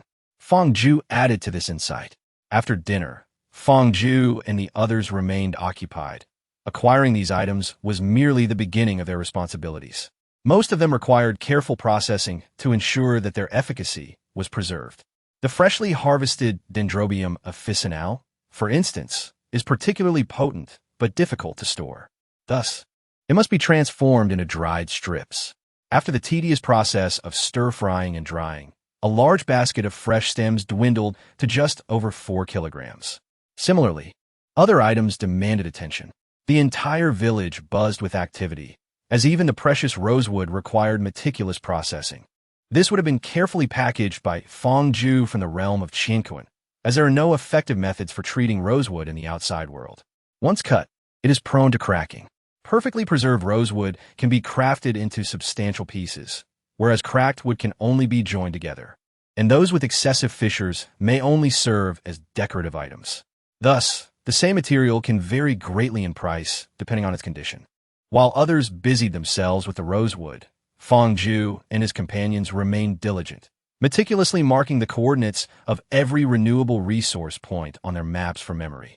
For example, the 2 clusters of Dendrobium officinale, which have a 3-year growth cycle, were harvested without damaging their roots, allowing for repeated collection. This map represents the foundation for sustainable development they intend to leave for the Tigress Denver. On this day, everyone was bustling from dawn until dusk. Yet no one voiced any complaints, for this marked their first step toward autonomous trade with the outside world. The more valuable items they gathered, the greater the resources they could exchange, thereby enhancing their lives. This was the essence of hope. In Chapter 56, the cat fights the tiger. They diligently collected various herbs and timber for 3 days. Fang Ju and his companions significantly expanded their range of materials, adding several types of agarwood to their timber collection. However, the variety of herbs remained relatively unchanged, as only a few were exceptionally valuable. On the 3rd day, Lu Jin managed to hunt a deer, whose antlers were remarkably symmetrical and aesthetically pleasing. They were substantial in size. Consequently, he carefully removed the antlers along with the hide, preserving them through proper curing. The antlers could be considered a luxurious craft, while the hide was also a fine fur. Today marked the scheduled trading time with Fang Ming. His team spent the day resting, gathering their strength for the evening's transactions, thus neglecting their routine collection activities. Fang Ju, accompanied by a cat and a team of companions, ventured out to gather resources. Although the nearby dense forest appeared modest in size, the tasks of resource collection and map exploration were entirely distinct. The latter involved swift navigation, merely noting the streams and cliffs that required documentation on the map, while the transition from forest to grassland was simply marked. In contrast, resource collection demanded meticulous scrutiny, as they had to carefully examine every thicket and patch of grass to discern whether they contained rare herbs. Consequently, many brothers overlooked valuable finds. However, it was of little consequence, as what was missed was either insignificant or too deeply hidden, with the opportunity for future collection remaining. Fang Ju and the cat ambled quietly at the forefront of the collection net when suddenly, Fang Ju sensed an anomaly. Just as she was about to voice her concern, the cat interjected, "Be cautious. Something approaches." The rustling of underbrush filled the air, and from the cat's left rear, a shadow darted forth, lunging at the feline. The cat, ever prepared, leaped forward, executing a lazy roll to evade the meticulously orchestrated ambush. Rising smoothly, she beheld a ferocious tiger, its gaping maw resembling a bloodied chasm, occupying the spot she had just vacated. A distinct emblem of a king adorned the tiger's forehead, signifying its dominion over the forest. Its coat shimmered with a lustrous sheen, the orange and black stripes flowing like liquid, powered by the explosive strength of its muscles beneath. Unlike the corpulent tigers of zoos, this creature boasted a streamlined musculature, accentuated by angular definition, with exaggerated forelimb girth showcasing its remarkable power. Undeterred by the thwarted ambush, the tiger's gaze was filled with fierce intent as it fixated on the cat, perceiving this diminutive human as mere prey. This was a man-eating tiger, one that had savored human flesh before, and it showed no inclination to hold back. "Cat, will you strike, or shall I?" Under ordinary circumstances, a wild tiger unacquainted with humans would not instinctively regard them as quarry, especially in a region abundant with prey. Moreover, this tiger appeared well-nourished, perhaps not even hungry, with its murderous intent likely stemming from a desire for sport. As for the cat, Fong Ju harbored little concern. She was confident that the tiger-skin armchair she possessed was indeed her handiwork, and with a clear understanding of the cat's combat prowess, she was certain that it surpassed that of the tiger. The tiger cast a human-like glance at Fong Ju, its expression one of surprise, as if it had only just noticed the presence of another being. However, after a fleeting moment of curiosity, it dismissed Fong Ju, perceiving her as inconsequential, devoid of any sense of threat. Instead, it was the cat that emitted an intriguing aura, capturing its interest. This human was formidable enough to engage in battle. With a resounding roar that echoed through the air, the tiger, now aware of its discovery, felt liberated. The human's demeanor suggested an unwillingness to flee, which suited its intentions perfectly. It crouched low, its forelimb muscles rippling, the sinews of its powerful limbs undulating in anticipation. Without a sound, it transitioned from utter stillness to explosive motion, transforming into a streak of orange as it lunged toward the cat. The cat, however, did not await the tiger's assault. She had never favored passive defense, always opting to be the aggressor. In this moment, though they belonged to two distinct species, both exhibited a strikingly similar approach and intensity in their movements. A muffled thud reverberated as the tiger's paws met the cat's. The sound subdued due to the tiger's padded paws and the fur covering its forelimbs. The tiger towered over the cat, leveraging its superior weight to press down forcefully, its muscle definition starkly illustrating its raw power. The cat raised her paws in a valiant effort to withstand the tiger's brute force, yet their strength was evenly matched. The tiger's advantageous position began to overwhelm her, prompting a swift adjustment in her strategy. The tiger's paw slipped past her side, crashing heavily onto the ground. "You are stronger than the tiger I have slain before." Stepping back a few paces, the cat spoke to the tiger, undeterred by whether the beast could comprehend human language. The cat was well aware that the tiger could not understand, yet it surged forward once more. The tiger, not lacking in reflexes, lunged ahead. Fong Ju felt a chill between his legs as he witnessed the tiger, astonishingly, leap and evade the lethal kick without any visibility. Upon landing, the tiger harnessed its momentum to swivel back towards the cat.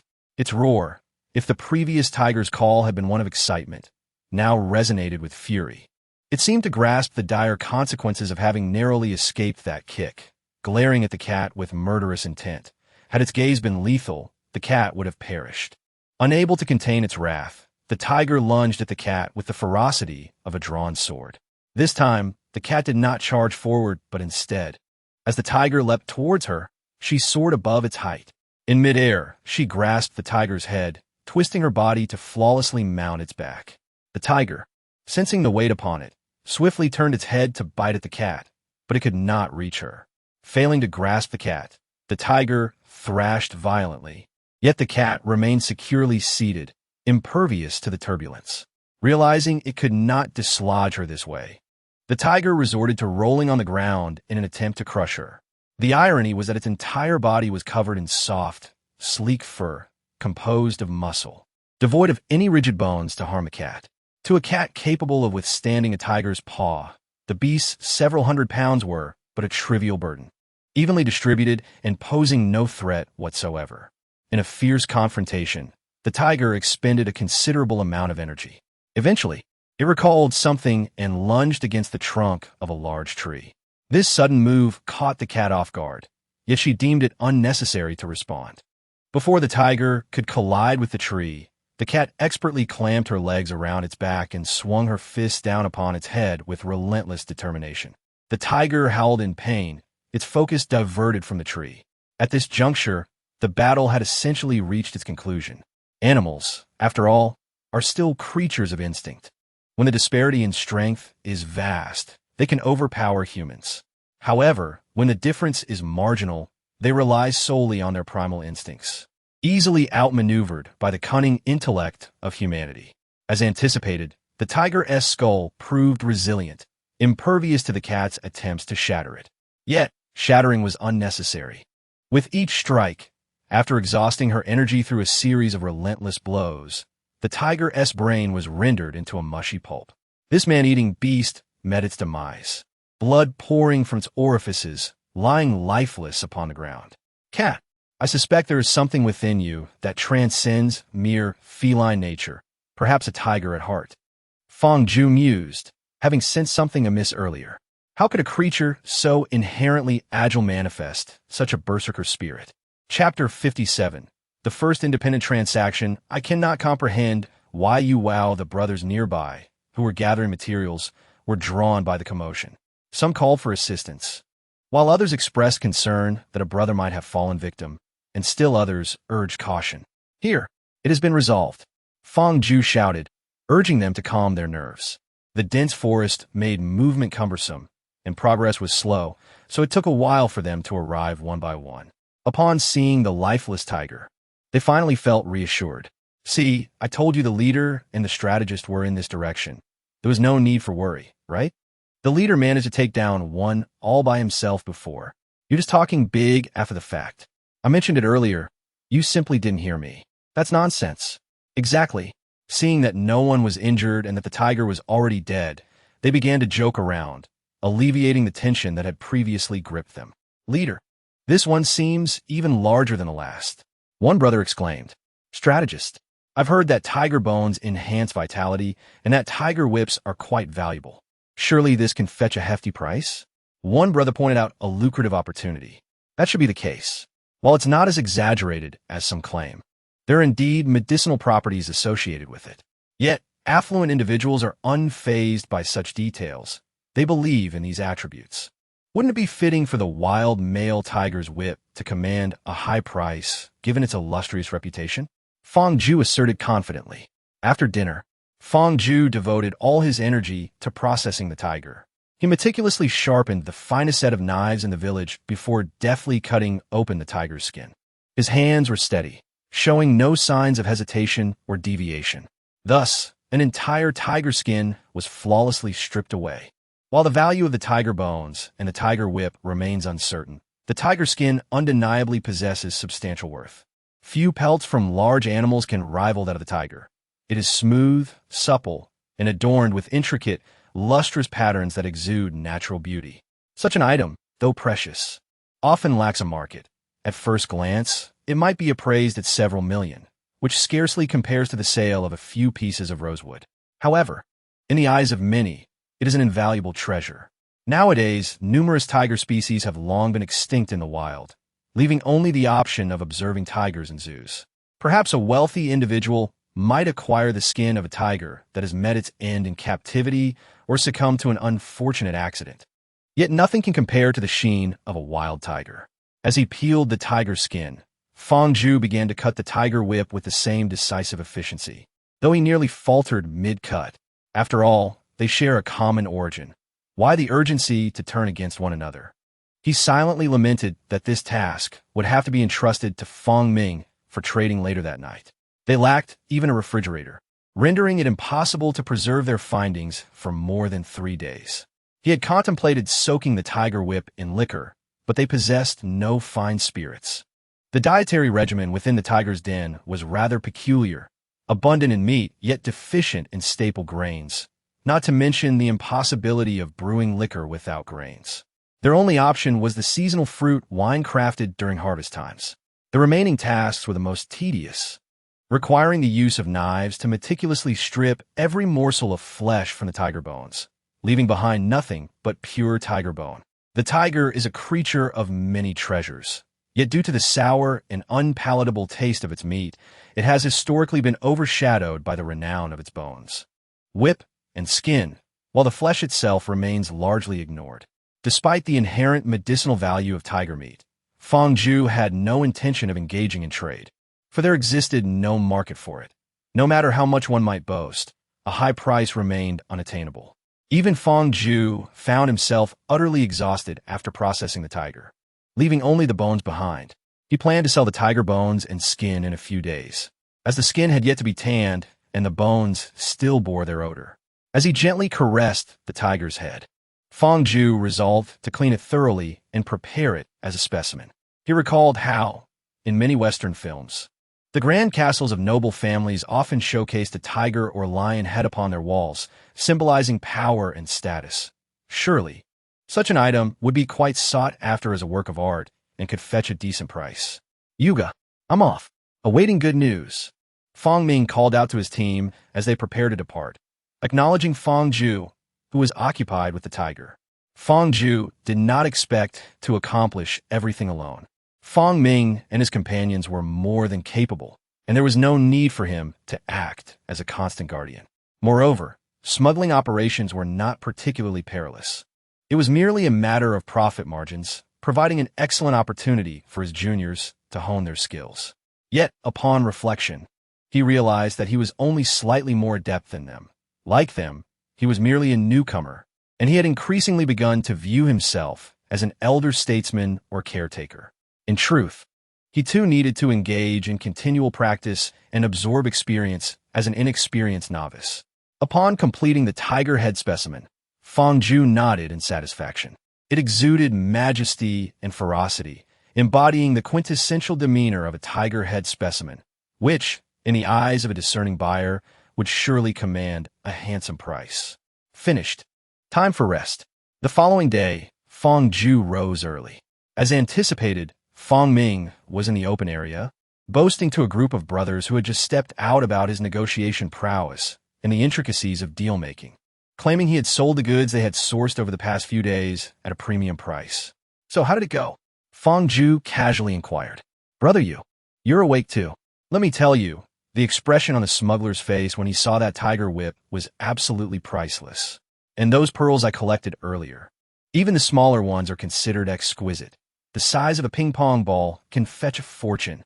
Fang Ming animatedly elaborated. Why would he disclose the value of such items? One could simply feign ignorance and treat them as ordinary goods. Fangzhou remarked in surprise. Isn't the cargo he carries too much for this trip? Oh, I figured it all out. Every prime port along the coast of Zhuizhou has its own niche, and only those with formidable backing are afforded a place here. These smugglers are particularly concerned with their reputation. Once they lose it, if they get cornered in this port or natural anchorage, their entire business can be disrupted, effectively ending their career. The powers behind them will simply replace them with another smuggler, Fang Ming said with a hint of excitement. The sensation of holding leverage over the smugglers was truly exhilarating. In the subsequent days, they spent their time in the monotony of gathering work. During this period, the trading time with Wei Yunxin arrived, and they completed the transaction smoothly, yielding a substantial amount of resources, which further ignited everyone's enthusiasm for their daily collection efforts. Today marks the appointed time for the transaction between Fangzhou and his counterpart. After 1 o'clock in the morning, he set out with his team, transporting a substantial shipment of goods. As anticipated, by nearly 3 o'clock, they glimpsed the dim lights of the designated third natural anchorage along the coast. Ah, my dear brother, you are truly punctual. This is our inaugural trade. I am curious to know what splendid items you have brought. The middle-aged merchant greeted with a hearty laugh. There is no shortage of fine goods, but I fear you may not be able to indulge. Fangzhou replied with a hint of bravado. You underestimate me, my friend. Though I am merely a humble boat operator, my connections are rather impressive. The merchant continued to smile amiably. I can assure you that the supplies you have brought will not suffice to match the value of my goods. I wonder, what is your usual method of trading in such circumstances? Fangzhou asserted, taking a seat in the chair prepared by the merchant. Rest assured, as you are aware, the actual worth of our supplies hardly amounts to a fraction of your goods, the merchant remarked, rubbing his hands together as he settled down. Here is what we shall do. Display your goods for my appraisal, and then you may express your desires. As long as they do not involve arms, narcotics, or advanced technology, feel free to ask, he declared, waving his hand generously. Realizing he may have overstepped, he added, of course, the value should not be excessively high. It should align with the standard ratios of other trades. What do you think of this? Fong Ju inquired, receiving a tiger skin from one of his subordinates and unfurling it for display. This, let me see, the merchant gestured, taking the tiger skin into his hands and inspecting it thoroughly. My dear brother, might I inquire if the tiger's head is still intact? The merchant, trembling slightly in his tone, expressed his astonishment at the discovery. Oh, you possess a discerning eye. Behold the tiger's head. We have the relevant technology to craft it into a specimen. Surely, the craftsmanship comes at a premium? He placed the tiger's head on a small table, intentionally positioning its fierce visage towards the merchant. Having traveled extensively, the merchant was hardly intimidated by a lifeless tiger's head. Nevertheless, the ferocious demeanor of the trophy elicited his admiration. I must not deceive you. This is indeed a remarkable piece. You must have an experienced artisan behind this work, for the treatment of the tiger's skin and the shaping of the head are beyond the capabilities of ordinary craftsmen. His excitement was palpable. While rosewood is precious, in a stable market with high-quality imports, it hardly qualifies as extravagant luxury. The tiger's skin and head, however, are of a different ilk, imbued with significance and superior quality. Their rarity rivals that of national treasures. Wealthy patrons have long sought such items in secrecy, yet they only dwell within the depths of the forest. Capturing a tiger demands the sacrifice of at least one life. In the dense jungle, one cannot hope to detect the tiger before it pounces. A single strike is invariably fatal, and a firearm, should it fail to deliver a lethal shot to the head, leaves the hunter vulnerable to a deadly counterattack, often resulting in multiple casualties. Moreover, without ammunition, the skin becomes worthless. Even with cold weapons, the outcome is similar. Either the beast escapes unharmed, or the skin is rendered unusable, suitable only for smaller artifacts. Consequently, perfect tiger skins are exceedingly rare. The merchant gazed at the tiger skin and head, a shiver running down his spine. There were no bullet holes or knife marks. Could it be that there truly exists a formidable individual capable of engaging a lion or tiger in hand-to-hand combat? Hey, don't just stand there in silence. How much is this worth? Give me a price. Fong Ju impatiently tapped the table. Ah, brother, you can call me Fatty. It's difficult for me to assess the value, but I can certainly report it to my superiors. Let me know what you desire, and they will determine an appropriate price. Next time, I will bring whatever amount they suggest. If you find it satisfactory, we can proceed with the transaction. If not, we can negotiate further. Well, that sounds acceptable. Let me take a look at these, Fong Ju said, pulling out 2 pieces of tiger bone. What is this? Fatty leaned in for a closer inspection. Despite his extensive experience, he could not discern exactly what it was. However, given the tiger's skin and head, he cautiously ventured, tiger bone? Precisely. This is from the head. Fong Ju confirmed. Fatty pondered for a moment. Brother, do you possess the entire tiger? He was acutely aware of the immense allure that tiger products held for the affluent. No man would shy away from enhancing his prowess. Ah, you arrived too late. We couldn't preserve it. It was sold on the very day it was acquired. Fong Ju replied nonchalantly. Fatty felt a pang of regret, as if he had missed out on a fortune. Yet he also realized from Fong Ju's words that he was not the only collaborator, which made him somewhat cautious. Brother, you cannot do this. Just look at my sincerity. Rest assured, in the future, if you have valuable items, feel free to compare prices. For the same quality goods, I will undoubtedly offer a higher price than others. Fatty was at a loss for words. He understood that Fong Ju was seizing the opportunity to gain an advantage, and it would come at his own expense.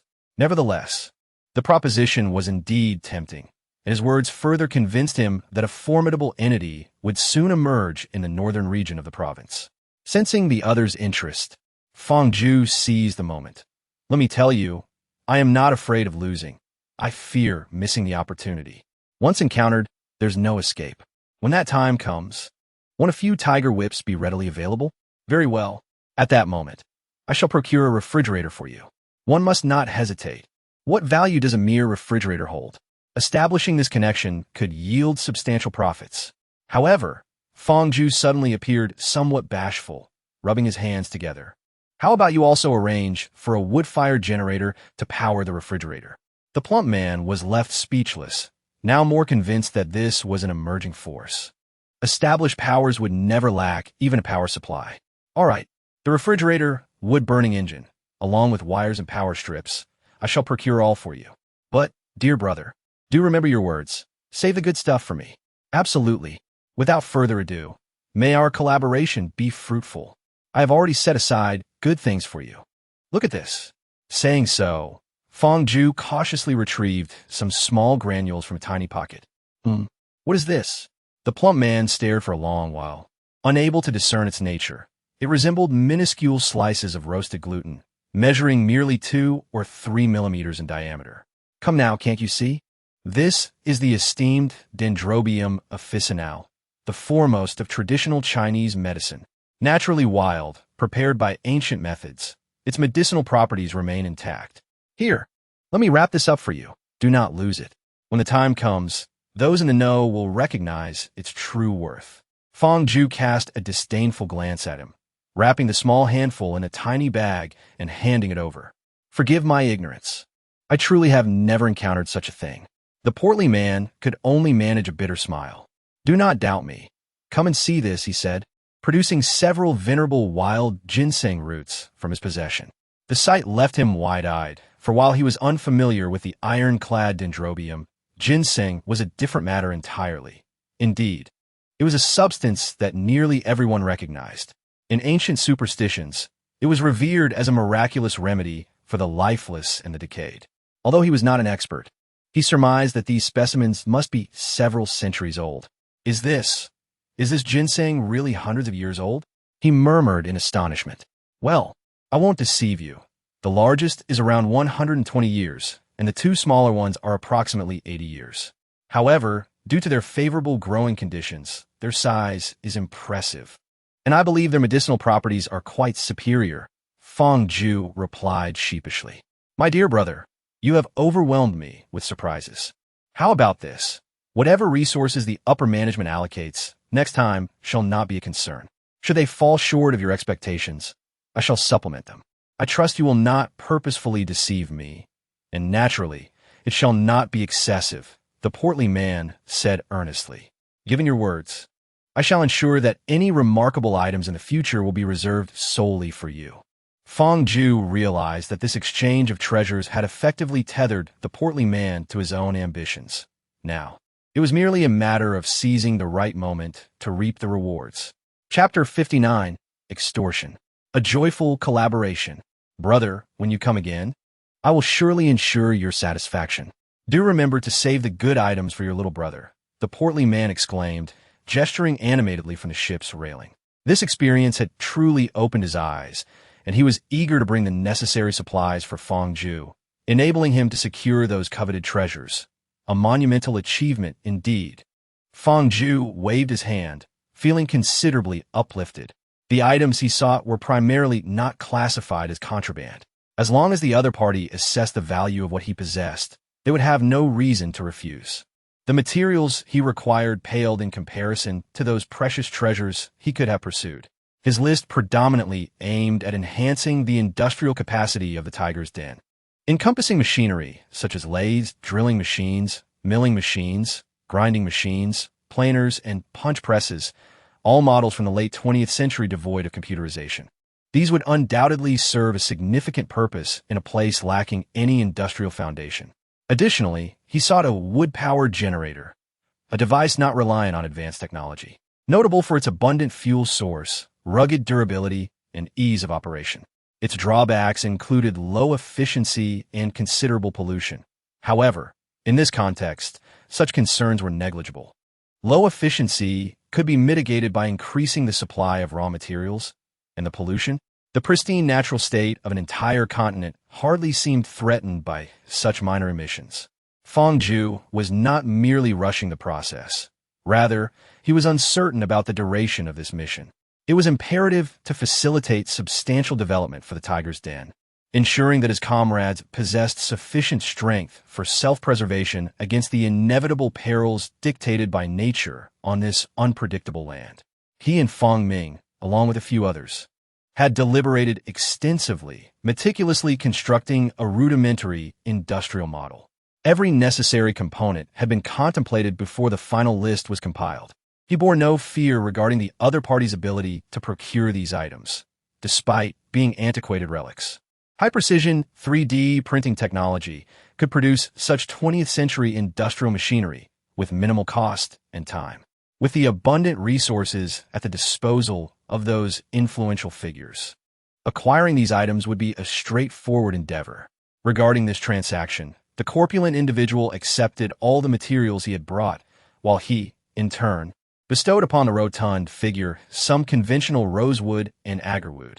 Thanks to a method he had procured from within the realm, these premium woods exhibited not a single crack, leaving the hefty man in awe as the price for the goods significantly increased. With the transaction concluded, Fong Ju felt an overwhelming sense of relief as he led the way at the forefront of the group.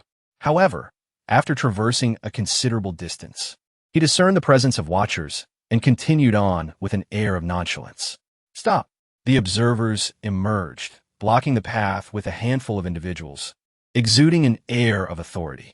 The combatants from the Tiger Den raised their weapons with vigilance, to which Fong Ju gestured dismissively. "What is it? Do you have something to say?" "Hee.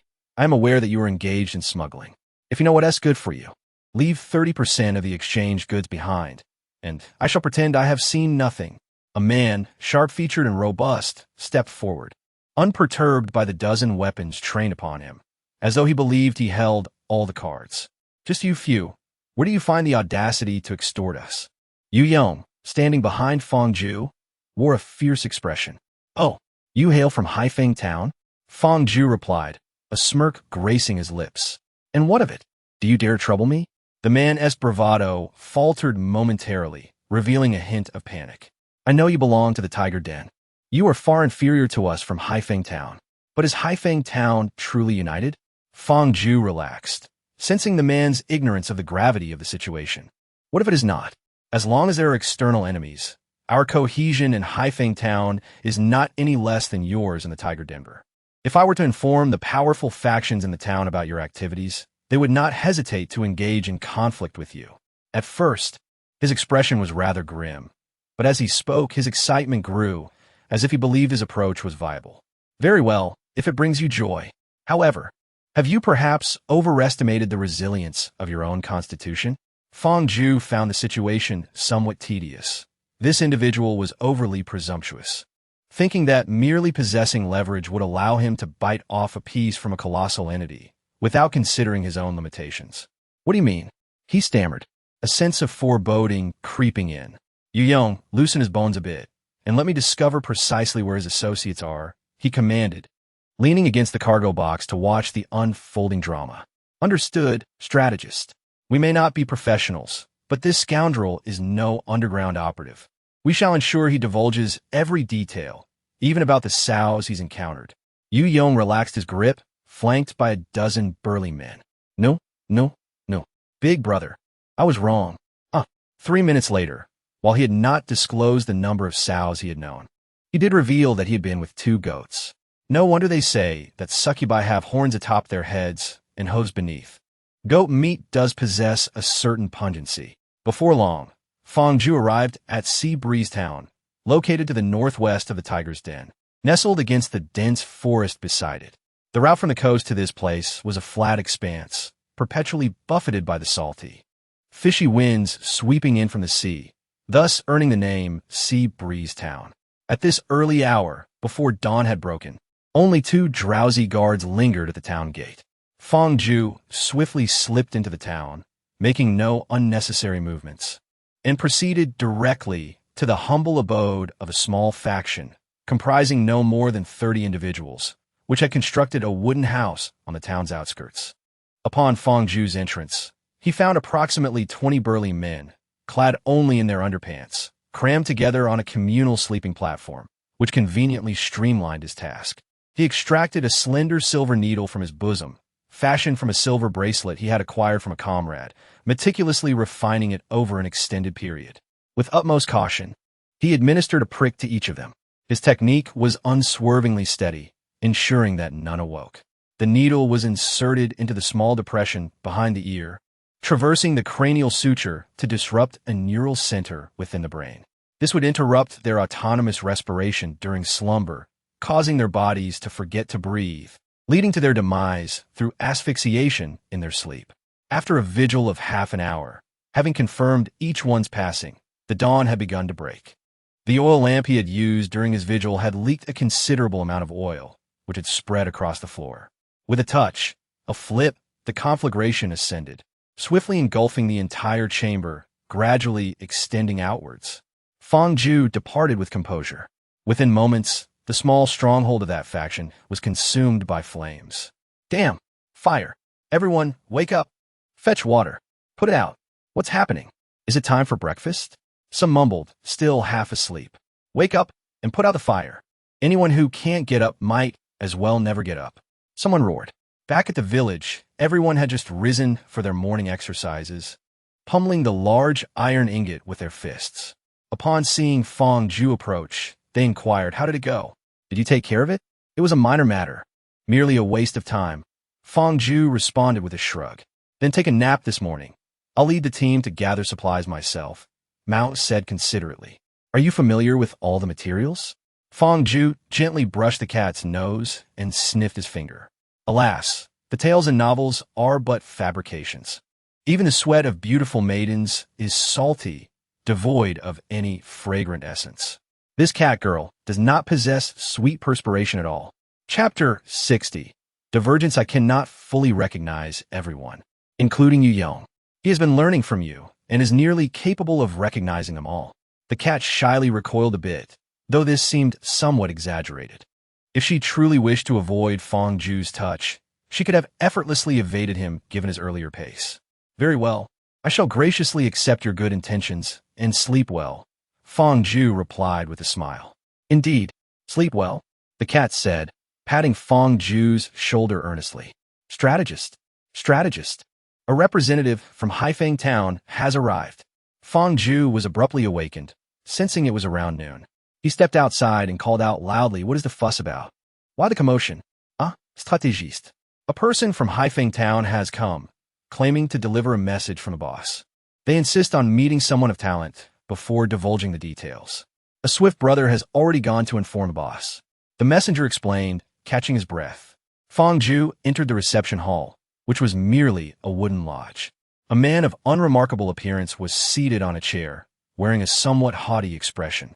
"Are you delivering a message on behalf of one of the three factions behind Haifeng Town, or are you representing Haifeng Town itself?" Fong Ju inquired bluntly. "This is our strategist. The boss has stated that he stands on equal footing with him." The messenger who had delivered the news glared at the man in dissatisfaction. The boss had previously declared that the strategist was his equal, and this individual, merely a messenger, dared to speak to the strategist in such a manner, thus affronting the boss.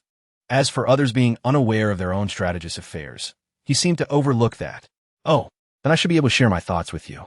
Even though the man recognized Fong Ju's significant position in the tiger's den, it did not alter his demeanor. "You."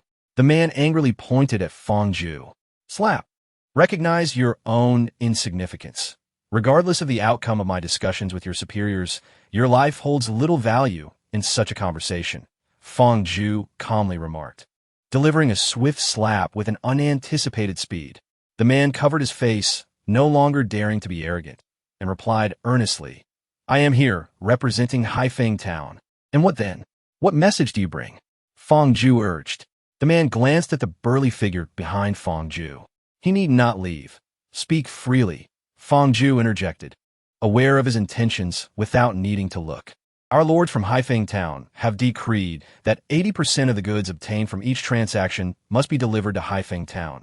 Otherwise, you shall not earn a single penny more," the man boasted once again. "See him out, please, our esteemed guest from Haifeng Town." The messenger gritted his teeth and said, Brother, your words are quite something. Who could have anticipated that the dog would die without mentioning this matter? Perhaps he left a contingency plan that he has forgotten himself. Fong Ming waved his hand dismissively. This is not your fault. No one can make entirely accurate decisions in the absence of crucial information. The focus now is on how to resolve this issue. For we have meticulously managed to bring the situation to this point, Lu Jin stated seriously.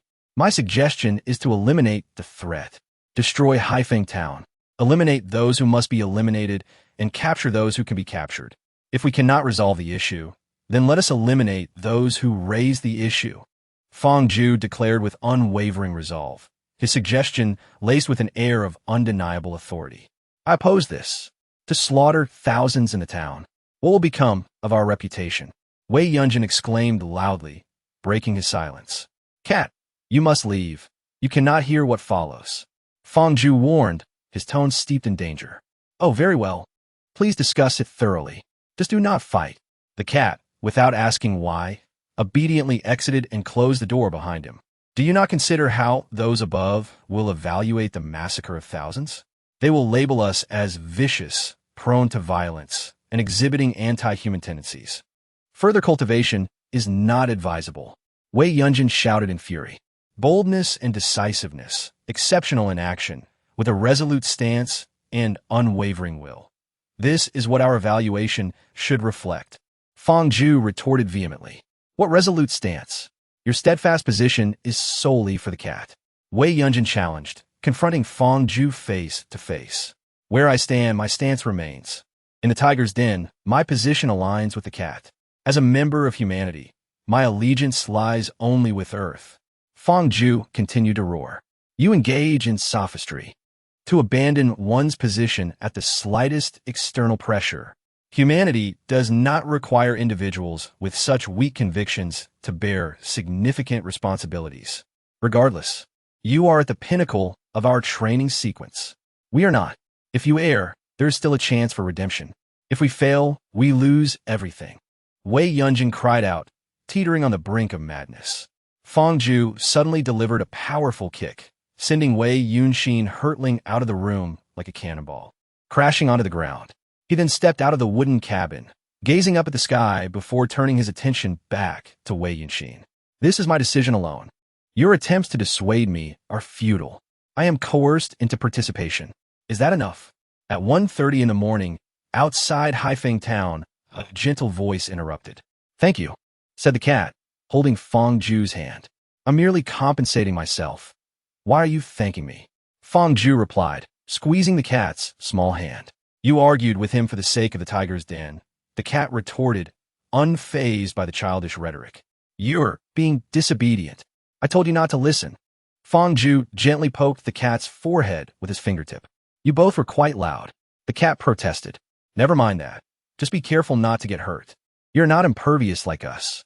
At 2 o'clock in the morning, with almost everyone asleep, Fong Ju infiltrated the stronghold of Qingdiao, one of the 3 major factions in Haifeng Town. Armed with a knife, he moved silently among those lost in slumber, dispatching them one by one with deadly precision. Each strike severed a neck without the slightest sound of contact with the wooden floors, leaving no one to awaken. In hushed stillness, each room transformed into a hellish nightmare, akin to a series of forgotten faucets, blood pooling on the floor, soon to congeal into a thick layer of crimson. He had abandoned the slower methods employed the previous night. Tonight, there were thousands of heads to claim. Who the hell can't see? Get out of my way. The slaughter in the communal hall has nearly reached its conclusion, and it is now the turn of the leader of the Qingdiao. To my surprise, he is still indulging in carnal pleasures at this hour. Hurry up and finish your business. Once done, I shall escort you on your way. Fong Ju nonchalantly seated himself. Bring forth the others. Bring forth. Only then did the leader realize that the figure before him was not one of his subordinates, and he frantically sought assistance, while the woman beside him, gripped by terror, huddled in the corner, clutching a blanket. Cease your cries. Your men are all dead, Fong Ju remarked casually, taking a bite from the fruit laid out on the table. Who are you exactly? The leader of Qingdiao stammered in fear. Me? I am from the Tiger's Denver. Why? Is it truly over such trivial matters that you wish to incite war? He lamented in hysteria. Do not pretend to be the victims here. This is not a war. It is a massacre. And as for your question of why, it is because you are both excessively greedy and woefully weak. Farewell. Oh no, it is forever. With a smile, Fong Ju struck down, blood splattering against the walls. The air was filled with the sounds of slaughter and cries of anguish. As the main force of the tiger's den entered to reap the aftermath following Fong Ju and his companions' assault, facing almost no substantial resistance. This night, the town of Haifeng remains awake. This night, the town of Haifeng shall sleep eternally. Chapter 61. Heart to Heart. What is the casualty report? Fong Ju had completed his task. The four of them, along with the cat, had successfully eliminated the main forces of the three most cohesive factions, allowing the remaining lesser organizations to be dealt with by the brothers of the Tiger's Denver. He cannot perpetually act as their caretaker. In order to survive independently in this ruthless land of the criminal underworld, they must cultivate their own resilience. Such low-risk training opportunities are scarce. 3 have perished, all caught off guard by surprise attacks. Many others are injured, around 170 in total, the majority being recent recruits. This is their first encounter with large-scale bloody conflict, and they struggle to adapt, resulting in considerable sickness, with 2 suffering the loss of their arms. Wolf reports from the sidelines. The deceased have had their heads displayed at the entrance of the camp. The surviving brothers are currently at the 4th collection point on the map, gathering various herbs. Soon, I will ask Young to lead the team. I will inform him of what is needed. Those with severed arms should be brought here. I hope we can reattach what has been lost. Fong Ju issues commands one after another. But, strategist, people have died. It is inappropriate. Wolf hesitates, concerned that the strategist does not realize the potential for insurrection. Even if a coup is avoided, it may instill fear and a sense of alienation among the ranks. Follow my orders. Everyone must understand that if they die due to their own negligence, no one will mourn their loss. I will not grant them the peace of burial. Their names shall be announced throughout the camp. I intend for them to be ridiculed for a century. Fong Ju declares darkly. Go ahead, and by the way, summon Yu Yong. He rubs his temples. The cat approaches, gently pressing on his temples with a hand, whispering, do not be overly harsh on yourself. In battles far less severe than this, many lives have been lost. You have done well enough. She did not adopt her usual neutral voice, mimicking that of a man, but instead spoke in her natural tone, a soothing sound akin to a cat's gentle purr. Without turning her head, Fong Ju savored the clumsy massage offered by the cat, and in a low voice, she remarked, the genesis of this situation lies in my oversight. They have suffered injuries due to my attempts to rectify matters. However, my actions are not solely responsible for my current state. I wish for their lives to flourish even after my departure. Will you leave? Is there something amiss between us? The cat's voice trembled slightly, its hands contorting as the pressure on Fong Ju's temples intensified. I want to take you away from here. Even though I know that in your eyes, the tiger's den holds greater significance than I do. I must insist that remaining here will only submerge you beneath the strife of various factions. However, stepping outside could present an opportunity to fundamentally alter this reality. Fong Ju turned to grasp the cat's hands, speaking earnestly. The cat fell silent for an extended period before finally responding. I only know how to fight. That is my sole skill. What power do I possess to instigate change once I am outside? You are capable and influential. Are the opportunities you speak of merely a means to curry favor with you, so that you may effect change? As the cat spoke, it attempted to free itself from Fong Ju's grasp. Yet, since Fong Ju's strength had significantly increased, the disparity in their power was immense. He firmly held the cat in his embrace and continued, I am indeed captivated by your beauty, desiring to possess you. Yet, I also yearn to enact change, not solely for your sake, but in accordance with my own inner convictions. This was the first time that the cat had heard such a direct and unequivocal expression of emotion from Fong Ju, which made her feel as if she were the villain in a tale. Her face flushed beneath her hood, and she indignantly retorted, You are merely trying to deceive me. If I refuse to accompany you, would you truly transform everything as you claim? No, without your constant reminders by my side, I might have relegated this matter to the sidelines, for my attitude towards it is, at best, driven by youthful fervor, merely a desire to vent my passionate sentiments. Fangju did not resort to deceit to placate her. When you are near, it becomes my concern. Your reminders inspire me to pursue it as my life's aspiration. He remarked with a smile. You scoundrel! You shameless wretch! This is nothing short of a threat. The cat exclaimed, clenching her teeth as she raised her head. You! The cat's anger only intensified at that remark. Ahem, well, strategist. Brother Wolf said you wanted to lead the team to gather herbs. What exactly should we collect? Yu Yong said, steeling himself, as he felt the weight of the task ahead. So many brothers were counting on him. Yet, how could a simple assignment lead to such an intense scene? Previously, Brother Wolf had mentioned that the strategist was entangled with the boss, which he had dismissed. After all, they were all formidable warriors, not lacking in female companionship. To his surprise, it appeared to be true, though not quite as Wolf had described. The boss, with her delicate demeanor, was clearly the one being courted, while this seemingly gentle strategist possessed a strikingly aggressive demeanor. Suddenly, the cat broke free from Fangju's embrace. This time, he did not pull her back. She wished she could vanish into the ground, lamenting her lack of vigilance in this matter. In times past, even the most elusive of creatures, such as tigers, could not evade their own perception. Ahem. Well, Yu Yong, simply search for the following characteristics. The first type is 1 foot tall, with slender, narrow leaves. Fangju nonchalantly began to elucidate the necessary healing herbs to Yu Yong. Before he could finish, the 2 individuals with broken arms were brought over, lying on a makeshift stretcher, refraining from movement and enduring their pain, too fearful to succumb to unconsciousness. Lie still. There is no time to procure anesthetics now. So hold on. Performing surgery without anesthesia demands immense fortitude. With a stroke of luck and strong willpower, there is a chance for reattachment. Fangju had laid this out beforehand to prepare them mentally for the impending agony. Commander, coming right away. Upon hearing the command, Yu Yong dashed towards the nearest tree. Commander, will this suffice? Before long, Yu Yong returned with a peeled branch, its surface smooth and a creamy white. Without hesitation, Fangju retrieved some needle and thread from his pocket. Although not specifically designed for surgery, the circumstances left little room for concern. He sprinkled a handful of brown medicinal powder onto the severed end, a masterpiece from a medical expert within the Hall of Heroes, composed of pure, natural herbal ingredients that could stimulate the vitality of the tissue at the wound site.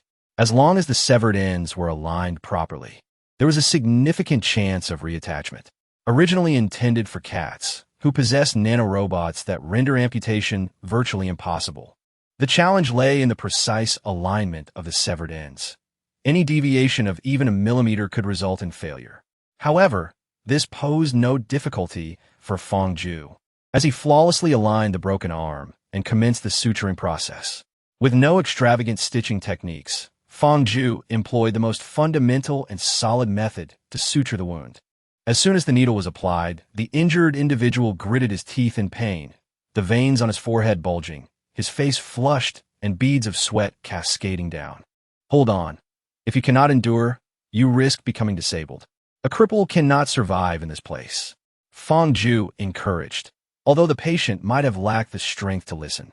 The injured man writhed in agony, while Mao assisted by holding him steady, ensuring that the surgery was not disrupted. Fangju followed the minute tremors of the patient as he stitched, ensuring a flawless closure. The operation was a success. Next, Fangju exhaled in relief. Chapter 62. News. Having gained experience from the first surgery, the second patient proved to be somewhat easier. However, this individual lacked the resoluteness of the first. He fainted during the procedure, and Mao had to deliver several slaps to revive him. Phew, it's finally over. This is far more exhausting than a brawl. Fangju wiped his brow and stretched.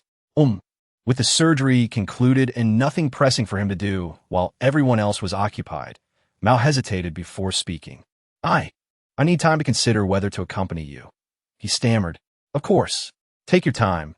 If I decide to leave and you still refuse, I shall simply knock you out and take you with me. After all, you cannot overpower me. Fangju jested. Why must you be like this? Mao lamented, visibly frustrated. Rest assured, before I lead you away, I will transform the tiger's den into a formidable force brimming with potential. Xiao Lang, Yu Yong, and the others, even without your formidable might, can still aspire to a better life, Fong Zhu mused. I assure you, establishing a new faction is not as simple as a mere click to harvest resources in a game. It entails a myriad of tedious and labor-intensive tasks that can be overwhelming. In addition to spoils of war, there are captives to consider. In this land of sin, it is not uncommon for one faction to be consumed by another. Human life here is valued insignificantly, yet human labor is the most precious commodity. Even the least skilled can toil in fields and gather fruits. When food is abundant, no one will complain about having too many hands. For the food produced by one individual will always exceed their own consumption, provided they are diligent and industrious. The tiger's den operates under the unspoken rules of this land, categorizing all captives as the lowest class of slaves. They endure poor rations and inadequate clothing, engaged in backbreaking labor, such as farming and transporting goods. Yet, despite these harsh conditions, the captives are content. Living is better than the alternative. Many seasoned individuals have found themselves captured during shifts of power before. The process of collecting spoils did not consume much time, as the geographical location of Haifeng Town is abysmal. They're scarcely better off than the wild dogs in the grasslands, which is why no faction has taken notice of them. Their vast numbers and substantial size allow them to be considered an organization of comparable strength within a 100-kilometer radius of the tiger's den. Given the unpromising location, Fong Zhu had no intention of establishing a branch there. Tiger's Den, on the other hand, possessed a strategic advantage. Its narrow valley could only be breached at the gate, and the territory it encompassed was merely a fraction of the valley's entrance. Extending nearly 10 kilometers inward, there was ample space to accommodate a growing population, making relocation unnecessary. Upon returning to the stronghold and observing the 3 heads displayed at the gate, Fong Zhu nodded in satisfaction. Pointing toward the gate, he turned and proclaimed, "Behold, everyone, you each possess but one life. Do not squander it. If you are aware of the perilous nature of your tasks, exercise caution. This is the consequence of negligence. Do not presume that your demise will elicit sympathy. On the contrary, you are gravely mistaken. I shall impale the heads of such imbeciles upon the gate for the carrion birds to feast upon. Their names shall be disseminated throughout the stronghold, so that future generations, upon hearing their names, will exclaim, 'Ah, that was the dolt who perished through carelessness, his head adorning the gate.'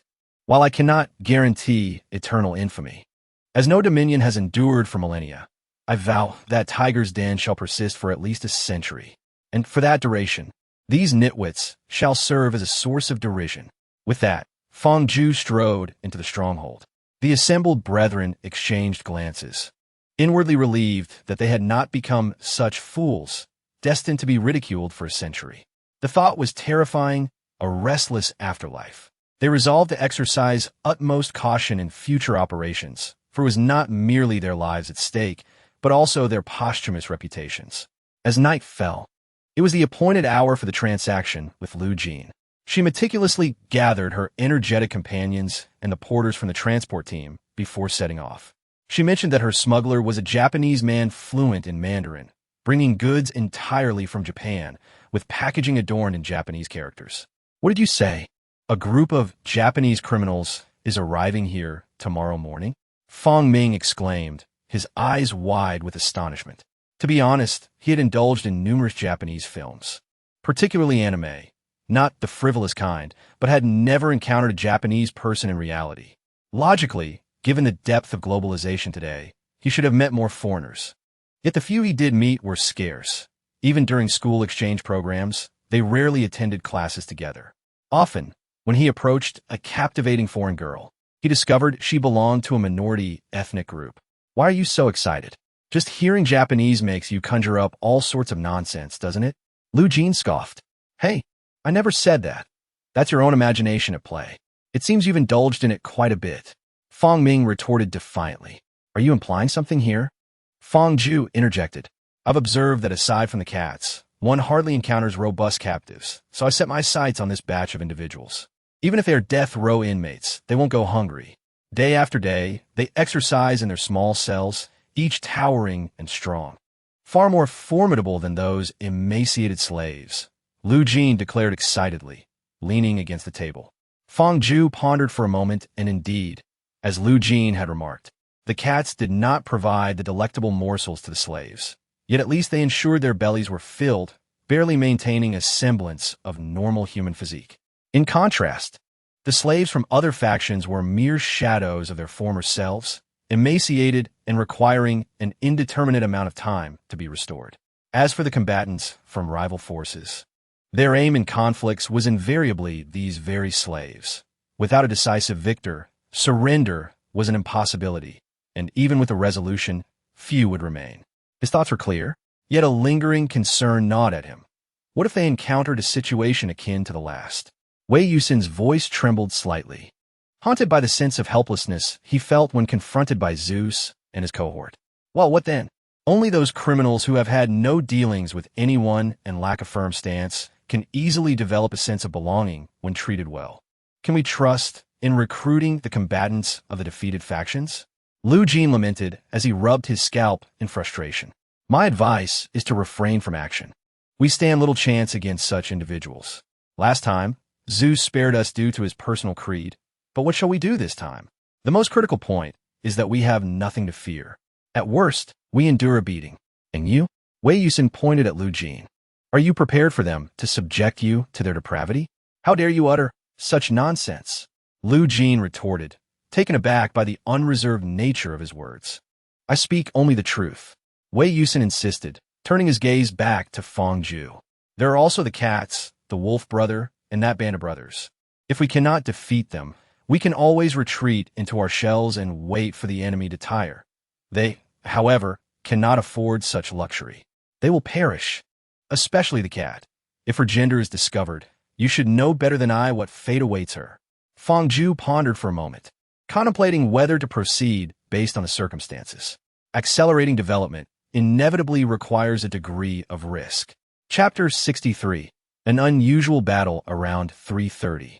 Scouts detected the approaching party that was to retrieve the criminals. At this hour, the sole purpose of heading to the port was evident. In response to the intelligence, the main force dispatched a small contingent led by Mao, tasked with eliminating the enemy scouts along their path, while Fang Ju retained the majority of his forces to engage the enemy, calmly consuming the scouts they had dispatched. Thus, as dawn broke, they finally reached the port, waiting briefly until a cargo ship docked.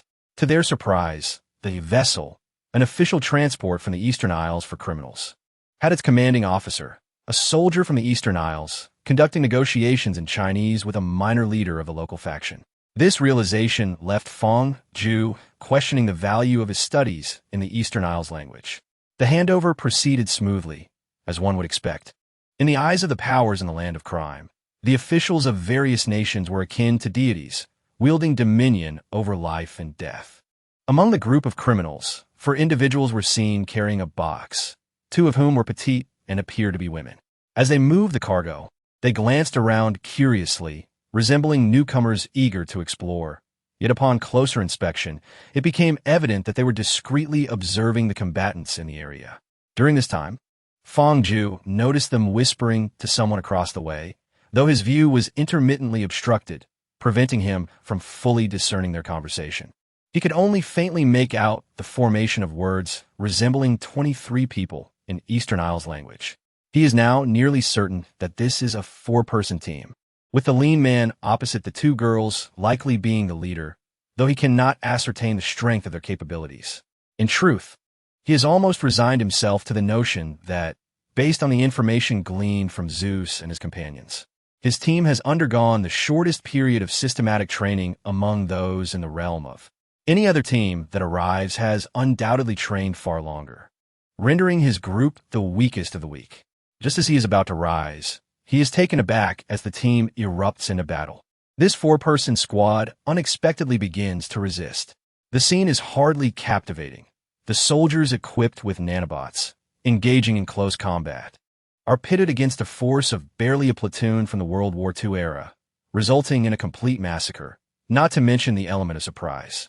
The two girls, with their punches and kicks, are akin to cannonballs against those mere mortals in combat, and the skirmish concludes within 30 seconds, with the lean leader and the brawny member remaining inactive. The cargo slaves and criminals are filled with dread, seemingly having their worldviews shattered by the spectacle.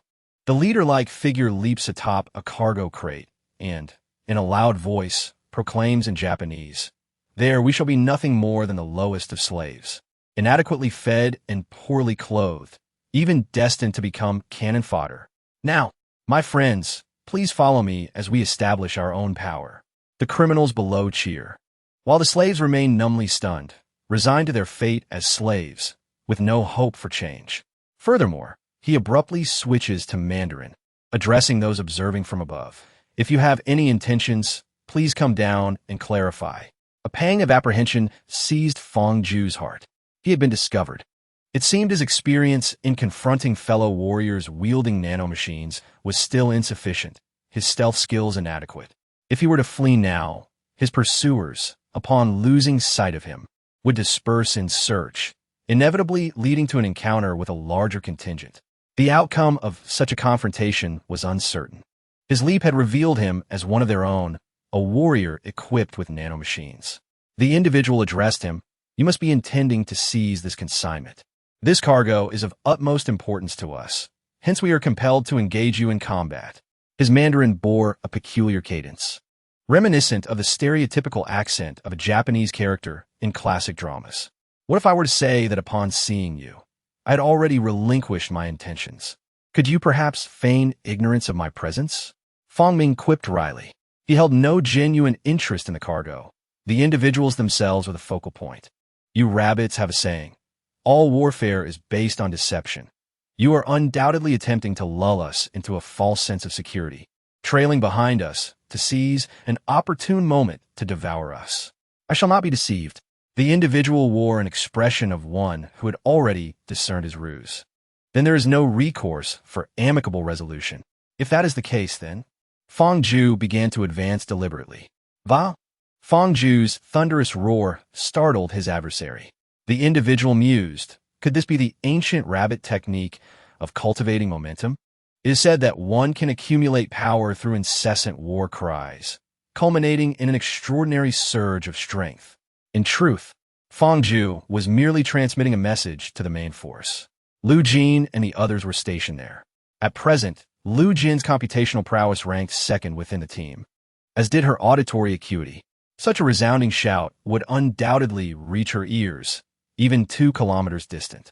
The individual hesitated to launch an attack, uncertain whether his reckless aggression would provoke a devastating counterstrike from the formidable opponent across from him.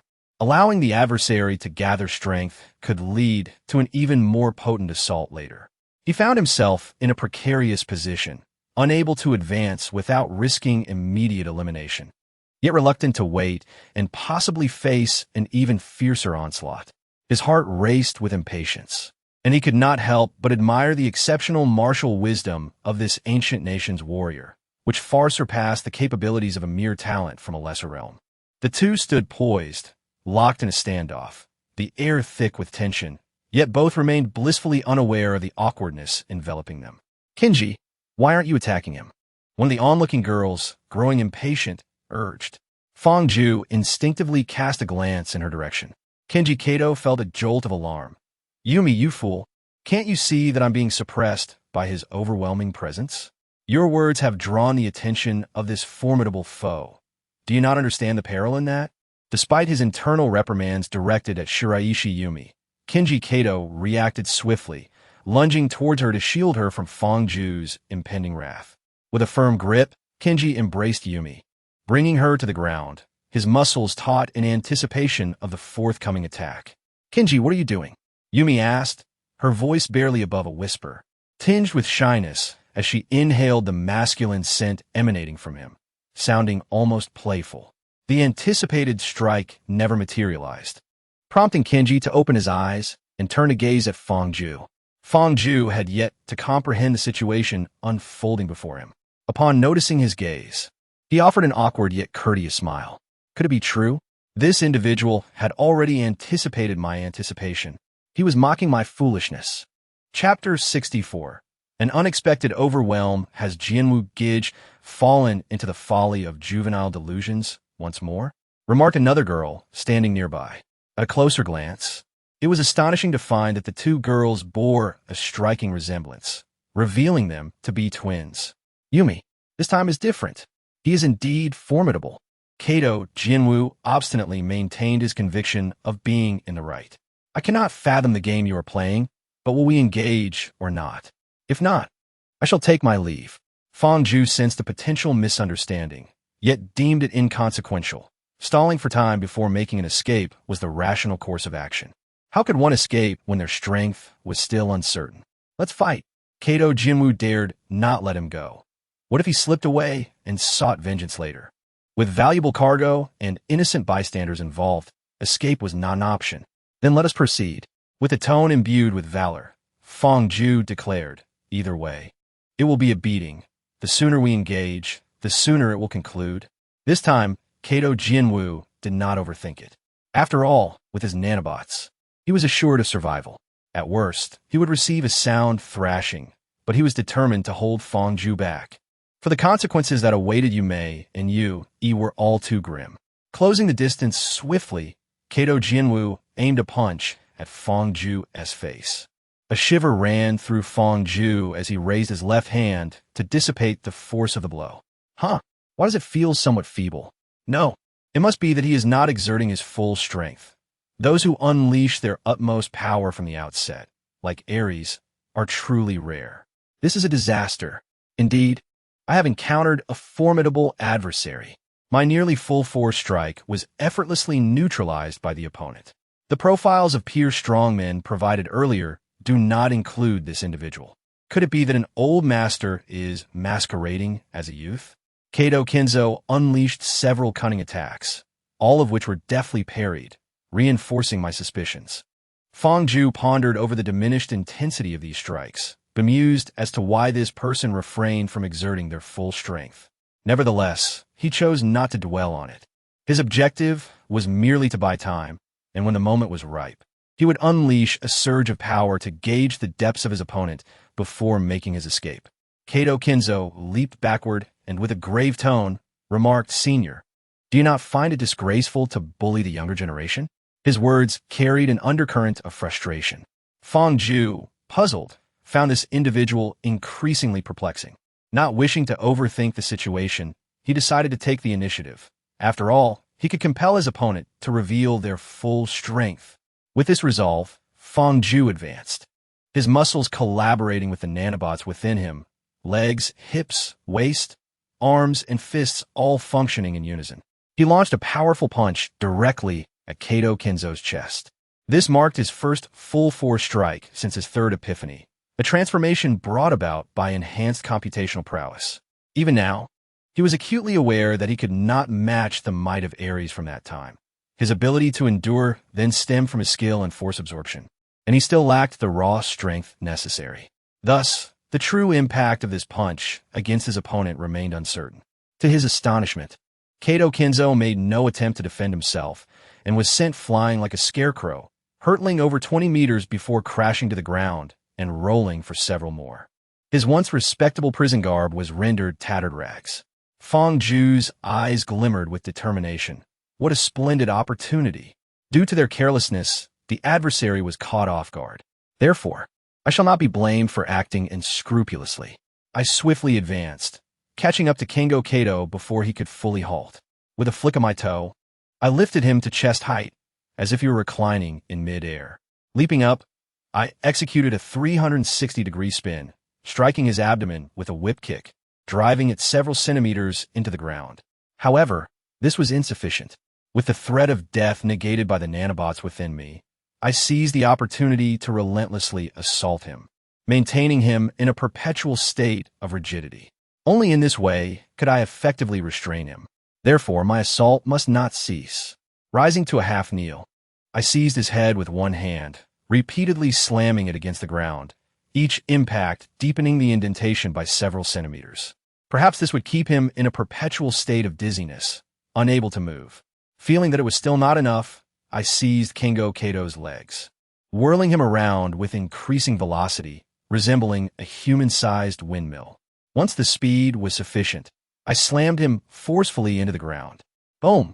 Kingo Kato's upper body made intimate contact with the earth, the resulting dust cloud resembling a miniature mushroom cloud.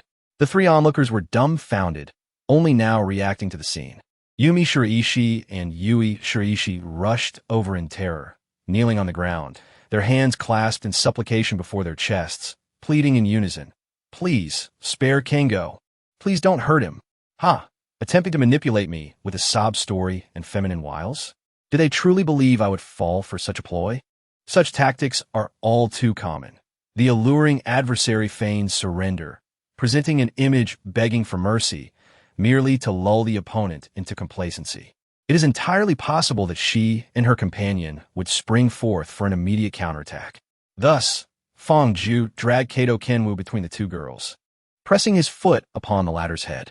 Under the bewildered gazes of the girls, he seized one by the head and forcefully slammed it against the ground. He repeated this act without pause, each strike resonating with a dull thud.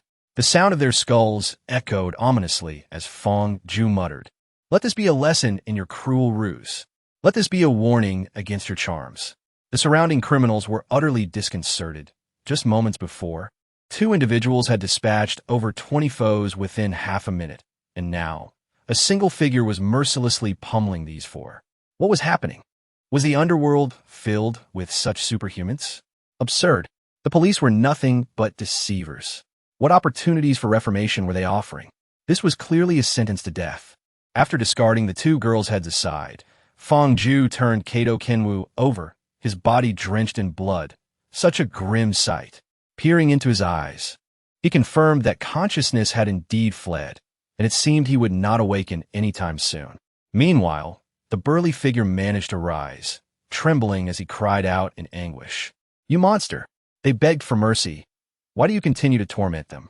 Fong Ju turned to glance at the two unconscious girls and then back at Kato Kenwu, finally realizing that it was not a matter of their lack of effort. Rather, they were inherently weak. Yet, despite the awkwardness of the situation, he felt no regret. After all, if they could not be killed, he could simply apologize for the misunderstanding. However, had they truly been formidable, his actions might have very well been a means of preserving his own life. "I have no intention of bothering you. I wish to leave, yet your captain refuses to let me go," Fong Ju declared with an air of defiance. After all, he is the strongest, and his word is law. The large man fell silent, unable to respond, and could only stand there, stifling his emotions as silent tears streamed down his face. Chapter 65. The testimony. After rummaging for quite some time, I finally located a sturdy length of rope. With the proper technique, even if they possessed nanobots, they would be unable to break free. After some effort, I bound several individuals tightly, leaving the only conscious large man unconscious. A whole squad was to be arranged meticulously. "Everyone, gather the goods and follow me," I shouted twice, once in Mandarin and once in Japanese. Carrying the firearms on my back, I led the squad, all tethered together by a single rope. Shiraishi Yumi awoke in a daze, her head throbbing and her breathing labored. Upon opening her eyes, she was met with the sight of that fiend, accompanied by another man. Glancing down, she realized she was bound tightly by ropes, which explained her difficulty in breathing. "What do you intend to do? Where is Yui? What about Brother Kenwo? And a large man?" Shiraishi Yumi exclaimed in fury. "Fear not. The four of you are all here," Fong Ming replied with a lewd chuckle. "However, Yumi, surely you wouldn't want your brother Kenwo to come to any harm, would you?" "You." Shiraishi Yumi understood his insinuation, her eyes nearly bulging from her head as she glared at Fong Ming. "Enough, Ming. Spare us your vile amusement," Fong Ju said resignedly, turning his attention back to Shiraishi Yumi. "I inquired, and you answered with no deceit. As long as I am satisfied, your brother Jinwu will remain unharmed." "Ha ha! Your behavior is rather extreme. I assent it." Fong Ming nearly burst into laughter. Fong Ju, unfazed by the jest, solemnly asked, "Can you provide each of your names, ages, the duration of your systematic training, and the most recent computational power assessment?" Upon hearing this, Shiraishi Yumi, filled with a hint of yearning, inquired, If I tell you, will you refrain from making things difficult for us? Only the truth holds value. Fong Ju replied with a smile, though to Shy Race Yumi, that smile appeared devilish. Armed with Shy Race Yumi's testimony, despite not yet having verified it, he was already convinced of its authenticity. Exiting, he conferred with Wei Yusin, Lu Jin, and Mao, and indeed, the findings aligned. Team leader Kato Jianwu possessed a computational power exceeding 16,000. The two sisters, named Shy Race Yumi and Shy Race Yui, both had powers hovering around 5,000. The tall figure, Kawatani Akira, had a computational power of over 6,000. They were a group of newcomers having undergone systematic training for just over 5 months. This was the configuration of their team. Kato Jianwu was a rare talent, having triggered his first epiphany in just 4 months, leaving several teammates far behind. The Eastern Japan side firmly believed he held the potential to compete with the geniuses of the Three Kingdoms, which is why they had arranged this training in the Sinister Continent for him and his small team in advance. The matter is quite straightforward. It is entirely a farce born from Fong Ju's misjudgment. Now the question arises, how shall we manage these individuals? What should we do now? Lu Jin finds herself in a state of amused exasperation. For the sake of safety, they have been bound, with arrangements made for their basic needs until our mission concludes. Wei Yunshin has consistently advocated for a cautious approach. Is this really advisable? After all, this is a matter concerning the Eastern Land. Once concluded, they may seek retribution against us.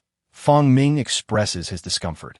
As for the matters above, let them be negotiated at higher levels. Our desire for self-preservation is justifiable. Moreover, Wei Yunshin glanced at Fong Ju, stating, I doubt that in the eyes of the upper echelons of the rabbit, the first nurturing sequence of the Eastern Land, which has been suspended, is worth preserving. Additionally, I recall that the Eastern Land is, in a practical sense, a vassal of the rabbit. Wei Yunshin further added, this is quite perplexing. The rabbit's dramatic productions remain ever popular, and, in reality, the Eastern Land has long been a part of the rabbit. I believe we can initiate discussions. The initiative is currently in our hands, and they are at our mercy. Ultimately, Fong Ju made a decision. In a relatively spacious wooden cabin, he released the 4 individuals from their bindings and took a seat, observing them as if he were a mere spectator. Oh, Kenji, I'm so relieved you're safe. Upon being untied, Shy Race Yumi threw herself into Cat Kenji's embrace, holding him tightly. Shy Race Yui gently caressed her sister's back to soothe her, murmuring, it's all right, it's all right. Everything is fine. Takeda Atsushi stood off to the side, feeling out of place. However, Kato Kenji's eyes were vacant as he stood in a daze, allowing Shiraishi Yumi to embrace him. Is this the hope of the East? Scoffed Fong Ju, who had initially appeared as a mere spectator. Upon hearing this, Shiraishi Yumi, still holding Kato Kenji, turned to glare at Fong Ju. Don't be so smug. This is only because we're limited to utilizing 10 of our capabilities in a restrained state. Otherwise, my brother Kenji in his fully equipped nano armor would leave you searching for your teeth. Do you truly believe that my full potential would be inferior? Fong Ju retorted, meeting her gaze with a playful demeanor. That is due to Kenji's inability to wield weapons. He is a prodigy of kendo, unmatched in a century. Shiraishi Yumi insisted, refusing to concede. Among those with exceptional computational abilities, who isn't a martial arts prodigy in their own right. Fong Ju thought to himself, suspecting that the girl might be somewhat unhinged. Under the same computational conditions, a kendo prodigy is not comparable to an ordinary individual. Shiraishi Yumi proclaimed loudly, as if attempting to lend her words greater authority. Just as Fong Ju was about to scoff, he found himself momentarily stunned. It was undeniable that the disparity in computational power between himself and Ares was immense. Even now, he fell short in comparison. Yet, he had managed to endure under Ares for such a duration, a phenomenon that should not have occurred. Could it be that he was against all odds? A martial arts prodigy himself? How could that be? Kenji you, Shiraishi Yumi began to articulate, but Kato Kenji interrupted with a wave of his hand. Could you please tell me who you are? We have no record of you in the East. Several strong individuals from the new generation's first training sequence have been publicly announced. My name is Fong Ju. It is normal for you not to have heard of me. I have only undergone systematic training for a little over 2 months. Fang Zhu felt that he was being forced to put on a fade. The four of them collectively inhaled sharply, causing the atmosphere of the room to grow increasingly heated. Impossible. How could anyone's computational power improve so dramatically in just over 2 months? Exclaimed Yumi Baisher. It must be an epiphany, right? Speculated Yui Baisher. Indeed, 2 epiphanies, perhaps. Kato Kinjo remarked gravely. Fang Zhu shook his head. The four of them gasped again. The temperature in the room rising further. You must already be within the first cultivation sequence, correct? Kato Kinjo gazed intently at Fang Zhu. Fang Zhu nodded. Chapter 66. A hidden past, then my defeat, is not unjust. I am merely referred to as hope in this tiny nation of the East, chasing the aspirations of being within the foremost cultivation sequence of a great power. Ha! I was struck down before I even took flight, utterly shattered. Kato Kinjo lamented. Brother Kinjo. Yumi Baisher looked at him with concern. That is your affair. For now, we cannot allow you to leave unmonitored. All oaths hold no binding power. Thus, there are 2 choices. First, we can fine you, providing for all your needs until our mission concludes, after which you may be released. Fang Zhu disregarded Kato Kinjo's previous remarks. And the second option? Yui Baisher inquired. The second entails that you will be locked in a room at night. And during the day, you must remain within 20 meters of my sight. Your behavior will determine the level of restrictions imposed. Perform well, and the limitations will gradually be lifted. Perform poorly, and you will revert to the first option, with daily engagement in amusing games. Fang Zhu said with a sinister smile. You're a pervert. Hearing about the amusing little game, Shiraishi Yumi's face flushed with embarrassment, and she glared at Fang Zhu with indignation. Are you suggesting that you have been poisoned by your trivial creations from the East? Must amusing little games be confined to such notions? Is not spending an hour with a feather tickling one's feet also a delightful pastime? Fang Zhu retorted, rendered speechless. Imagining an hour of feather tickling, Shiraishi Yumi trembled and accused. You are a devil. That is only the case if you do not behave. If you do, there would be no such issues. Fang Zhu corrected her logic. We shall opt for the second option, as long as it does not violate any fundamental principles. We will cooperate. Kato Kinji stated earnestly. Then it seems we have a mutually agreeable arrangement. Very well, you may rest in this room. There is but one large bed, so you shall have to figure out how to share, Fang Zhu said, turning to leave. He paused momentarily at the door. The night passed in silence, and the quartet from the east behaved rather well, not attempting to escape. Upon hearing the sound of the door opening, Shiraishi Yumi, who had been eagerly waiting by the entrance, exclaimed with delight, I want to eat. I want to take a bath. I want to change my clothes. They had not eaten since boarding the ship the night before, and Fang Zhu had neglected this matter, in truth, to temper their spirits. After having been thoroughly beaten, they were in no condition to be clean, particularly Kato Kenji, whose prison attire was nearly in tatters. Get up first. Come, I will take you to bathe, Fang Zhu urged, nudging Shiraishi Yumi, who was still clinging to the door. We cannot stray beyond your sight for even 20 meters. You wouldn't want to watch us bathe. Would you? Shiraishi Yumi tightened her grip on her prison garb. Do you truly believe you are worthy of my attention? Quickly rise, for private bathrooms are a rarity here. As he spoke, he paid no heed to the few who trailed behind and simply departed. Once they had bathed, donned fresh attire, and partaken in breakfast, Fang Zhu finally spoke. In a short while, we shall venture out to attend to our tasks. Remember to stay close to me. Do not vanish from my sight. Should any of you fail to adhere to this directive, understood, you would have us suffer a fate worse than death. By sure you may interjected, unable to bear Fang Zhu's incessant threats. Oh, you appear rather spirited.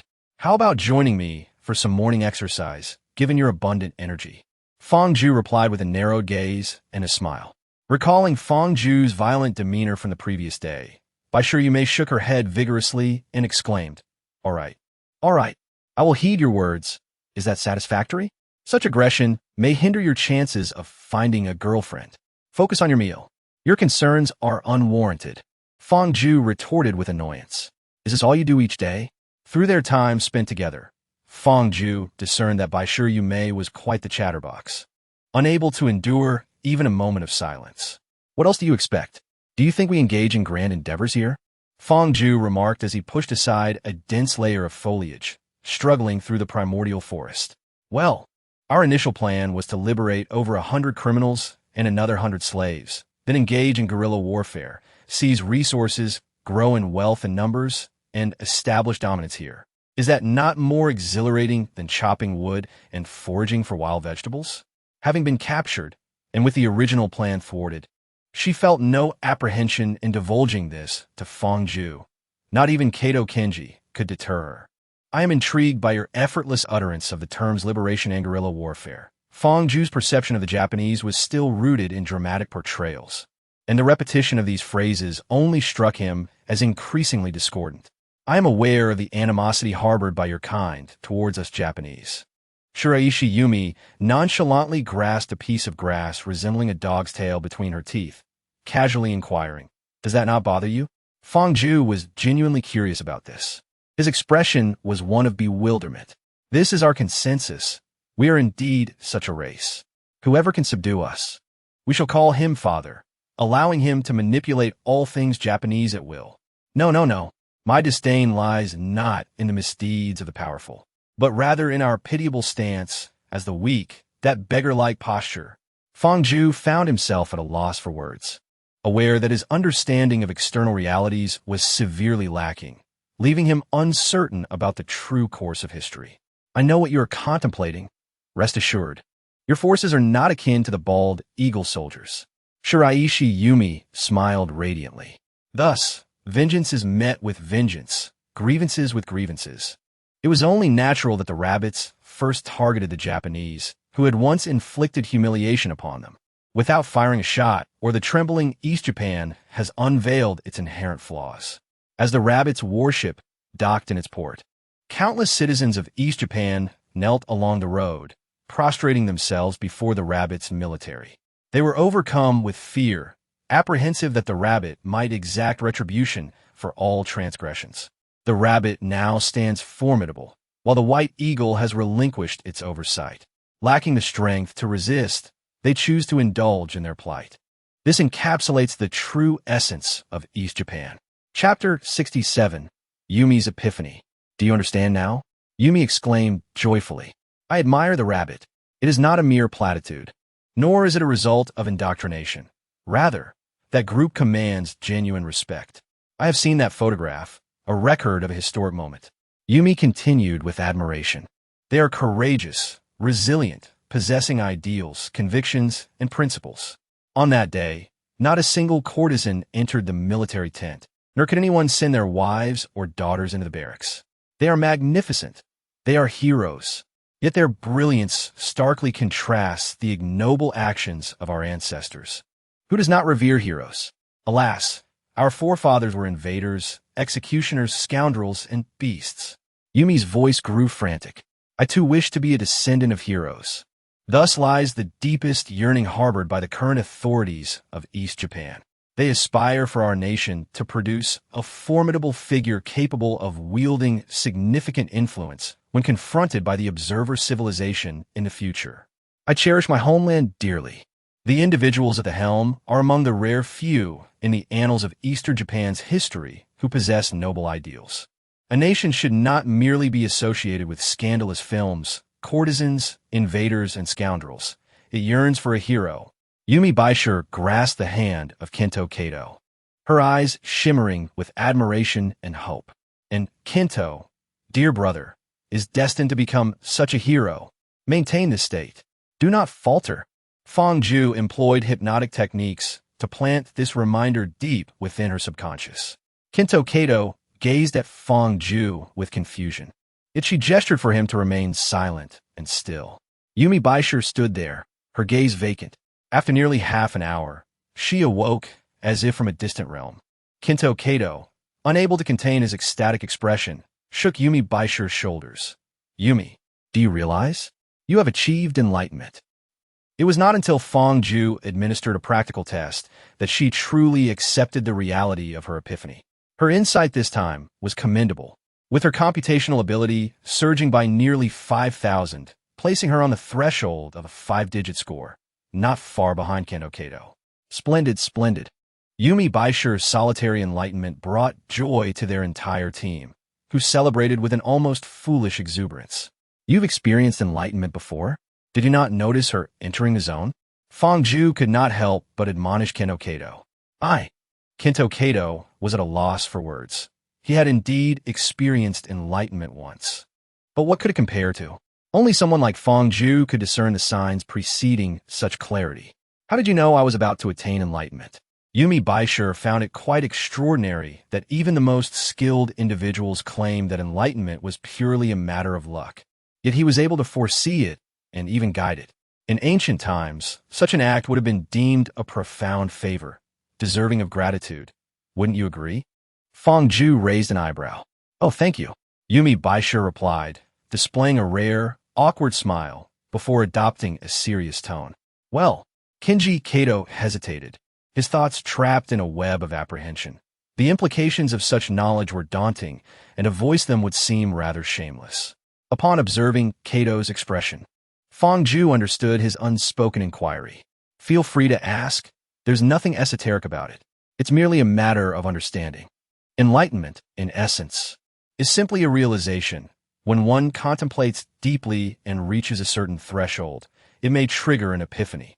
It was only upon witnessing Yumi's experience that I became fully convinced of this. The four of them pondered this notion. However, striving for such insights in a utilitarian manner is futile. If it were that simple, I would have already ascended to the pinnacle of computational prowess, Fangju remarked, regarding these fanciful individuals as if they were naive. These are indeed valuable insights, but they hold little relevance here. Yumi Baisher's curiosity was piqued again as she pointed to several herbs in Fangju's backpack. They can be exchanged for goods with the outside world. What do you think I'm gathering them for? Fangju shot her a sidelong glance. By the way, you seem quite knowledgeable about the prodigies of various nations, don't you? Fangju had long wished to inquire, feeling that his team lacked crucial information. Boss Yang remained tight-lipped, and through interactions with the individuals from the East, he realized their grasp of information far surpassed that of his own group. Aside from your newly emerged primary training sequence, I am quite familiar with the others, as my ambition is to pursue the foremost training sequence of great nations. Kato Kingo, who had remained silent, self-deprecatingly remarked that it was only after battling Fangju that he truly comprehended the vast disparity between himself and the primary training sequence of his nation. While he was fortunate to achieve enlightenment once at an early stage, others accomplished it thrice within a mere 3 months. Fangju furrowed his brow, stepped forward, and delivered a powerful punch without reservation. Kato Kingo had never anticipated such an assault from Fangju at that moment. He crumpled against a tree trunk like a rag doll, which let out a mournful crack before splintering. He slowly slid down. Why did you strike me? You lunatic! Shiraishi Yumi exclaimed in shock at the sudden turn of events.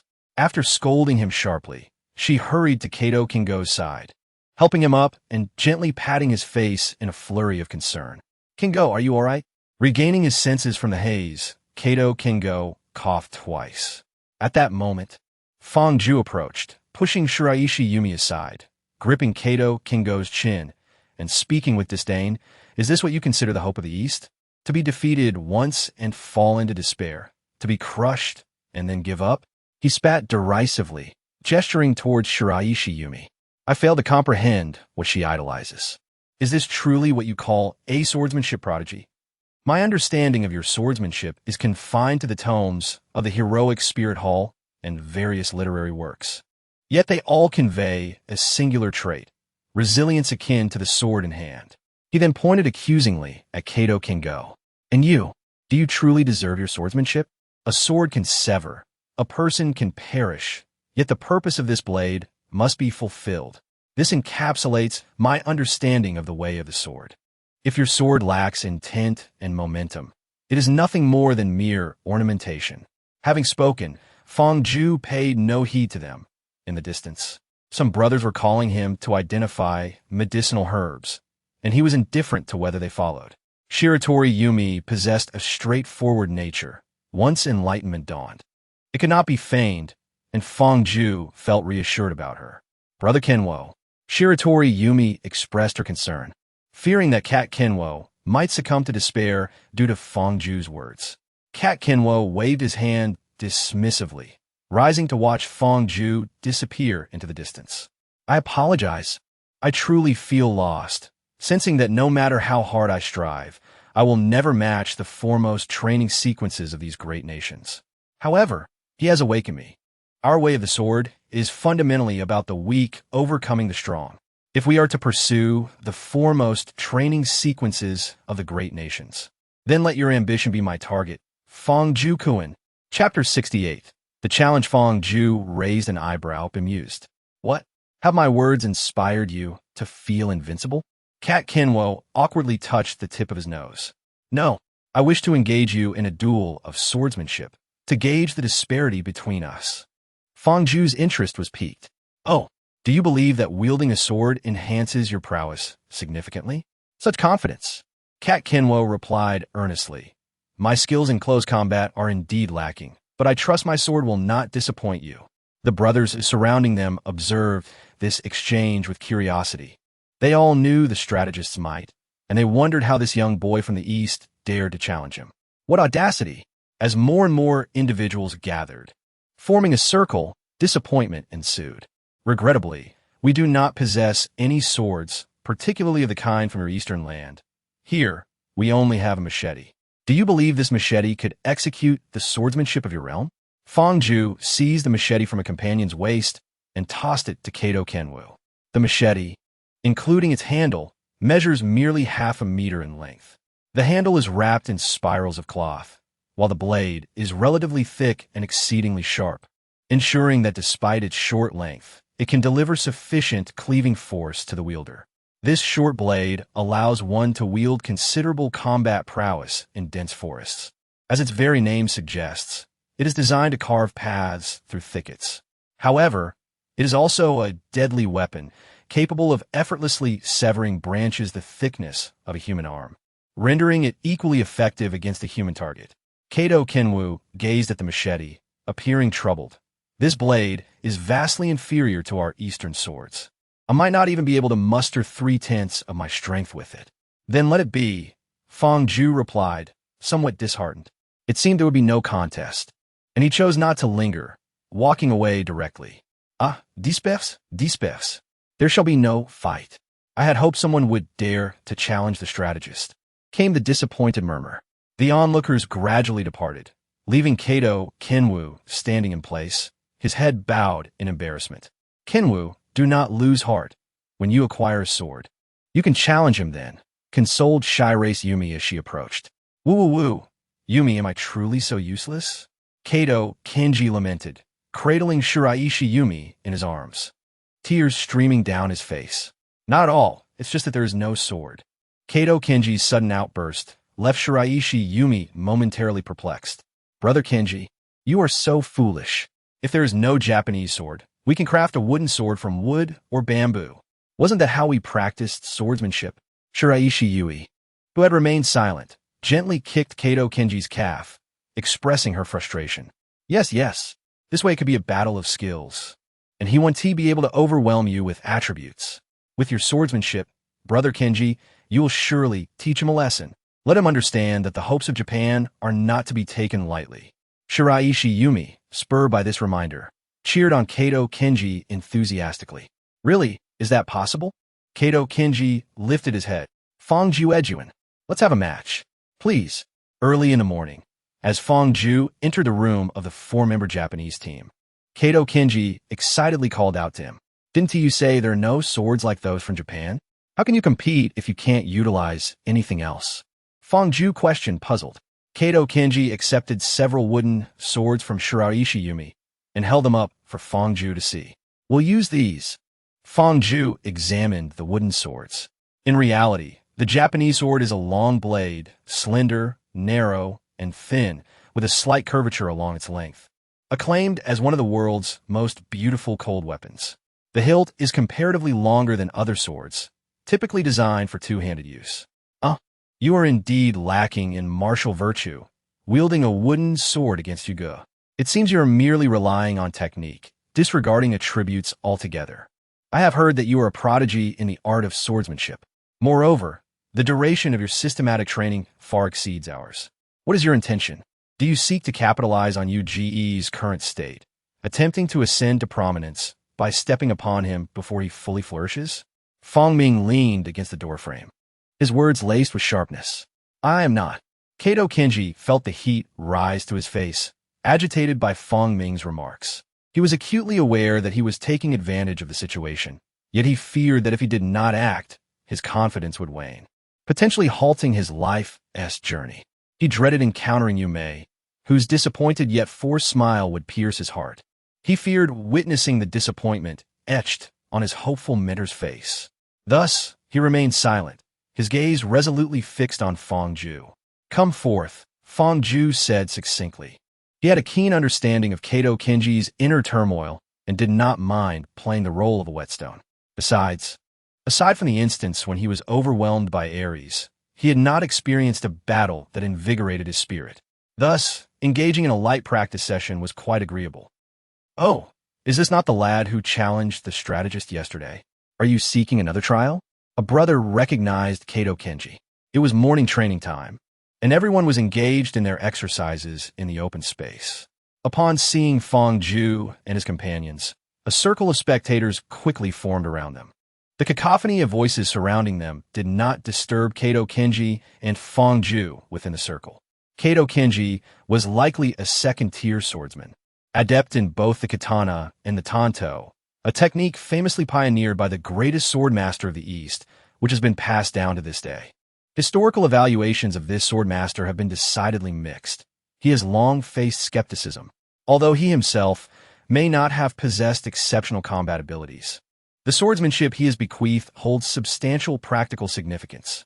Perhaps in ancient times, few possessed the physical prowess necessary to wield weapons to such an extent. Yet today, this sword art shines brilliantly. Influenced by Yang Qinghe, Fong Ju has developed a fondness for the dual sword style, wielding two great swords with equal finesse. What's wrong with you? Why do you look down on others so? Exclaimed Yumi Baisher, her voice laced with indignation upon seeing Fong Ju brandish two great swords. Confused by her reaction, Fong Ju found her anger perplexing. Fong Ju, you are still so domineering, trying to defeat me with our Eastern swords. But I shall make you pay for your arrogance. At that moment, Kato Kenwu was brimming with fighting spirit. It is no wonder they misjudged the situation. Aware of their advantage, the four from the East not only crafted several great swords and sabers, but also produced a variety of renowned weapons, including the Miao sword, Tang sword, traditional slender blades of the rabbit, and Western rapiers, among others. They had created dozens of famous blade weapons worldwide for Fong Ju to choose from. Thus, when he selected merely two great swords from this plethora of wooden weapons, it was nothing short of a provocation. Realizing this, Fong Ju felt utterly speechless and could only respond, as long as you are happy. Fong Ju, are you ready? With the great sword and saber in hand, Kato Kenwu's demeanor transformed instantly, exuding an unmatched sharpness. Feeling an array of invisible prickles against his skin, Fong Ju was slightly taken aback. No wonder he was hailed as a prodigy of the sword, even before their clash. Fong Ju had already discerned that Kato Kenji could pose a genuine threat to him. Yet this only added to the intrigue. Otherwise, what significance would there be in merely dominating weaker opponents? In that moment, Fong Ju's fighting spirit surged forth as he uttered a decisive command. Engage. Chapter 69. The precious first cultivation sequence. With that exclamation, Fong Ju charged forward. Confronting Kato Kenji, he executed a simple dual sword horizontal slash, which Kato effortlessly evaded with his enigmatic footwork. His knowledge extended into the realm of second-tier swordsmanship, particularly the elusive yin-yang steps, emphasizing agility and adaptability, blending the tangible with the intangible in a manner that confounded foes.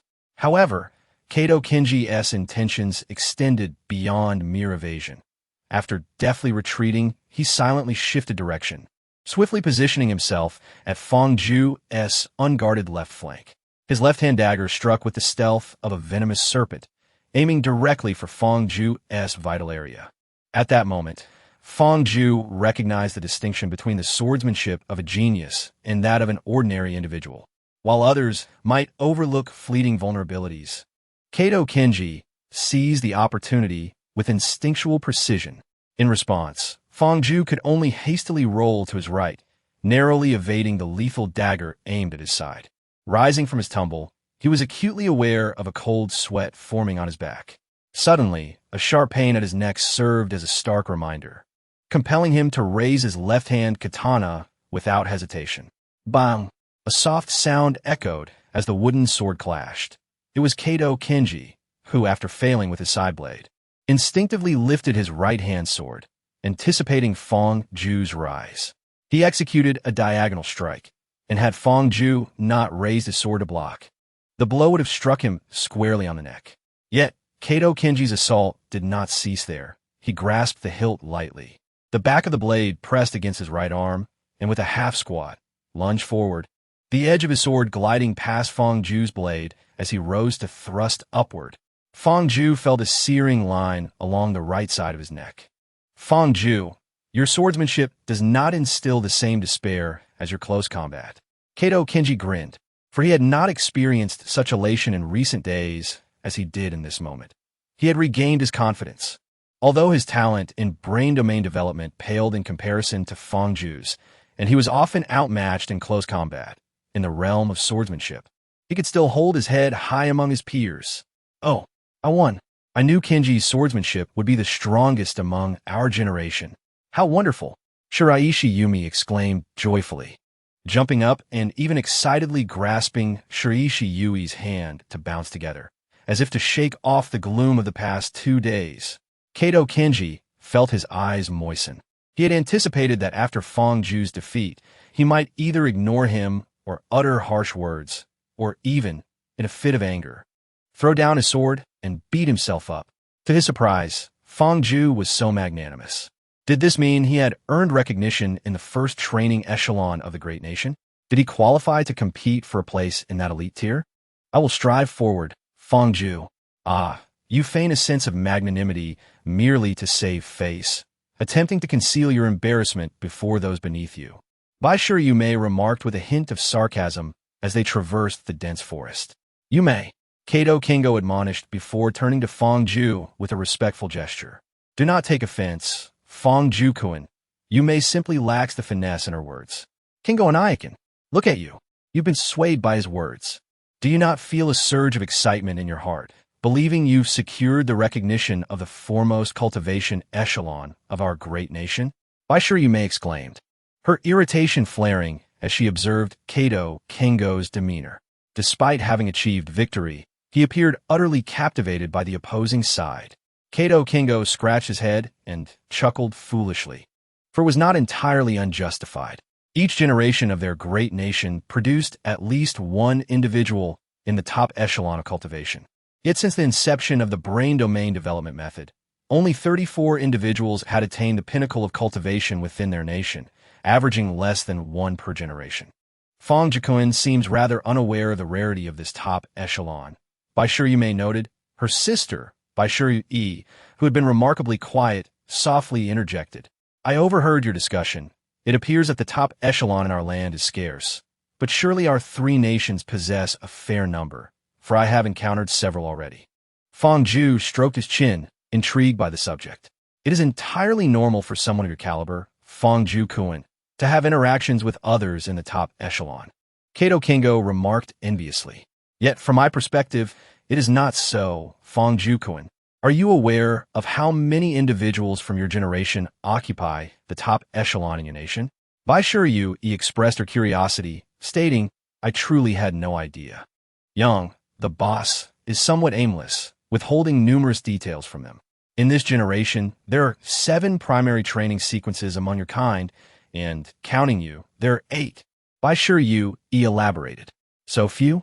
I had anticipated there would be at least 100 or so, Fang Ju remarked, genuinely surprised.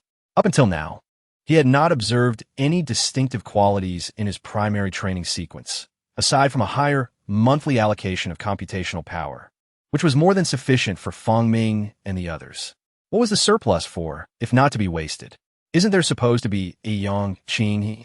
He is also part of the primary training sequence. Feng Zhu noted a blind spot. Yang Qinghe? That pertains to the previous generation. The internationally recognized generational span is 10 years, which does not refer to age, but rather the duration of systematic training. If my memory serves me right, Yang Qing, he has been in training for over 12 years. Even among the previous generation's primary training sequences, he was among the most formidable, Kato, Kingom used.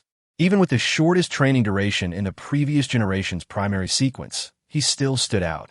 If I could achieve such a level, I would have no regrets. Feng Zhu was somewhat astonished. He had not anticipated that Yang, with his carefree demeanor, was indeed a formidable individual within the primary training sequence. No wonder he was so young, yet in charge of a laboratory. And what is Zeus? Feng Zhu inquired, curious about who was stronger between Zeus and Yang. You are unaware of your own country's primary training sequence, yet you have knowledge of the bald eagles? Why sure you may questioned, intrigued. I encountered him merely a few days ago. Feng Zhu exhibited no semblance of concealment. What? This revelation not only astonished Shiratori Yumi and Shiratori Yui, but also drew an exclamation from the usually reticent Kawada Akira. Just days prior, they, like you all, mingled among the criminals in the sin zone, and then Feng Zhu succinctly recounted the conflict he and his companions had with the Zeus team. Incredulous. Yet, this aligns perfectly with Zeus's modus operandi as depicted in the records. However, the fact that you could engage Ares for such an extended period is truly remarkable. Shiratori Yui was still grappling with her astonishment. What caliber does the Zeus team possess? Feng Zhu, not allowing them a moment to digest their shock, quickly pressed for answers. According to recent intel, he is the pinnacle of our generation. Only Feng Tian and Qin Kong from the Rabbit generation can rival him. As for Ares and his team, they belong to the second training tier, Shiratori Yui elucidated, satisfying Feng Zhu's thirst for knowledge. So he regards me as a junior. Feng Zhu felt a twinge of being underestimated. It's quite understandable. He is now in his 9th year and is soon to compete with the previous generation. He himself acknowledges that there is no one in his generation who can contend with him. This is indeed the case. Even Feng Tian and Qin Kong can only be said to contend with him, and the odds are decidedly in his favor, and not by a small margin. Shiratori Yumi clarified. By the way, is Yang Qinghe your instructor? Shiratori Yumi inquired with a whimsical tone. Even as a teacher, the initial leader of a laboratory is typically an instructor, particularly when you're the first in the training sequence. Everyone would regard you as a cherished disciple. In most formal sense, Yang Qinghe is no exception to this norm. Bai Shiumi, with an expression that suggested she understood everything, observed the situation. This is where it becomes intriguing. Zeus's mentor is from the previous generation's elite training sequence, having been defeated by Yang Qinghe on more than one occasion. It is said that he harbored a sense of resentment after being bested by a rival significantly younger than himself. Consequently, Zeus has made it his ambition to avenge his mentor by defeating Yang Qinghe, wishing to make him experience the bitterness of being overcome by someone less seasoned. Chapter 70. The advantages of being first in the training sequence. Are you truly pleased? Feng Zhu inquired, his expression devoid of emotion as he regarded Bai Shiumi. And what if I am? She retorted, playfully contorting her face. It seems you are once again inclined to bow before me a few more times, aren't you? Feng Zhu menaced her with a chilling tone. Recalling the time Feng Zhu had forced her and her sister to bow their heads, an involuntary shiver ran down her spine. This mischievous rabbit seemed utterly oblivious to the concepts of chivalry and tenderness. Brother Jianwu, look at him. He only knows how to bully me, she exclaimed, darting behind Kato Jianwu, as if this act would provide her a sense of security in front of Feng Zhu. Kato Jianwu was at a loss, standing there like a wooden statue, offering an awkward smile. Do not misunderstand. Your brother Jianwu has merely surpassed me in the way of the sword, not in terms of combat prowess. Feng Zhu found amusement in intimidating the girl. Feng Zhu Eduan, I imagine you are still quite perplexed regarding the preferential treatment of the first cultivation sequence, are you not? Without revealing her intentions, Bai Yui deftly redirected the conversation away from her foolish sister's self-destructive inquiries. Indeed, I have yet to perceive any tangible benefits from this so-called first cultivation sequence. Although I am aware that Baisher Yui is diverting the topic, the bait she has cast is undeniably enticing to Fong Ju. Thus he refrains from pursuing Baisher Yumi's slight. The advantages are manifold. Initially, your allocation of computational resources should be more than sufficient. Yet as time progresses, numerous matters will require increased computational expenditure, at which point the disparity between the cultivation sequences and the non-cultivation sequences will become pronounced. Fong Ju nodded, having contemplated this as well. Otherwise, what purpose does the surplus allocation serve? You are blissfully unaware of your fortune. Only the three kingdoms possess such foundational level creations. All who aspire to cultivate their nation's elite warriors must rely on the three kingdoms. Our eastern Japan is essentially a vassal state, utilizing the resources of Qianquan. Furthermore, the geniuses from vassal states are relegated to a lower tier within the cultivation sequence compared to those from the suzerain nation. Brother Jianwu, for instance, would rank among the top of the second cultivation sequence within the three kingdoms, yet he can only access the resources of the third cultivation sequence. Baisher Yumi, in a fit of indignation, defended Kato Jianwu. Yumi, this is only right. Without the concessions from the vassal state, we would be incapable of cultivating even our own talents. Without Qianquan, are we to rely on human lives as mere fodder? Baisher Yi lamented that her sister was overly concerned in the presence of the foremost training sequence of the sovereign state. A century hence, he would emerge as one of the most formidable figures of immense power, possessing the capacity to dictate the fate of the Eastern Isles. I was merely expressing my thoughts. Baisher Yume replied sheepishly. Fong Ju waved his hand dismissively, signaling that they should not squander time on this matter. What about the other benefits? Upon hearing Fong Ju's inquiry, Baisher Yui abandoned her attempt to educate her sister and hastily responded. According to the systematic training timeline, which is generational, our cohort can unconditionally command at least regiment-level military units. By extension, once we reach the first training sequence post-military, we will have already retreated to the background. Though our lifespan is capped at 200 years, the true frontline duration is within a century. The first training sequence is typically comprised of individuals with the highest computational capacity for their age, serving as the driving force behind technological advancement. In fact, throughout history, 95% of significant progress across various fields has been propelled by the first training sequence. A century hence, they will be regarded as national treasures, too valuable to be placed on the front lines. Hearing this, Fong Ju's spirits lifted, as it suggested that if he could merely wait until retirement from the front line, he would have the opportunity to foster technological progress and secure a place in the Hall of Heroes, a dream cherished by countless researchers. Kato Kinwu also contemplated this, gazing enviously at Fong Ju. For those in the first training sequence, as long as they did not meet an untimely end, leaving their works in the Hall of Heroes was practically a foregone conclusion. You may explore the intricacies of other minor powers at your leisure. Yet the most significant authority within the primary cultivation sequence is a whimsical entity known as the Wish Card. This peculiar artifact allows one to make a request every 50 years, provided it does not contravene regulations and is not entirely impossible to fulfill. For a singular individual, the entire world can mobilize to realize that wish.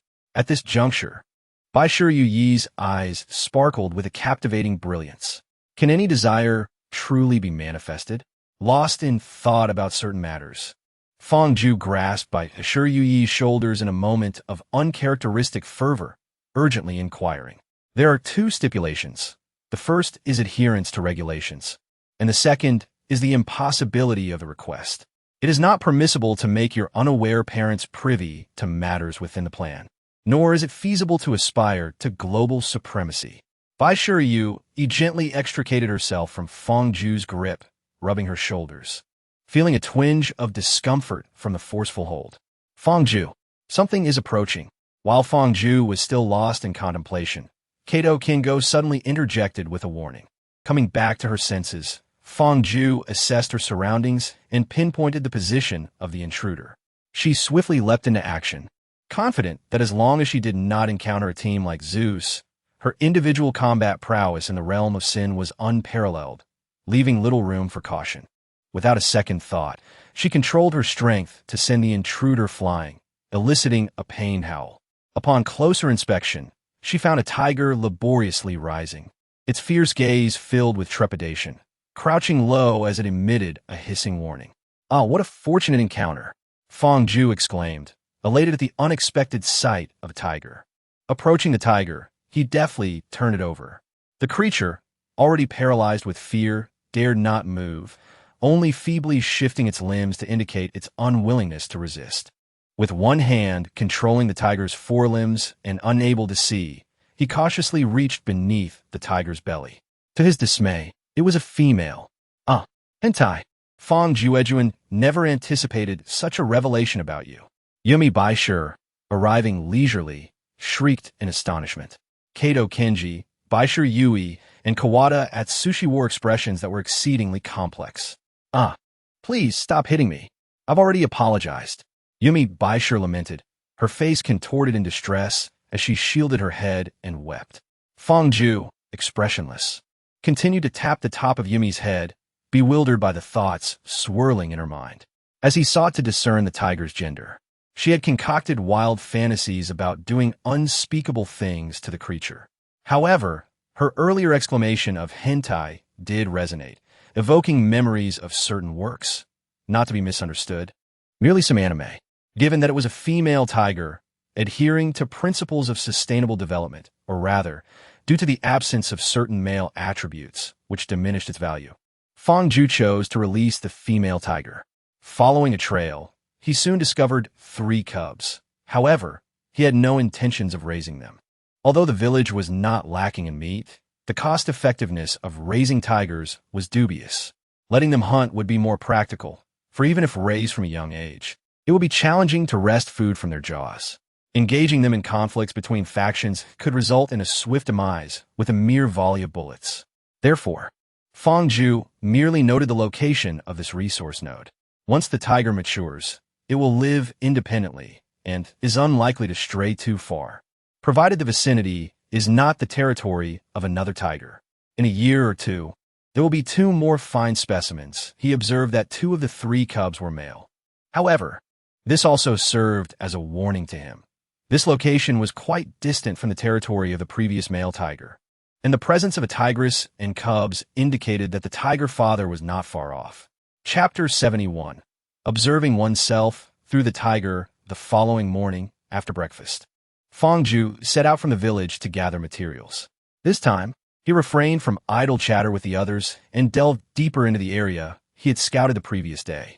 Given the discovery of the tigers, although they posed no threat to him, they were, after all, among the apex predators on Earth, second only to humans. Fong Ju instructed the material-gathering teams near the tiger's den to collect in groups of 3. One with keen eyesight would gather, while the other 2 maintained vigilance, ready to fire a warning shot at any sign of movement. He had observed the tigress from the previous day and surmised that she had likely never tasted human flesh. Otherwise, she would not have hesitated for so long before refraining from attacking. Moreover, having recently given birth, her body fat reserves were severely depleted, and she was unsure whether she could prevail against these upright apes. Consequently, a loud noise would likely startle her away, although this significantly reduced the efficiency of the gathering. Safety was paramount. The accumulated materials were already more than the 4 smuggling merchants could handle, so there was no need to pursue efficiency. It was merely for daily reserves. "Hey, why aren't you saying anything? It's so boring walking in silence," said Shirashi Yumi, unable to keep her mouth shut for long. "If you want to chat, go find your Kingo and I," Fong Ju said, dismissing her as if she were a child. "I have known my brother Jinwoo since childhood. We are so familiar with each other that there is hardly anything left to discuss," said Shiraishi Yumari with a sense of certainty. "What nonsense are you spouting? Although you are not unattractive, my heart still belongs to my brother Jinwoo," Shiraishi Yumari retorted, her face flushed with anger. "TSK, TSK, TSK. It is not good for girls to be fickle," Fong Ju teased. "You're talking nonsense. Is it acceptable for boys to be fickle?" Shiraishi Yumari countered. I never said that. It's simply that society holds girls to higher expectations in this regard, while boys face far less scrutiny. Which is why I said it is unseemly for girls to be capricious, Fong Ju quickly clarified, despite his strong male chauvinism. He was not one to blur the lines of right and wrong. Well, my masochism, even if I like you, what of it? To marry someone from the foremost, nurturing sequence of our great nation, I would consider myself fortunate, Shiraishi Yumari declared defiantly.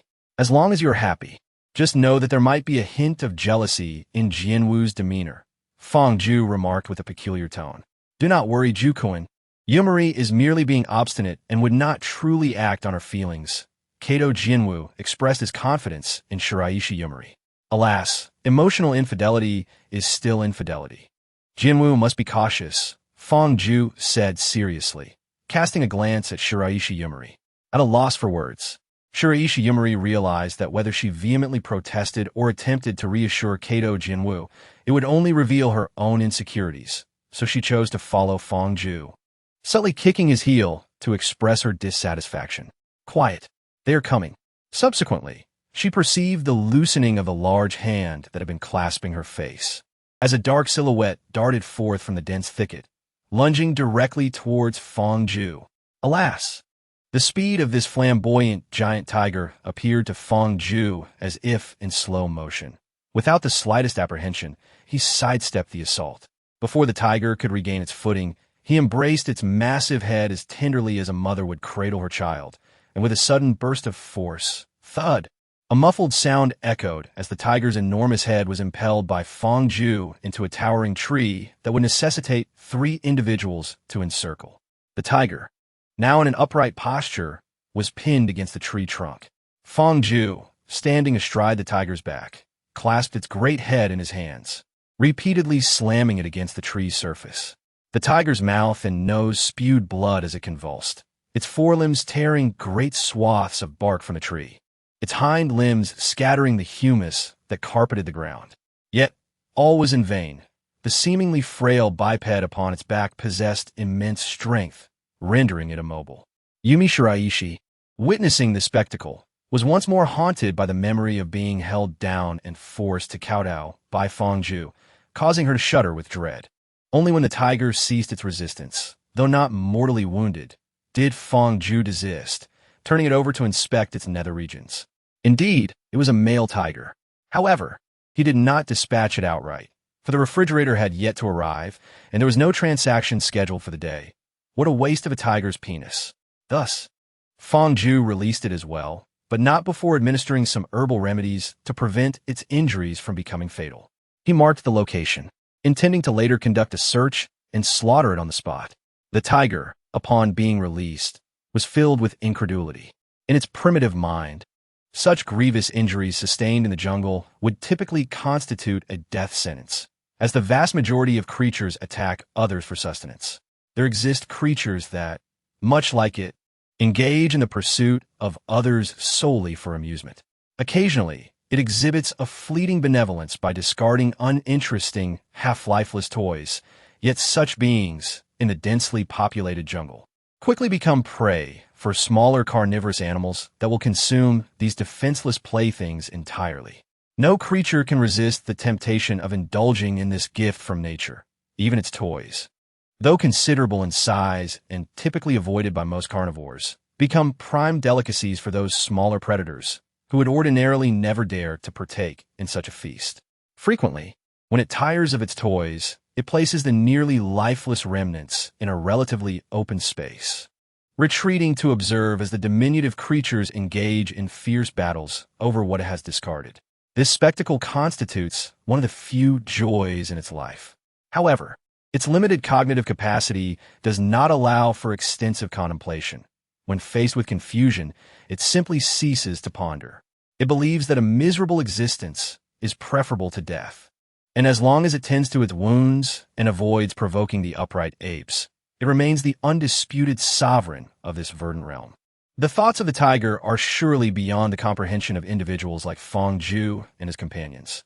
Yet, were they to grasp its mindset, they would likely find it adorably foolish. This is not unlike the relationship between Earth and the observing civilizations. The inhabitants of Earth remain largely oblivious to the vast majority of information regarding the observer civilization. Until now, they have engaged in a constant battle of wits with the creations left behind in the solar system. Perhaps what they perceive as an epic and grandiose struggle for survival appears to the eyes of those from the observer civilization as merely laughable, akin to a tiger in its folly. Yet what of it? Should they relinquish their resistance simply because of this? No, even in defeat. We shall embrace our demise with honor, rather than succumb to an aimless end. This is a resilient race. Despite a sluggish progression of civilization, they refuse to abandon the hope of life.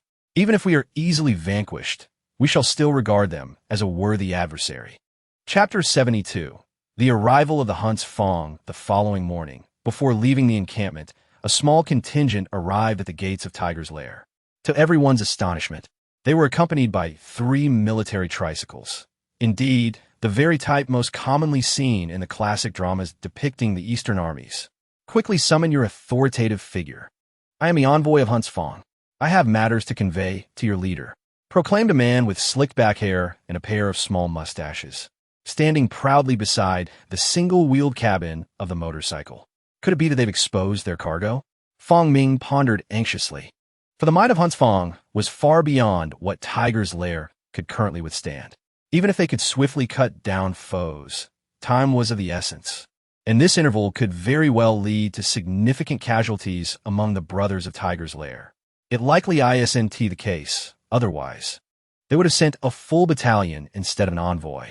In truth, Fong Ju had already surmised the purpose of this envoy from Hunts Fong. Regardless of the outcome, it was prudent to investigate further. He decisively stated, "Greetings, envoy of the Hunters Fong. I am the strategist of the Tigers Denver. Our leader is not particularly fluent in communication. Hence, I shall handle all matters of negotiation on his behalf." Fong Ju smiled as he regarded the envoy. The envoy, with a hint of skepticism, glanced at him and then at the nearby cat, which nodded in affirmation, thus earning his trust. Clearing his throat, he articulated, "Due to the eradication of Haifeng Town by your Tiger's Den, the monthly taxes of Haifeng Town have been transferred to your domain. This is the established protocol, and I trust you comprehend the implications." Fong Ju nodded, fully aware that this outcome was anticipated. As one of the 4 lesser powers within this territory, now reduced to 3, the Tiger's Den was directly responsible for tribute to the Hunters Fong. The taxation was population-based. The more inhabitants, the greater the tax burden. Remarkably, this transferred tax was subjected to a secondary calculation.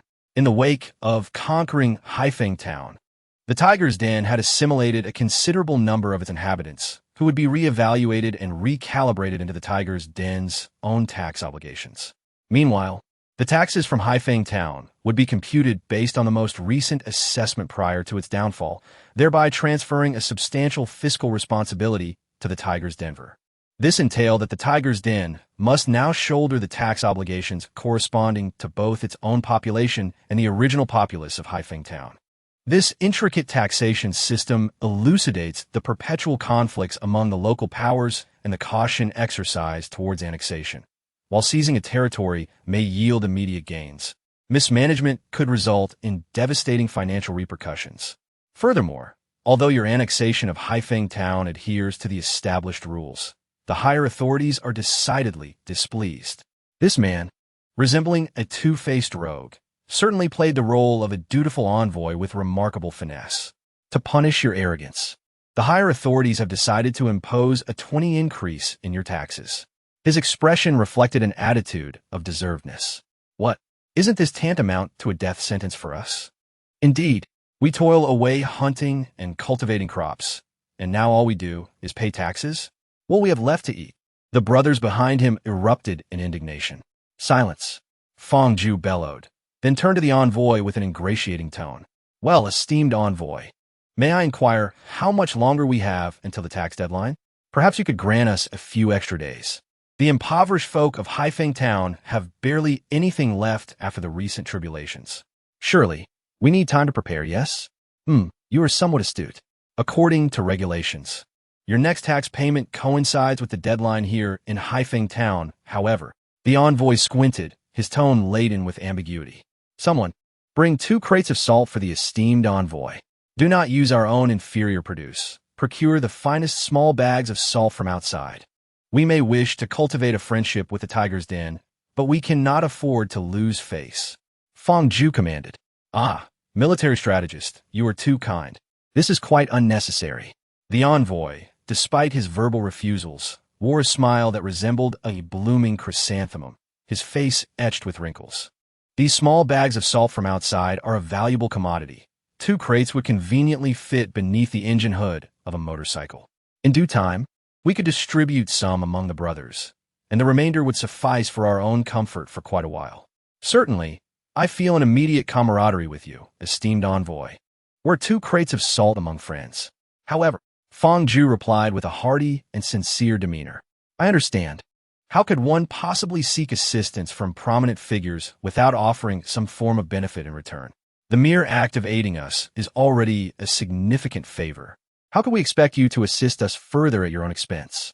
Fong Ju expressed with heartfelt sincerity. Bring in 50 boxes of salt. The small bags of salt from outside. Fong Ju commanded, turning his attention once more. I understand that those influential individuals have substantial appetites, and it is no easy task for you to assist us. However, this is all we can provide. If we give you any more, our brother's health will surely suffer. Please consider our plight. Rest assured, once we navigate through this challenging initial phase, our tiger den will surely express our gratitude appropriately. Fong Ju stated earnestly, placing particular emphasis on the word gratitude. Take care. Remember to help us extend our time. We will never forget your kindness. Fong Ju said with a respectful fist clasp. Once he departed, Fong Ju turned, his expression darkening immediately. Ah, your acting skills are truly remarkable. Yet, with your elevated status, is it not beneath you to bow and scrape to such a minor character? Isn't it rather humiliating? By sure you may emerge from the village, having been forbidden to leave with the other attractive women, knowing that discovery would lead to significant trouble. You may, by sure you, tugged at her sister's sleeve. Can't you see the current atmosphere? Provoking Fong Ju now is just asking for trouble. How'd I not realize before that Fong Ju was right? You truly seem to revel in being reprimanded. A day without being chastised is like a day without comfort. It's nothing. I had already devised a plan. Our tiger den's next tax payment is due in 7 days. An extension of 15 days will bring it to 22 days. Fong Ju's grim expression softened as he spoke. Once the shipment from the corpulent individual arrives, we can begin to amass our strength and swiftly eradicate the hunter's tooth. Fong Ju brimmed with confidence. Having thoroughly investigated the hunter's tooth, despite boasting a force of 20,000, their actual military equipment, reminiscent of World War II, amounted to merely a standard regiment, predominantly consisting of single-shot rifles, with only a single machine gun platoon, 10 machine guns, and an artillery platoon equipped with 8 mortars. However, defeating the hunter's tooth would not exempt them from the exploitation from above, by sure you may pondered. The lower tiers experience more severe exploitation, and each ascent releases a layer of shackles. Thus, escaping this web is nearly impossible. At the very least, it would allow everyone to live more comfortably. Fong Ju remarked nonchalantly. Chapter 73. Until we meet again, moreover, a considerable amount of hard timber was harvested, likely due to mutations, far surpassing the hardness of the materials documented. Most significantly, within a cavern, a substantial deposit of potassium nitrate was discovered, alongside traces of magma that had cooled after overflowing from a rock crevice. This discovery underpinned Fong Ju's audacity to challenge the hunter's tooth. Currently, the brothers in the tiger's den had set aside their material collection tasks, diligently gathering these strategic resources. Primarily, by sure you may's incessant chatter proved to be a hindrance. Through his observations over the past few days, Fong Ju concluded that he held little hope for Bai Sure You May. Chuan Tianho was a taciturn individual, rendering their involvement futile. However, Kato Kingo was adaptable, and Bai Sure You unlike her sister, displayed a level of reliability that instilled confidence. From a distance, it was evident that the ship's arrival was unlike any before. It was notably larger. Yet, The person in charge remained the same rotund figure, who waved his hand and excitedly shouted, "Big brother, little brother has fulfilled his duty." As Fong Ju stepped forward, the portly man respectfully presented the list. Fong Ju scanned it from top to bottom, raising an eyebrow in mild surprise. This list appears quite professional. However, what prompts such generosity? I had anticipated you would manage to secure a mere 70% of goods. The stout man chuckled and bowed slightly. I cannot take credit for this. You must have surmised that it was a decision made by my superiors. Otherwise, I would only have been able to provide you with a couple of wood-fire generators. A tremor of realization coursed through Fong Ju. Indeed, it seemed likely that the portly man's superiors had deduced something. For a faction adept in smuggling operations, controlling a minor force in the criminal underworld was a trivial pursuit. Just the act of restricting salt shipments could render any faction uncomfortable. Please convey my gratitude to your benefactor, Fong Ju remarked nonchalantly. Rest assured, I will certainly relay your message. The stout man beamed. However, regarding your goods, he continued, rubbing his hands together in anticipation. Initially, Fong Ju had presumed that the resources brought by the portly man would fall short of the value of the shipment. Yet, after perusing the list and inspecting the contents of the boxes, he realized that the other party had come well prepared. The industrial machinery, accompanying facilities, and wood-fired generators surpassed both his quality expectations and quantity requirements, promising to significantly enhance production efficiency beyond the original plan. Certainly, the value is significantly higher. However, they initially gathered materials for the purpose of exchange, and naturally, acquiring everything in one go is preferable. Thus, he cheerfully remarked, I am quite satisfied with these supplies. They far exceed my anticipated worth. Of course, I am not one to shy away from fair trade, provided you refrain from haggling excessively. Fong Ju jested. We are old friends. How could I possibly undervalue you? The hefty man retorted with indignation. Are you looking down on me, my friend? Nevertheless, he continued, is that ironclad dendrobium still available? I admit my ignorance regarding its true value last time, but I have thoroughly prepared myself this round. You mustn't withhold it from me. He feigned annoyance. Rest assured, I have kept everything aside, Fong Ju replied. Since you are so forthcoming, I shall not prolong our conversation. He stepped aside and motioned with his lips, prompting his companions to begin opening one box after another. Inside lay a jar of ironclad dendrobium, 2 tiger skins, 2 tiger heads, a bamboo tube containing a tiger whip, all resting atop layers of tiger bones. Another box brimmed with processed wild ginseng, boasting a few specimens over a century old. Additionally, there was a black bear skin, a pair of bear paws, a bear gallbladder, and a bear whip, the utility of which remained uncertain, yet it was included nonetheless, all remnants from their previous hunt. Countless miscellaneous animal hides and medicinal herbs filled the space, overwhelming the hefty man's senses. My goodness, my friend, have you turned this entire forest upside down? I could not gather so many treasures in a year, he exclaimed, utterly astonished. In truth, other territories are not devoid of such resources. They have sought them as well. However, for nearly everyone, foraging for medicinal herbs in the wilderness is akin to scaling a mountain.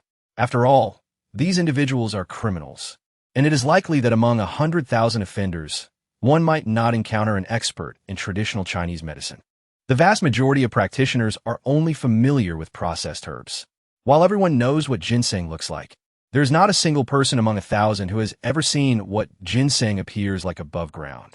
Even those who have knowledge of it would fail to recognize ginseng amidst a thicket of weeds in a dense forest. Thus, most factions in the criminal underworld merely trade in rosewood, an easily identifiable commodity with stable value. A very small number of groups possess individuals adept at recognizing ginseng. These individuals are highly esteemed. A person who traverses the mountains daily has a limited search radius. Yet the occasional discovery of a mature ginseng plant can yield significant rewards for their faction. Those capable of identifying ginseng are unlikely to impart their skills to others. Many aspire to learn from them, and numerous apprentices are compelled by their masters to teach. Yet this is a craft that relies heavily on innate observational talent. Within the entire den of tigers, only one individual, Yu Yong, has been taught by Fong Ju, while Lu Jin has imparted knowledge to Wang Shu. The others can only spot something vaguely similar, calling out, "Strategist, come quickly and see if this is the item you mentioned." More often than not, such calls are in vain. This is also why the collection of medicinal herbs has persisted here for years, while the ancient ginseng remains ever elusive. For the time being, that is all. You can calculate the value. I estimate that our assessments are quite similar. Without further ado, Feng Zhu replied, "No need for that. I still find it hard to trust you." The rotund man affectionately caressed the smooth and supple tiger skin. What a pity that such a fine thing will not be shared by his wife. Well then, as the mountains remain unchanged and the waters continue to flow, let's hope to meet again in the future. Feng Zhu had a premonition that he might not be able to stay in the land of sin for much longer. The rotund man paused for a moment, but upon reflection, he realized that this young fellow was aiming for something grand. Such a significant achievement would surely elevate him considerably, and he might no longer have to bear the burdensome and arduous life of smuggling. This time, he was accompanied by two unfamiliar faces, possibly apprentices ready to take over his smuggling responsibilities, currently observing and learning. Perhaps they would never meet again? The rotund man sighed, reflecting that this young man was quite agreeable to deal with. Though he appeared reckless, he was, in fact, a person of integrity and decisiveness. He wondered how the two young lads taking over his duties would fare, but he did not dwell on it. This time, his smile was genuine, devoid of professional pretense. He raised his hand and called out loudly, "Until we meet again." Chapter 74. One day, the establishment of an industrial system prototype. Upon returning to the village, Feng Zhu did not rest, but instead immersed himself in the arrangement of production equipment. Feng Ming's trading opportunity had come a few days earlier. He exchanged a colossal pearl for the most basic necessities, such as electrical wires, in ample quantities. A group of highly educated individuals with doctoral degrees directed a band of rough men, who had once possessed an average education level of high school and were now on the verge of illiteracy, in laying down the foundational wiring. Feng Zhu and his team simulated the process numerous times, as they aimed to construct a miniature industrial system reminiscent of the 20th century within the span of a single day, deep within the valley of the village. Once the lines have been established, the remaining task is to position the machinery and set them into operation, a workload that is not particularly burdensome. Over half of the individuals have ventured into the woods to gather timber. The efficiency of the wood-fired engine groups is subpar, with a significant demand for firewood. Fortunately, dense forests lie nearby, thus sparing the need for excessive manpower and transportation. Furthermore, Feng Zhu had previously ordered a small-scale hydroelectric generator, which has been installed beneath the waterfall on the side of the village. The vigorous flow of water strikes the blades, causing the rotor to spin powerfully and steadily. Once converted by the generator, this output provides a continual supply of power to the micro-industrial system. In truth, when the hunters from the Feng family approached, there was an air of trepidation among the group, although they had previously ambushed a transport convoy belonging to the hunters that had been executed under the assurance that the hunters remained oblivious. Therefore, when the news broke that they were to challenge the behemoth within a 100-kilometer radius, disbelief coursed through the ranks. They followed orders blindly, driven solely by the compulsion of command. Feng Zhu ascended to the rooftop, positioning himself in a location visible to nearly all, and proclaimed in a voice louder than a trumpet, "I understand that many of you harbor doubts regarding our conflict with the hunters. I am aware that confidence is lacking. Moreover, I recognize that your obedience is merely a reflection of the cat's authority and my martial prowess." As the brothers, fervently engaged in their tasks below, lifted their gazes, some astonished, they could hardly believe that the strategist would utter such demoralizing words at such a critical moment. The arithmetic is straightforward. The tiger's lair houses 3,000 souls, a portion of whom are recent captives from Haifeng town, while the hunters boast a formidable force of 20,000. The tiger's den, with its meager 1,000 combat personnel, pales in comparison to the 3,000 of the hunting Feng, and during a crisis, it could easily muster 6,000 or 7,000. The tiger's den can only boast 2 battalions of modern weaponry, whereas the hunting Feng possesses an entire regiment. Indeed, This is a war that seems nearly unwinnable. Fong Ju methodically laid out one piece of data after another, each comparison striking deep into the hearts of those present. Are we mad? Are we truly instigating a conflict that is virtually impossible to win? Fong Ju's voice resonated with authority, as though he were interrogating those below him. For I know that until we encounter the tangible reality, all words are futile, mere fabrications of grandeur. Fong Ju mused wryly. The brothers beneath him, noticing his ability to jest in such dire circumstances, felt a slight easing of tension. The strategist's lack of despair hinted at a possible solution. Thus, some of the more carefree individuals began to chuckle. Now, with the materials at hand, I can assure you that our war with the hunting Fong is not merely about the slim chances of victory, but rather about how we can achieve a resounding triumph. Fong Ju's confident demeanor led those below to believe they had misheard. Look, Fong Ju exclaimed, gesturing towards the industrial machines, invigorated. Behold those machines. With them, we can manufacture our own firearms, create our own ammunition, forge our own artillery, produce our own shells. They possess a regiment of modern weaponry. Yet we can equip all 3,000 of our Tiger's Den personnel with advanced arms. They have 20,000. We can produce 200,000, even 2 million rounds of ammunition. Brothers, do not cower. Do not falter. Do you realize? In the entirety of the sinful continent, only a handful of the most elite powers possess the capacity for autonomous production of modern weaponry. And now we possess it. This is the ticket to the pinnacle of power. Fong Ju exuberantly waved his hand. Now, a mere underling from a top-tier force, Huntia, seeks to intimidate us. Is this not a gross overestimation of their own capabilities? The brothers below contemplated this, and indeed, numbers mean little in the face of bullets. As long as there are ample firearms and ammunition, a mere Huntia poses no real threat. Therefore, if they wish to bully us, will you acquiesce? Fong Ju bellowed. No, we will not acquiesce. The crowd roared in unison. Then what shall we do? He continued to stir their emotions. Crush them. Humanity is often prone to blind obedience. When led, they can elevate the atmosphere to a fervent peak. Crush them. Ha-ha! I never anticipated you possessed the talent of a cult leader. You truly ignited my spirit just now. As Fong Ju descended to address any oversights, he passed by Yumi Baisher, who laughed heartily.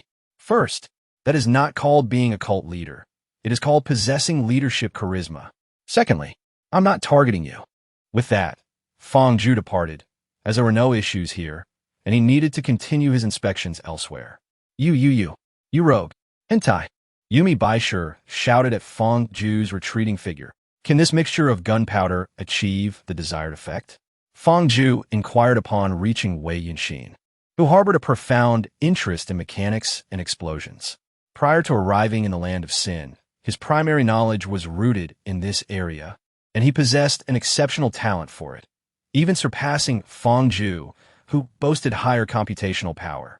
The current model boasts a potency that exceeds the present standard by 20, with a remarkable reduction of 80 in smoke production and significantly improved stability. Given a bit more time, I could enhance its power by at least 30 from this foundation. Wei Yinxin, brimming with enthusiasm, acknowledged that although these are relics from the Second World War, men have an inherent fascination with such artifacts. That's unnecessary. Greater power demands higher performance from the materials. Our equipment and materials are only capable of a certain standard. Excessive power would compromise both structure and integrity, Fong Ju interjected, gesturing for him to refrain from further elaboration. Very well, then. Shall we proceed with the production line according to this proposal? Wei Yinxin pondered, realizing that in weaponry, greater power does not equate to superiority. Absent any armor-piercing requirements, the distinction between standard rifle rounds and anti-material sniper ammunition becomes negligible. A hit invariably results in either death or serious injury. Let us finalize this. Immediate production is required, Fong Ju decisively declared. Approaching Fong Ming, Fong Ju inquired, what are your thoughts? Which design facilitates smoother production of the standard firearm? Prior to the arrival of the equipment, they had already cataloged and developed several classic firearms. and they were now merely conducting practical production tests. After considerable deliberation, the modified AK-47 emerged as the preferred choice, rugged and reliable, particularly due to its low demand for metallic materials. After slight adjustments, its stability exhibited a remarkable enhancement, ensuring that even an average user would not experience excessive recoil. Fong Ming tossed a sample toward him. The classic silhouette of the AK-47, timeless in its appeal and aesthetic grace, unmistakably reflects its dominance in the realm of rifles for over a century. In mere seconds, Fong Ju disassembled the entire firearm into 47 components. Upon inspection, he furrowed his brow and remarked, "Why are there so many wooden parts?" He recalled that the AK-47 did not possess such an abundance of wooden elements. Thus, the modifications made to the AK-47 were indeed significant. The ironwood used here exhibited only a slight decrease in hardness, less than a quarter of a grade lower than the steel employed for firearms, as assessed by both Rockwell and Brunel hardness scales. Given the military's superior requirements, we opted to replace certain components with this ironwood, resulting in a lighter weapon with enhanced maneuverability, Fong Ming explained with a peculiar expression. Chapter 75, An Unfathomable Conscience. Can we ensure its reliability? Fong Ju inquired as he began reassembling the components, pulling back the bolt casually. Currently, we lack sufficient ammunition for practical testing. However, theoretical analysis suggests that this solution is indeed reliable, Fong Ming responded earnestly. Then it is settled. For now, we only need a weapon capable of enduring several days of intense combat, Fong Ju declared, continuing his stride forward. What about the performance of steel bullets? Their metallic resources were primarily derived from large components of the port, leaving no suitable brass available for ammunition production. Glancing at him, Lu Jin replied with a relaxed demeanor. What issues could arise? Steel bullets merely exhibit less ductility than brass and tend to cause greater wear on firearms. We are not planning to engage in combat for 10 or 8 years. Within this time frame, problems are unlikely to surface, so rest assured. In truth, the lair merely necessitated the production of firearms, gunpowder, and ammunition. The essence of warfare at the level of World War II revolved around these elements. Upon thorough inspection, everything was proceeding in an orderly fashion. The equipment brought by the rotund individual far surpassed the quality of those on their own inventory list, naturally accelerating the progress significantly. What was initially anticipated to be completed by dusk could now be finalized before lunch. After a brief tour, it was discovered that Kato Kenji and his team were engaged in the crafting of cold weapons. The precision of their industrial-grade machinery made the production of several blades a rather effortless task. However, it came as a surprise that Kato Kenji chose ironwood as the material. Fong Ju Eduan. Look, Kato Kenji exclaimed as he handed the freshly forged ironwood katana to Fong Ju, his excitement palpable. This ironwood is exceptionally suited for crafting cold weapons. Although its hardness is slightly inferior to that of steel, it is considerably lighter, non-reflective, and, most importantly, its toughness allows the wielder to feel an intimate connection with the blade. Taking the katana handed to him by Kato Kenji, Fong Ju first rubbed the handle. It was freshly crafted, and he confirmed it had yet to be polished or waxed. Nevertheless, the handle was not at all abrasive, possessing a lightweight and smooth quality reminiscent of a maiden's wrist. With his fingers gliding from the handle along the blade to the tip, he found it devoid of any roughness, smooth, pristine, sharp. He performed a couple of flourishes, reveling in the feedback from the blade's interaction with the air. It was indeed supremely comfortable. The lightweight nature of the sword made maneuvering effortless. Although this slight weight was trivial to them, it was the blade's excellent interaction with the air that elicited Kato Kenji's high praise. It is widely acknowledged that the greater the speed, the more significant the impact of air resistance. Much of the finesse in wielding a swift blade lies in overcoming or mitigating the effects of this resistance. Remarkably, the ironwood sword adapts during use, assuming an optimal form to reduce the influence of air resistance. Fong Ju could distinctly observe that with each swing, the slender blade curved gracefully along a gentle arc, allowing a substantial volume of high-velocity air to glide away from its crafted surface. You're experiencing it too, are you not? Kato Kenji exclaimed with enthusiasm, convinced that Fangju, being a fellow practitioner of the katana, could appreciate this astonishing subtlety. What of its cutting capability?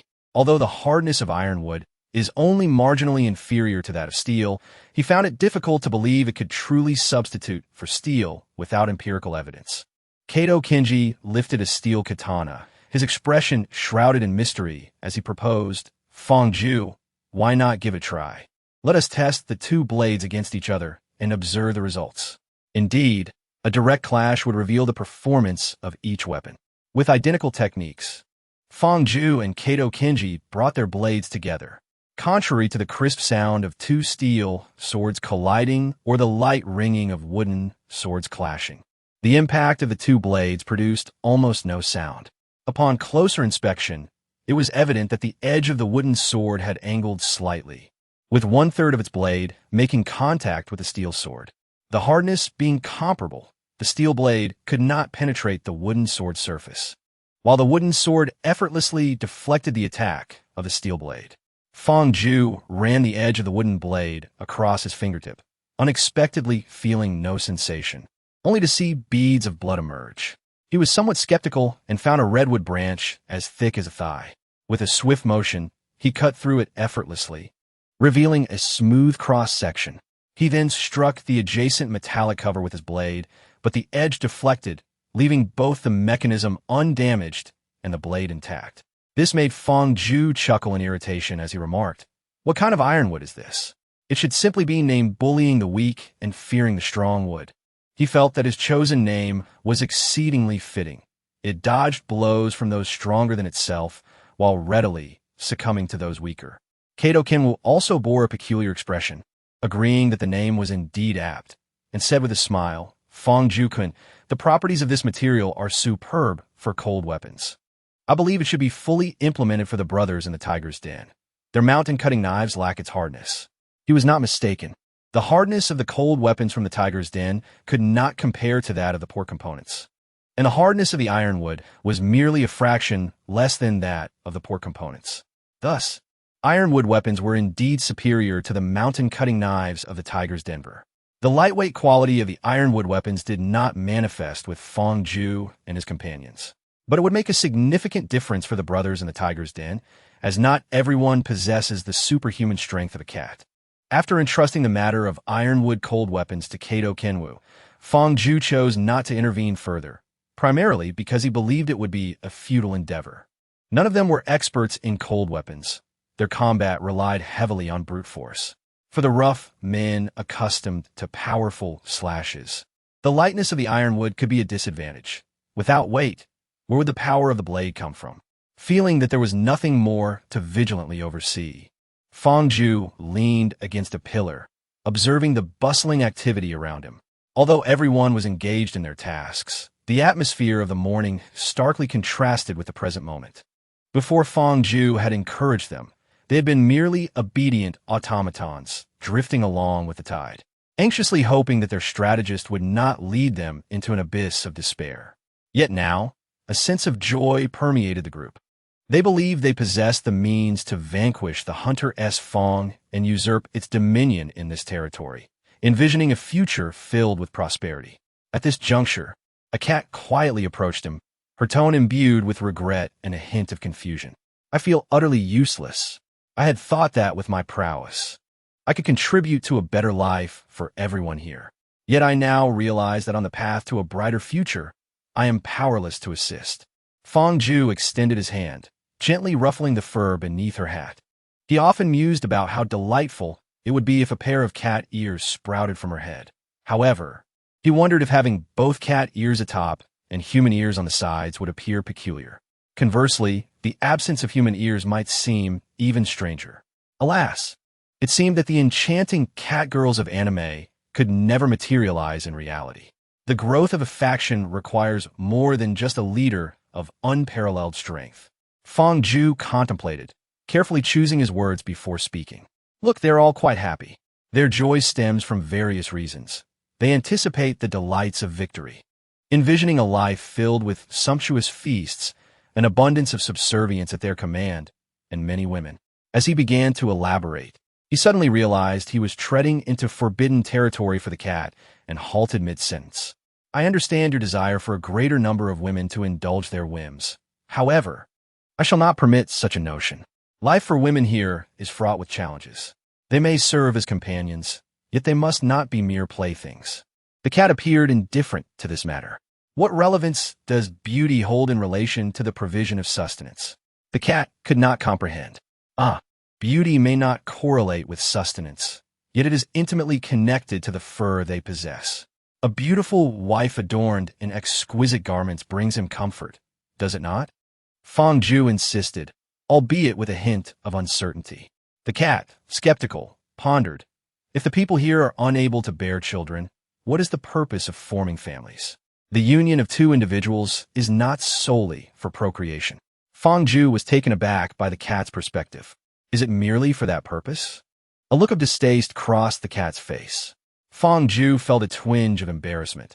Upon reflection, his feelings towards the cat were indeed driven by her allure.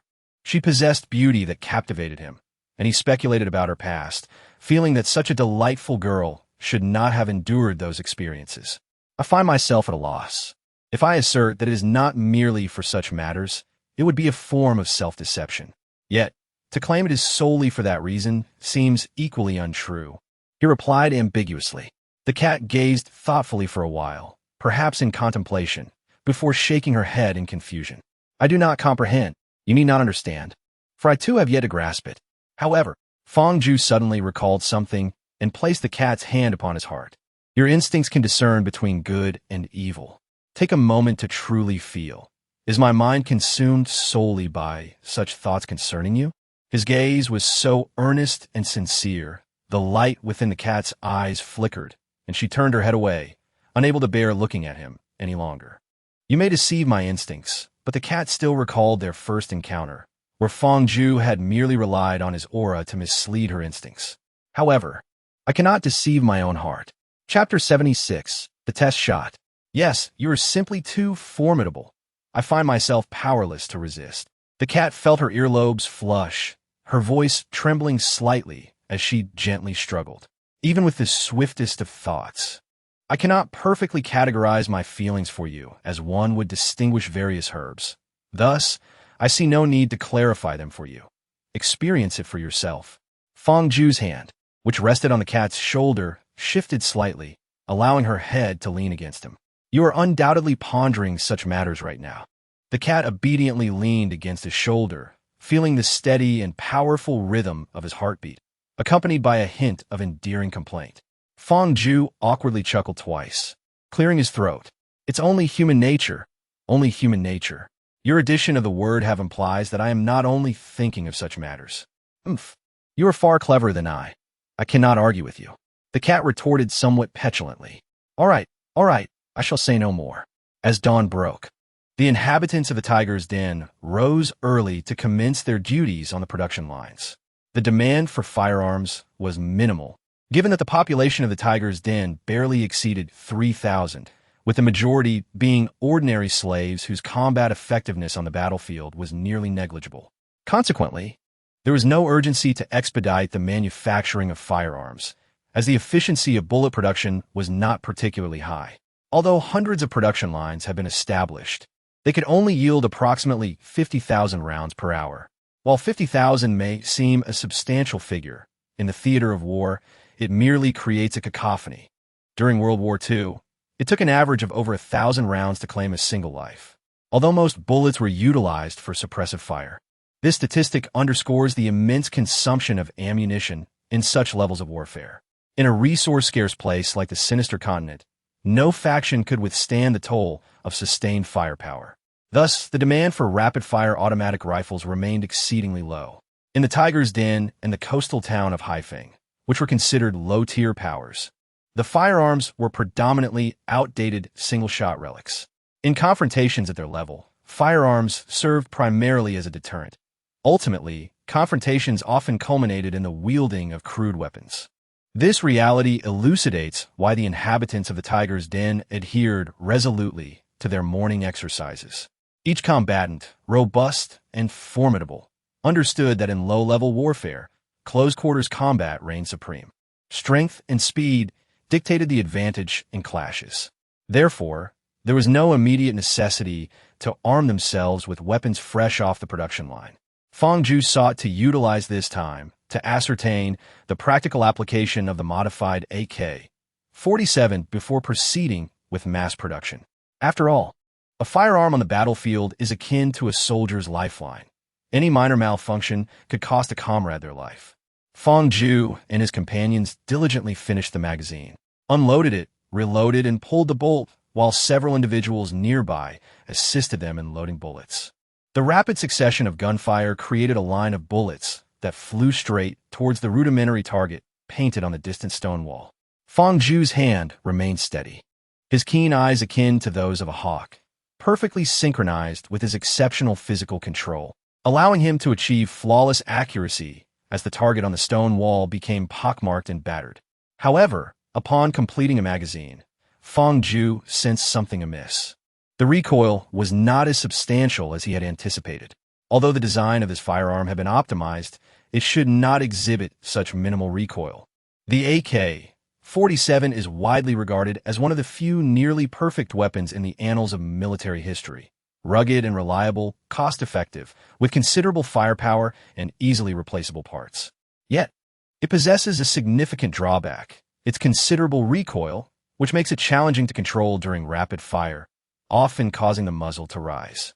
Now, this modified AK-47 seemed to have nearly eradicated that flaw, exhibiting a lightweight recoil that even the slaves, whose physique barely qualified as normal in the tiger's den, could manage effortlessly.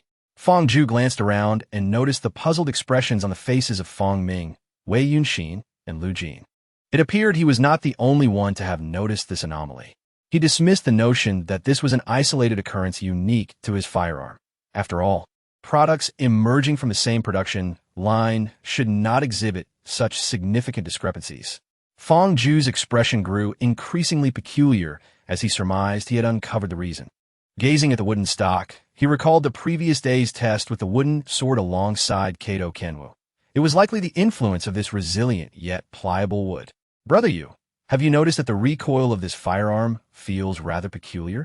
Fang Ming inquired after struggling for some time to comprehend the situation. "The recoil is significantly reduced. I can't help but wonder if you have mistakenly picked the wrong model." Fang Ming, Wei Yunxin added, equally perplexed.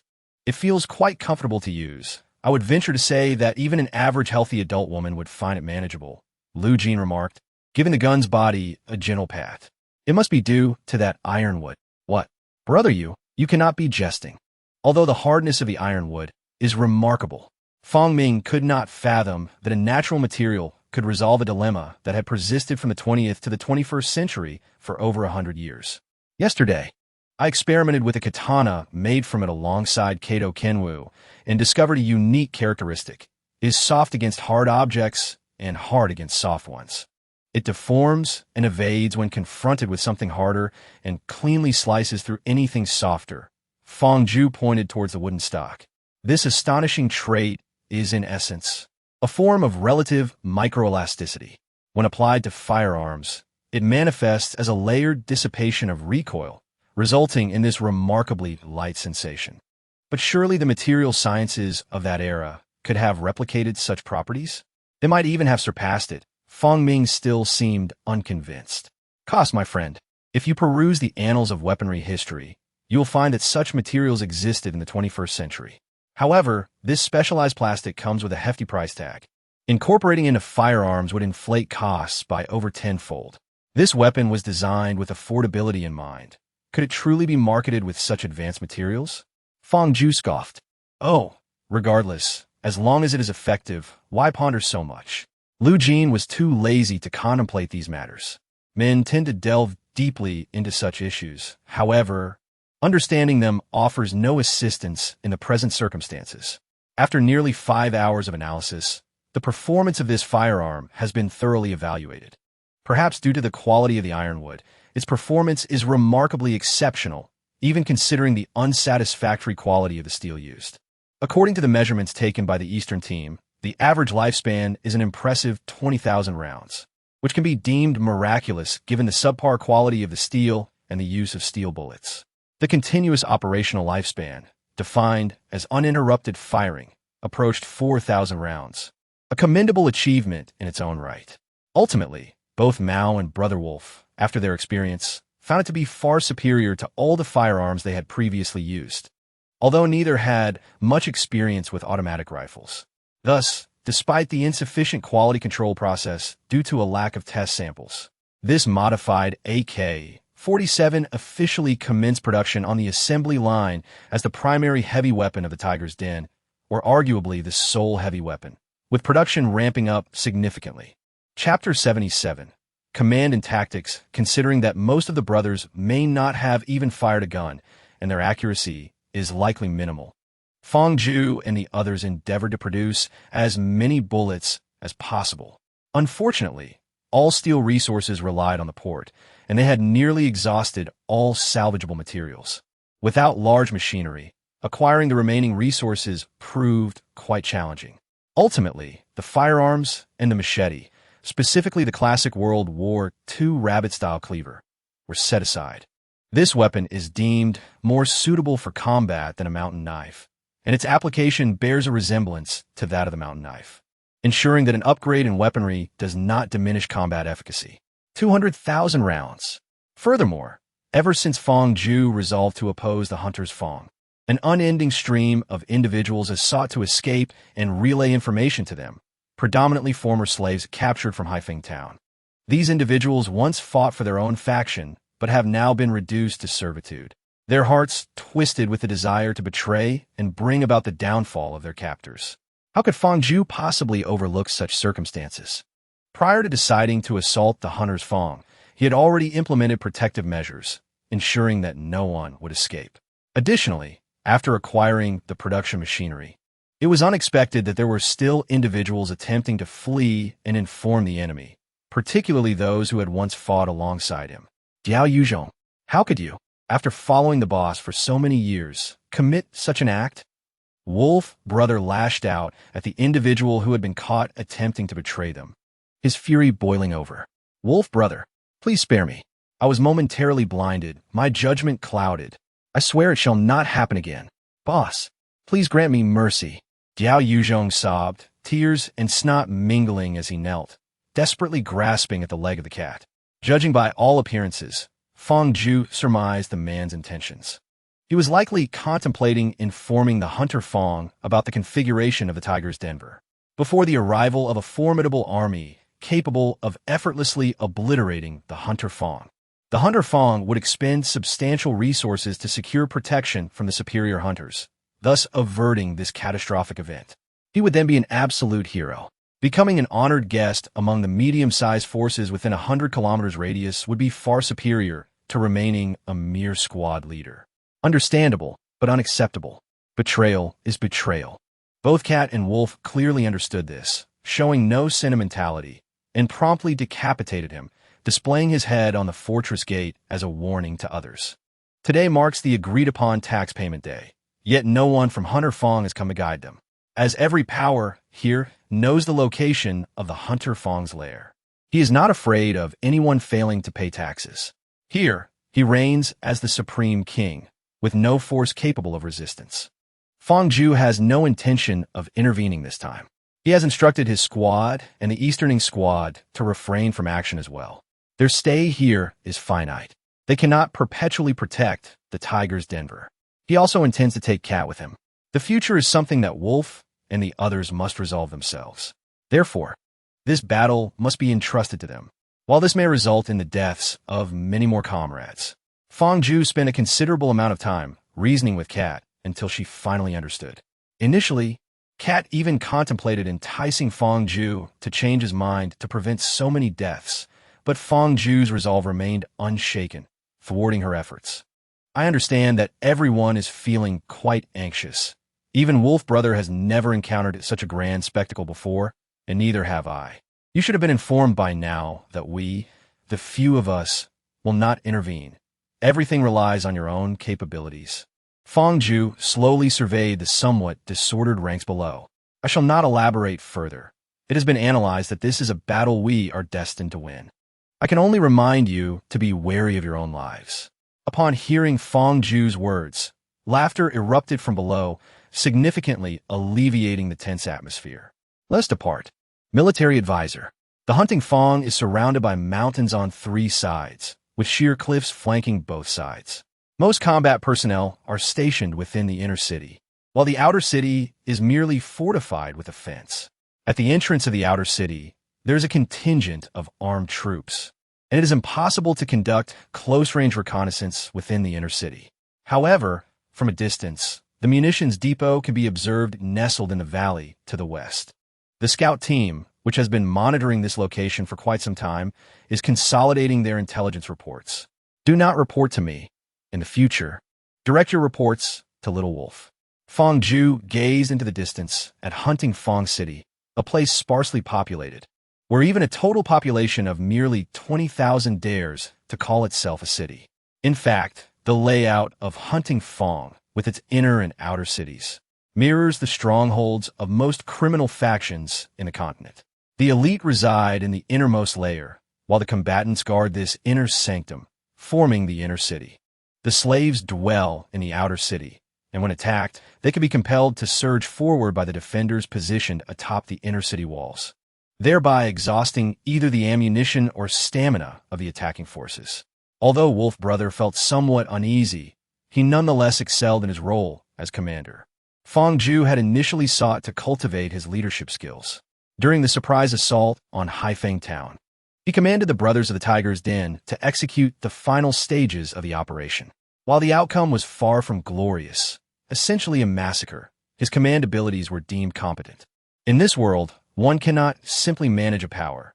Diverse talents abound within any faction, given the vast population. In the common agricultural domination narratives, a single family may consist of merely 100 or so individuals, yet every member is depicted as an extraordinary genius in their respective fields, which is utterly implausible. In reality, Wolf Brother possessed considerable command experience. He was among the first individuals encountered by the cat after she fled from the white-headed eagle's territory. Having evaded pursuers in the unrelenting primordial jungle for over 6 months, living in solitude. When she first encountered Wolf Brother and his few companions, they were fleeing from a detachment of pursuers along with 2 women from their group. The cat, compelled by the presence of those 2 women, eliminated the pursuing adversaries. At that time, Wolf Brother was new to the area, utterly bewildered and eager to align himself with the cat. Thus, their modest faction began to take shape. Initially comprising only a handful of individuals, it later expanded to include escaped slaves from other factions unable to survive, and even criminals, culminating in the establishment of the Tiger's Den as it stands today. The cat takes these matters to heart, yet she is rather inarticulate and her managerial skills leave much to be desired. Thus, the bold and meticulous Wolf Brother has become her spokesperson, orchestrating hunting, plundering, and engaging in battles with rival factions. As he is tasked with managing these affairs for the cat, he often remains in the rear. The few brothers who have rallied to her cause alongside him have perished in successive endeavors, leaving him as the sole survivor. Wolf Brother is not foolish. His years of commanding experience, when blended with systematic and scientific strategic teachings, render him far superior to those in the criminal underworld who rely solely on brute force. Though he still has a considerable distance to cover before reaching the status of a renowned general. How shall we proceed? Fong Ju inquired, settling into a more comfortable posture and casting a scrutinizing glance at Wolf Brother. We should have delivered the taxes over an hour ago. The delay has likely raised suspicions with the hunter's tooth about our intentions. Wolf Brother felt a twinge of anxiety. This was the first time Fong Ju had entrusted him with complete command, and he was also providing on-the-spot instruction. Within 2 hours, once the scouts report back, they will discover that we have made no movements, confirming our refusal to pay the taxes.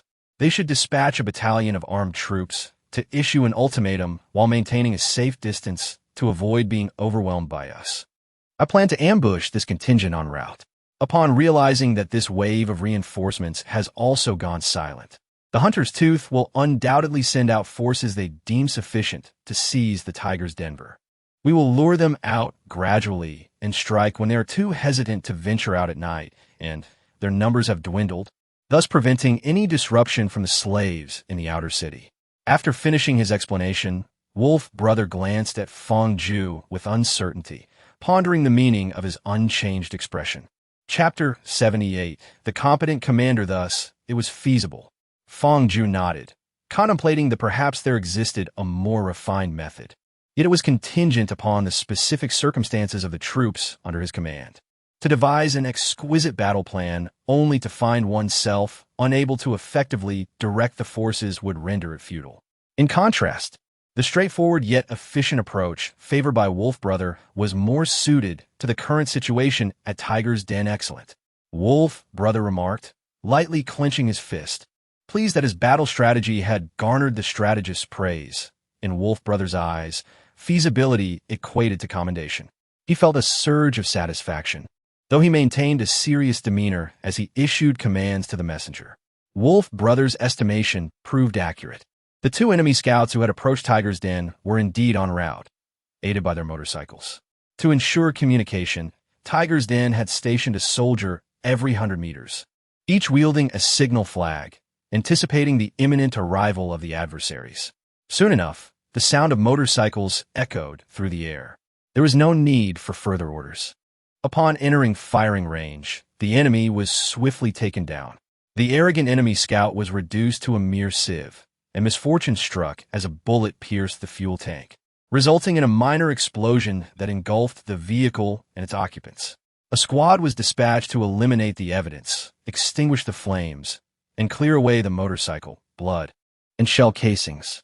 Although most travelers would likely overlook such details, ensuring meticulousness could avert unforeseen mishaps. After lunch, as expected, a scout on a two-wheeled motorcycle passed through the area 3 hours later. Wolf Brother refrained from intercepting the scout, knowing that scouts would not engage with anyone from Tiger's Den. To eliminate the scout would only serve to reveal to the enemy that he was lying in wait along the route. An hour later, a contingent of armed troops arrived, approximately 120 strong. The encounter posed little challenge. With a mix of focus and distraction, the automatic rifles were employed to dispatch the enemy with single shots, who offered little resistance before being vanquished. However, several of our comrades were overly tense, expending entire magazines into the ground. Fong Ju exhaled softly, sipped on wild camellia tea, and gestured toward the setting sun. Strategist, are you suggesting that they will refrain from deploying their forces once the sun sets? Wolf Brother found this notion rather incredulous. You're constrained by your previous mindset. The advantage of Leah over the local factions lies in their firearms.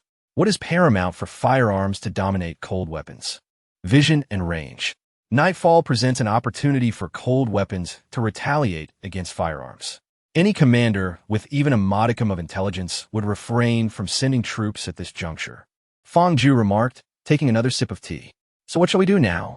Wolf Brother was taken aback, still ensnared in his former approach of engaging in close combat with cold weapons. He had once relished nighttime raids and had naively assumed that Leah would adopt a similar strategy. Before dusk, they would kindle a fire to prepare their meal, extinguishing it entirely once night fell, and then camp for the night. Before dawn, the Tiger's Den had already risen, feasting on rations and jerky while awaiting the wrathful counterattack of Leah's main forces. They were composed of 600 armed troops, 1,000 cold weapon fighters, and 2,000 supply slaves. Given that the enemy's main forces consisted predominantly of infantry, utilizing scouts to relay information proved far superior to signaling with flags. Thus, the Tiger's Den was forewarned of the enemy's troop configuration. It should not be the case. They have only ventured less than 10 kilometers. What purpose do they serve by dispatching scouts? Brother Wolf found himself utterly perplexed. Even if the scouts were to probe ahead, they would naturally take the main road. Why abandon the closer and more accessible route, as if they have an excess of stamina? The scouts released pose a dilemma. To consume them would clearly signal to the enemy that an ambush lies in wait in the vicinity. Yet, refraining from doing so allows a nimble scout to roam freely. Can a larger force evade such an agile observer? Brother Wolf was at a loss. feeling as restless as an ant on a hot stove. A plan cannot proceed flawlessly unless one possesses an understanding of the intricate workings of all entities, including the human heart. Given the altered circumstances, a competent commander must adapt swiftly. Fang Zhu allowed Brother Wolf to make the decision, merely offering a gentle nudge in the right direction. Suddenly enlightened, Brother Wolf clenched his teeth and stomped his foot, exclaiming, "To hell with it! If we cannot evade, then we shall confront them head-on. We possess greater firepower. Let a few skilled brothers take the lead and eliminate the scouts, while the main force follows closely behind. We shall annihilate them before they have a chance to react." Indeed, the signal squad immediately dashed off to relay the orders. Fang Zhu nodded in satisfaction. A capable commander must not only excel in strategic deployment, but also possess the audacity to act decisively in the heat of battle. Brother Wolf's earlier indecision stemmed from his desire to achieve a flawless resolution to the conflict. While ambushes and surprise attacks certainly minimize casualties, one must be willing to accept losses to fulfill operational objectives when circumstances demand. This is the true essence of the adage that mercy does not befit a commander. Indeed, Wolf glanced at the distant hunting Fang battalion, feeling a sense of relief. Phew! Fortunately, they seem unaware. Everyone, steady your breathing. We cannot afford to be winded before the fight begins. Yes. The messenger swiftly departed to relay the orders. The commander checked his watch. Such resources were indeed rare. Only someone of his caliber could utilize such equipment in this desolate land plagued by scarcity. Relay the command. Halt in place. The entire army, on alert. Understood. Halt in place. The entire army, on alert. Halt in place. The entire army, on alert. Halt in place. The entire army, on alert. What does this mean? We are still far from the tiger's den. Who knows? Surely, no one would dare engage such a formidable force. Beneath them, whispers filled the air. Why have we stopped? Wolf felt a twinge of discomfort. As they neared the hunting Fang battalion, he had already instructed everyone to advance slowly, minimizing noise. They had only a couple of hundred enemies ahead within their effective range. The original plan was to wait until they fully covered the target area before striking. However, recalling Fang Zhu's words that a competent commander must adapt, he noticed the newly commanded hunting Fang soldiers were in disarray. Gritting his teeth, he declared, "Open fire." Chapter 79. Seizing the moment, the thunderous sound of gunfire shattered the morning tranquility along the open road, causing the dew-laden blades of grass on either side to tremble in alarm. The dew cascaded down as the grass raised its heads, searching for the source that had interrupted their peaceful slumber. The leading segment of the Hunter-Tooth Brigade fell like ripe wheat, collapsing in swathes. They were perplexed as to why the commander had issued the order to halt and assume a state of alert, only to be ensnared by a dense net of projectiles symbolizing death, leaving their faces marked with confusion even in their final moments. The expression on the Hunter-Tooth commander's face darkened instantly as he bellowed, "Enemy attack! Quickly! Seek cover and retaliate freely." Yes, the messenger faithfully relayed the command, but they found themselves on an open road with only grasslands rising slightly on either side. The supply crates were behind them, and in their panic, soldiers scattered aimlessly or awaited their doom in place. The more astute took cover along the roadside, sheltering themselves in the blind spots of the enemy's line of sight. Sporadic gunfire erupted from the ranks of the Hunter-Tooth Brigade. They had been caught off guard, the enemy's firepower overwhelming, rendering any effective counterattack nearly impossible. Wolf Brother, observing the Hunter-Tooth Brigade's disarray, secretly reveled in their predicament, promptly directing his comrades to advance steadily. As the hail of bullets swept closer, there was no time to lose. Soldiers hiding by the roadside witnessed the commander fleeing and, in a frenzy, exclaimed, "Damn it! This bastard ordered us to stop." Knowing full well something was amiss, he tells us nothing, deliberately sending us to our deaths. To hell with him. If we can't survive, he won't escape unscathed either. Brothers, fire! The cacophony of bullets rained towards the commander, who had just turned to flee a mere few meters when a motorcycle's fuel tank was struck. Boom! Boom! Boom! Boom! A series of thunderous explosions erupted as the motorcycle detonated alongside the makeshift grenades it carried, engulfing the occupants in a fiery inferno. Several soldiers in the vicinity succumbed to the shockwave, their faces smeared with dirt and confusion. What madness is this? Have their minds been befuddled? Are they firing upon their own? Brothers, fire back. No response. Could it be that we are turning against one another? Brother Wolf pondered in bewilderment. Nevertheless, this resistance could be leveraged to intensify pressure on the opposition. All units, advance with haste. Yes, the messenger squad raced to relay the command. Damn it! Do you not know where the enemy lies? Curse you!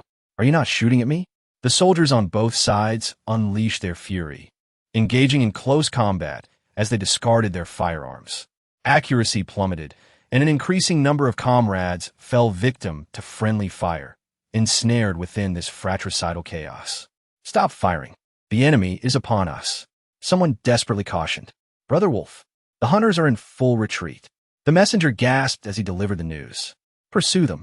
There is no resistance left. Pursue without hesitation. Brother Wolf declared, his spirits lifted, though the primary advantage lay in superior weaponry. The thought of commanding such a significant victory filled him with elation.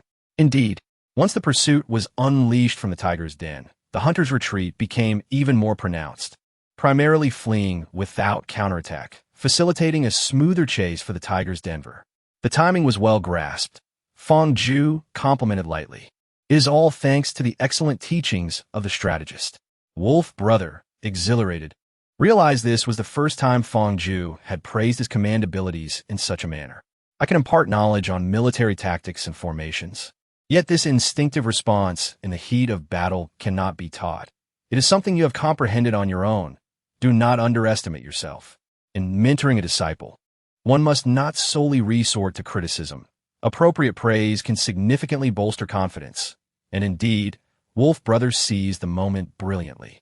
When the alarming command for full military alert was issued, such an unusual directive would normally incite slight unrest among troops that are not strictly disciplined.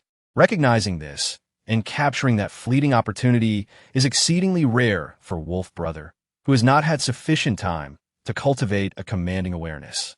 Should this opportunity slip away, even a mere delay of 1 minute could lead to a situation where the soldier's blind obedience would dominate the battlefield, rendering the victory far less attainable, with casualties likely in double digits. Fortunately, there were no fatalities, 3 severely injured and 17 lightly wounded, and those with minor injuries did not affect combat readiness. The messenger remarked with a grin. This is excellent. Upon learning of the absence of deaths, Wolf Brother felt a sense of relief. While hoping for the safety of his comrades is commendable, it should not lead to a hesitance in his command, Fong Ju cautioned. Understood, Wolf Brother replied with a silly grin. Wolf Brother, what shall we do with these cold weapon troops and the captives? A squad leader inquired as they approached the prisoners. Wolf Brother felt a sense of conflict. Although a significant portion of the cold weapon troops from the Hunter's Fong had fled, over 200 remained. Resolutely, he managed to utter, let the slaves carry the supplies. All of Hunter's Fong soldiers must be exterminated, not a single one spared. Military strategist. I suspect that commander is problematic. He should not have been aware of our ambush along the way. As he sought answers from Fong Ju to wrap things up, he asked, what do you think could be the reason? I cannot fathom it, Fong Ju replied. However, that commander, despite being aware of the issue, still led the majority of Hunter's Fong to their demise. I suspect there is a more formidable force compelling him to act thus, for he is quite a significant figure within Hunter's Fong. After all, their troop of 600 armed with hot weapons constitutes nearly half of their resources. Wolf Brother recognized that Hunter's Fong's hot weaponry consisted of 1,000 men, with the 400 comprising the machine gun and artillery units representing the essence of their might. I too am at a loss. If the hunters were solely responsible, such an unusual scenario would not arise. Let us assume, for the sake of argument, that there exists a power behind Hunter's Fong that they must obey. The fact that the commander dispatched scouts in advance and halted indicates he is an informed party, at the very least aware that an ambush might occur. Fong Ju furrowed his brow, his demeanor turning grave. The The current situation was indeed shrouded in uncertainty. Chapter 80, The Offensive Anomaly. Given the present circumstances, how do you intend to proceed? Fong Ju was eager to discern Wolf Brother's thoughts. If it were merely Hunter's Fong, I believe such an aberration would not manifest. After much contemplation, Wolf Brother surmised that the performance of the Hunter's Fong soldiers indicated their evident ignorance, which explained the ensuing chaos upon receiving the cease order and their lack of organized resistance during the attack, even leading to internal strife. The more Wolf Brother analyzed, the more convinced he became of his hypothesis. Thus, I dare to propose a bold conjecture. The force behind Hunter's Fong likely possesses a stronger estimation of our capabilities than the 600 elite armed troops of Hunter's Fong. Yet it does not equate to an overwhelming superiority. The purpose of Hunter's Fong's forces is to deplete our strength, while they believe that an informed commander could inflict greater losses upon us. Ensuring the commander remains uninformed serves to better sap our resources, while keeping the soldiers in the dark is to prevent them from hesitating to engage, resulting in the current predicament. Wolf Brother felt a sense of enlightenment. As the military strategist had suggested, when matters become overly intricate, dissecting them thread by thread can unveil valuable insights, and among these revelations may lie the key to victory. It is evident that the force behind Hunter's Fong does not concern itself with the losses incurred by Hunter's Fong. After all, nearly half of their resources have been expended solely to wear us down. Our scouts have been surveying the vicinity of Hunter's Fong for several days. If the intent of that force were to eliminate us, there would be no military presence discovered within a 10-kilometer radius of Hunter's Fong, which leads to but one conclusion. They have likely stationed themselves within the inner city of Hunter's Fong in advance. They should have a clearer understanding of my fishing strategy. It remains uncertain whether they will deploy additional forces from the Hunter's Fong. My suggestion is to launch a surprise attack against Hunter's Fong, catching them off guard, especially given their estimation of our potential losses in a confrontation with their main forces. Wolf Brother declared with enthusiasm that the most crucial aspect on the battlefield is the accuracy of the enemy's strength assessment. The enemy currently misjudges the power of our Tiger's Den, which is indeed a critical flaw. With the current firepower at our disposal, he is confident that he can crush both the hidden mastermind within Hunter's Fong's inner city and Hunter's Fong itself. Although still somewhat informal, a higher perspective in strategic thinking has already begun to take shape, which is commendable. However, it should not be framed as I suggest, but rather I decide. For you are the commander, Fong Ju remarked with satisfaction as he patted Wolf Brother on the shoulder. It matters not that the commander hails from humble beginnings. What is truly concerning is a commander who lacks critical thought. Indeed, Wolf Brother responded solemnly, though inwardly he was beaming with joy. Fong Ju's trust in him was the highest form of affirmation. If only he could ascertain how much food Hunter's Fong has consumed over these past few days. He mused while observing Hunter's Fong from a distance.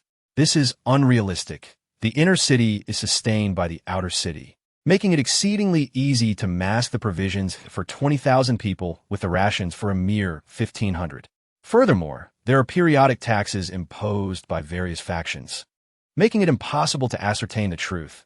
Fong Ju noted with a sidelong glance at Wolf Brother. Why does he not consider practical factors at all? Very well. We shall attack when they begin their meal preparations. The brothers of the Tiger's Den had already partaken of their lunch. It was now approaching the customary mealtime. Most factions operated under a communal system, and launching an assault while the adversary was preoccupied with their meal was the only proactive advantage they could create. Wisps of smoke rose from the inner city, gradually dissipating within the hour. Attack! First, take down those 2 machine guns, Wolf commanded firmly, and the messenger dutifully relayed his orders. The sound of gunfire erupted. Bang, bang, bang, bang, bang, bang, bang. Perhaps due to the meal schedule, only a handful of guards, no more than 10, were stationed at the entrance of the outer city of the Hunter's Teeth. After a concentrated barrage, they were all annihilated. With the guards vanquished, the main force of the Tiger's Den streamed into the outer city of Hunter's Teeth, swiftly followed by the transport units, all proceeding in an orderly manner. During the day, most of the slaves were out attending to their tasks, farming and gathering fruits, all duties assigned to them, thus leaving only a few behind in the outer city. Ignoring those slaves, as people tend to gravitate towards advantageous situations. None among them dared to challenge the forces of the tiger's den, while the inner city remained oblivious to their presence. How shall we assault the inner city? Fang Zhu inquired casually. Logically, we should secure ourselves in the outer city, encircle them without direct engagement, perhaps harass them to keep them on edge, and either they shall succumb to the torment or exhaust their supplies, leading to their inevitable collapse. Wolf elaborated confidently. And what about outside of that? Fang Zhu chuckled, amused by Wolf's newfound penchant for suspense. Well, that requires your assistance, strategist. We have set up 2 mortars in the main force of Hunter's teeth. Could you adjust their angle and unleash a barrage upon them? Wolfge felt a surge of excitement. This was his first experience with artillery, albeit merely a mortar. Which target shall we strike? Fang Zhu did not decline. Such assistance hardly constituted a reliance on the Tiger's Denver. One target must certainly be their western armory, followed by their open ground. A direct assault on the main gate is also warranted, for their inner city walls are not inferior to ours at the Tiger's Denver. Wolf Goot chuckled. The walls of the Tiger's Den are constructed at the narrowest point of the valley, while the inner city of Hunting Fong effectively seals off a mountain pass. The scale of their fortifications far exceeds that of the Tiger's Denver. Then it is settled. Fang Zhu, in a good mood, did not mind taking orders from Wolfge, acknowledging that in this battle, Wolfge was indeed the commander. However, bang, bang, bang, bang. Wolfge, this is bad. A messenger shouted with distress, his eyes filled with terror. The enemy is prepared. Several of our brothers hiding behind the outer city walls have been killed. Wolfge felt a tightening in his chest, realizing that despite his utmost caution, casualties were still unavoidable. Those fallen were brothers with whom he had shared many days. Approaching the inner city walls of Hunting Fong, it became evident that the enemy's forces were not merely comprised of Hunting Fong soldiers. In addition to several machine guns, there were at least 200 automatic rifles. From their elevated position, the enemy's firepower was scarcely inferior to that of the Tiger's Den. With 2 mortars set up, Fang Zhu carefully adjusted their aim toward the most densely populated area atop the city walls, the orange-yellow shells sliding into the barrels. Boom! Boom! The 2 nearly simultaneous explosions resonated like thunder on a clear day, their clarity piercing through the chaos of battle. Boom! Boom! 2 explosive sparks erupted atop the city walls, claiming the lives of several individuals on the spot. Others were struck by shrapnel, writhing in agony on the ground, while yet more were hurled off the battlements by the force of the shockwave. The 2-story drop left them grievously injured, lamenting their fate outside the city. Yet their suffering was fleeting, as stray bullets soon extinguished their lives, liberating them from pain. Chapter 81. The Shadowy Puppet Master. Marvelous. Wolf Brother waved his hand, his heart, momentarily shaken by the loss of a few comrades, now invigorated once more. Why aren't they using artillery? He pondered, a hint of confusion creeping in after his initial excitement. Our walls are not particularly wide. It's difficult for mortars to be effective. Fang Zhu patiently elucidated, but suddenly his pupils constricted, and he shouted urgently, "Get down." Boom! A fireball erupted from the Tiger's Den position. Despite Fang Zhu's warning, some brothers were unable to evade in time, caught in the blast's epicenter and reduced to mere fragments. However, thanks to Fang Zhu's alert, those nearby managed to drop to the ground in time, avoiding casualties from the scattering shrapnel. It's a rocket launcher. Target that man. Wolf Brother's eyes widened in fury as he helplessly witnessed his comrades perish before him. He had endured much, yet no amount of experience could render him indifferent to such horrors. He could only grit his teeth and issue commands through clenched jaws. Boom! Boom! Boom! A flurry of rocket fire ensued. Though prepared, they could not unleash their full lethality. Yet each shot still steadily increased the casualties within Tiger's Den counterattack. Fire at those with rocket launchers. Wolf Brother, unable to maintain his composure, issued orders mechanically. Fang Zhu found himself wavering. What was initially a plan to confront the hunters with ease had now become fraught with uncertainty due to the intervention of an unknown force. He hesitated, unsure whether to take action, as he was unaware of how many cards his adversaries had yet to play, which would undoubtedly inflict greater casualties on the Tiger S. Denver. It was not only the fate of the cats that concerned him. He had also shared many years of camaraderie with these brothers. Yet, the Tiger S. Den could not solely rely on the martial prowess of himself and his comrades, for they would eventually depart. The path ahead would have to be forged by them alone. Was he merely acting as a caretaker for the Tiger S. Den? What would happen afterward? Would it become a helpless infant, incapable of self-sustenance, and be mercilessly exploited after their departure? Suddenly, a jarring realization struck him as he witnessed his brothers from the Tiger S. Den falling one by one. Something was amiss. The accuracy of the enemy's fire was far too precise. He focused intently, and amidst the cacophony of gunfire, he discerned a distinct sound that differed from the others. Damn it! There was a sniper on the opposing side. No, the rate of fire was unusual. Following the sound, he spotted an individual wielding a sniper rifle, methodically taking the lives of his brothers from the Tiger S. Den, shot after shot. Rage surged within Fong Ju. It was a man with golden hair and blue eyes. Although he had never encountered him before, fragmented pieces of information coalesced in his mind, revealing the truth. Ares, he bellowed in a fit of fury. Seizing an AK-47 from a fallen comrade, Fong Ju pulled the trigger with determination, sending a barrage of bullets accurately towards the sniper. The sniper, sensing the impending danger, swiftly turned and crouched, narrowly avoiding the barrage of bullets that would have struck him. Rising, he peeked towards Fong Ju's position, raised his right hand in a gesture of approval, then executed a dramatic wrist rotation, revealing a sardonic smile. Fong Ming, Wei Yinxin, Brother Jianwu, arm yourselves and join me on the city wall. Fong Ju bellowed, his voice heavy with indignation. Lu Jin, Yi, you may. Big guy, grab your weapons and cover me. Hey, I want to go too. Bai Shi Yu Mei shouted, feeling the frustration of being sidelined in the fight. Even when allowed to shoot, she found herself reduced to the role of a mere foot soldier, which felt utterly pointless and unfair. Fong Ju turned to glance at her, his piercing gaze instilling a sense of dread within her. Despite her previous reckless antics, she had never witnessed such intensity in his eyes. It was clear he was genuinely enraged this time. Relenting, she conceded, all right, I won't go. How petty. The five of them dashed away with the agility of cheetahs, the soldiers on the city wall unable to intercept them in time. What was that just now? Was it even human? One soldier exclaimed, bewildered. I couldn't see clearly. Never mind. Even if it was a person, they couldn't climb up here. Upon reaching the base of the wall, Fong Ju and his companions deftly dug their fingers into the stone, ascending steadily. Just as they neared the summit, several figures appeared and leaped down, colliding with Fong Ju and his group and sending them tumbling off the wall. Fortunately, they had anticipated this and managed to evade their opponent's grasp mid-air, landing safely and creating distance between themselves and the adversaries.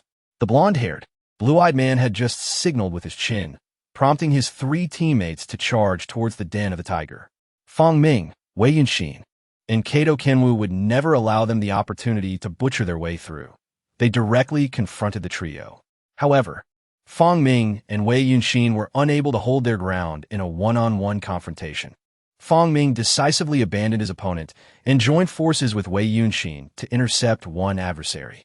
Even so, their efforts proved exceedingly strenuous, as that individual was more than capable of overpowering both of them.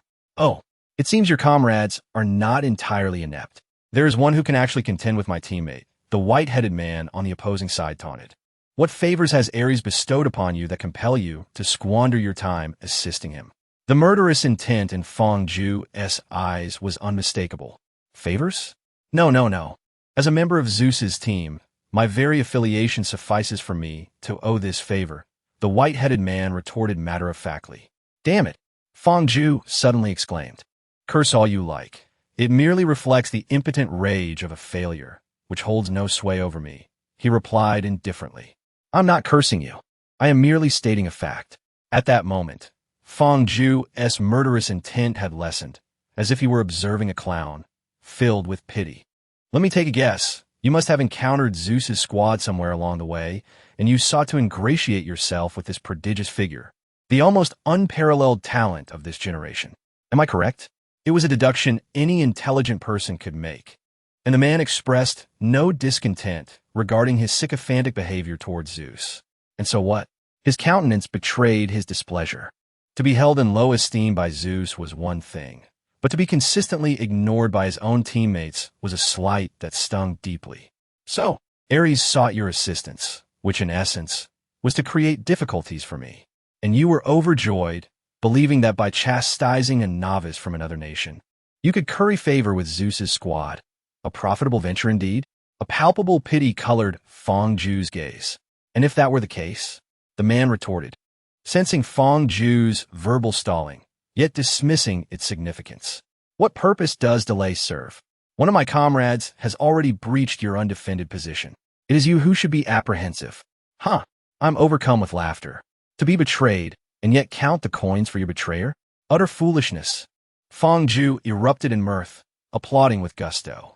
What is the meaning of this? Unease crept into the man's voice. Did Ares inform you that Zeus is poised to replace him? Did he mention the presence of a woman in our squad?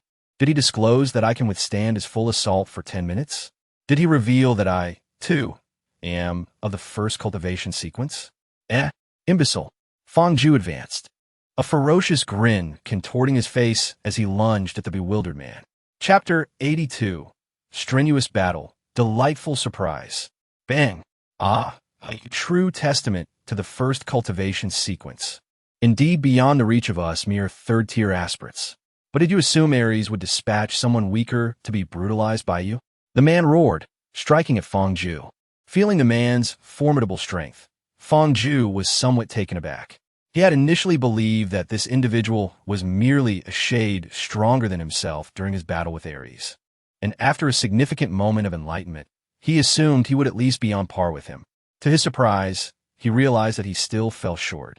Nevertheless, a slight smirk curved his lips as he taunted. Did you miss a line just now? What do you mean?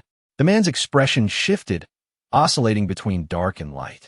Hera's words rang true. For some, an increase in computational power did not correlate with an elevation in intelligence. Let me give you a hint. Our team includes a woman, Fong Ju revealed with a radiant smile. The man glanced at Fong Ming, Wei Yusin, and Kato Kinwu, who were engaged in combat. Men, still men. How foolish to only just realize this. Fong Ju continued playfully.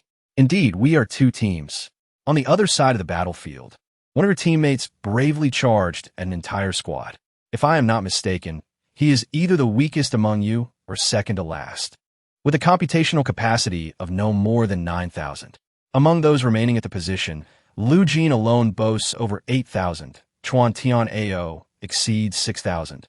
And Bai Shi Yu Mei, having gained insight, is nearing 10,000. Only Bai Shi Yu hovers around 5,000.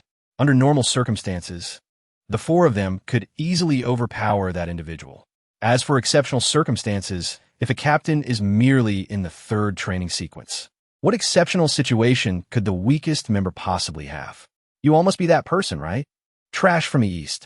The man exclaimed, exasperated, hearing insults directed at him. Kato Kinjiro seized a moment amidst the pressure to retort, fool. The rabbit is our Eastern Empire's sovereign. Why should I assist you? The white-headed eagle. As for trash, I belong to the rarefied third cultivation sequence, a distinction few attain beyond the three kingdoms. You are the true waste. In contrast to the lower cultivation sequences of other nations, which inherently possess lesser talents, Kato Kinjiro was akin to a second-tier cultivator, and a distinguished one at that. His innate abilities were comparable to those of Hera from Zeus's squad, with Ares barely measuring up. Thus he felt justified in looking down upon the trivial third cultivation sequence of the white-headed eagle. So what if you have numbers on your side? If I defeat you, I alone can bring all of you to your knees. The opponent charged forward, intensifying his assault. Oh, I may lack in other areas, but I can withstand pressure. I can endure Ares for a considerable time. Do you truly believe yourself stronger than Ares? Fong Ju remarked, taking pride in his ability to hold back those far superior to him. The adversary fell silent, resorting to a frenzied attack on Fong Ju. Like a ball of cotton, absorbed the blows without solid impact, dissipating all force and inducing nausea. Fangju's blocking and force-dissipating techniques grew increasingly refined, drawing inspiration from the words of the esteemed elder spoken of by Yang Qinghe, whom no one could defeat. The archives of the Hall of Heroes and the Qiankuan contain no such information. Fangju suspected that these genuine secrets required exchange, likely tied to one's own cultivation sequence. Thus, he merely amalgamated the fundamental techniques from the Hall of Heroes to formulate this combat style. Such skills are not lacking throughout history and across cultures. Tai Chi, the 18 touches of clothing, and Jiu-Jitsu are all relevant arts. They do not seek to inflict harm, but rather to dissipate force, striking decisively only when the opponent's stamina is depleted. Sensing the intensity of the opponent's attacks, Fangju felt somewhat reassured. He could withstand such intensity for at least an hour. Of course, if the opponent could sustain their assault for that duration, the nanobots, powered by nuclear energy, could engage in full power attacks, and, with a single nuclear recharge, could operate continuously for a week, tirelessly for 24 hours a day. In such a battle, the energy of the nanobots would not be exhausted within a year. Therefore, depleting the nanobots' energy is unrealistic. It is the user's physical stamina that truly wanes. However, even the term stamina is somewhat misleading. It is more about pushing the opponent to the limits of their physical tolerance. Even middle school students understand that external work generates heat, and high-speed combat, in particular, accumulates heat. When heat accumulates excessively, it necessitates external work, and surpassing a critical threshold can lead to overheating, which triggers a series of complications. Elevated body temperature can hinder numerous internal reactions, even with the assistance of nanobots. This is where the concept of a physical medicinal bath comes into play. It not only aids in training, but also transcends the body's limitations regarding temperature. It allows individuals engaged in high-speed combat, who accumulate heat that could potentially elevate their body temperature to lethal levels, to effortlessly maintain various internal reactions and preserve healthy bodily functions. Do you believe yourself to be exceptionally clever? Do you think you have reached the critical temperature before me? The man suddenly exclaimed in anger. Fangju was somewhat taken aback, yet remained silent. You haven't undergone extensive systematic training, have you? With such feeble teammates, it's likely you haven't even trained for 4 months. He remarked, feeling he had discovered a turning point. I am merely in the 3rd cultivation sequence. Although I may not be able to defeat you in the short term, I am still superior, with greater computational power. Can you guess how long I have been receiving systematic training? He laughed maniacally. Fangju was startled. The longer one had undergone systematic training, the more frequent their physical enhancement treatments would be, which implied a significantly higher critical temperature than his own. I have been in systematic training for over 2 years. How high is your critical temperature? Can you match my consumption? The individual exuded an air of confidence. Alas, how could he have overlooked this aspect? Fangju felt a surge of anxiety within, yet could only attempt to minimize his exertion, absorbing the force. Calm. Remain composed. His energy expenditure was far less than his opponent's, so his temperature increase would be considerably slower. It remained uncertain whether he would reach his critical temperature before the other, whose upper limit was undoubtedly higher. Suddenly, a heart-wrenching cry shattered the tense atmosphere. Kato Kenwu, his adversary, clutched his left arm in agony, howling in pain. A gaping wound, 2 to 3 centimeters wide, revealed the skin from his wrist to triceps had entirely vanished, replaced by tender flesh exposed to the air. Silver-white nanobots writhed amidst the raw tissue, blood seeping from the exposed flesh, evoking a scene of utter horror. As Skoi and Kato Kenji found themselves in a perplexing predicament, the steel blade he wielded had been bent by his adversary, rendering it useless. Only a few narrow gashes marred the opponent, causing a trickle of blood that scarcely diminished their combat prowess. Moreover, attempting to penetrate 3 millimeters to reach the underlying nanobots proved futile, akin to striking a rock with an egg. Each slash resulted in naught but a dent. Fortunately, he had brought along a blade crafted from the resilient wood known for its tendency to yield under pressure, which, while comparably hardy, could still be employed with some effort. However, to his astonishment, after slicing through the initial 3 millimeters, The unique properties of this would manifest it. Upon encountering something harder, the blade merely skidded away. Thus, the scene unfolded. The skidding edge inadvertently encountered the soft flesh of the opponent, regaining its tenacity and deftly peeling away the skin along the sleek protective layer formed by the nanobots. A true skinning. Chapter 83. Torture and Victory. Ha ha ha. Indeed, a comeback relies on my Eastern promise. Kato Kenji triumphantly pointed his katana skyward, striking a flamboyant pose. Opposite him, Fong Ju's opponent glared with fury, charging fiercely toward Kato Kenji. Yet, Fong Ju would not grant him such an opportunity. He closed in, compelling the adversary to engage him in combat. Hey, are you overly confident?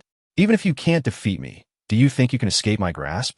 Observing the possibility of a turnaround, Fong Ju felt a sense of ease, tauntingly. The man, unable to extricate himself from Fong Ju's relentless clutches, resorted to a frenzied assault, hoping to vanquish Fong Ju before Kato Kenji could dispatch his ally. Quick, destroy his weapon. He urged his teammate in exasperation. His teammate endured the pain, exchanging injury for injury, attempting to forcibly sever the wooden sword from Kato Ken's grasp. However, as he gripped the blade with intent to exert force, Kato Ken deftly twisted his wrist, causing the edge of the sword to rotate with his strength, resulting in a cruel laceration to the palm of his hand. The sensitivity of the human palm, rich in tactile nerves, rendered him unable to withstand the agony any longer. What ensued was a relentless slaughter. The inherent vulnerability of the soft wood combined with Kato Ken's astute swordsmanship rendered both adversaries utterly defenseless, each suffering excruciating pain from their superficial wounds, gasping for breath. Fortunately, nanobots were able to accelerate the secretion of adrenaline when their nervous systems could no longer bear the torment, allowing them to remain conscious despite the pain. Nonetheless, they had effectively lost all combat capability. Remaining still was one thing, yet any further contact with external objects or even strong attacks could potentially plunge them into unbearable agony, risking their very lives. Observing Kato Ken's series of actions, as his two companions fell like ripe fruit, the man felt a chill run down his spine, sweat pouring from him. You. Do not approach. Do you comprehend what you are doing? I am the third tier of the White Eagle's cultivation sequence. Are you seeking to pit the East against the White Eagle? He stammered, his bravado faltering into incoherence. I am indeed of the third tier, and I am affiliated with the Rabbit. I fear you not. Furthermore, are you truly so foolish? Our conflict could be deemed of equal standing. Yet Fong Juejuan is of the first tier. You are committing an egregious offense. Kato Ken retorted with disdain. That is an act of treason. Fong Ju gently corrected his choice of words. No, it is indeed the crime of deceiving the emperor. In ancient times, millions were ruled by a single emperor, yet now, with over 10 billion people, there exists only this minuscule first cultivation sequence. Is it inappropriate to refer to him as an emperor? There is absolutely no issue. Kato Kenji insisted on his terminology. As long as you are happy, Fong Ju remarked, slightly embarrassed. Kato Kenji was admirable in many respects, yet occasionally succumbed to a juvenile bravado. You all, regardless, I shall not perish. What you do to me now, I will assuredly return to you tenfold. The man, recognizing his defeat, menaced with a savage grin. This is yours. To threaten retribution against the first cultivation sequence? Fong Jukuin could crush you in mere months. Will you return tenfold? Kato Kenji observed, both perplexed and pitying. The man collapsed to the ground, eyes vacant, and bellowed. Ares will not spare you. I await your downfall. Fong Ju extended his hand towards Kato Kenji. Hand it over. Kato Kenji felt an uncanny rapport with Fong Jukuin, instinctively knowing he sought a blade. Fong Ju seized the knife, grinning malevolently. If I cannot kill you, I can certainly torment you. Now, allow me to peel your skin. With a swift stroke, Fong Ju struck his arm, and the wooden blade exhibited its peculiar properties, gliding along his arm to strip away a layer of skin. A wretched cry erupted, akin to that of a slaughtered pig. You took so many innocent lives just to gain a favor. You deserve to die. Fong Ju relentlessly carved at his flesh, roaring like a beast bereaved of its young. He and they were all criminals. What is wrong with my killing? The man retorted with great difficulty. Yes, yes, yes, I should not impose my emotions upon you, but I have the right to inflict my suffering upon you. Fong Ju shouted somewhat neurotically, while his subordinates remained unfazed. The man could no longer articulate complete thoughts. Perhaps he could not even comprehend Fong Ju's words, only able to emit meaningless, pitiful cries. On the battlefield, there was no need for Fong Ju to worry. With the absence of these external factors, and with Lu Jin and the others swiftly dispatching the unfortunate soul, the automatic rifles equipped with lock heads unleashed a devastating effect akin to a battalion. The front lines gradually tilted towards victory in the tiger's den. Bring me salt. As much as possible, Fong Ju stated coldly. Fong Ming and Wei Yunxin quickly procured a flatbed cart filled with coarse salt from the taxes not yet transported into the inner city. However, it was rough and yellowed from sun-drying. Handing the salt to Fong Ju, he vigorously rubbed it between his hands, grinding the clumped coarse salt into finer grains, which he sprinkled slowly upon the man, who was now devoid of skin. The man had lost the strength to scream.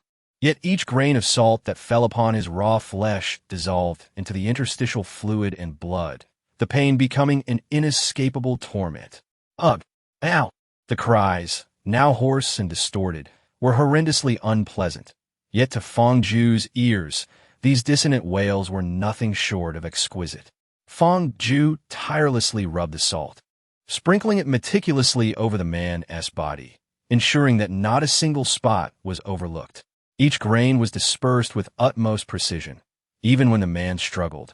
Disrupting the flawless distribution, Fong Ju exhibited not a hint of impatience, continuing to apply just the right amount of salt to the disturbed areas. Fetch a bucket of water. His voice was somewhat hoarse. Fong Ming and Wei Yunxin located a well and filled a cart with water. Fong Ju poured the water over the man, whose body was encrusted with salt, and produced a brush of unknown origin, meticulously scrubbing the man clean. The salt, soaked in blood, had hardened into clumps, which he roughly brushed away, dislodging the scant remnants of flesh and blood from the man's body, revealing the sleek, silver surface of the nanobots beneath. With unwavering diligence, Fong Ju continued to cleanse the man's body of blood and flesh until not a trace of color remained, exposing the nanobots beneath the skin in their silvery, metallic brilliance, a sight both hauntingly beautiful and tragic. The man had long since succumbed to death, tortured to the brink of agony. Even the protection of the nanobots could not preserve his life. Rising, Fong Ju spat contemptuously upon him. Did you not claim you couldn't die? You truly are resilient, aren't you? I haven't even had my fill of torment yet. After venting his fury, Fong Ju crouched down, burying his head between his legs. His hands tangled in his hair, concealing his face as anguished cries escaped his throat, reminiscent of a child mourning the loss of a friend. The somber sky could no longer contain its sorrow, releasing a cleansing rain that washed away the smoke, blood, and flames. The war had been won. Chapter 84. The Cat's Past Strategist. We have won. We are victorious. Wolf exclaimed joyfully as he rushed over to report the outcome of the battle. Beside him, Fong Ming quickly tugged at Wolf's sleeve, placing a finger to his lips to signal silence. The cat approached, noticing Fong Ju crouched on the ground, sobbing like a child. She cast aside her weapon and hurried over to embrace him. Fong Ming waved his hand, indicating to the others to leave the vicinity. It is not your fault. The cat murmured softly. If it were not for me, we would not have drawn the ire of Ares, and countless brothers would not have perished at his hands. Had I acted sooner, those lives could have been spared. Fong Ju buried his head, choking on his words. You are mistaken. Without you, we would still have confronted that band of criminals. Without your presence, our group would have met its demise. If he had inquired about our stronghold again, none would have survived. The cat shook her head, indifferent to Fong Ju's inability to see her. Fong Ju's trembling ceased as he lamented, had I acted sooner, no one would have died because of him. The cat gently pried his arms away, lifting his head and cradling his face in her hands. I wish more than anyone that they had not perished. However, you once stated that you would eventually depart. You have trained Little Wolf for combat and guided you young in medicine, all to ensure that they could thrive in this land after your departure, rather than remaining stagnant, vulnerable to being uprooted by any power. The cat nestled beside him, grasping his hand. You once expressed your desire for the Tiger's Den to become the foremost power in the realm of sin. You procured those machines. They are the embryonic form of that supremacy. However, if the little wolves cannot defend them, they will perish swiftly. Thus, they must grow stronger, independently of you, a notion you once imparted to me. Then she bore me. I remain oblivious to my father's identity, as does my mother. I likely have several siblings. I escaped at the tender age of 8, for they would not spare even those who turned 10. At that time, I understood little of the implications of such actions, merely instinctively feeling fear. I was my mother's strongest child, perhaps due to my age. When I fled, they could not catch up with me, and I roamed the streets, scavenging alongside feral cats and dogs. Those small creatures were no match for me. At this point, the cat chuckled, as if to suggest that outsmarting feral cats and dogs was a matter of pride. As I grew larger, whether at 13 or 14, my physique became evident beneath the tattered clothing, drawing the attention of those who sought to impose themselves upon me. Several individuals, though all were feeble. I dispatched them without hesitation. Subsequently, I found myself in prison, where I also ended the lives of several guards. Eventually, I arrived in the realm of sin, where once again, others attempted to harm me, and I killed a few more. Yet, they were armed, and I could only flee, hoping to escape to a different place. Having lingered in the jungle for an extended period, I tightened my own restraints, ensuring that no one would discern my femininity. Such discretion rendered me invisible to those who might harbor ulterior motives, thus sparing me from the necessity of taking lives. One fateful day, the little wolf, accompanied by a few companions, sought refuge within my territory, women among them. I dispatched those who pursued them, and the little wolf proposed that I assume leadership, enabling me to safeguard more individuals, particularly women. Thus, the Tiger's Den was established. The little wolf managed combat. Women tended to cooking.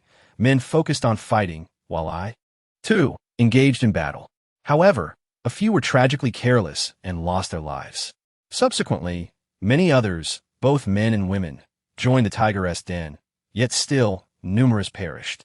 Then you arrived. Our supplies of salt were abundant, and seasonings could be added at will. We could manufacture firearms and ammunition. The cat gently lifted Fong Ju's face. Speaking earnestly, I do not share this to elicit your sympathy. Rather, I wish to convey that death is easily encountered here. We have all prepared ourselves for that eventuality. They did not perish for your sake, but for the pursuit of a better life, much like the little wolf's companions. It is indeed commendable to do something for those who have fallen. Most were wrongfully accused and subjected to severe penalties, ensnared in elaborate traps, or deemed guilty of intentional homicide while resisting unlawful acts that led to accidental deaths. They found themselves on this forsaken continent, far removed from civilization, enduring the brutalities of life. The cat selection process was exceptionally stringent. Those truly deserving of a fate worse than death were swiftly eliminated, leaving only such individuals behind. He had resolutely decided that he possessed the capability to transform everything, and he would indeed effect such change, not for the sake of the cat, but for the sake of his own soul. This time, he would not falter as he had when he spoke to the cat. Without the cat's supervision, he would not forget. He would not forget the injustices faced by those brothers who perished in this den of tigers. Fong Ju, are you listening to me? The cat leaned against Fong Ju and spoke intermittently for a considerable time, yet received no response, causing her some concern. Huh, I didn't hear you. Fong Ju's words provoked the cat, who pinched his soft waist painfully. Fong Ju did not wish to claim he had heard her, but the cat possessed an innate ability to detect falsehoods. Nevertheless, he did not want to utter a lie to the cat. He had not been distracted, but rather had experienced an epiphany. Suddenly, Fong Ju felt a shift in his perspective. The scene of the brothers tidying the battlefield vanished, and he found himself as if entering a virtual chamber, first encountering a kaleidoscope of sights, then a blinding whiteness. It was somewhat dazzling, and Fong Ju raised his hand to shield his eyes. It is evident that you have grown immensely. How could that be Yang Qing's voice? He had thought it was merely a hallucination from when he chose his research direction, conjured by the individual referred to as Tiandan. As his eyes adjusted, he beheld a small table with 2 chairs. Yang Qing sat across from him, illuminated by 2 lights akin to laser cannons. Boss Yang, what is the purpose of these massive lights? Fang Zhu still found them somewhat blinding. Do you not think I appear quite grand this way? Yang Qinghe replied flamboyantly. I am currently blinded by the dazzling light, rendering me unable to perceive your presence. Fang Zhu was rendered speechless. Boss Yang was as exuberant and frivolous as ever, making it hard to believe he was once among the elite of the previous generation's primary training sequence. Well, I must inquire why you have not expressed astonishment at my towering stature. It seems the angle of illumination was simply askew. Yang Qinghe remained silent for a moment before responding, and then the bright lights were extinguished. Am I able to enter the realm of Qian Kuan without a virtual pod? Fang Zhu found this quite intriguing. The virtual pod is merely a means to deepen and stabilize the immersive experience. Your current computational power allows you to enter without it, albeit with some latency due to the considerable distance from the server. Yang Qinghe elucidated. Fang Zhu indeed sensed the delay. The distance from Sai Lake was likely thousands of kilometers, and a delay of 1/30th of a second was quite palpable for them. You should have deduced this. I summoned you here to convey this message. Yang Qinghe Bao said. Chapter 85 concluded. When do we embark on our journey to the land of sin? After a prolonged silence, Fang Zhu finally managed to utter, Can I bring someone along? Fang Zhu felt a twinge of anxiety. Although he had asserted that he held some authority as a member of the primary training sequence, he was uncertain if this was permissible, considering potential ties to confidentiality regulations. Yang Qinghe scrutinized him intently, and when Fang Zhu felt nearly overwhelmed by the gaze, Yang Qinghe spoke. Some minor repercussions will not affect your future, though they may tarnish your reputation. Are you certain you wish to proceed with bringing someone? Fang Zhu was elated. The mere possibility of bringing someone was sufficient for him. Even if it might impact his future, he was unperturbed, let alone the concern for his reputation. Yet, why would bringing someone adversely affect his standing? Absolutely. Ensure you safeguard the one accompanying you. This journey may not be particularly pleasant, Yang Qinghe advised. I will protect her well, Fang Zhu immediately assured. Yang Qinghe rose, scanning the surroundings with curiosity. Do you not sense that someone is observing us? Fang Zhu glanced around, feeling nothing amiss. Just as he was about to speak, a chilling sensation enveloped him. It felt as though a formidable beast was fixating upon him, a gaze imbued with immense pressure. It could not be mistaken. It was that Tiandan. Did you feel it? Yang Qinghe nudged Fang Zhu's shoulder. No, I sense nothing at all. Yang, are you perhaps mistaken? Who could spy without your consent? Even if they possess superior computational abilities, there would be a notification, wouldn't there? Fang Zhu conjectured, concealing the secret of Tiandan, unsure of the repercussions of revealing it. True, even if my ancestor wished to pry, he would need a knock first. Yang Qinghe pondered, dismissing the thought. By the way, who is your ancestor, Yang? Is he also a researcher? Fang Zhu inquired with curiosity. That is none of your concern. Yang Qinghe clearly preferred not to delve into personal matters. Yang, I wish to clarify the extent of power held by that wish card. How potent is it, really? Seizing the opportunity, Fang Zhu sought clarity. Its power is boundless, but why do you ask? It occurs once every 50 years, merely 4 times in a lifetime. How old are you now? Are you not afraid of regretting its use? Yang Qinghe warned, apprehensive that this young man might impulsively utilize it. He had yet to expend his own first wish. Fang Zhu, what is troubling you? Why do I keep zoning out? The cat, parched and exasperated, had always been exceptionally patient with Fang Zhu. Yet, despite the passage of time, he remained oblivious to her words, lost in his own thoughts.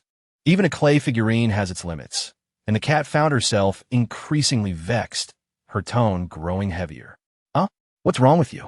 The cat was startled by Fang Zhu's grave demeanor. Would you care to accompany me? Let us depart from this place of sin. Fang Zhu's voice quivered, a hint of trepidation evident. He feared that if he sought the agreement of Boss Yang, the cat might refuse. Turning away to conceal her expression, the cat, with a hint of defiance, replied, But you said it yourself.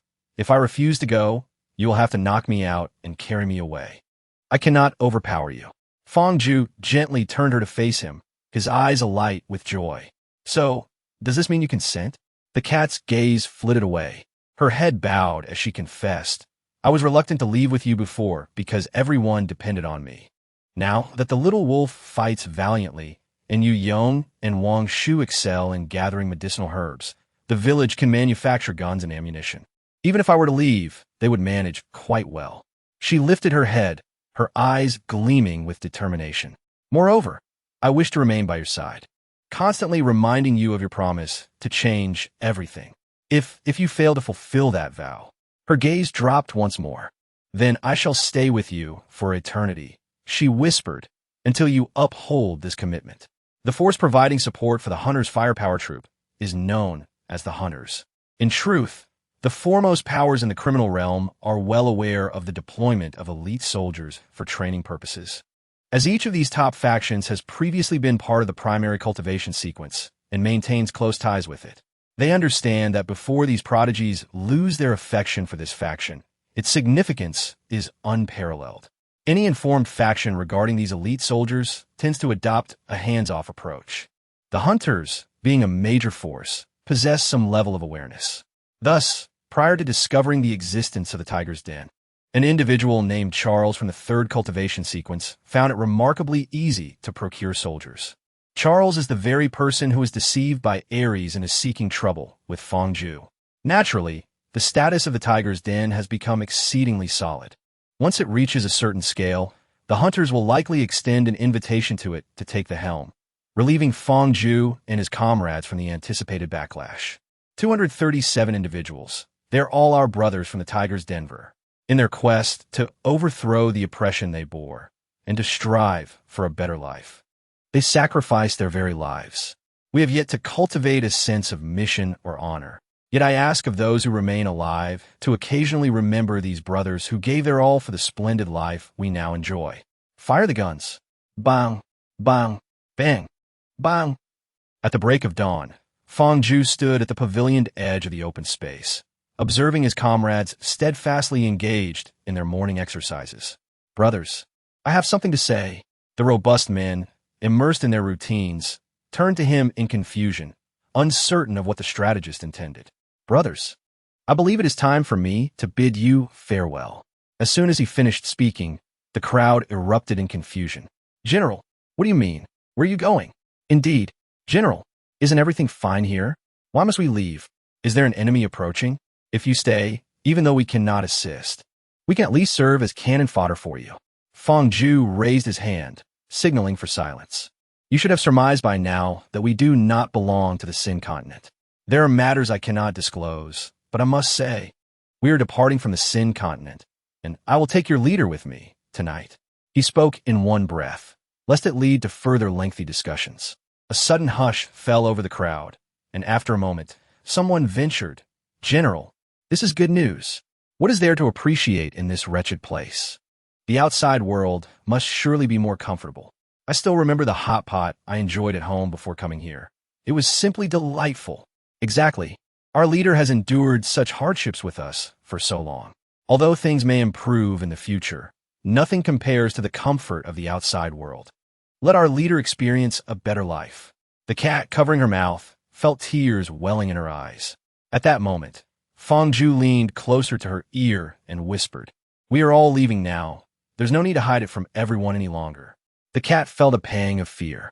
She was apprehensive that others would be disappointed to discover she was a woman, or that they would cast those loathsome glances she detested. She hesitated, pondering whether to trust these brothers who had fought alongside her through thick and thin. The cat slowly removed her hood, revealing an exquisitely beautiful face adorned with charming, alluring, and seductive qualities, embodying every characteristic that defines a stunning woman. Her voice trembled as she spoke in a tone reminiscent of a cat's gentle pawing. Brothers, I've been deceiving you all. I am, in fact, a woman.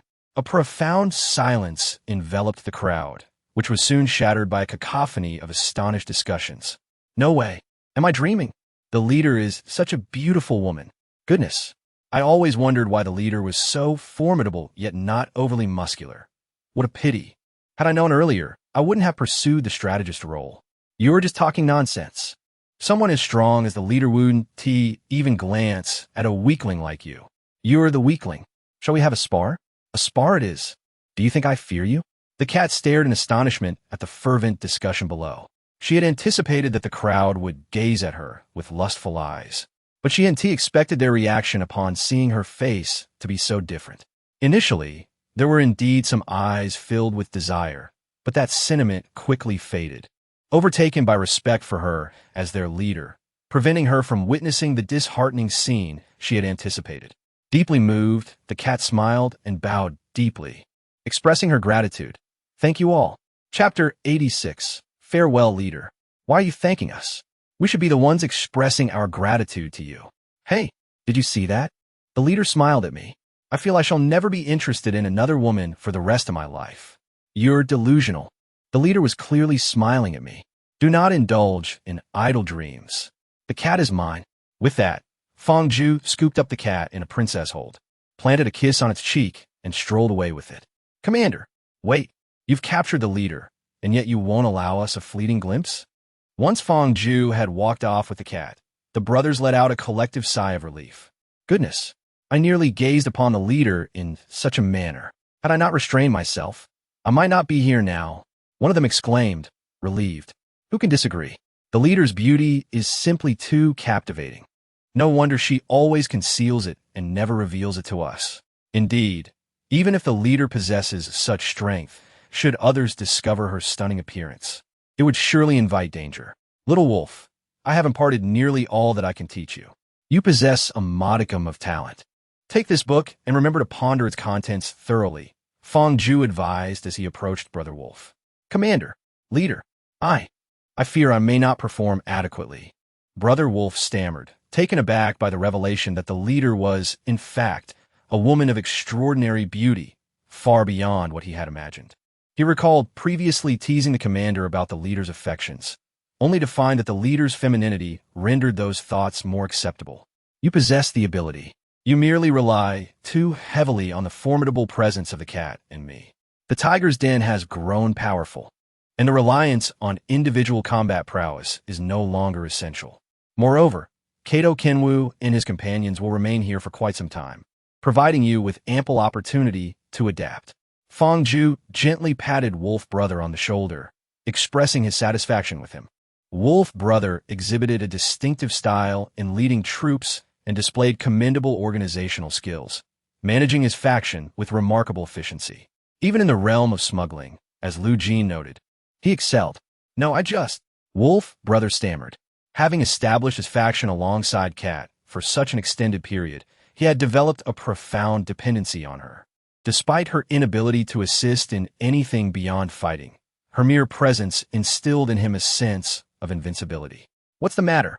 Are you reluctant to let her go upon seeing how beautiful she is? Do you regret not seizing the opportunity first? Fong Ju teased. No, that's not it. It's just, my feelings for the boss are akin to, how should I put it? The boss is like my father. Her presence gives me a sense of security. Wolf Brother articulated, albeit incoherently. If you want to keep Cat around, there's no need to be so harsh, is there? Just admit it. Fong Ju exclaimed, spraying his tea in laughter. Cat joined in the amusement, casting a glance at Fong Ju, who nodded in response. She approached Wolf Brother, affectionately ruffled his hair, and embraced him, saying, You are my pillar of strength.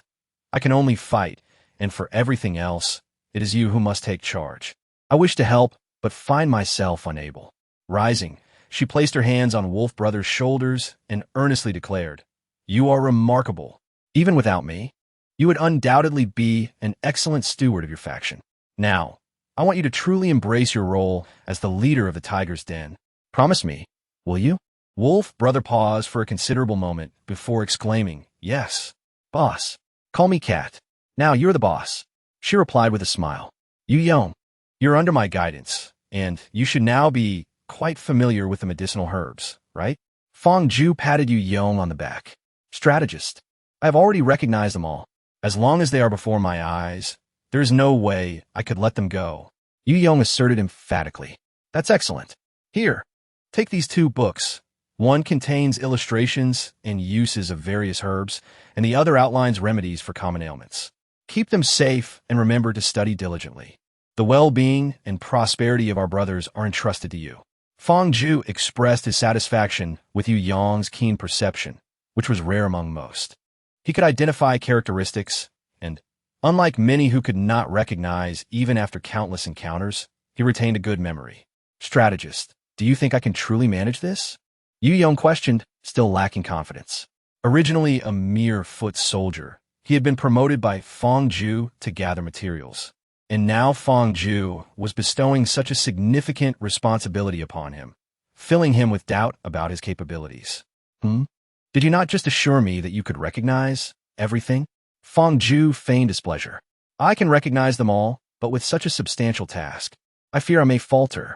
Let me tell you, you possess a natural talent for this. Who among the 3,000 in the tiger's den has not tried? Only you and Wang Shu can succeed. That fellow Wang Shu is still somewhat lacking, which is why this task falls to you. If you cannot manage it, then no one in the tiger's den can. Fong Ju's tone grew more assertive. Yes, strategist. I will certainly do well. I will not let you down. Jianwu, I leave the tiger's den in your capable hands, Fong Ju said earnestly, looking at Kato Jianwu. Rest assured, we have no other place to go. We are quite familiar here and will not leave. Kato Jianwu replied solemnly. Are you truly going to depart? Yumi Baisher expressed a hint of reluctance, acknowledging that despite his unpleasant demeanor, they had known each other for quite some time, and the sudden separation felt somewhat disconcerting. What? Are you actually infatuated with me? Kenji Kato? Have you even glanced in the mirror? What aspects of you could possibly rival a cat? Fong Ju retorted. You. Look, I have an older sister. With the added advantage of being a twin, I must surely be superior to her. She pulled Yui Baisher over, the two of them spreading their arms wide, faces pressed together, chests touching, as they turned their heads to face Fong Ju defiantly. Yet, deep down, she felt uncertain. That cat was simply too extraordinary to compete with. Without a moment's thought, Fong Ju replied, Indeed, twins do possess a certain allure.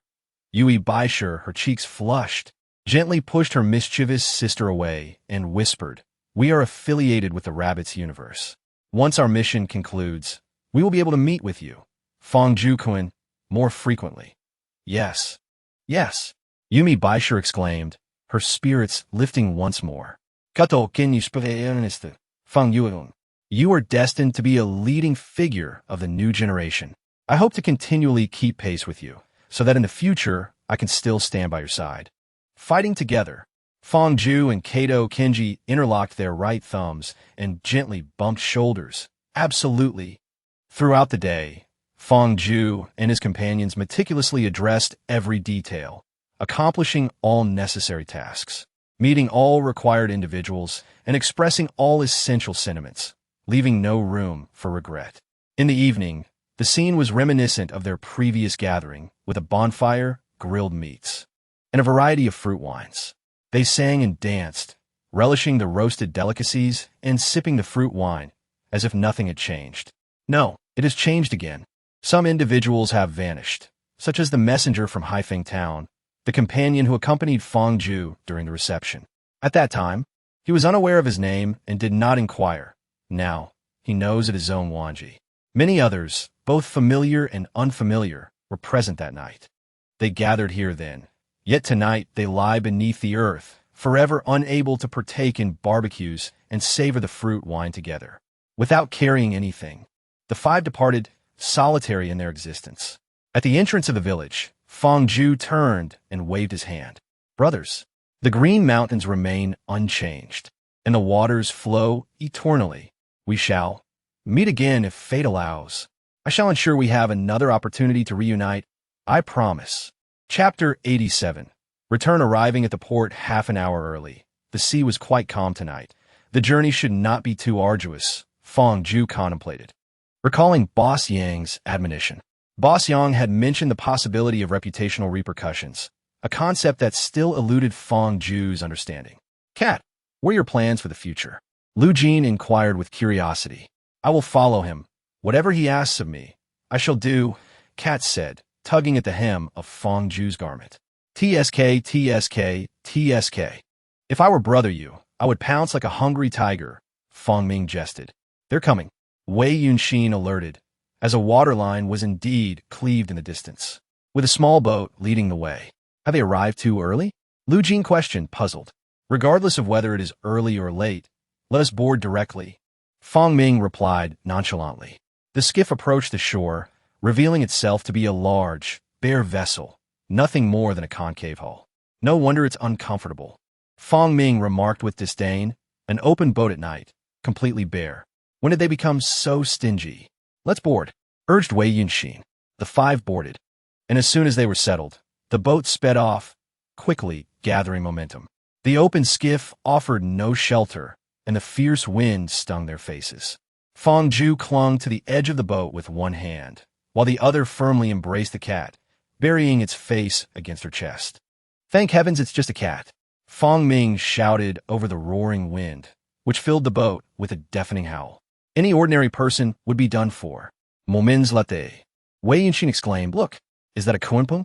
Yet right, and I'm a rock, Fong Ming retorted sarcastically, but his words were cut short as he spotted the aircraft overhead. It resembled the kunpeng series they had previously traveled on.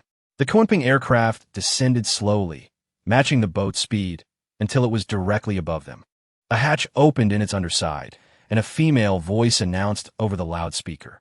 Attention passengers on the boat, prepare for immediate boarding. Secure your belongings and, yourselves. There may be some turbulence during boarding. Please refrain from lodging complaints about this flight. Thank you. How are we supposed to board? Why do we need to secure ourselves? And what's with the no complaints bit? Fong Ming grumbled, his mind racing. Upon hearing the announcement, Fong Ju immediately cradled the cat protectively in her arms, shielding it from all sides. The ship has taken flight, Wei Yunxin exclaimed. He was not mistaken. The vessel gradually ascended, swiftly soaring towards the opening at the bottom of the aircraft after overcoming the surface tension of the water. Ah! Bang! Hiss! Bang! The first sound was the impact of the ship against the aircraft. The second was the noise of a pneumatic valve. The third was the sound of Fong Ju and the others being tossed and colliding with the aircraft ceiling. Ah! Fong Ming cried out in agony. The others were similarly affected. The cat was well protected by Fong Ju, whose reflexes were remarkably swift, absorbing the blows with his back. Boarding has concluded. Thank you for your cooperation, and we wish you a pleasant journey. The voice of the announcer echoed again. I want to file a complaint. This is murder. Fong Ming, unprepared, suffered greatly from the fall. He surmised that without nanorobots, even the cat, without Fong Ju's protection, would be severely injured. Please do not file a complaint regarding this flight. Thank you. The announcer's voice chimed in once more. Damn it, Li Liang! Fong Ming exclaimed in frustration. What the hell? How is it possible for someone who is not a special operative to board alive? A soldier entered the boarding area of the aircraft, exclaiming in astonishment. So this is specifically designed for special operatives? Fong Ming wore a look of utter disbelief. What else could it be? How could an ordinary person survive a single trip? The soldier regarded the cat in Fong Ju's arms with intrigue, certain that an ordinary person, even with the protection of a special operative, would at least sustain severe injuries. Yet this beautiful girl appeared completely unscathed, which was truly perplexing. Actually, we could have just used a rope to climb up ourselves, Wei Yunxin remarked, his expression far from cheerful. To conserve time and effort, I presume. After all, you Vanguard soldiers are resilient. You won't be harmed by a fall. Merely inconvenience for a short spell, the soldier remarked with nonchalance. So, within the military, you refer to us as Vanguard soldiers? Inquired Lu Jin with curiosity, as this marked the first instance of her being addressed thus by someone from another official system. Indeed, in any locale, individuals such as yourselves represent the most formidable units, hence the designation Vanguard soldier.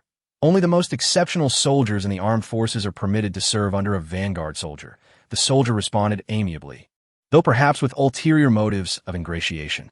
Have you served with any Vanguard soldiers? Wei Yunxin inquired, piqued with interest. Not yet. I'm a spring recruit. In 2 months, there's the all-army competition, at which point rankings will be determined. Only the most accomplished may apply to the most esteemed vanguard soldiers. Rumor has it that there's a prodigy in the first training sequence this year, a rare all-rounder. My prospects are promising, he proclaimed, puffing out his chest with pride. You exude such confidence? Surely the competition under the first training sequence must be intense? Lu Jin probed, gleefully extracting information. I speak without exaggeration when I say that I rank among the top 3 in the entire Northwest military region. The first training sequence has 30 individuals under its command. Our Northwest military region is strong to begin with. I refuse to believe that I won't be selected, the soldier declared with unwavering conviction. Then why were you assigned to this menial task of receiving individuals? Surely anyone could perform this duty? Fong Ming inquired with perplexity. My former commanding officer assigned me. He claimed that this task held immense benefits. But once again, my old commander deceived me. Behold, there are no benefits whatsoever, he exclaimed with indignation. Lu Jin and Fong Ming erupted in laughter, finding the soldier's demeanor quite amusing. Fong Ju scrutinized his expression, finding no hint of deceit, and chuckled. What is your name? If you cannot join the elite training sequence, how about coming under my guidance? I am not lacking either. I am a complete novice. My name is Feng Linsheng. Thank you for your kindness. However, I am certain that I will be selected. Just wait and see. With that, he settled down, shutting his eyes in silence, feeling their disdain, believing they thought he was boasting. Just wait until the grand military competition. I shall show them what a true warrior is. Before long, the aircraft landed at their experimental base beneath the depths of Lake Sai. As they disembarked, Fong Ming waved and called out loudly, "Young man, I wish you great success in the military competition." "I will. Goodbye." The young man exchanged a few words before entering, seemingly still irked by the disbelief of others. Laughter erupted among the 5. Even the cat, who had not fully grasped the situation, could envision how awkward their next meeting would be. Returning to the familiar confines of the experimental base, the savage and primal experiences of the continent of Sin seemed like a distant memory. Fong Ju shared a room with Fong Ming, while the cat was paired with Lu Jin. Chapter 88. Inquiries early in the morning, as had become routine. Fong Ju, Fong Ming, and Wei Yunxin sat in the fully automated cafeteria of the experimental base for breakfast, while Lu Jin always arrived a bit later. True to form, Lu Jin appeared only then, with the cat inexplicably hiding behind her. Once they were seated, Fong Ju and the others were left speechless, utterly captivated by the cat's striking appearance. The cat was adorned in clothes belonging to Lu Jin, sporting a pair of classic black and white canvas shoes, simple denim hot pants, and a loose-fitting white t-shirt. Coupled with the cat's exquisite features and her fluffy, light golden short hair, the result of her first use of hair care products, she resembled a vibrant college student, the quintessential cute and playful girl next door. Most notably, the ample curves were hardly concealed by the oversized white t-shirt. Such grandeur elicited the most genuine admiration from the 3 men. In truth, the cat's physique was not exceptionally exaggerated. Fong Ju estimated her proportions to be between 30D and 32D. Yet in the land of Sin, the most common sight was that of muscular men, while the Baisher sisters could only remark on her alluring silhouette. Subsequently, all 3 turned their gaze towards Lu Jin. "What are you staring at? Be careful. I might pluck out her eyeballs." Lu Jin exclaimed in exasperation, fully aware of the men's thoughts. Initially, she believed the cat resembled her closely, but after witnessing the cat shed her skin-tight armor and release her binding chest wrap during their bath yesterday, Lu Jin was utterly taken aback. How could such an alluring secret be concealed? This was a case of visual misperception. The cat, a dominant presence in the den of tigers, appeared quite petite among the towering figures of men, measuring nearly 6 feet tall. Yet in reality, she stood slightly taller than Lu Jin when barefoot. Lu Jin herself was already statuesque at around 5'7". As for her chest, Lu Jin chose to remain silent on the matter.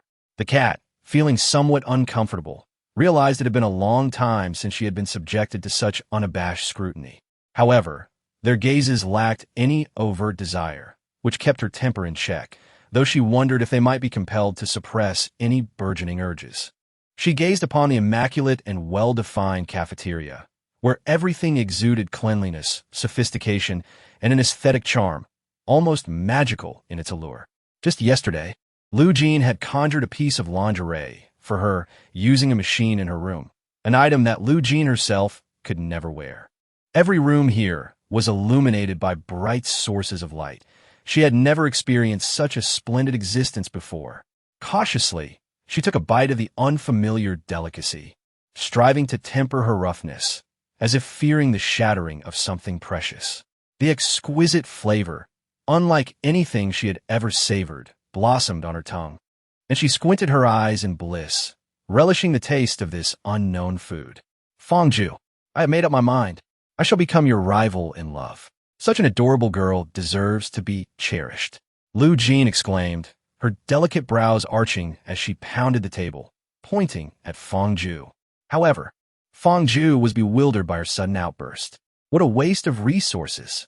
Fang Ming shouted. Lu Jin leaned closer to the cat, draping her arm around its shoulder, her large eyes sparkling. Who wouldn't adore such a charming girl? She said, making a playful, pinching gesture with her hand suspended in the air. Being referred to as a girl is acceptable for a cat, but you might not be as tender, Wei Yunxin commented while sipping water. You, Wei Yunxin, you are far too susceptible to provocation, Lu Jin retorted, only to be momentarily stunned. Wei Yunxin touched her nose, perplexed by the exchange. Just reach lower, Lu Jin advised. Wei Yunxin, with a hint of suspicion, gingerly touched her philtrum, pulling her hand away to find a smear of blood on her finger. I need to visit the restroom, Wei Yunxin exclaimed, hastily fleeing. Ha ha ha. Is it a nosebleed from excitement? When he acquires a girlfriend, won't he be overwhelmed with work? Lu Jin laughed heartily, as if Wei Yun's embarrassment was a form of retribution for his previous affront. Have you considered that having lived with you for 2 months, he has never acted this way? The one at a disadvantage is you, Fang Ming remarked softly. Lu Jin's smile froze on her face, appearing both ludicrous and absurd. After finishing breakfast, Fang Ju and his companions routinely entered the Qiankuan to study in the Hall of Heroes, leaving the cat outside. However, Fang Ju opened the gym for her. She exercised diligently every morning in the tiger's den, which was not a source of boredom for her. Upon entering Qiankuan, Fang Ju did not head straight to the Hall of Heroes. Is Yang Qinghe here? If so, please grant me access to his room. Fang Ju knew that Yang Qinghe should be in the Hall of Heroes at this time, but due to the mechanisms of Qiankuan, they would certainly not be able to access the Hall of Heroes where Yang Qinghe was located. The other party has agreed. In an instant, Fang Ju found himself in the Hall of Heroes, where Yang Qinghe sat at his desk, engrossed in a book. Is there something you need? Yang Qinghe asked without lifting his gaze. I know about your little girlfriend you brought from the Xin province, Yang Qinghe replied nonchalantly. In 2 months, I should have the responsibility of selecting 30 soldiers, correct? Fang Ju inquired further. Indeed, this year, you'll be selecting your private soldiers, Yang Qinghe answered casually. Private soldiers?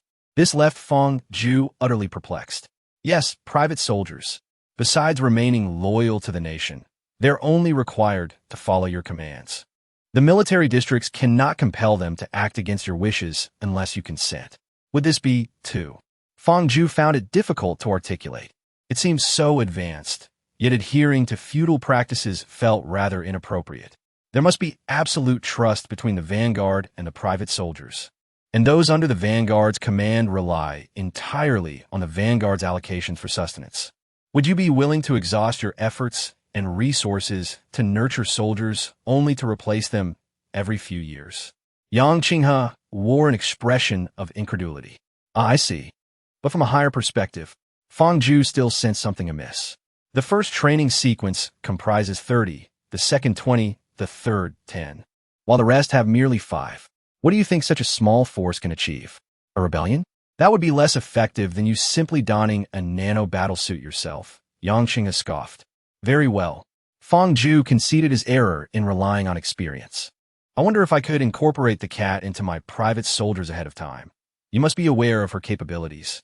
If Fang Ming and Wei Yunxin weren't relying on the nanorobots, they wouldn't even stand a chance against her at 10% of her capability. Fang Ju finally articulated his thoughts. Are you certain the nanorobots are ineffective? Yang Qinghe raised his gaze, half smiling, half serious. You must also understand. Damn it. Fang Zhu met Yang Qinghe's gaze without a hint of guilt. Understood. I never intended to kill him, merely to torment him. He simply cannot withstand it. Fang Zhu remarked with a smile directed at Yang Qinghe. Chapter 89. Fang Zhu's thoughts. Fang Zhu felt a sense of relief. He had initially intended to use this very excuse to exonerate himself. However, with Boss Yang voicing it, it was evident that he was determined to protect him. Aware that Boss Yang was the foremost figure in the previous generation's elite training sequence, and having grasped the substantial value of this elite tier, Fang Zhu possessed profound confidence in Boss Yang's influence. If you wish for the cat to access your private soldiers in advance, there is no issue. I shall directly grant her the necessary permissions.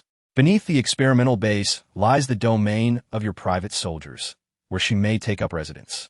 Naturally, if you wish to send that lad Fang Ming away to enjoy a world for two, no one shall object. Moreover, the private soldier area is equipped with a virtual chamber.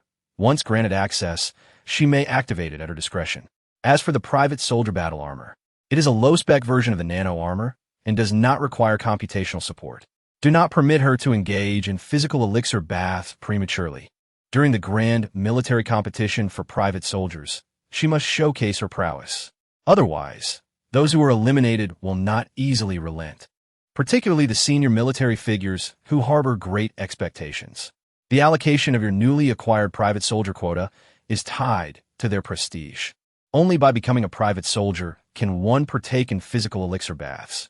Should you allow her to indulge in such treatments beforehand, it would undoubtedly incite discontent among all.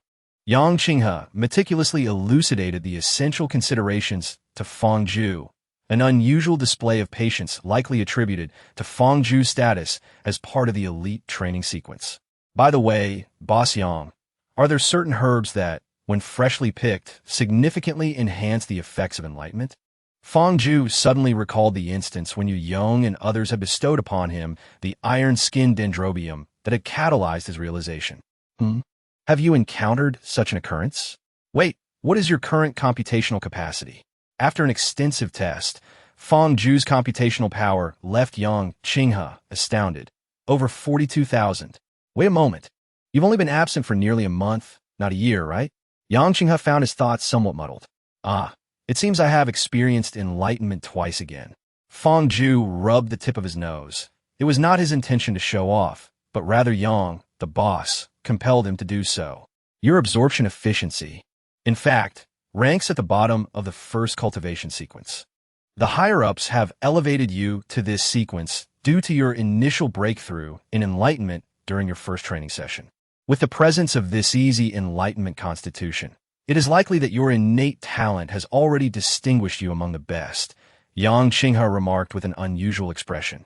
So, is there a precedent for my claim about freshly picked herbs? Fang Zhu, feeling flattered, reluctantly returned to the original topic. Yes, if my memory serves me correctly, in nearly 1,000 years of history, there have only been 82 recorded instances. Enlightenment is already a rare occurrence. Many individuals may never experience it even once in their lifetime. Furthermore, the extreme rarity of acquiring top-grade medicinal herbs within an hour prior to enlightenment is exceedingly improbable. The chance of both conditions coinciding is unfathomably low. Who would have thought you would encounter such a phenomenon? Yang Qinghe's expression grew complex. He had long contemplated taking on disciples. For researchers like them, the bond between mentor and apprentice is often more intimate than that of father and son. They dedicate themselves wholly to their studies, rarely meeting their parents, and the time spent between mentor and apprentice is significantly longer.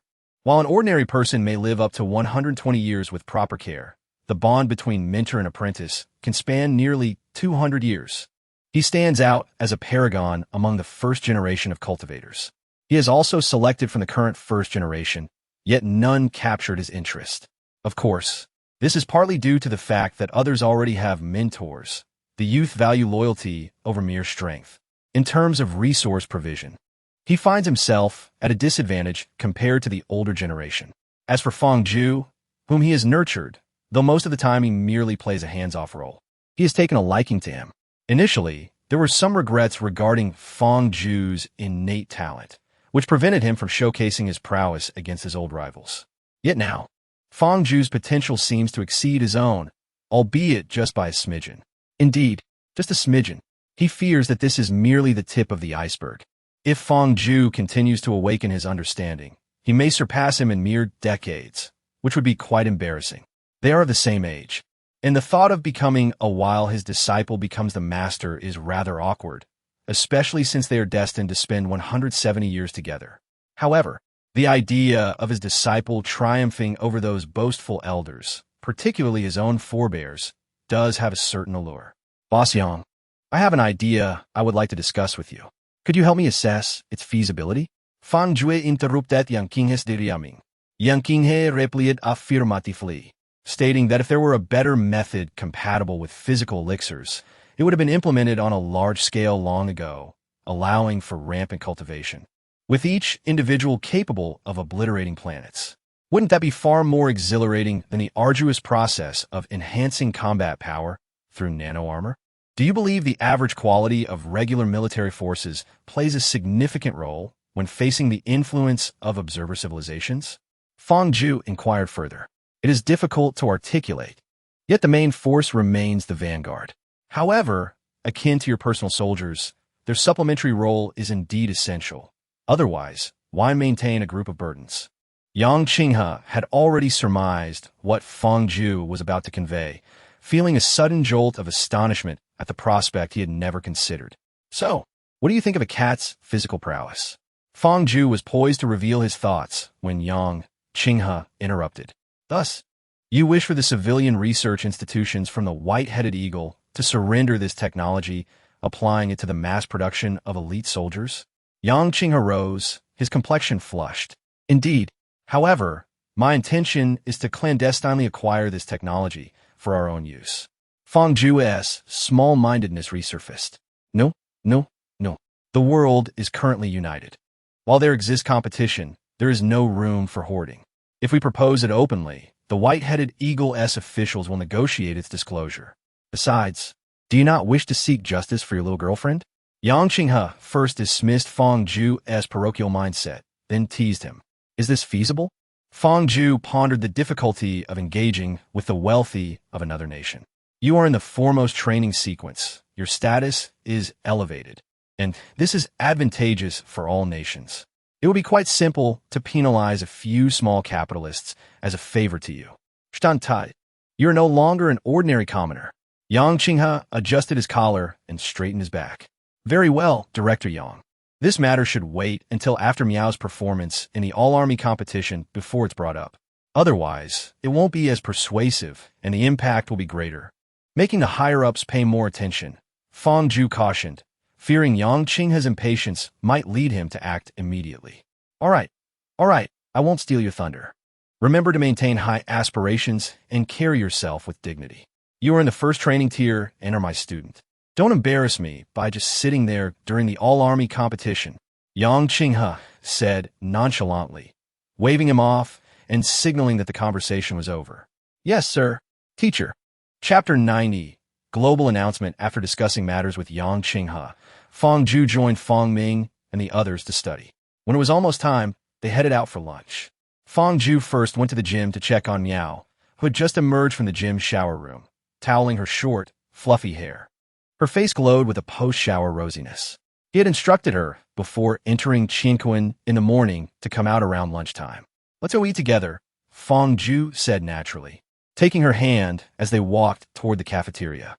Lunch was far more lavish than breakfast, as Fong Ju and the others needed to replenish the nutrients they had burned through during their morning of intense memorization and study.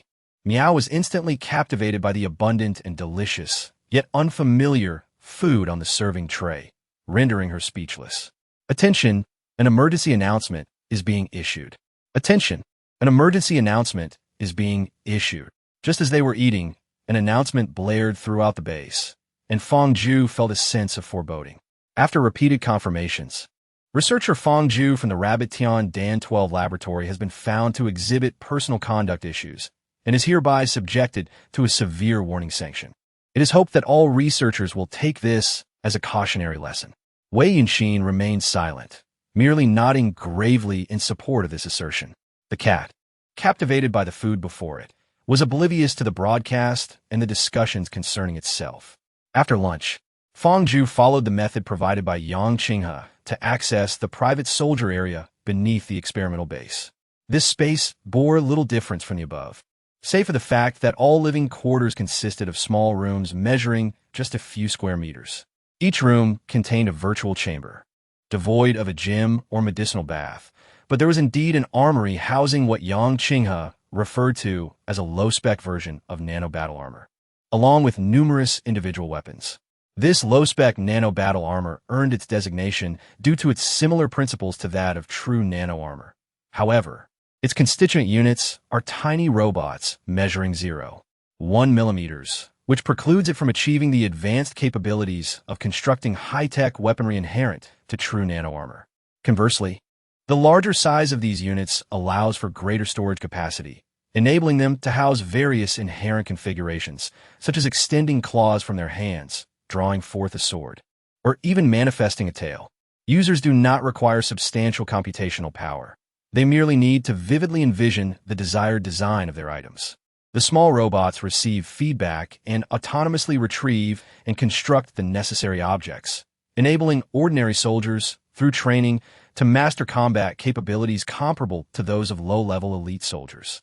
Due to the inability to finely manipulate the small robots to assist in exerting force, the effectiveness of this low-spec nano-armor is ultimately determined by the user's raw physical strength, their combat prowess without the armor. The small robots are highly sensitive and possess an exceptionally rapid refresh rate, exerting assistance in the direction of a user's force. Consequently, during the grand military competition, soldiers with greater combat skills perform even better when equipped with the armor. This explains why elite soldiers select those who excel in the competition to become their private troops. Furthermore, this armor lacks the internal protective structures found in nano-armor, which imposes higher physical requirements on the user. Thus, the focus of their training is primarily directed towards the utilization of physical enhancement therapies. Upon learning this information, Fang Zhu felt a renewed confidence in the significance attributed by the higher-ups to the technology developed by the cat. "Cat, try putting this on," he said, presenting a non-reflective black iron object before her in the gym. Cat, perplexed, wondered if, despite her strength, wearing such an iron object would prove too challenging for her. Thus, Fang Zhu proceeded to instruct her on its usage, though there was little to teach. By pressing her hands firmly upwards, the newly unwrapped private soldier armor recorded her information. Henceforth, barring any special permissions for modification, this suit would belong solely to her. Only she or those she authorized could utilize it. For others, it would merely be an inert lump of metal. Cat gasped softly. Once the information input was complete, the private soldier armor, resembling black asphalt, began to envelop her. Perhaps due to the insufficient mass of the metal, it could only form a thin layer, rendering it incapable of fully encasing her clothing. Consequently, the diminutive robots burrowed against her skin, and Kat felt as though they were intruding directly into her undergarments, prompting an involuntary exclamation. Unlike the nano-armor, which required internal scanning, the private soldier armor completed its coverage in mere seconds, albeit with a somewhat comical appearance. Kat stood there, her entire form shrouded in the non-reflective black armor, while her white t-shirt, denim shorts, and canvas shoes remained visible, reminiscent of an individual cloaked in darkness adorned with garments. Lu Jin was tempted to laugh, yet found it inappropriate. So the nano-robots also intrude into undergarments? Fang Zhu recalled his earlier jest aimed at Lu Jin to divert the conversation, now inquiring once more. "Is this all you think about in a day?" Lu Jin glared at Fang Zhu in exasperation. Ignoring Lu Jin's furious indignation, Fang Zhu proceeded to retrieve 2 more pieces of private soldier armor. In truth, the private soldier armor, akin to the nano-armor, could be stacked almost infinitely. Typically, 3 pieces sufficed for lightweight combat, while additional layers were reserved for the construction of close-quarter weaponry. 2 iron lumps settled in the stomach. The private soldier's armor assumed a rather perfect form. However, it was somewhat thick, causing the denim shorts to fit rather snugly. "How about you take off your clothes, Cat?" Fong Ju remarked, increasingly uncomfortable with the sight. Oh, Cat dashed off to the dressing room, and after a short while, she emerged, leaving several stunned. The black private soldier's armor offered a striking contrast to the silvery nano-armor, presenting a visual experience that was both fluid in lines and alluring in curves. The designer of this initial armor form was undoubtedly a connoisseur of aesthetics. Wei Yusin wiped his face, tilting his head as he stepped out. I'm heading to the restroom. Ah, what a disparity, Fong Ming sighed. Lu Jin felt somewhat withdrawn. Even with Cat's face concealed, did she still exude more allure? Her legs were just as long, her hips just as rounded, and her waist just as slender. Was it merely because of 2 ounces of flesh on her upper body that there existed such a significant difference? No, Cat might possess 2 pounds. Men are such boorish creatures. Superficial. Chapter 91. Exaggerated combat power. How does it feel? Is there any obstruction when you move? Fong Ju inquired, gazing at the darkly clad Cat. Cat leaped slightly, inadvertently bumping her head against the ceiling. Fortunately, everything here was remarkably sturdy, leaving no dent. After landing lightly, she cautiously threw a couple of punches, feeling as though she were moving in the nude. It's quite liberating, akin to being unclothed, Cat expressed with delight, realizing that she was not necessarily inferior to Zeus. Fong Ju was tempted to point out that she indeed was unclothed, but Cat remained rather innocent, unable to withstand teasing. That discussion could wait for another time. Let us enter the Chinkoan. There is not much room to maneuver here, Fong Ju proposed. Thus, Fong Ju and his companions entered first. After Lu Jin assisted the Cat inside, she followed suit. Within the realm of Chinkoan, Fong Ju conjured the port of the sinful continent, featuring towering steel structures, open spaces, grasslands, and the sea. The Cat, somewhat familiar with this environment, found it to be an ideal setting for training. Was I just dreaming? We are still in the sinful continent, aren't we? The Cat exclaimed, wide-eyed and rubbing her eyes in innocent bewilderment. Not at all. This is Chinkoan, capable of manifesting whatever you can envision, Lu Jin replied with a smile, gently tugging at the Cat's cheek from behind, marveling at its soft and delicate texture, reminiscent of a youthful girl rather than that of a woman in her 20s. Fong Ming, adopting a dramatic pose, shielded his face with one hand and warned Fong Ju, brother you. It seems Lu Jin has serious intentions of snatching the Cat away from you. Fong Ju dismissed him with a shove, conjuring 10 pieces of private soldier armor, and said, Cat, see how many pieces suit your combat prowess. The Cat obediently adorned herself with the armor pieces, shedding her clothes in the process. Upon donning the 7th piece, she felt it was sufficient. Her instincts were correct. The armored state she achieved was akin to that of Fong Ju and his companion's nano-armor, evidently a scientifically reasonable quantity. Fong Ju approached and gave the Cat a proper pat, the surface of the private soldier armor resembling delicate snake scales, imparting an otherworldly aura as the Cat donned it. She leaped about, executing a series of punches in place, feeling an exhilarating surge of strength and speed that was nothing short of extraordinary. She turned to Fong Ju, a sly smile playing on her masked face, though no one was there to witness it. With a sudden burst of speed akin to a cannonball, she lunged at Fong Ju, knocking him to the ground. She promptly seated herself upon him, exclaiming in delight that since she had previously been unable to best him or assist, she would now dominate the encounter. Oh, the joy of it! Cat, do you recall how we didn't exert our full strength during our discussions about the Sin Continent? After a moment of bewilderment, Fong Ju swiftly deduced her intentions. With Cat perched atop him, a silvery liquid began to flow, gradually enveloping him, solidifying into what appeared to be explosive muscle lines. Fong Ju lifted his hand, attempting to push Cat aside, but she interlocked her fingers with his, applying pressure downward. He exerted force, yet she remained unmoved. As he increased his strength, nearing 80%, Cat suddenly pressed down fiercely, pinning both of his elbows to the ground. Heh, I'm not using all my strength either, Cat teased with a playful grin. Fong Ju felt a bit embarrassed. With a powerful thrust from his feet, he propelled himself, catching Cat off guard as she was launched from beneath him, landing several meters away on the grass before he rose.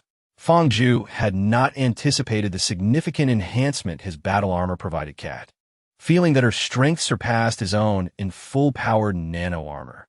"You're cheating," Cat exclaimed indignantly, lamenting that had it not been for his sudden propulsion, she could have thoroughly bested him. "Your armor can fly too, but you simply don't know how to use it," Fong Ju explained. "No flying. Otherwise, I want to be able to hit you. Let us keep it on the ground and use our full strength to see who is stronger." The cat began to delineate her limits, eager to discern whether she could surpass Fong Ju. Should she succeed, coupled with the potent effects of that physical elixir, she could evolve and keep pace with him, thereby assisting him without the sense of compromising her own integrity. The cat remained preoccupied with the promise she had made to Fong Ju, lingering by his side to remind him of the vow that fundamentally aimed to alter the dire circumstances of the Sin province. Fong Ju, too, was keen to ascertain the extent of the cat's current strength. He recognized her as a person of considerable pride. Within the tiger's den, she was its mightiest protector, ensuring the well-being of all and leading the hunts to secure their livelihoods. She found great satisfaction in this role, relishing the feeling of being indispensable. However, as Fong Ju transformed the tiger's den into a formidable fortress, to the point where her presence became less crucial, she felt a pang of despondency. The young wolves could now command in battle, and Yu Yong could lead expeditions to gather materials in exchange for resources, diminishing her own significance within the den. Even if Fong Ju did not compel her to stay, she likely would have found it unbearable to remain in the tiger's den. The sensation of being unneeded, coupled with the realization that the den could thrive without her, was a torment for her. Her pride ran deep. If her strength could consistently support Fong Ju, she would reclaim that cherished feeling of being essential. These contemplations flitted through her mind as she surged forward, her attacks as bold and unrestrained as ever. With a powerful straight punch, Fong Ju sought merely to test her strength, opting for a block without dispersing the impact. The result was a stunning blow that sent him careening across the grass, sliding for over 100 meters. The cat's relentless assault showed no signs of abating, pursuing him with a swiftness that surpassed his own gliding. It lay in wait along his path, colliding into his back with a force akin to that of a train crashing into a wall, or perhaps a wall forged from high-strength alloy post-atomic compression. The feline specter darted from behind him to the forefront, delivering a powerful whip-like kick. He recalled the admiration he had felt for her muscular strength even before he realized the cat was a woman. Now, he experienced that strength firsthand. Struck in the head by the kick, he was propelled backward as if lying atop an air mattress elevated over a meter, soaring parallel to the ground. The cat's onslaught was ceaseless, one blow following another. As he flew through the air, the cat reappeared beneath him, one foot aimed skyward. He shot upward, rising higher and higher, while those on the ground, including Fong Ming and others, appeared to shrink in size. Finally, the cat leaped, catching up to midair, her hands poised like hammers, her shoulders as the axis, her arms swinging, her waist bent like a bow. A powerful swing descended upon his abdomen, sending him plummeting to the ground like a meteor. The impact was thunderous, creating a spectacular wave of dust and debris. Fong Ju felt a reluctance to rise. He had to admit that, in this unarmed combat without weapons or jetpacks, he could only be thoroughly dominated. Had he begun with a defensive stance, there might Chapter 92. The grand contest of the entire army, what astonished everyone was that after donning the private soldier's battle armor, the cat's combat prowess far surpassed that of Fong Ju and his feeble companions. At the very least, Fong Ju, unarmed and unable to fly, could barely withstand the onslaught. Even when prepared, they had fallen into the trap of empirical reasoning, presuming that private soldiers were mere extensions of the elite troops, and thus the private soldier's armor was inferior to the nano armor. In reality, both types of armor were products of double atomic compression, possessing the same strength at a microscopic level. The true distinction lay in the fact that nano armor is composed of much finer units, allowing for the construction of weapons with higher technological content through superior computational power, whereas the private soldier's armor could only facilitate simple constructs. In layman's terms, private soldier armor could merely shape swords, while nano-armor could forge nuclear reactors. The cat's inherent physical attributes were vastly superior to those of Fong Zhu and his peers, who, despite having undergone 2 months of physical enhancement treatments, were still no match, making their defeat inevitable. They had assessed the cat's cerebral development potential and found it to be merely average, not particularly remarkable. While this was a disappointment, there was a sense of relief. Had the cat possessed both exceptional physical and cognitive abilities, others would have had little reason to exist. The cat pondered why such intelligent individuals would engage in such foolish actions. It became evident to her that Fong Zhu and his cohort's strength stemmed from their sharp minds, while she herself had already exhibited traits indicative of a less-than-high intelligence quotient. For a decade in the land of sins, there's been nothing but incessant conflict. She had studied military command and the intricacies of power management, and Fong Zhu had even imparted knowledge on identifying medicinal herbs and mechanical manufacturing. Yet, she had failed to master any of these disciplines. Is it not apparent that she lacks the innate talent that comes with a sharp mind? In truth, the mind of the cat is indeed rather dull. It took her over a month merely to transform battle armor and construct weapons, an outcome achieved only through diligent practice. According to Fong Zhu's research, previous soldiers could master these skills within an average of 1 week, with the longest taking no more than half a month. Consequently, Fong Zhu chose not to disclose the level of her talent to the cat, as the primary focus of private soldiers is physical conditioning, where bodily prowess reigns supreme. Even if the cat took a year to grasp weapon construction, she could still dominate her peers in combat. Moreover, it is noteworthy that after informing Boss Yang of Lu Jin's moment of enlightenment, she was ultimately assessed at the 3rd training sequence. Upon further understanding, it became clear that such an epiphany fundamentally enhances one's cerebral development potential, significantly improving the efficiency of skill absorption during training. Having crossed the threshold of the 3rd training sequence, Lu Jin felt a flicker of reassurance, contemplating the possibility of experiencing further enlightenments, perhaps achieving the 2nd training sequence. Ever since encountering the Zeus team, a profound sense of crisis has taken root within her. The members of Team Zeus are all above the 2nd cultivation sequence, and it is likely that their previous members did not possess such formidable configurations. Thus, it is only natural that those who cannot keep pace are replaced. The 1st cultivation sequence is exceedingly rare. Even if there is no mandatory arrangement from above, those who lack the requisite skill do not have the audacity to remain. The bond between Fong Ming and Fong Zhu is undeniable. She will never be abandoned. However, her relationship with Wei Yunxin is different, and given that it does not reach such a level, she cannot help but feel anxious. Initially, she considered using her charms to ensnare Fong Zhu, but with a captivating presence like Mao around, she feels like an ugly duckling in comparison. Just then, during training, Fong Zhu suddenly halted, only to be punched into the ground by Mao. "What's wrong?" Mao inquired, puzzled by the abrupt cessation of their sparring. "In 3 days, the grand military competition will commence, and we shall all participate to select private soldiers." Unbothered by being knocked into the soil, something that had occurred countless times over the past 2 months, she had grown accustomed to it. "When the time comes, I shall defeat them all and see who dares to oppose my becoming your private soldier."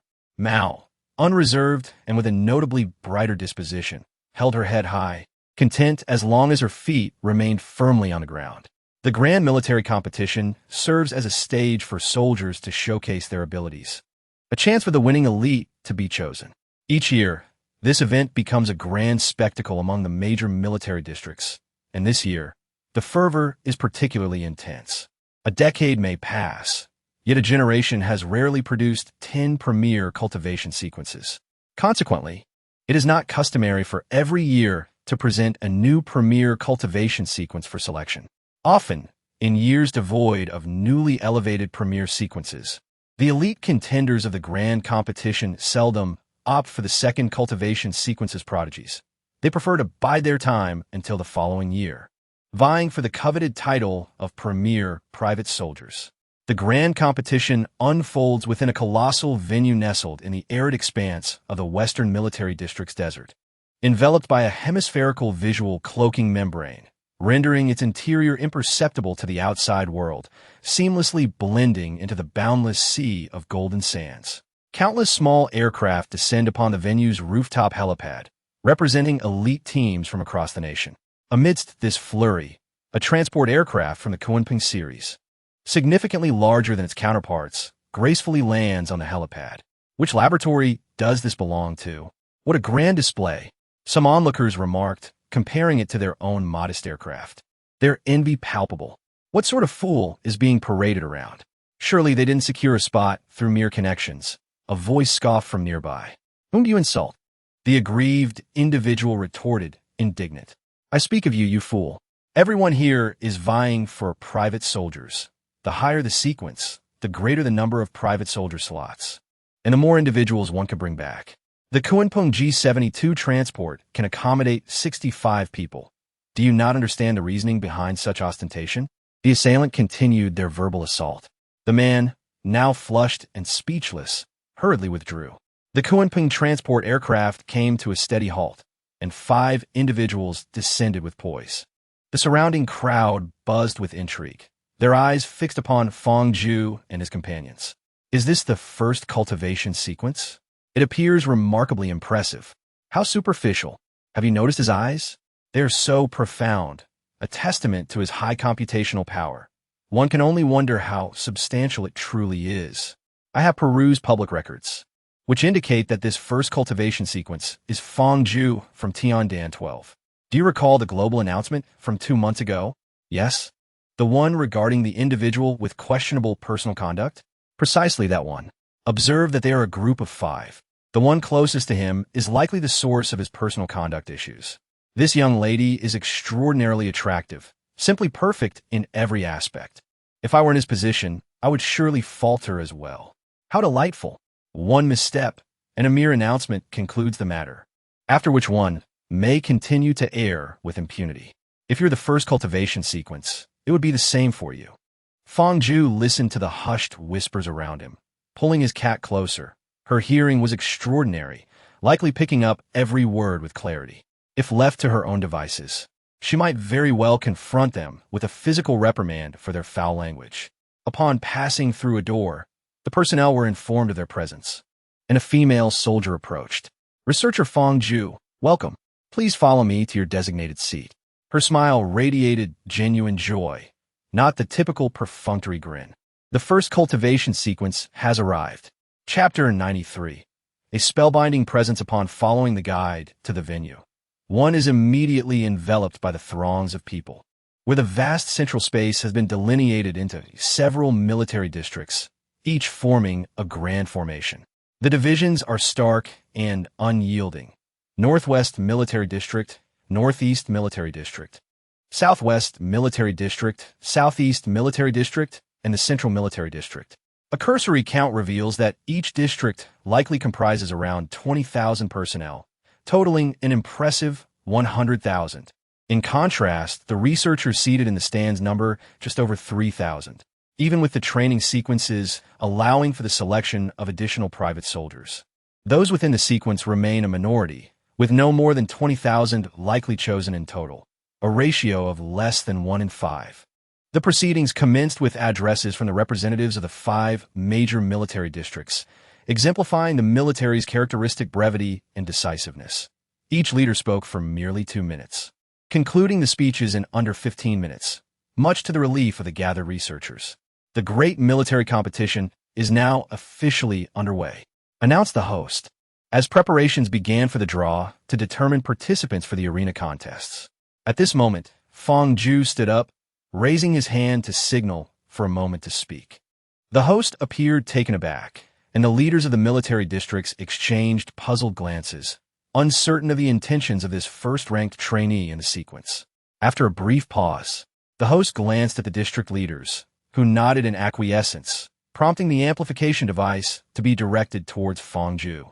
Esteemed warriors, I am Fong Zhu, a researcher from the Tiandan 12, and I also stand as the first-ranked in this comprehensive competition. I am aware that the outstanding individuals among you are keenly focused on the 30 slots under my purview. Within the ranks of the Northwest Military District, Feng Linsheng was utterly astonished. The individual speaking on the large screen was none other than one of the elite soldiers he had greeted upon their arrival. After some time grappling with this shocking revelation, a smile spread across his face. The old commander was not merely toying with him. This was an extraordinary boon. He did not expect that teasing remark from Fong Ju, "I do not need you. You come to me." But he had always harbored great hope. As long as he performed well, this fleeting acquaintance could surely elevate his chances of selection from 90 to a full 100. However, given his less than favorable attitude that day, had he inadvertently offended him, causing his chances to plummet from 90 to 0, he felt a twinge of regret. "I have already utilized one of the 30 slots. If you wish to compete for the positions under my command, only 29 remain." The crowd erupted in disbelief. What? Why? Is it so brazen to take shortcuts? Soldiers, who considered themselves contenders, felt aggrieved. Several high-ranking officials in the military district furrowed their brows, questioning the young man's intentions.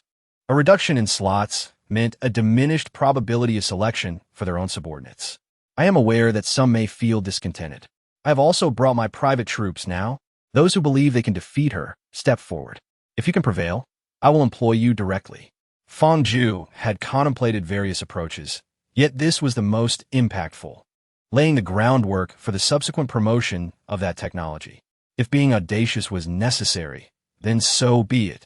As anticipated, his words sent ripples through the ranks of soldiers, astonished at the confidence he exhibited in his privately recruited troops.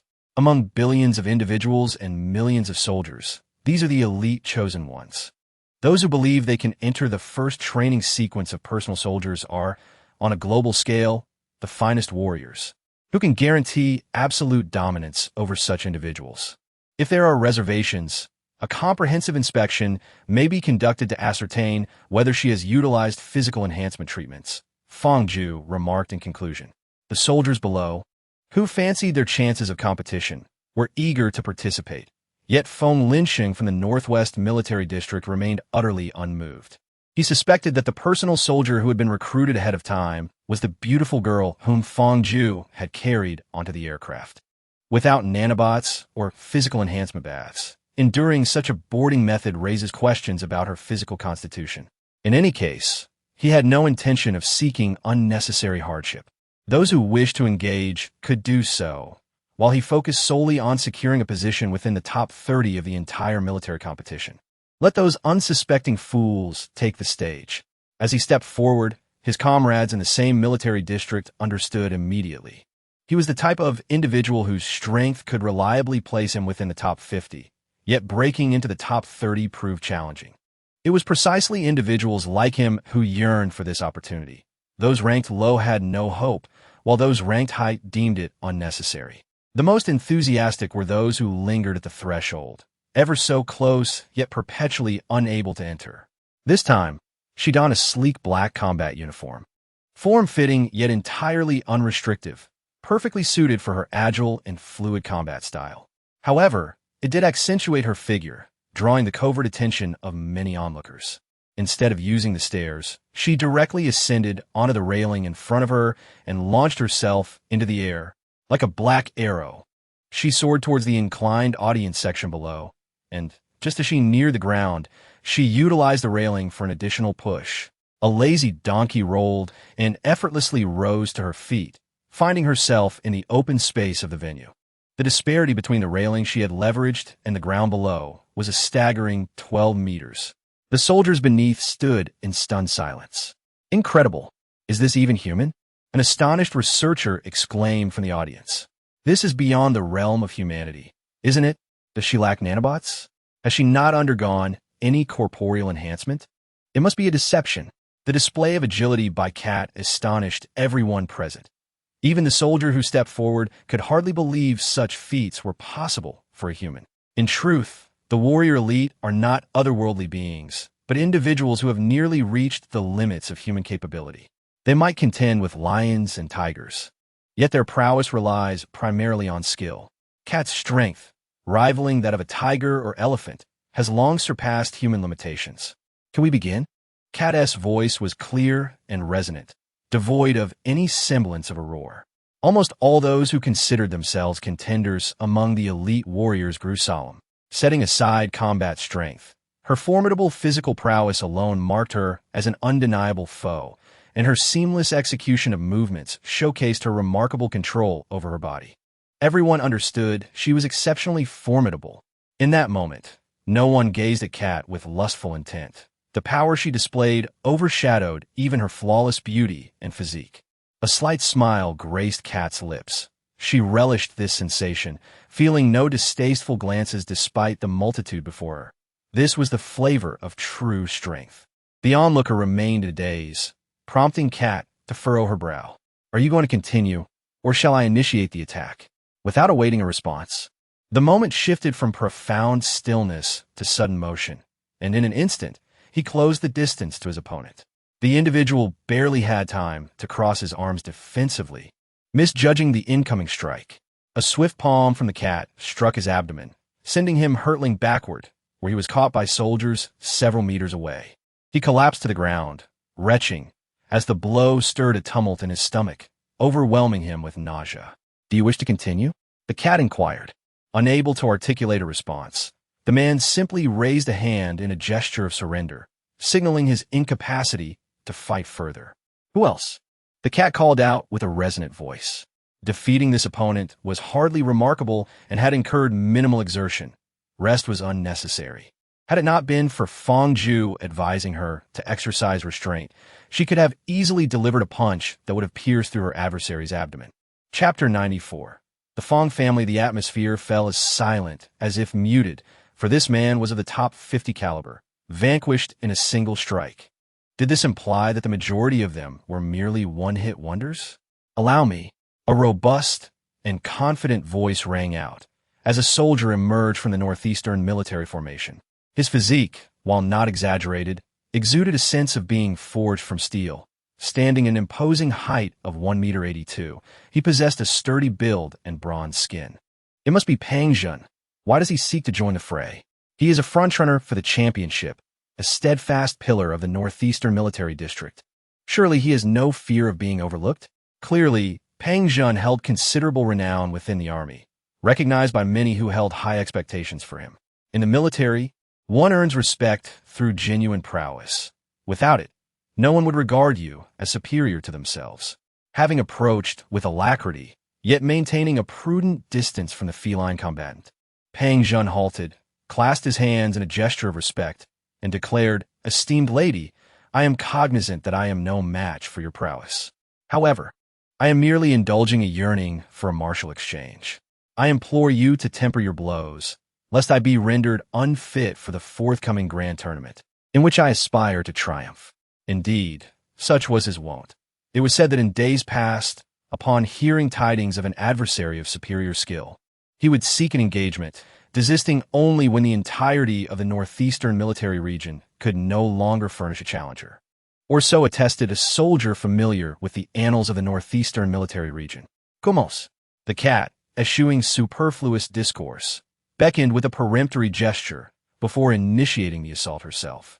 Pang Jun, forewarned, managed to keep pace with her velocity, seizing her advancing fist and attempting to deflect it rearward. Pang Jun evaded the blow with a sidestep, launching a counteroffensive towards the cat's visage from the flank. Subsequently, the cat relinquished her grasp on Pang Jun's fist, directing her hand towards his face. He seemed to anticipate the maneuver, recoiling his head, yet the cat, unfazed, subtly altered her trajectory, employing the heel of her palm to thrust against Pang Jun's exposed mandible. With a resounding thud, he was propelled several meters backward, requiring a considerable interval to rise, clutching his chest, which throbbed with acute sternal agony, his jaw feeling as though it had been dislocated. The cat nodded, conveying her acceptance of his gratitude, before proclaiming in a sonorous voice, "Who else dares to contend?" The cat's utterance might ordinarily have provoked derision, yet on this occasion, it elicited no such response.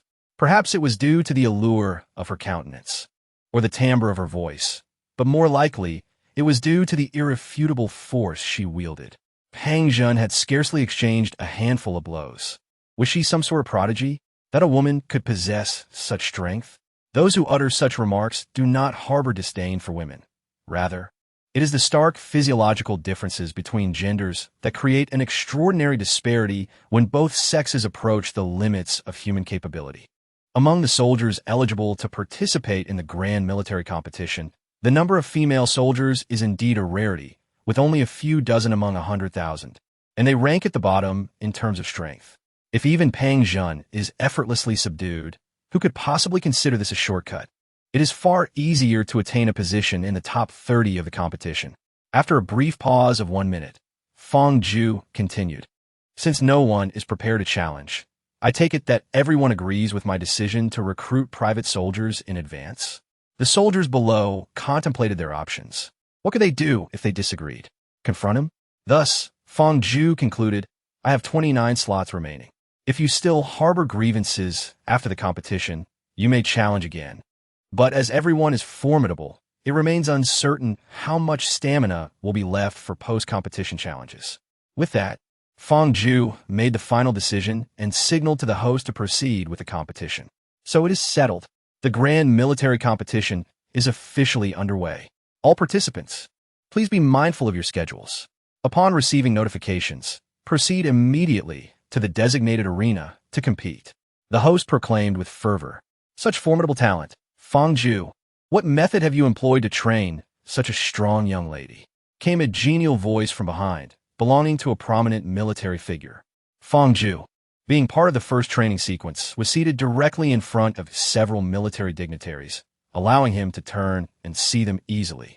Internally, Fong Ju felt exasperated but could only maintain a cheerful facade, as this elder was undoubtedly teasing him about his globally publicized personal conduct. Several military dignitaries were also intrigued, for they were certain that this mercenary was not trained by Fong Ju himself. After all, how old could he be? It was undoubtedly the family behind him that was responsible. However, they had inquired with the Fong family, a prominent lineage involved in military, political, and commercial spheres, focusing primarily on the most mainstream fields of research. Scientific inquiry is regarded as the most formidable strength, a widely accepted consensus. Without robust talents in the realm of research, a family cannot thrive for long. Yet, the Fong family denied any speculation regarding Fong Ju's origins from within their ranks. After all, a newly emerged first-tier talent would serve as the most steadfast pillar for the family a century hence, and even if transformed into a spirit 200 years later, he would still bless his kin. Countless prodigies flourish under the guidance of such predecessors, and as many geniuses cultivate fondness for their mentors, it is only natural for them to develop an affinity for the family as well. Although the realm of research does not tolerate any form of favoritism or corruption, historically, families have always relied on connections.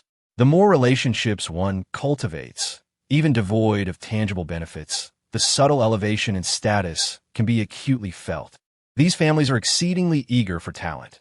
Many prodigies do not originate from these noble lineages, yet if they display aptitude and potential, families will eagerly seek to forge connections.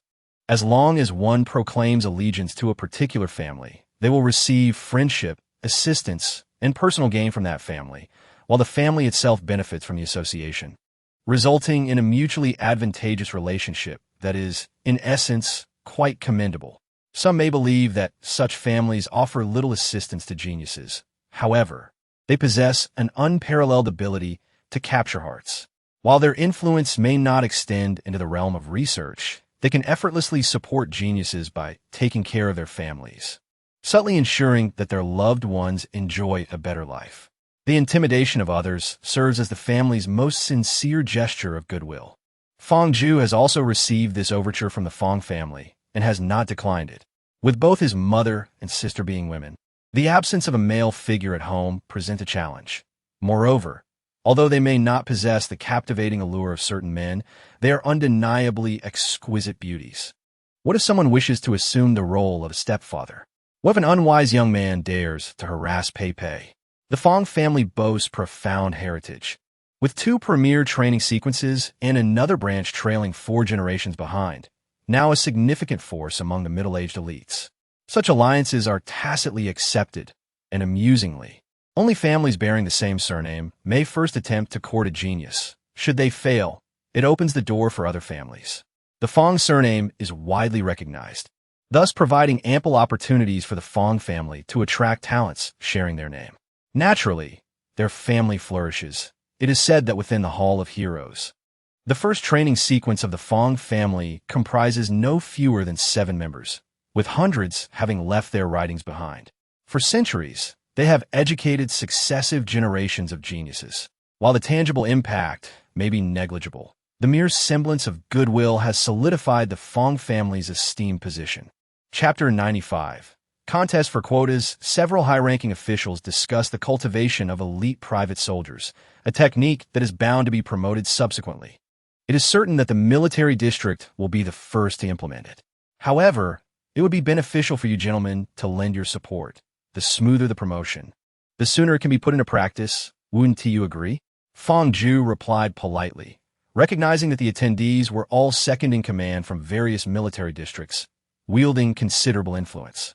Leveraging their power for promotion was indeed a part of Fong Ju's strategy. "Oh, it appears that it truly has no ties to the Fong family?"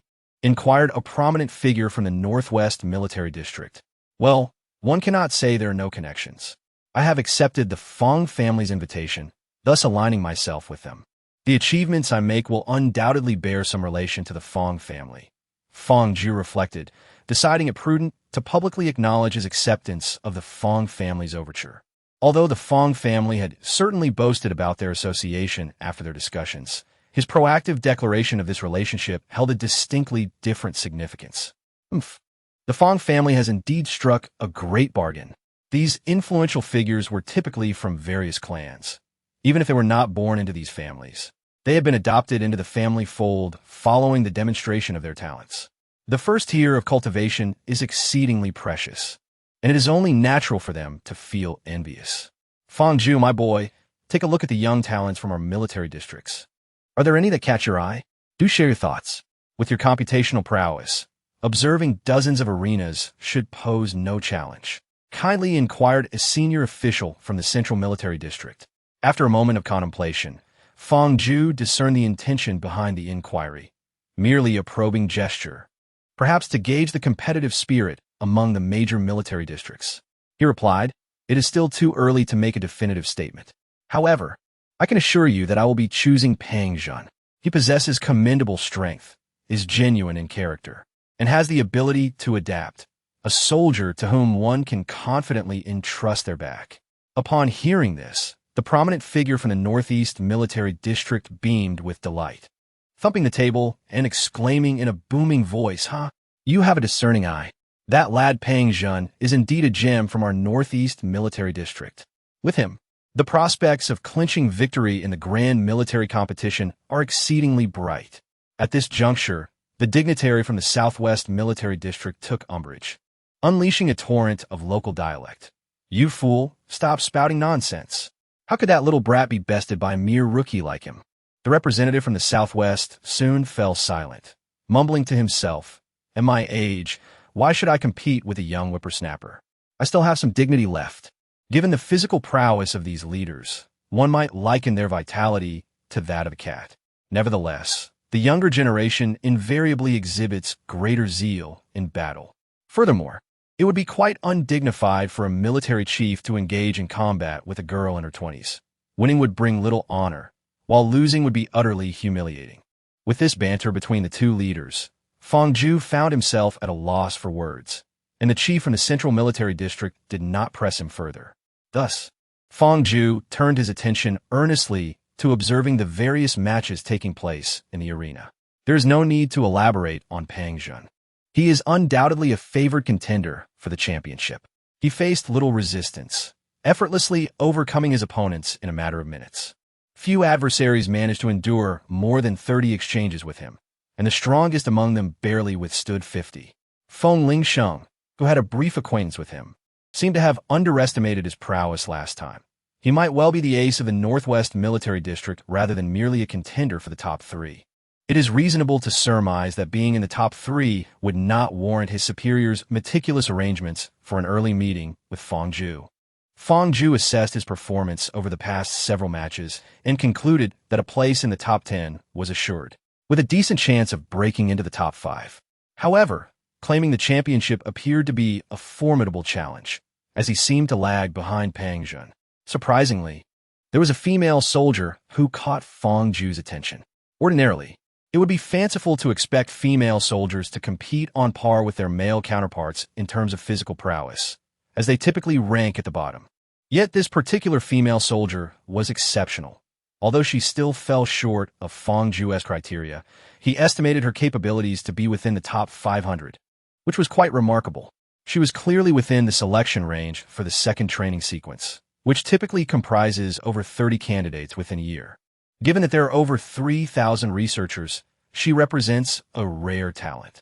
Several commanders were present when Fong Ju inquired about the female soldier competing on Platform 117. Which military district does she belong to, and what is her name? He asked with a hint of eagerness. Platform 117, let me see. She is from our central military district, named Hu Ling. However, she likely falls far short of your requirements, replied the senior officer from the central military district, somewhat perplexed. Though Hu Ling is a rare female soldier capable of competing with her male counterparts, her abilities fall significantly short of the top 30. While she possesses a certain degree of beauty, her physique, boasting muscles more pronounced than those of even the most dedicated female fitness enthusiasts, may not be to everyone's taste. Moreover, given that Fong Ju has a partner as exceptional as Mao, would he truly settle for someone rated only 70 or 80? Or perhaps he has grown weary of abalone and wishes to sample something new, like silver fungus? The expression on this individual's face revealed no attempt to disguise their thoughts. Yet Fong Ju feigned ignorance. Not me, he recalled his instructor's words, asserting that his teammates could slightly leverage his status to secure some advantages. When it comes to selecting private soldiers, they could elevate their choices by a significant margin. I happen to have a female team member from the third training sequence. Having a female soldier among the private troops could be beneficial. Perhaps I can seize this opportunity. This is indeed fortuitous. As long as your team member belongs to the third training sequence, she will have no shortage of suitors among the top 200 eager to accompany her. For Hu Ling to have the chance to join your team member would be a stroke of luck for her. The prominent figure from the Central Military District chuckled heartily. Although not from the first training sequence, having private soldiers assigned as teammates is still quite advantageous. The fact that he is willing to make such requests indicates his genuine interest in this team member, signifying his intention to cultivate a long-term partnership. Furthermore, the private soldiers of a squad train together, allowing them to share experiences, if not resources. As he noted, even those at the forefront would be willing to participate, and Hu Ling's selection would undoubtedly be immensely beneficial for her.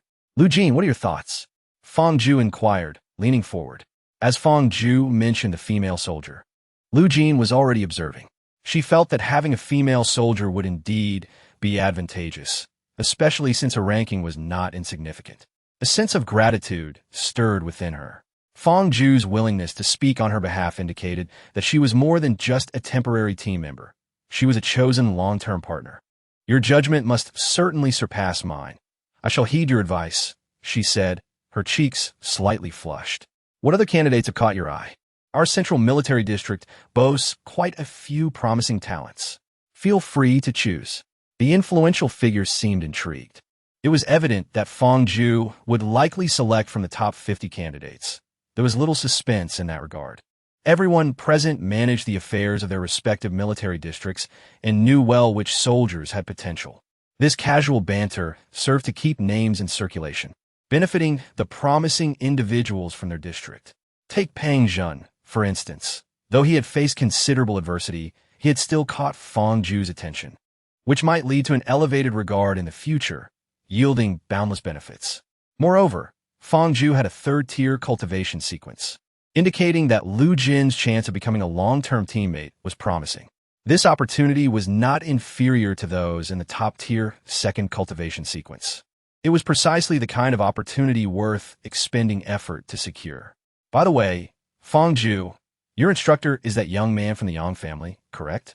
Suddenly interjected the leader from the Southeast Military District, who had remained silent until now.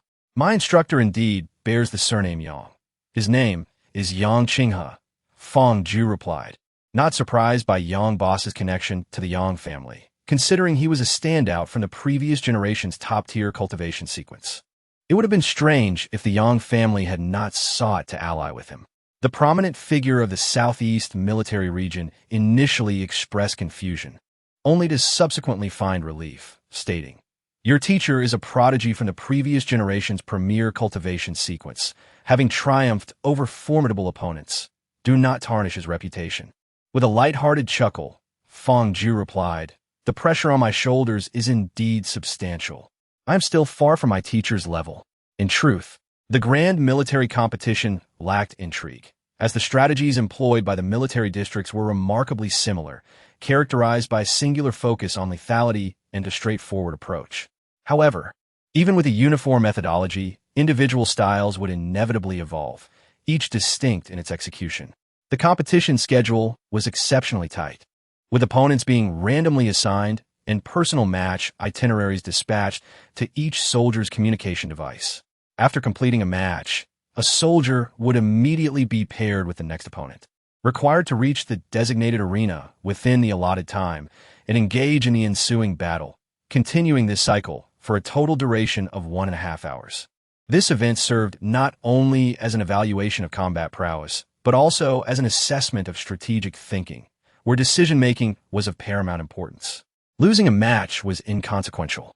The supercomputer would analyze the match count, the overall strength of opponents, individual victories and defeats, as well as performance during battles, employing a scientifically intricate algorithm to derive a final score. If one possessed exceptional abilities, swiftly resolving each encounter with a significantly higher victory rate and outstanding performance, the score would naturally reflect such excellence.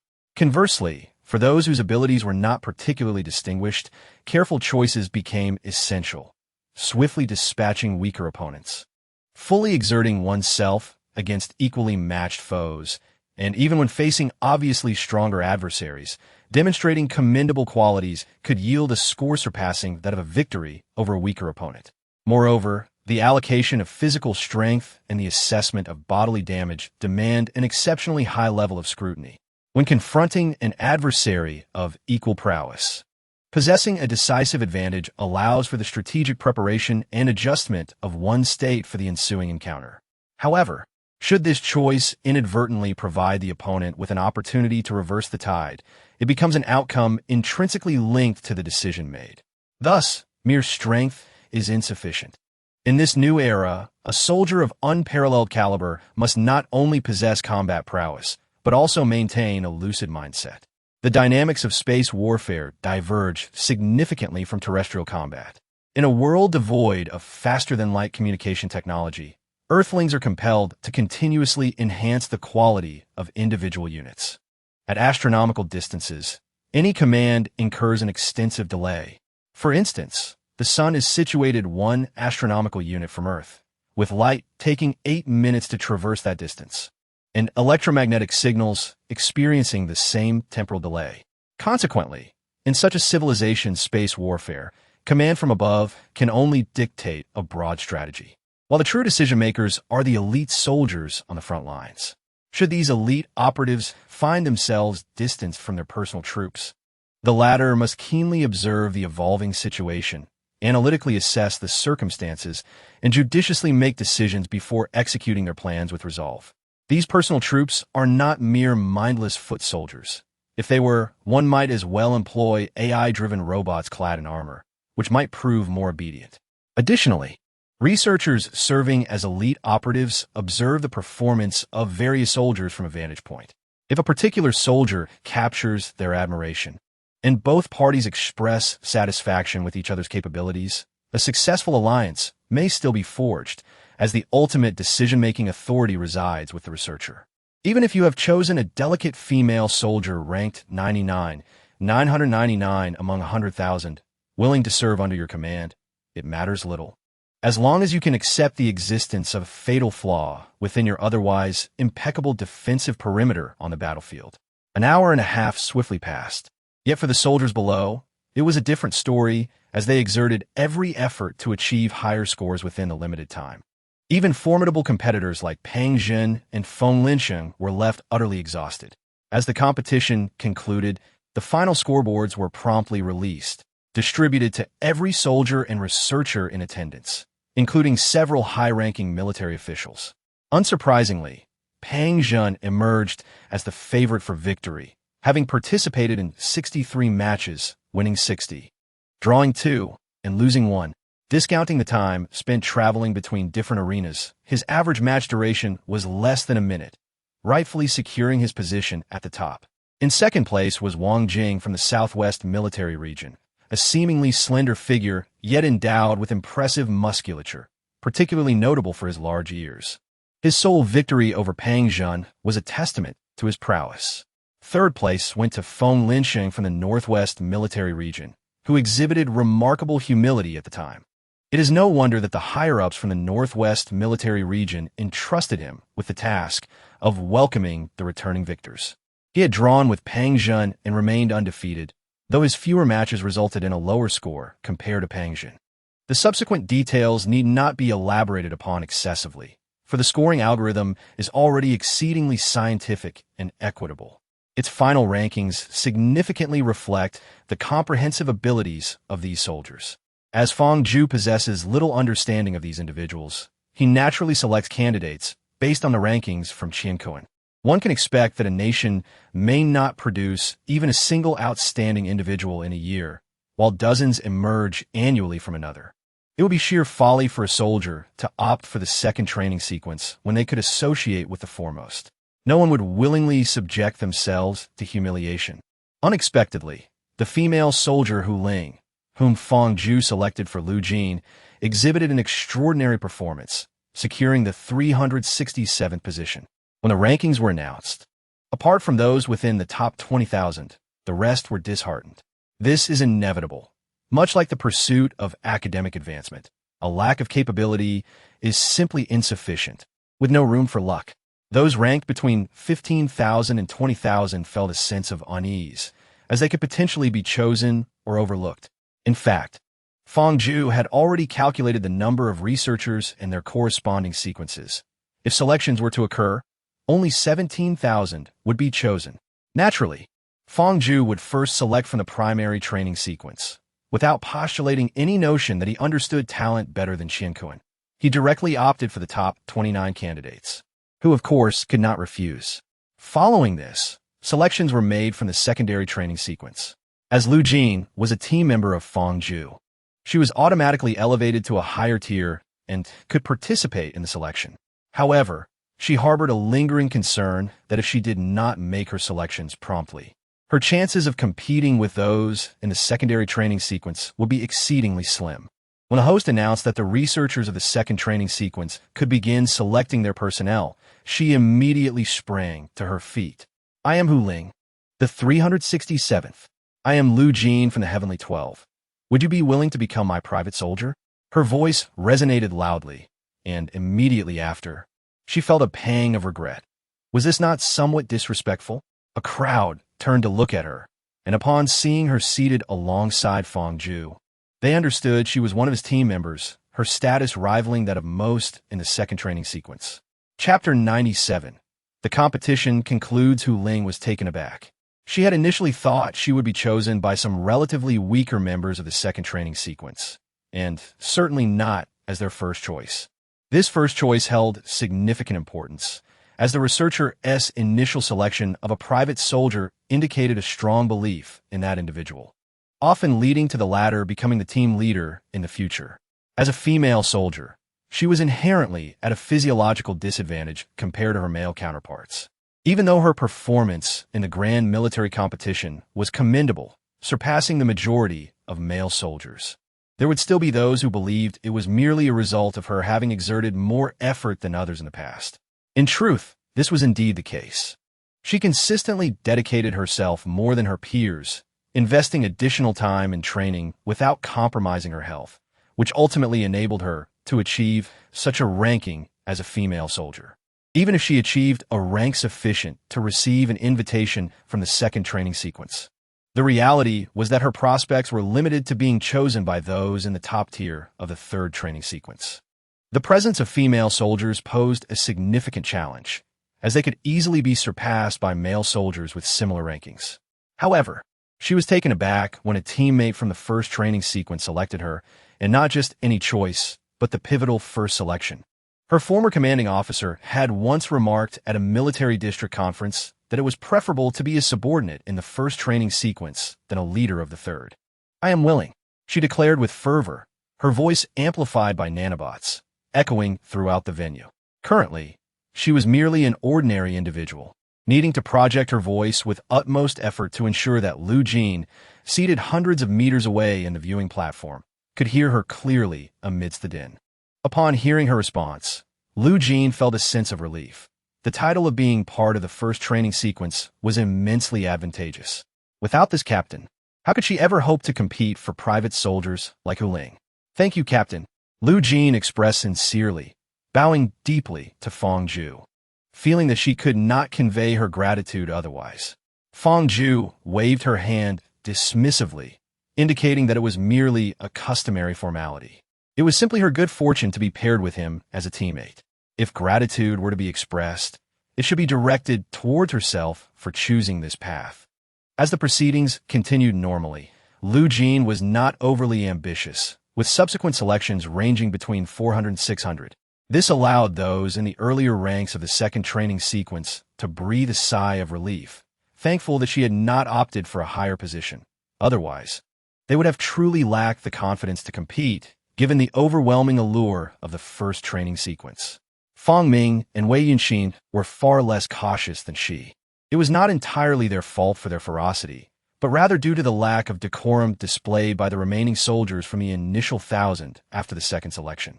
As soon as the selection concluded, and before the host could utter a word, over 600 individuals eagerly stepped forward, wishing to join their ranks. This prompted an even greater surge of soldiers vying for inclusion, leading the two to secure the next 20 candidates from the second cohort entirely for themselves. "Brother Yu, look at those from the third cohort. They seem intent on bringing harm to me and Wei Yunxin. It's clearly your fault. Yet I am the one bearing the brunt of it." Fong Ming indignantly gestured towards the rows below. "You're taking advantage while feigning innocence. Shall I expel you from the team so you can avoid such torment?" Fong Ju retorted sharply, giving him a playful smack on the back of his head. "Hee, I was merely jesting. Brother Yu, you mustn't cast me away." Fong Ming replied with a cheeky grin.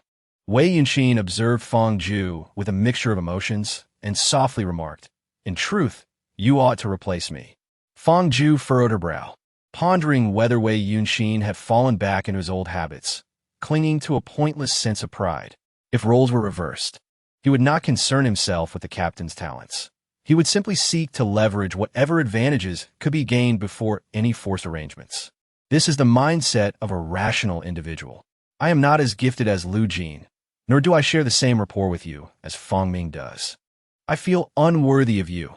Wei Yunxin reluctantly acknowledged his lack of exceptional talent. "You speak nonsense. How could a grown man like you deem himself unworthy of me? Only cats are worthy of me." Fong Ju nonchalantly hugged the cat, leaving it blushing with embarrassment.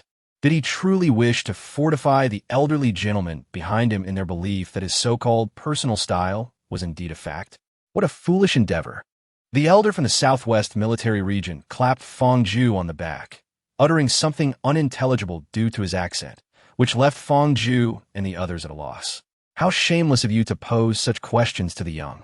Do you realize this constitutes sexual harassment?" The elder from the central military region scolded him, giving him a light smack on the back of the head.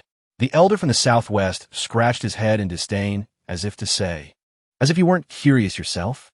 The cat believed she understood the situation, having consistently bested Fong Ju in their playful tussles, often ending up perched atop him, triumphantly hammering away. "Naturally, I'm the one on top," she proclaimed, puffing out her chest with pride. Wasn't it a point of honor for a private soldier to subdue a sharp soldier? This declaration left the military dignitaries flabbergasted, and after a long pause, the elder from the southwest stammered, "That shameless little creature. Brother Fong, I can be quite stubborn. Please don't take it to heart. Last time." Feng Linsheng pondered for a while before hesitantly attempting to apologize to Fong Ju. He had been rather rude before, and feared leaving a negative impression. What if Fong Ju held it against him? "Stop. Do not call me Brother Fong. There is another individual with the surname Fong present. As he spoke, he embraced Fong Ming's shoulder and pointed to his face, then continued, "Moreover, I am not so petty.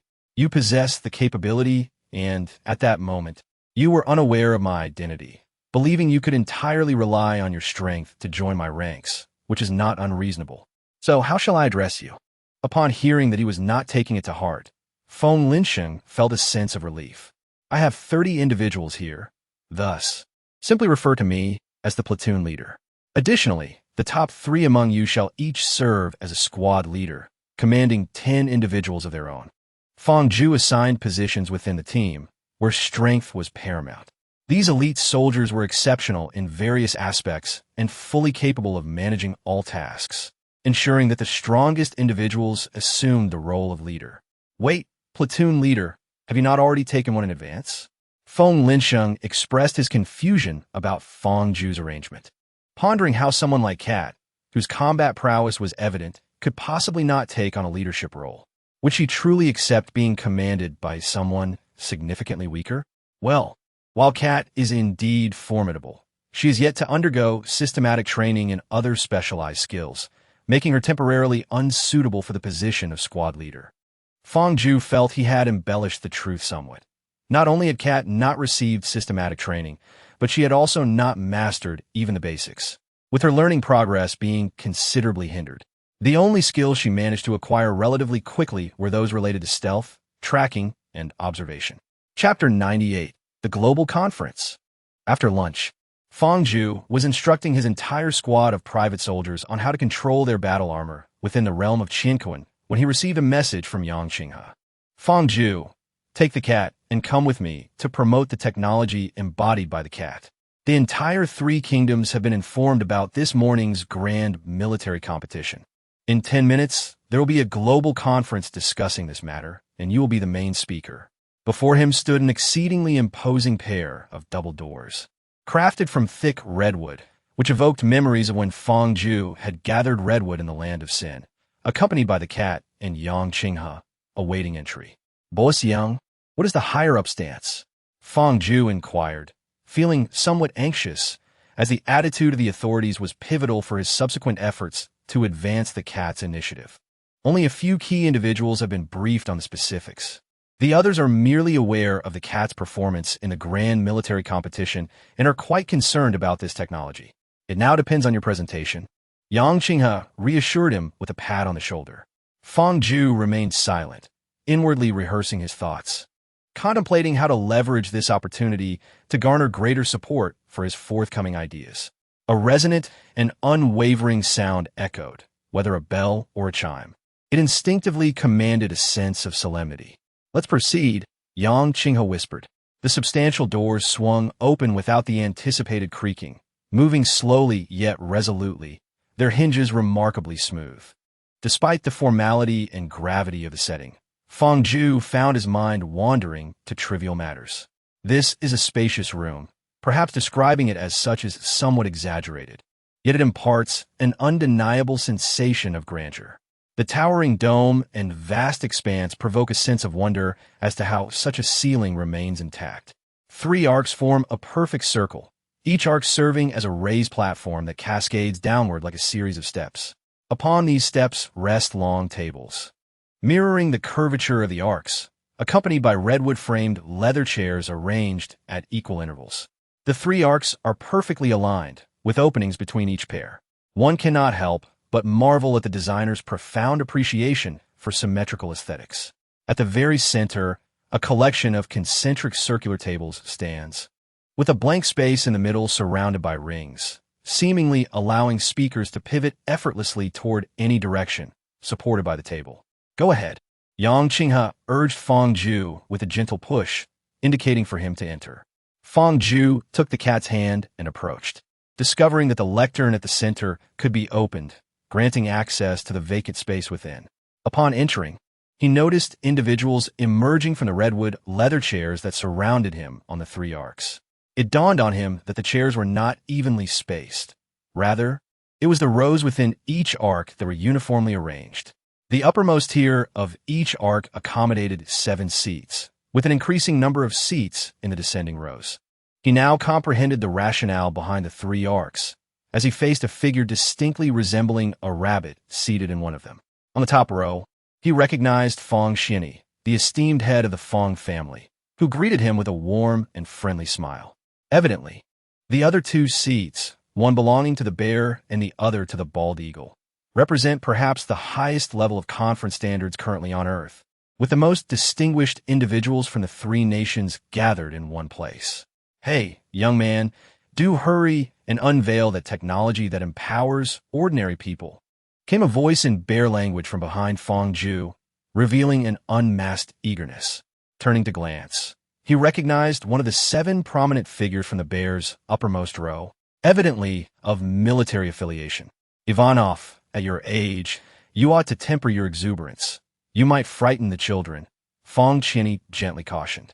We do not emulate your gentlemanly conduct, nor do we adopt the refined manners of the bald eagle. A man of the bear ought to embody wild valor. Alas, the youth today seem to have forsaken this noble quality, Ivanov proclaimed loudly, as if the volume of his voice could somehow assert his claim to truth. Fong Ju remained silent, aware that Ivanov was not seeking an answer, but merely grasping the cat's hand tightly, sensing its palpable tension, which mirrored his own. He pondered the designer behind this assembly, feeling an unsettling resemblance to a courtroom trial, despite knowing that a courtroom trial was not truly like this. As anticipated, the individual seated at the center of the uppermost row on the rabbit's side finally spoke. This young lady is the one from the video. As for the particulars, she is best suited to elucidate them. Let us now yield the floor to the 2 young individuals. His voice, authoritative yet warm, instilled a sense of reassurance, as if to convey that as long as he was present, there was no need to fear even if the sky were to fall. This voice, the individual seemed to have discerned Fong Ju's peculiarity and amiably remarked, Fong Ju, have you recognized me? As for Elder Yang, who was restricting Tian Dan, how would he treat the person he was meant to observe now that he was certain of his identity? After all, he was the one at the pinnacle of power. Eliminating him without a trace would be effortlessly simple. Do you find me reminiscent of the history textbooks? The elder maintained his gentle demeanor, akin to that of a caring elder addressing a beloved junior. Is it not your identity that has been revealed? Fong Ju lifted his gaze for a closer inspection and, indeed, found the man strikingly familiar.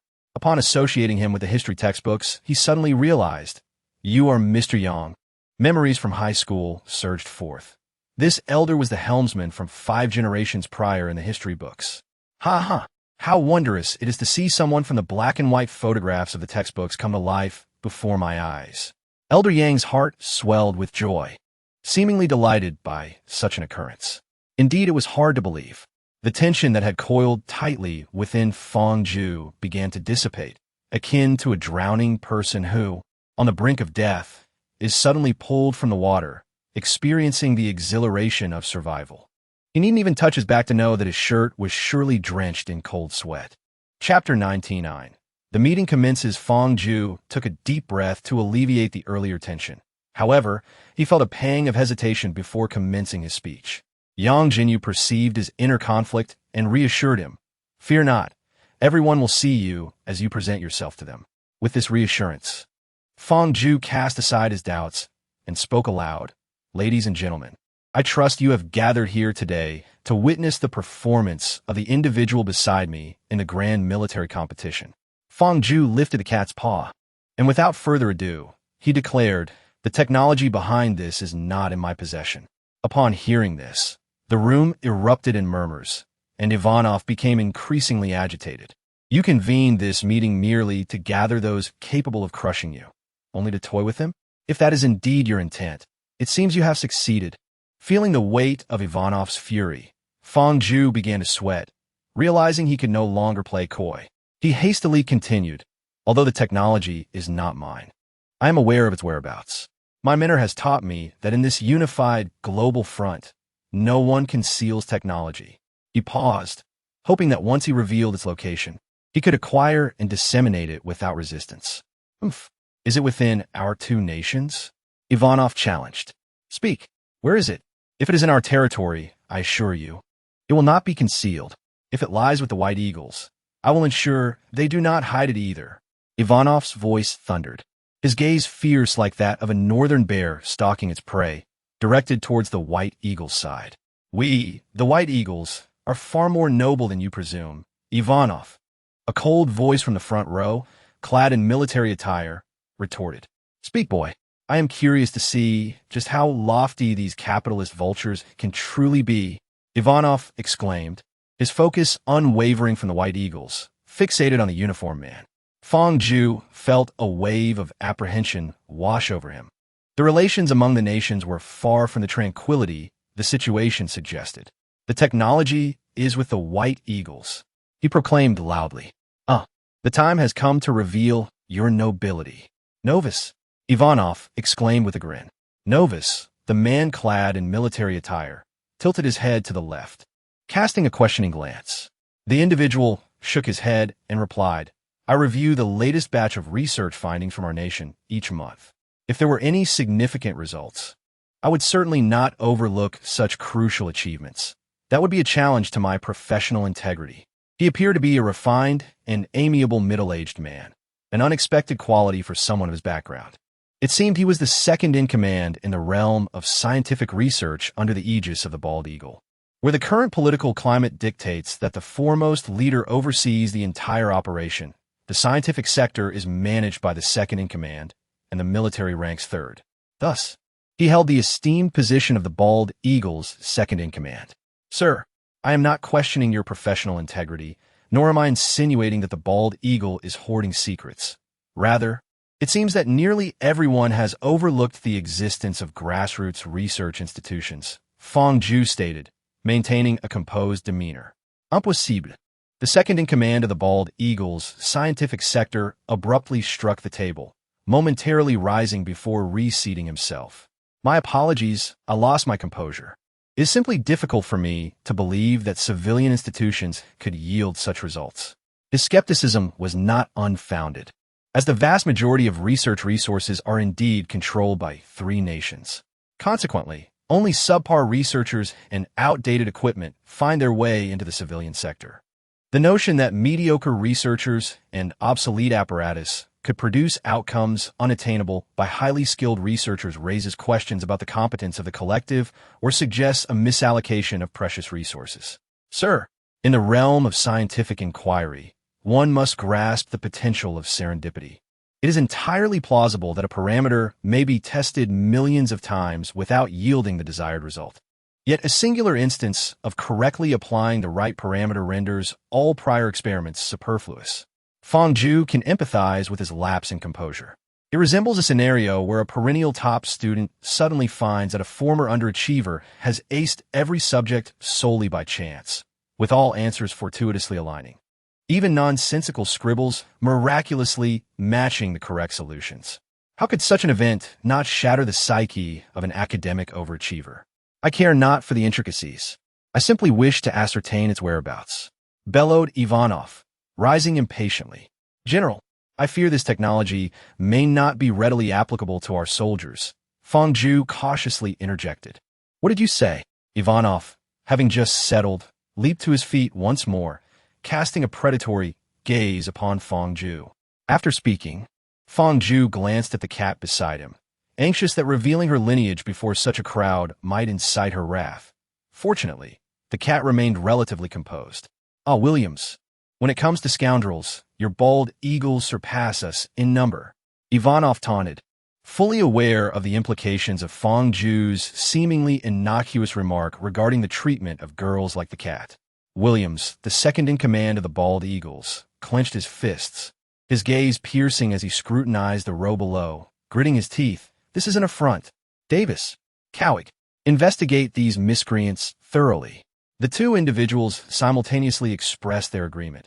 However, such matters are hardly significant. It is the presentation of such issues at a momentous meeting that tarnishes a nation's dignity, effectively delivering a slap to their faces. It appears imperative to address these unruly individuals with due diligence. Williams nodded, indicating his understanding. Sir, I have a request, and I wonder if you might grant it. Fong Ju inquired of the second-in-command of the white-headed eagle. He extended his hand, gesturing for Fong Ju to continue. If there are any surviving relatives of the Unggold family, could they be brought to us? Surely, there must be many creatures like the cat in other families. A few more wouldn't make much difference, Fong Ju pondered. Of course, we would have no objections. The white-headed eagle upholds the utmost humanitarian spirit, and reuniting them with their kin would be our pleasure. However, once the individuals are entrusted to us, whether they can ultimately reach your hands is uncertain. Williams replied with a playful smile, his tone nonchalant. Williams, cease your clumsy antics. Once the individuals are in our custody, they will certainly be delivered to Fong Ju without delay. Fong Xianyi calmly interjected, deftly diffusing any insinuations. He then turned back to Fong Ju, stating that the individuals would be sent to their laboratory, yet the ensuing troubles would be for them to bear. It is not impossible for you to retain a few children for research. I merely suggested this possibility. If you had no intention of pursuing it, why would you be so concerned about my words? Williams smiled gently. Chapter 100. Finalization with Fong Xianyi as a guarantor. Fong Ju felt a sense of reassurance. It appeared that joining the family brought numerous advantages. Essentially, it merely required a name, and when encountering fellow family members, assistance would be readily provided, with the remainder being benefits. However, only those in the primary cultivation sequence, like Fong Ju, were afforded the privilege of direct support from the family head. Looking ahead, it seemed that fully equipping the military with this technology would require no less than 18 years, correct? Ivanov mused, feeling somewhat disheartened. By then, he would be retired. Fong Ju found it puzzling. Surely the process of cloning should not take such an extended period? In this current era, was there still a need to adhere to ethical considerations? Noticing his confusion, Fong Xianyi elucidated, "It is clear you have not delved into the relevant literature. Cloning technology is far from flawless. The adult entities produced may appear identical to the original, yet their intelligence cannot be assured, often resulting in mere average capabilities. As private soldiers, they would fall short. Thus, it seemed that the only viable option was to naturally propagate high-quality offspring, which was acceptable, albeit a matter of 1 or 2 decades. I have a proposal that I hope everyone will consider." Fong Ju exhaled deeply, lifting his gaze earnestly. "Oh, you dare to present a request to us, young man?" Ivanov remarked with a hint of amusement, as those present were representatives of the 3 nations' power. At the pinnacle, the elite, and the backbone. Feel free to regard this as a request. Fong Ju did not correct Ivanov's deliberate choice of words. "I hope that individuals of this caliber will only be utilized for the mass production of high-quality private soldiers, and will no longer suffer indignities, nor be treated as mere playthings of the affluent and powerful." "Hey, even if you say that, there will always be those who persist in such actions," Ivanov remarked. Intrigued and amused, "I suggest that those individuals consider ending my life right now. I have been undergoing systematic training for 4 months, spent a month in the criminal underworld, experienced 4 epiphanies, and my absorption efficiency currently stands at 74. I pride myself on my considerable talent and youth. Yet I am confident I will grow to the point of vanquishing every single one of them, even if that person is you." Fong Ju's gaze sharpened, piercing through Ivanov's eyes. The once quiet venue now held its breath, as many were astonished. Did this young man truly wish for death by daring to threaten Ivanov? Ivanov's expression shifted between stormy and calm. Just when everyone anticipated his fury, he slammed his hand on the table, rising to his feet and pointing towards the rabbit. "Young Xinyu, you must ensure this young man changes his nationality. I want him. I desire him as my disciple." Many present were left astounded by this unexpected turn of events. However, upon reflection, it was understandable. Ivanov was known for his domineering nature, and this audacious young man's words resonated with him, appealing to his sense of youthful vigor. It ultimately depended on his own inclinations, young Jinyu stated coolly. Ivanov's gaze burned intensely as he fixed it on Fong Ju. "General, I already have a mentor. Is it that boy from the Yang family? I shall go to your place shortly and deal with him," Ivanov declared loudly. Fong Ju felt a tinge of embarrassment. This general was indeed tempestuous. "Ahem, Ivanov, you have gone too far. Yang Zhanyu's expression remained unwavering. Why is such a promising talent not among us, the Martian in Yaroslav? Ivanov lamented, casting a resentful glare at one individual in the rows below. It appeared that this person was his disciple, who could only respond with an apologetic smile. Nevertheless, even if you do not become my disciple, I still hold affection for you. As for us Martian, let anyone who dares to disrespect these precious individuals beware. I shall crack open your skull and flush your brains down the toilet. I speak with conviction. With that, he cast a fierce gaze toward the Martian seats, his eyes brimming with warning. Thank you, General. I am truly grateful. Fangju sincerely bowed to Ivanov, although he had not anticipated such a turn of events. Having the support of the third-ranking figure from Martian was indeed a pleasant surprise. You Martian may have gotten ahead, but we rabbits will not stand idly by. Anyone who disrespects them shall face immediate execution. There will be no opportunity for leniency, not even a chance to plead for mercy. After Ivanov's declaration, the third-ranking figure from the rabbits, Luo Yao, also made his stance known, casting a glance at Novus from the white-headed eagles. Fangju expressed his gratitude repeatedly. Novus felt a sense of disgrace wash over him, mentally cursing those scoundrels countless times, though his face remained composed as he stated, "We white-headed eagles, like the rabbits, shall enforce immediate execution." "I have a question," Williams interjected. "If we do not allow them to act in this manner, how can we rapidly produce such individuals?" Fangju, caught off guard by this inquiry, found himself at a loss for words. Is it permissible to engage in romantic relationships freely? Moreover, is it acceptable to partake in social gatherings? At the very least, there is a system of allocation in place. It is not as though one is prohibited from pursuing a conventional marriage. Do you perceive procreation as mere licentiousness, esteemed individuals of the white-headed eagle? Fang Qianyi deftly deflected this inquiry, not neglecting to cast a sarcastic remark towards the white-headed eagle. Williams, flushed with embarrassment, could only raise his hand to indicate his lack of objections. The young researchers are numerous, yet they remain indifferent to their lifelong commitments. It falls upon us older gentlemen to manage their affairs. The collaboration between researchers and elite private soldiers is indeed a commendable notion. Wouldn't you agree, Fangju? Fang Qianyi remarked with a smile. Fangju was certain he was jesting about himself and the cat, yet chose not to elaborate further, content in the knowledge that those individuals could find a suitable place to belong. That is acceptable, but those few must be counted among your allocation, Novus coldly stated. Pointing at Fangju, he was presumably referring to the family of the cat, and it was surprising that such meticulousness was required. How petty, Luo Yao scoffed. Then it is settled. Fangju, do you have anything further to add? Yang Xinyu concluded.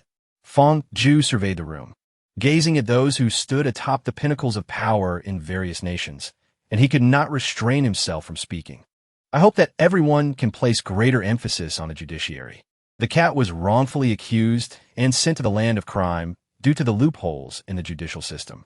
The Angard family, owing to their wealth, managed to evade scrutiny for such a heinous act. Meanwhile, the cat, lacking power and influence, faced attempted humiliation by a few. In her self-defense, if she were to kill, she would be condemned and possibly sent to the land of crime. In the realm of crime, I have witnessed far too many instances where individuals have been ensnared by others, where threats to life lead to manslaughter being unjustly deemed as premeditated murder. There are countless such cases. It is truly overwhelming. Although improving such matters may not necessarily enhance our chances in the face of an observing civilization, it is an endeavor that should be pursued. Fangju spoke with palpable fervor, and the cat beside him was profoundly moved. Initially, it was believed that Fangju would need to mature before attempting to effect change. Yet he has already reached such a level of commitment for this cause. The system has always been sound. However, it is the society composed of individuals that enacts this system. People tend to weigh their options, seeking personal gain while avoiding harm. This is not a matter of mere determination or the allocation of resources. Yang Jinyu pondered for a moment before responding. Chapter 101. The detestable Eastern team, you are still rather young. Even if the Skynet surveillance system reveals every truth, and even if your judgments can be rendered with absolute fairness, it remains humans who execute arrests and deliver verdicts. Behind him, a voice emerged from the direction of the bald eagle, and upon turning, he saw a middle-aged man in the second row, dressed as a police officer. It is essential to have frontline officers. Have you ever considered how the family of a powerful individual might retaliate against the police officer who apprehended him if he were sentenced to death? The middle-aged man shook his head, seemingly suggesting that Fong Ju was being overly naive. Fong Ju found himself at a loss for words, opening his mouth only to close it again in resignation. You might take a moment to reflect. If a feasible solution truly existed, we would not hesitate to invest time in pursuing improvement. Yang Zhanyu gazed gently at Fong Ju, who could only nod in understanding. Well, it seems there is nothing more to discuss, Yang Zhanyu remarked, casting his gaze towards the central figure in the top row of the two nations. The two exchanged nods, signaling the conclusion of the meeting. Farewell, everyone. Upon his words, all present gradually faded from view. The forthcoming joint actions and the distribution of interests would be meticulously deliberated by those below, rendering it unnecessary to squander time in such a gathering. Fong Ju lowered his head despondently. Cat, I apologize for failing to uphold our agreement. The cat turned to him, lifting his chin to meet her gaze. Her pure eyes fixed upon him. You have already performed admirably. I initially believed you would wait decades, even centuries, before taking action once you wielded substantial power. Fong Ju averted his gaze, unable to meet her eyes, acknowledging that there had been no tangible progress despite their conversation. Just knowing you're making an effort brings me joy. I promise to remain by your side, continually reminding you until you accomplish this task. I thought you would refrain from acting in order to prevent my departure, she said with a playful smile, her eyes glinting with amusement. Would you truly leave once the task is complete? Fong Ju now realized that her words could be interpreted in such a way, prompting a wave of concern. Of course not. Regardless of how things unfold, I shall remain by your side for a century. No, I could even live for 2 centuries. So let us say 175 years. After meticulous calculation, the feline conceded that her age was somewhat nebulous, having absconded at the tender age of 8. She found herself in the perilous reaches of Sin Continent by 13 or 14, where she lingered for over a decade. By her estimation, she could not possibly exceed 25 years of age. Observing the cat's earnest demeanor, as she puckered her lips to affirm her calculations, Fong Ju was seized by an impulse. Inclining his form in a gentle bow, the cat, detecting his advance, responded with a flicker of apprehension in her gaze, rising on her toes to meet him. Sensing his ardent exhalations, she languidly sealed her eyes. Researchers Kato Kengo, Shiraishi Yumi, Shiraishi Yui, and Kawada Atsushi request access to your quarters. Do you grant permission? At that instant, a missive reverberated within Fong Ju's auditory perception, shattering the delicate ambience. Beholding the cat's upturned countenance, her lips parted in anticipation. Her complexion flushed with bashful rose, her eyes closed in complete abandon. Fong Ju was consumed by a desire to obliterate Kato Kengo from existence. The cat, having awaited the anticipated contact, cautiously parted one eyelid, only to discover that Fong Ju had relinquished his intent. With a huff, she delivered a blow to Fong Ju's abdomen and flounced away in a peak, as if to say, "Did you think trifling with me was amusing?"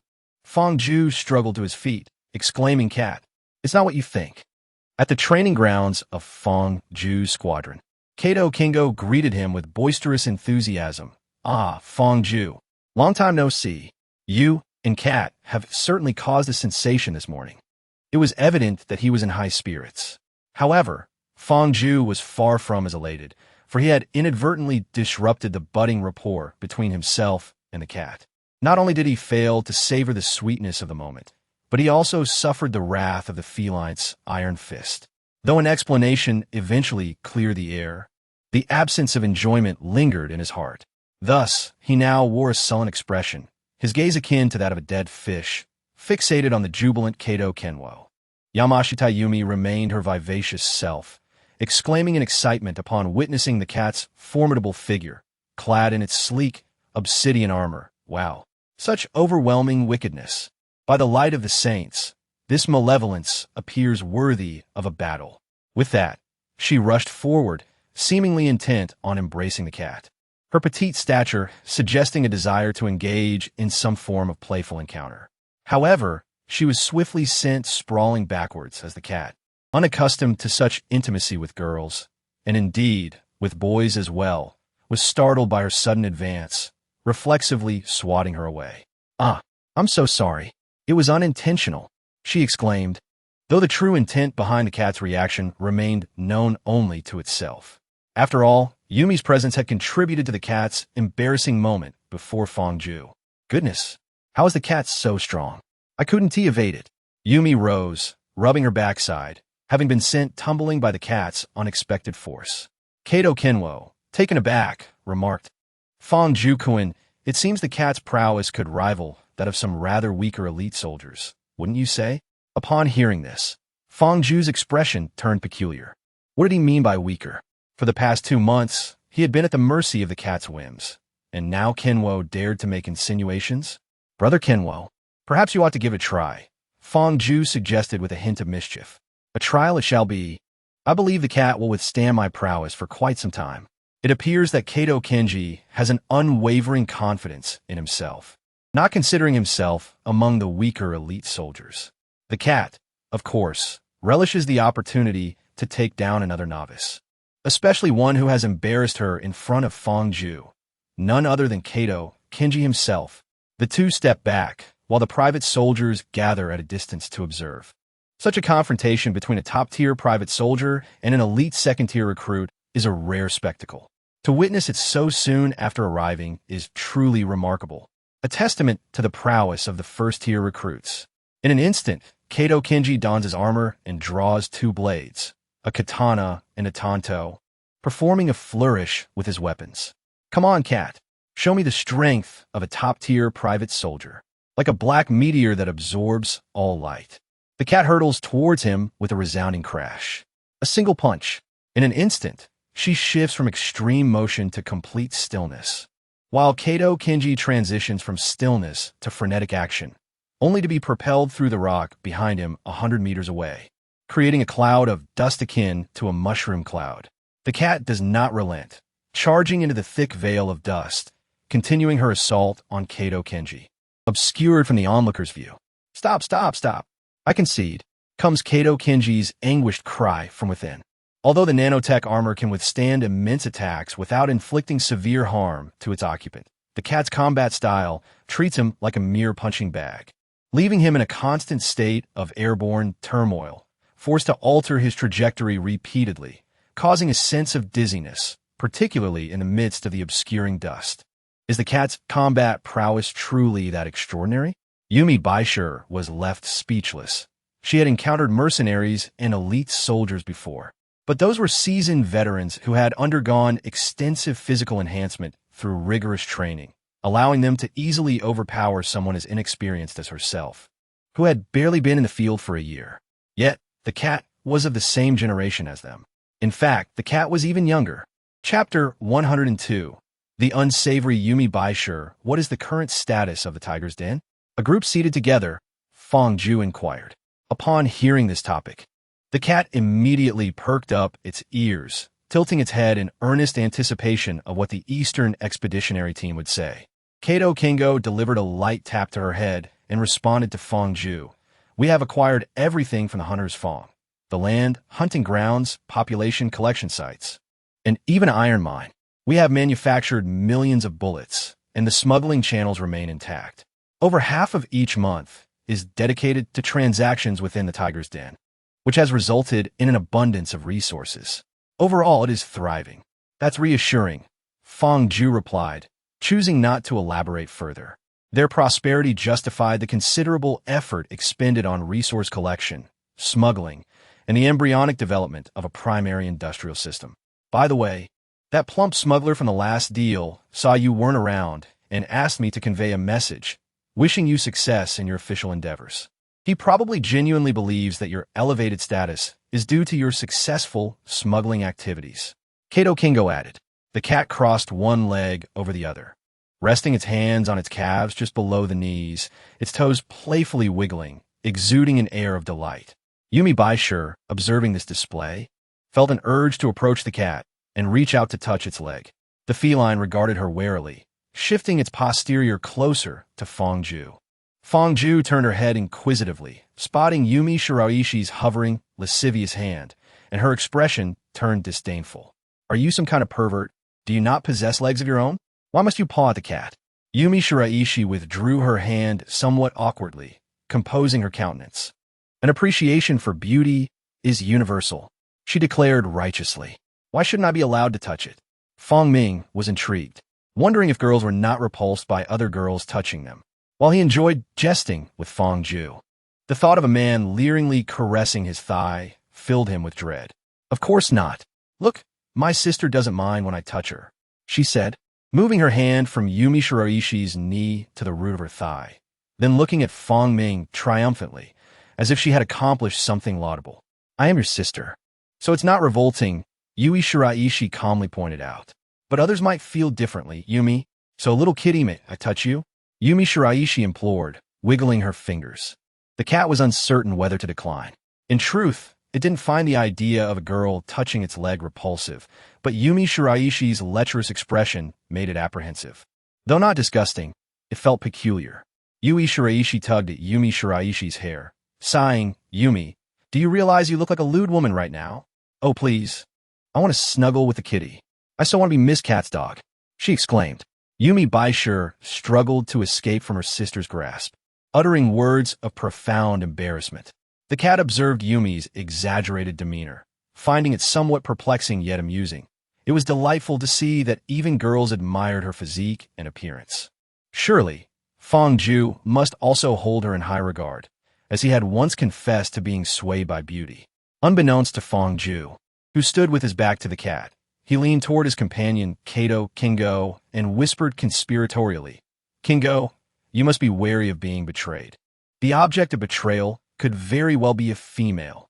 Kato Kingo's expression darkened, and he retorted in a hushed tone, "You too." Hearing this, Fang Ju felt as if he had swallowed something distasteful. If Yumi Baishur was the one to betray Kingo, then by that logic, she was also betraying herself. This simply could not stand.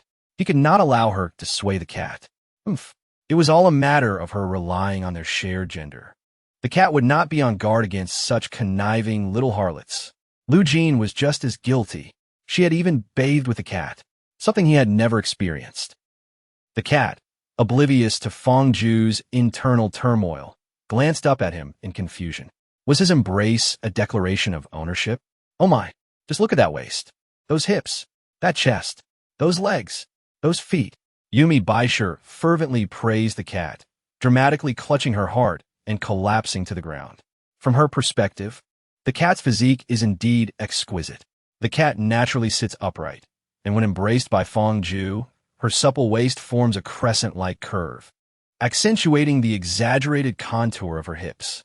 Her legs are proportionate and elongated, strong yet graceful. It is common for tall girls to have larger feet, yet the cat, standing at a height of 1.72 meters, possesses adorably petite feet. One must commend the designer of the battle armor, a true connoisseur of aesthetics, as it beautifully highlights any figure. The cat's form is already perfect, and when enveloped in the armor, it exudes an even greater allure. Why not bring the private soldiers along?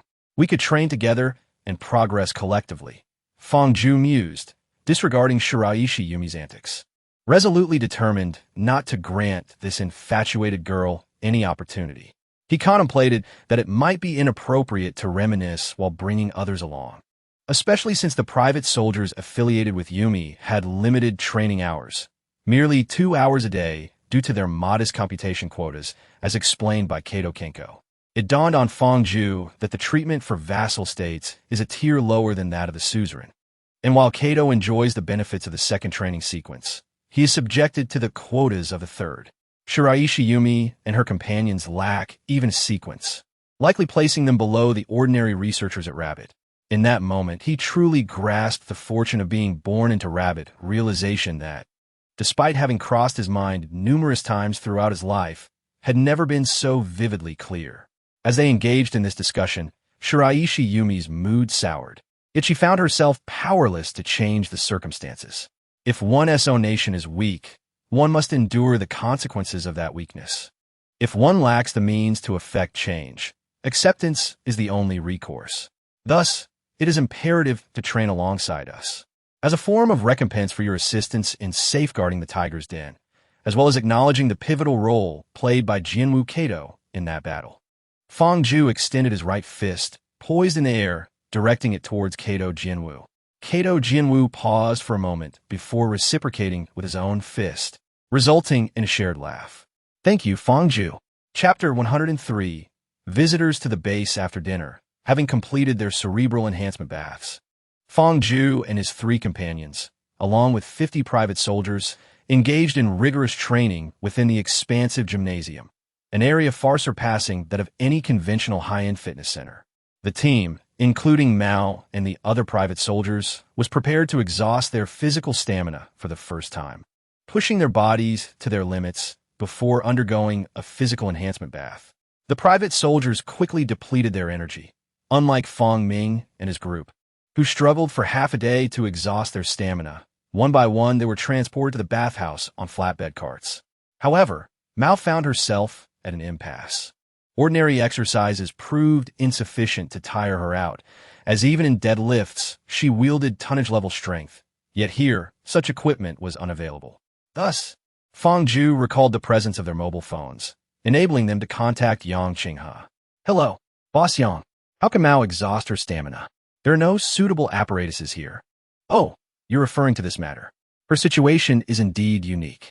I will grant you special access shortly, allowing you to simulate and adjust the gravitational conditions in specific areas of the gym. These adjustments are typically reserved for individuals who have been in the field for decades. The feline starting point is remarkably elevated, a notion that no one could have anticipated. By the way, I have also granted access to the physical medicinal bath. Otherwise, considering the cat's constitution, administering the dosage intended for mere novices would be as futile as an elephant attempting to consume sesame seeds. Yang Qinghe rambled on extensively. Once a solution was found, Fong Ju ceased further discourse, for Yang Qinghe had other matters to attend to and promptly ended the call. The following day, while gathering the cafeteria for breakfast, Fong Ju inquired with a smile, "How did your inaugural experience with a physical medicinal bath feel yesterday? Was there a significant enhancement?" I found it quite beneficial. Previously, improper training had left me with minor imperfections. Certain areas were plagued by slight aches and pains, but those have improved considerably, Pang Jin remarked, loosening his shoulders. The other mercenaries nodded in agreement. Unlike researchers, their training resembled that of ancient martial artists, relying solely on personal sensation without the ability to finely perceive or control their bodies. The process of nearing the human physical limits inevitably led to improper training, leaving behind potential hazards. However, the combination of the physical medicinal bath and massage substantially alleviated these risks, which undoubtedly astonished them. It is no wonder that only formidable individuals accompanying the elite could utilize such a remarkable resource. Its production is limited, naturally necessitating the careful selection of qualified users. Oh, I must say, the massage was exceptionally pleasant. Wang Jing interjected, at which point they recalled that he hailed from the Southwest Military District, his dialect mirroring that of the commander. We are not part of your elite. How can we ascertain the extent of the improvement? Feng Linsheng clenched his fist, intrigued. Indeed, the effects of the physical medicinal bath are gradual. After 4 months, Fong Ju and the others are only comparable to regular fitness enthusiasts, far from the prowess of a warrior like Pang Jun. Each enhancement is hardly perceptible, and only the researchers with their acute awareness of bodily sensations can discern this subtle improvement. I believe the enhancement is quite significant, Mao remarked, clutching her small paw, feeling the remarkable efficacy of the medicinal bath. In recent years, she had lost the sensation of daily progress. Only through years of comparison could she recognize her advancements.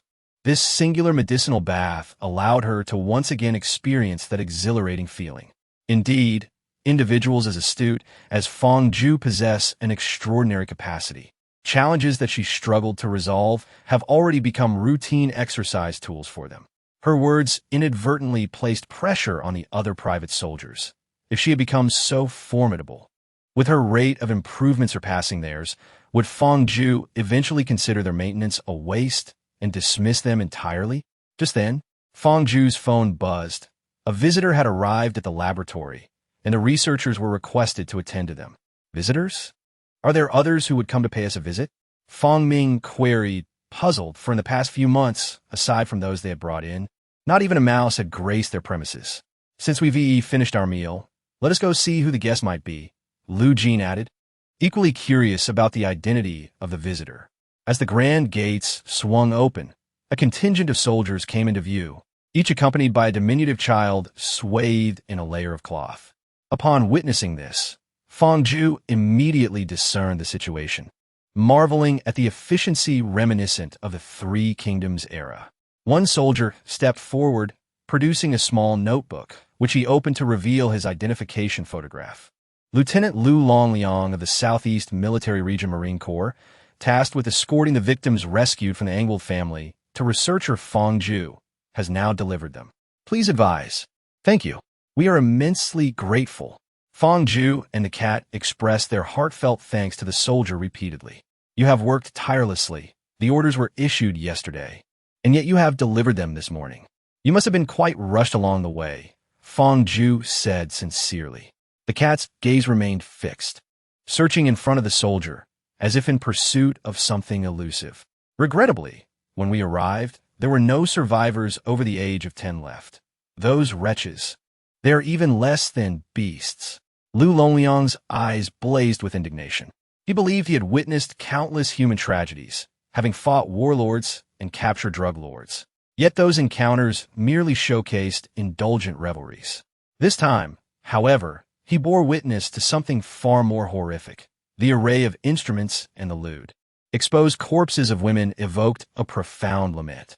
Those who typically presented themselves as refined gentlemen, embodying the essence of high society, were revealed to be the true demons among us. The cat no longer tiptoed in search. A semblance of sorrow was absent from her visage.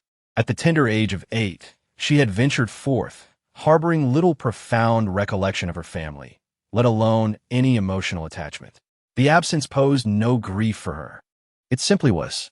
It was not a matter of her lacking humanity. In truth, she had scarcely encountered her mother. Occasionally, during fleeting moments of freedom, she would glimpse her from afar within the estate, subjected to the whims of others, emitting lascivious cries.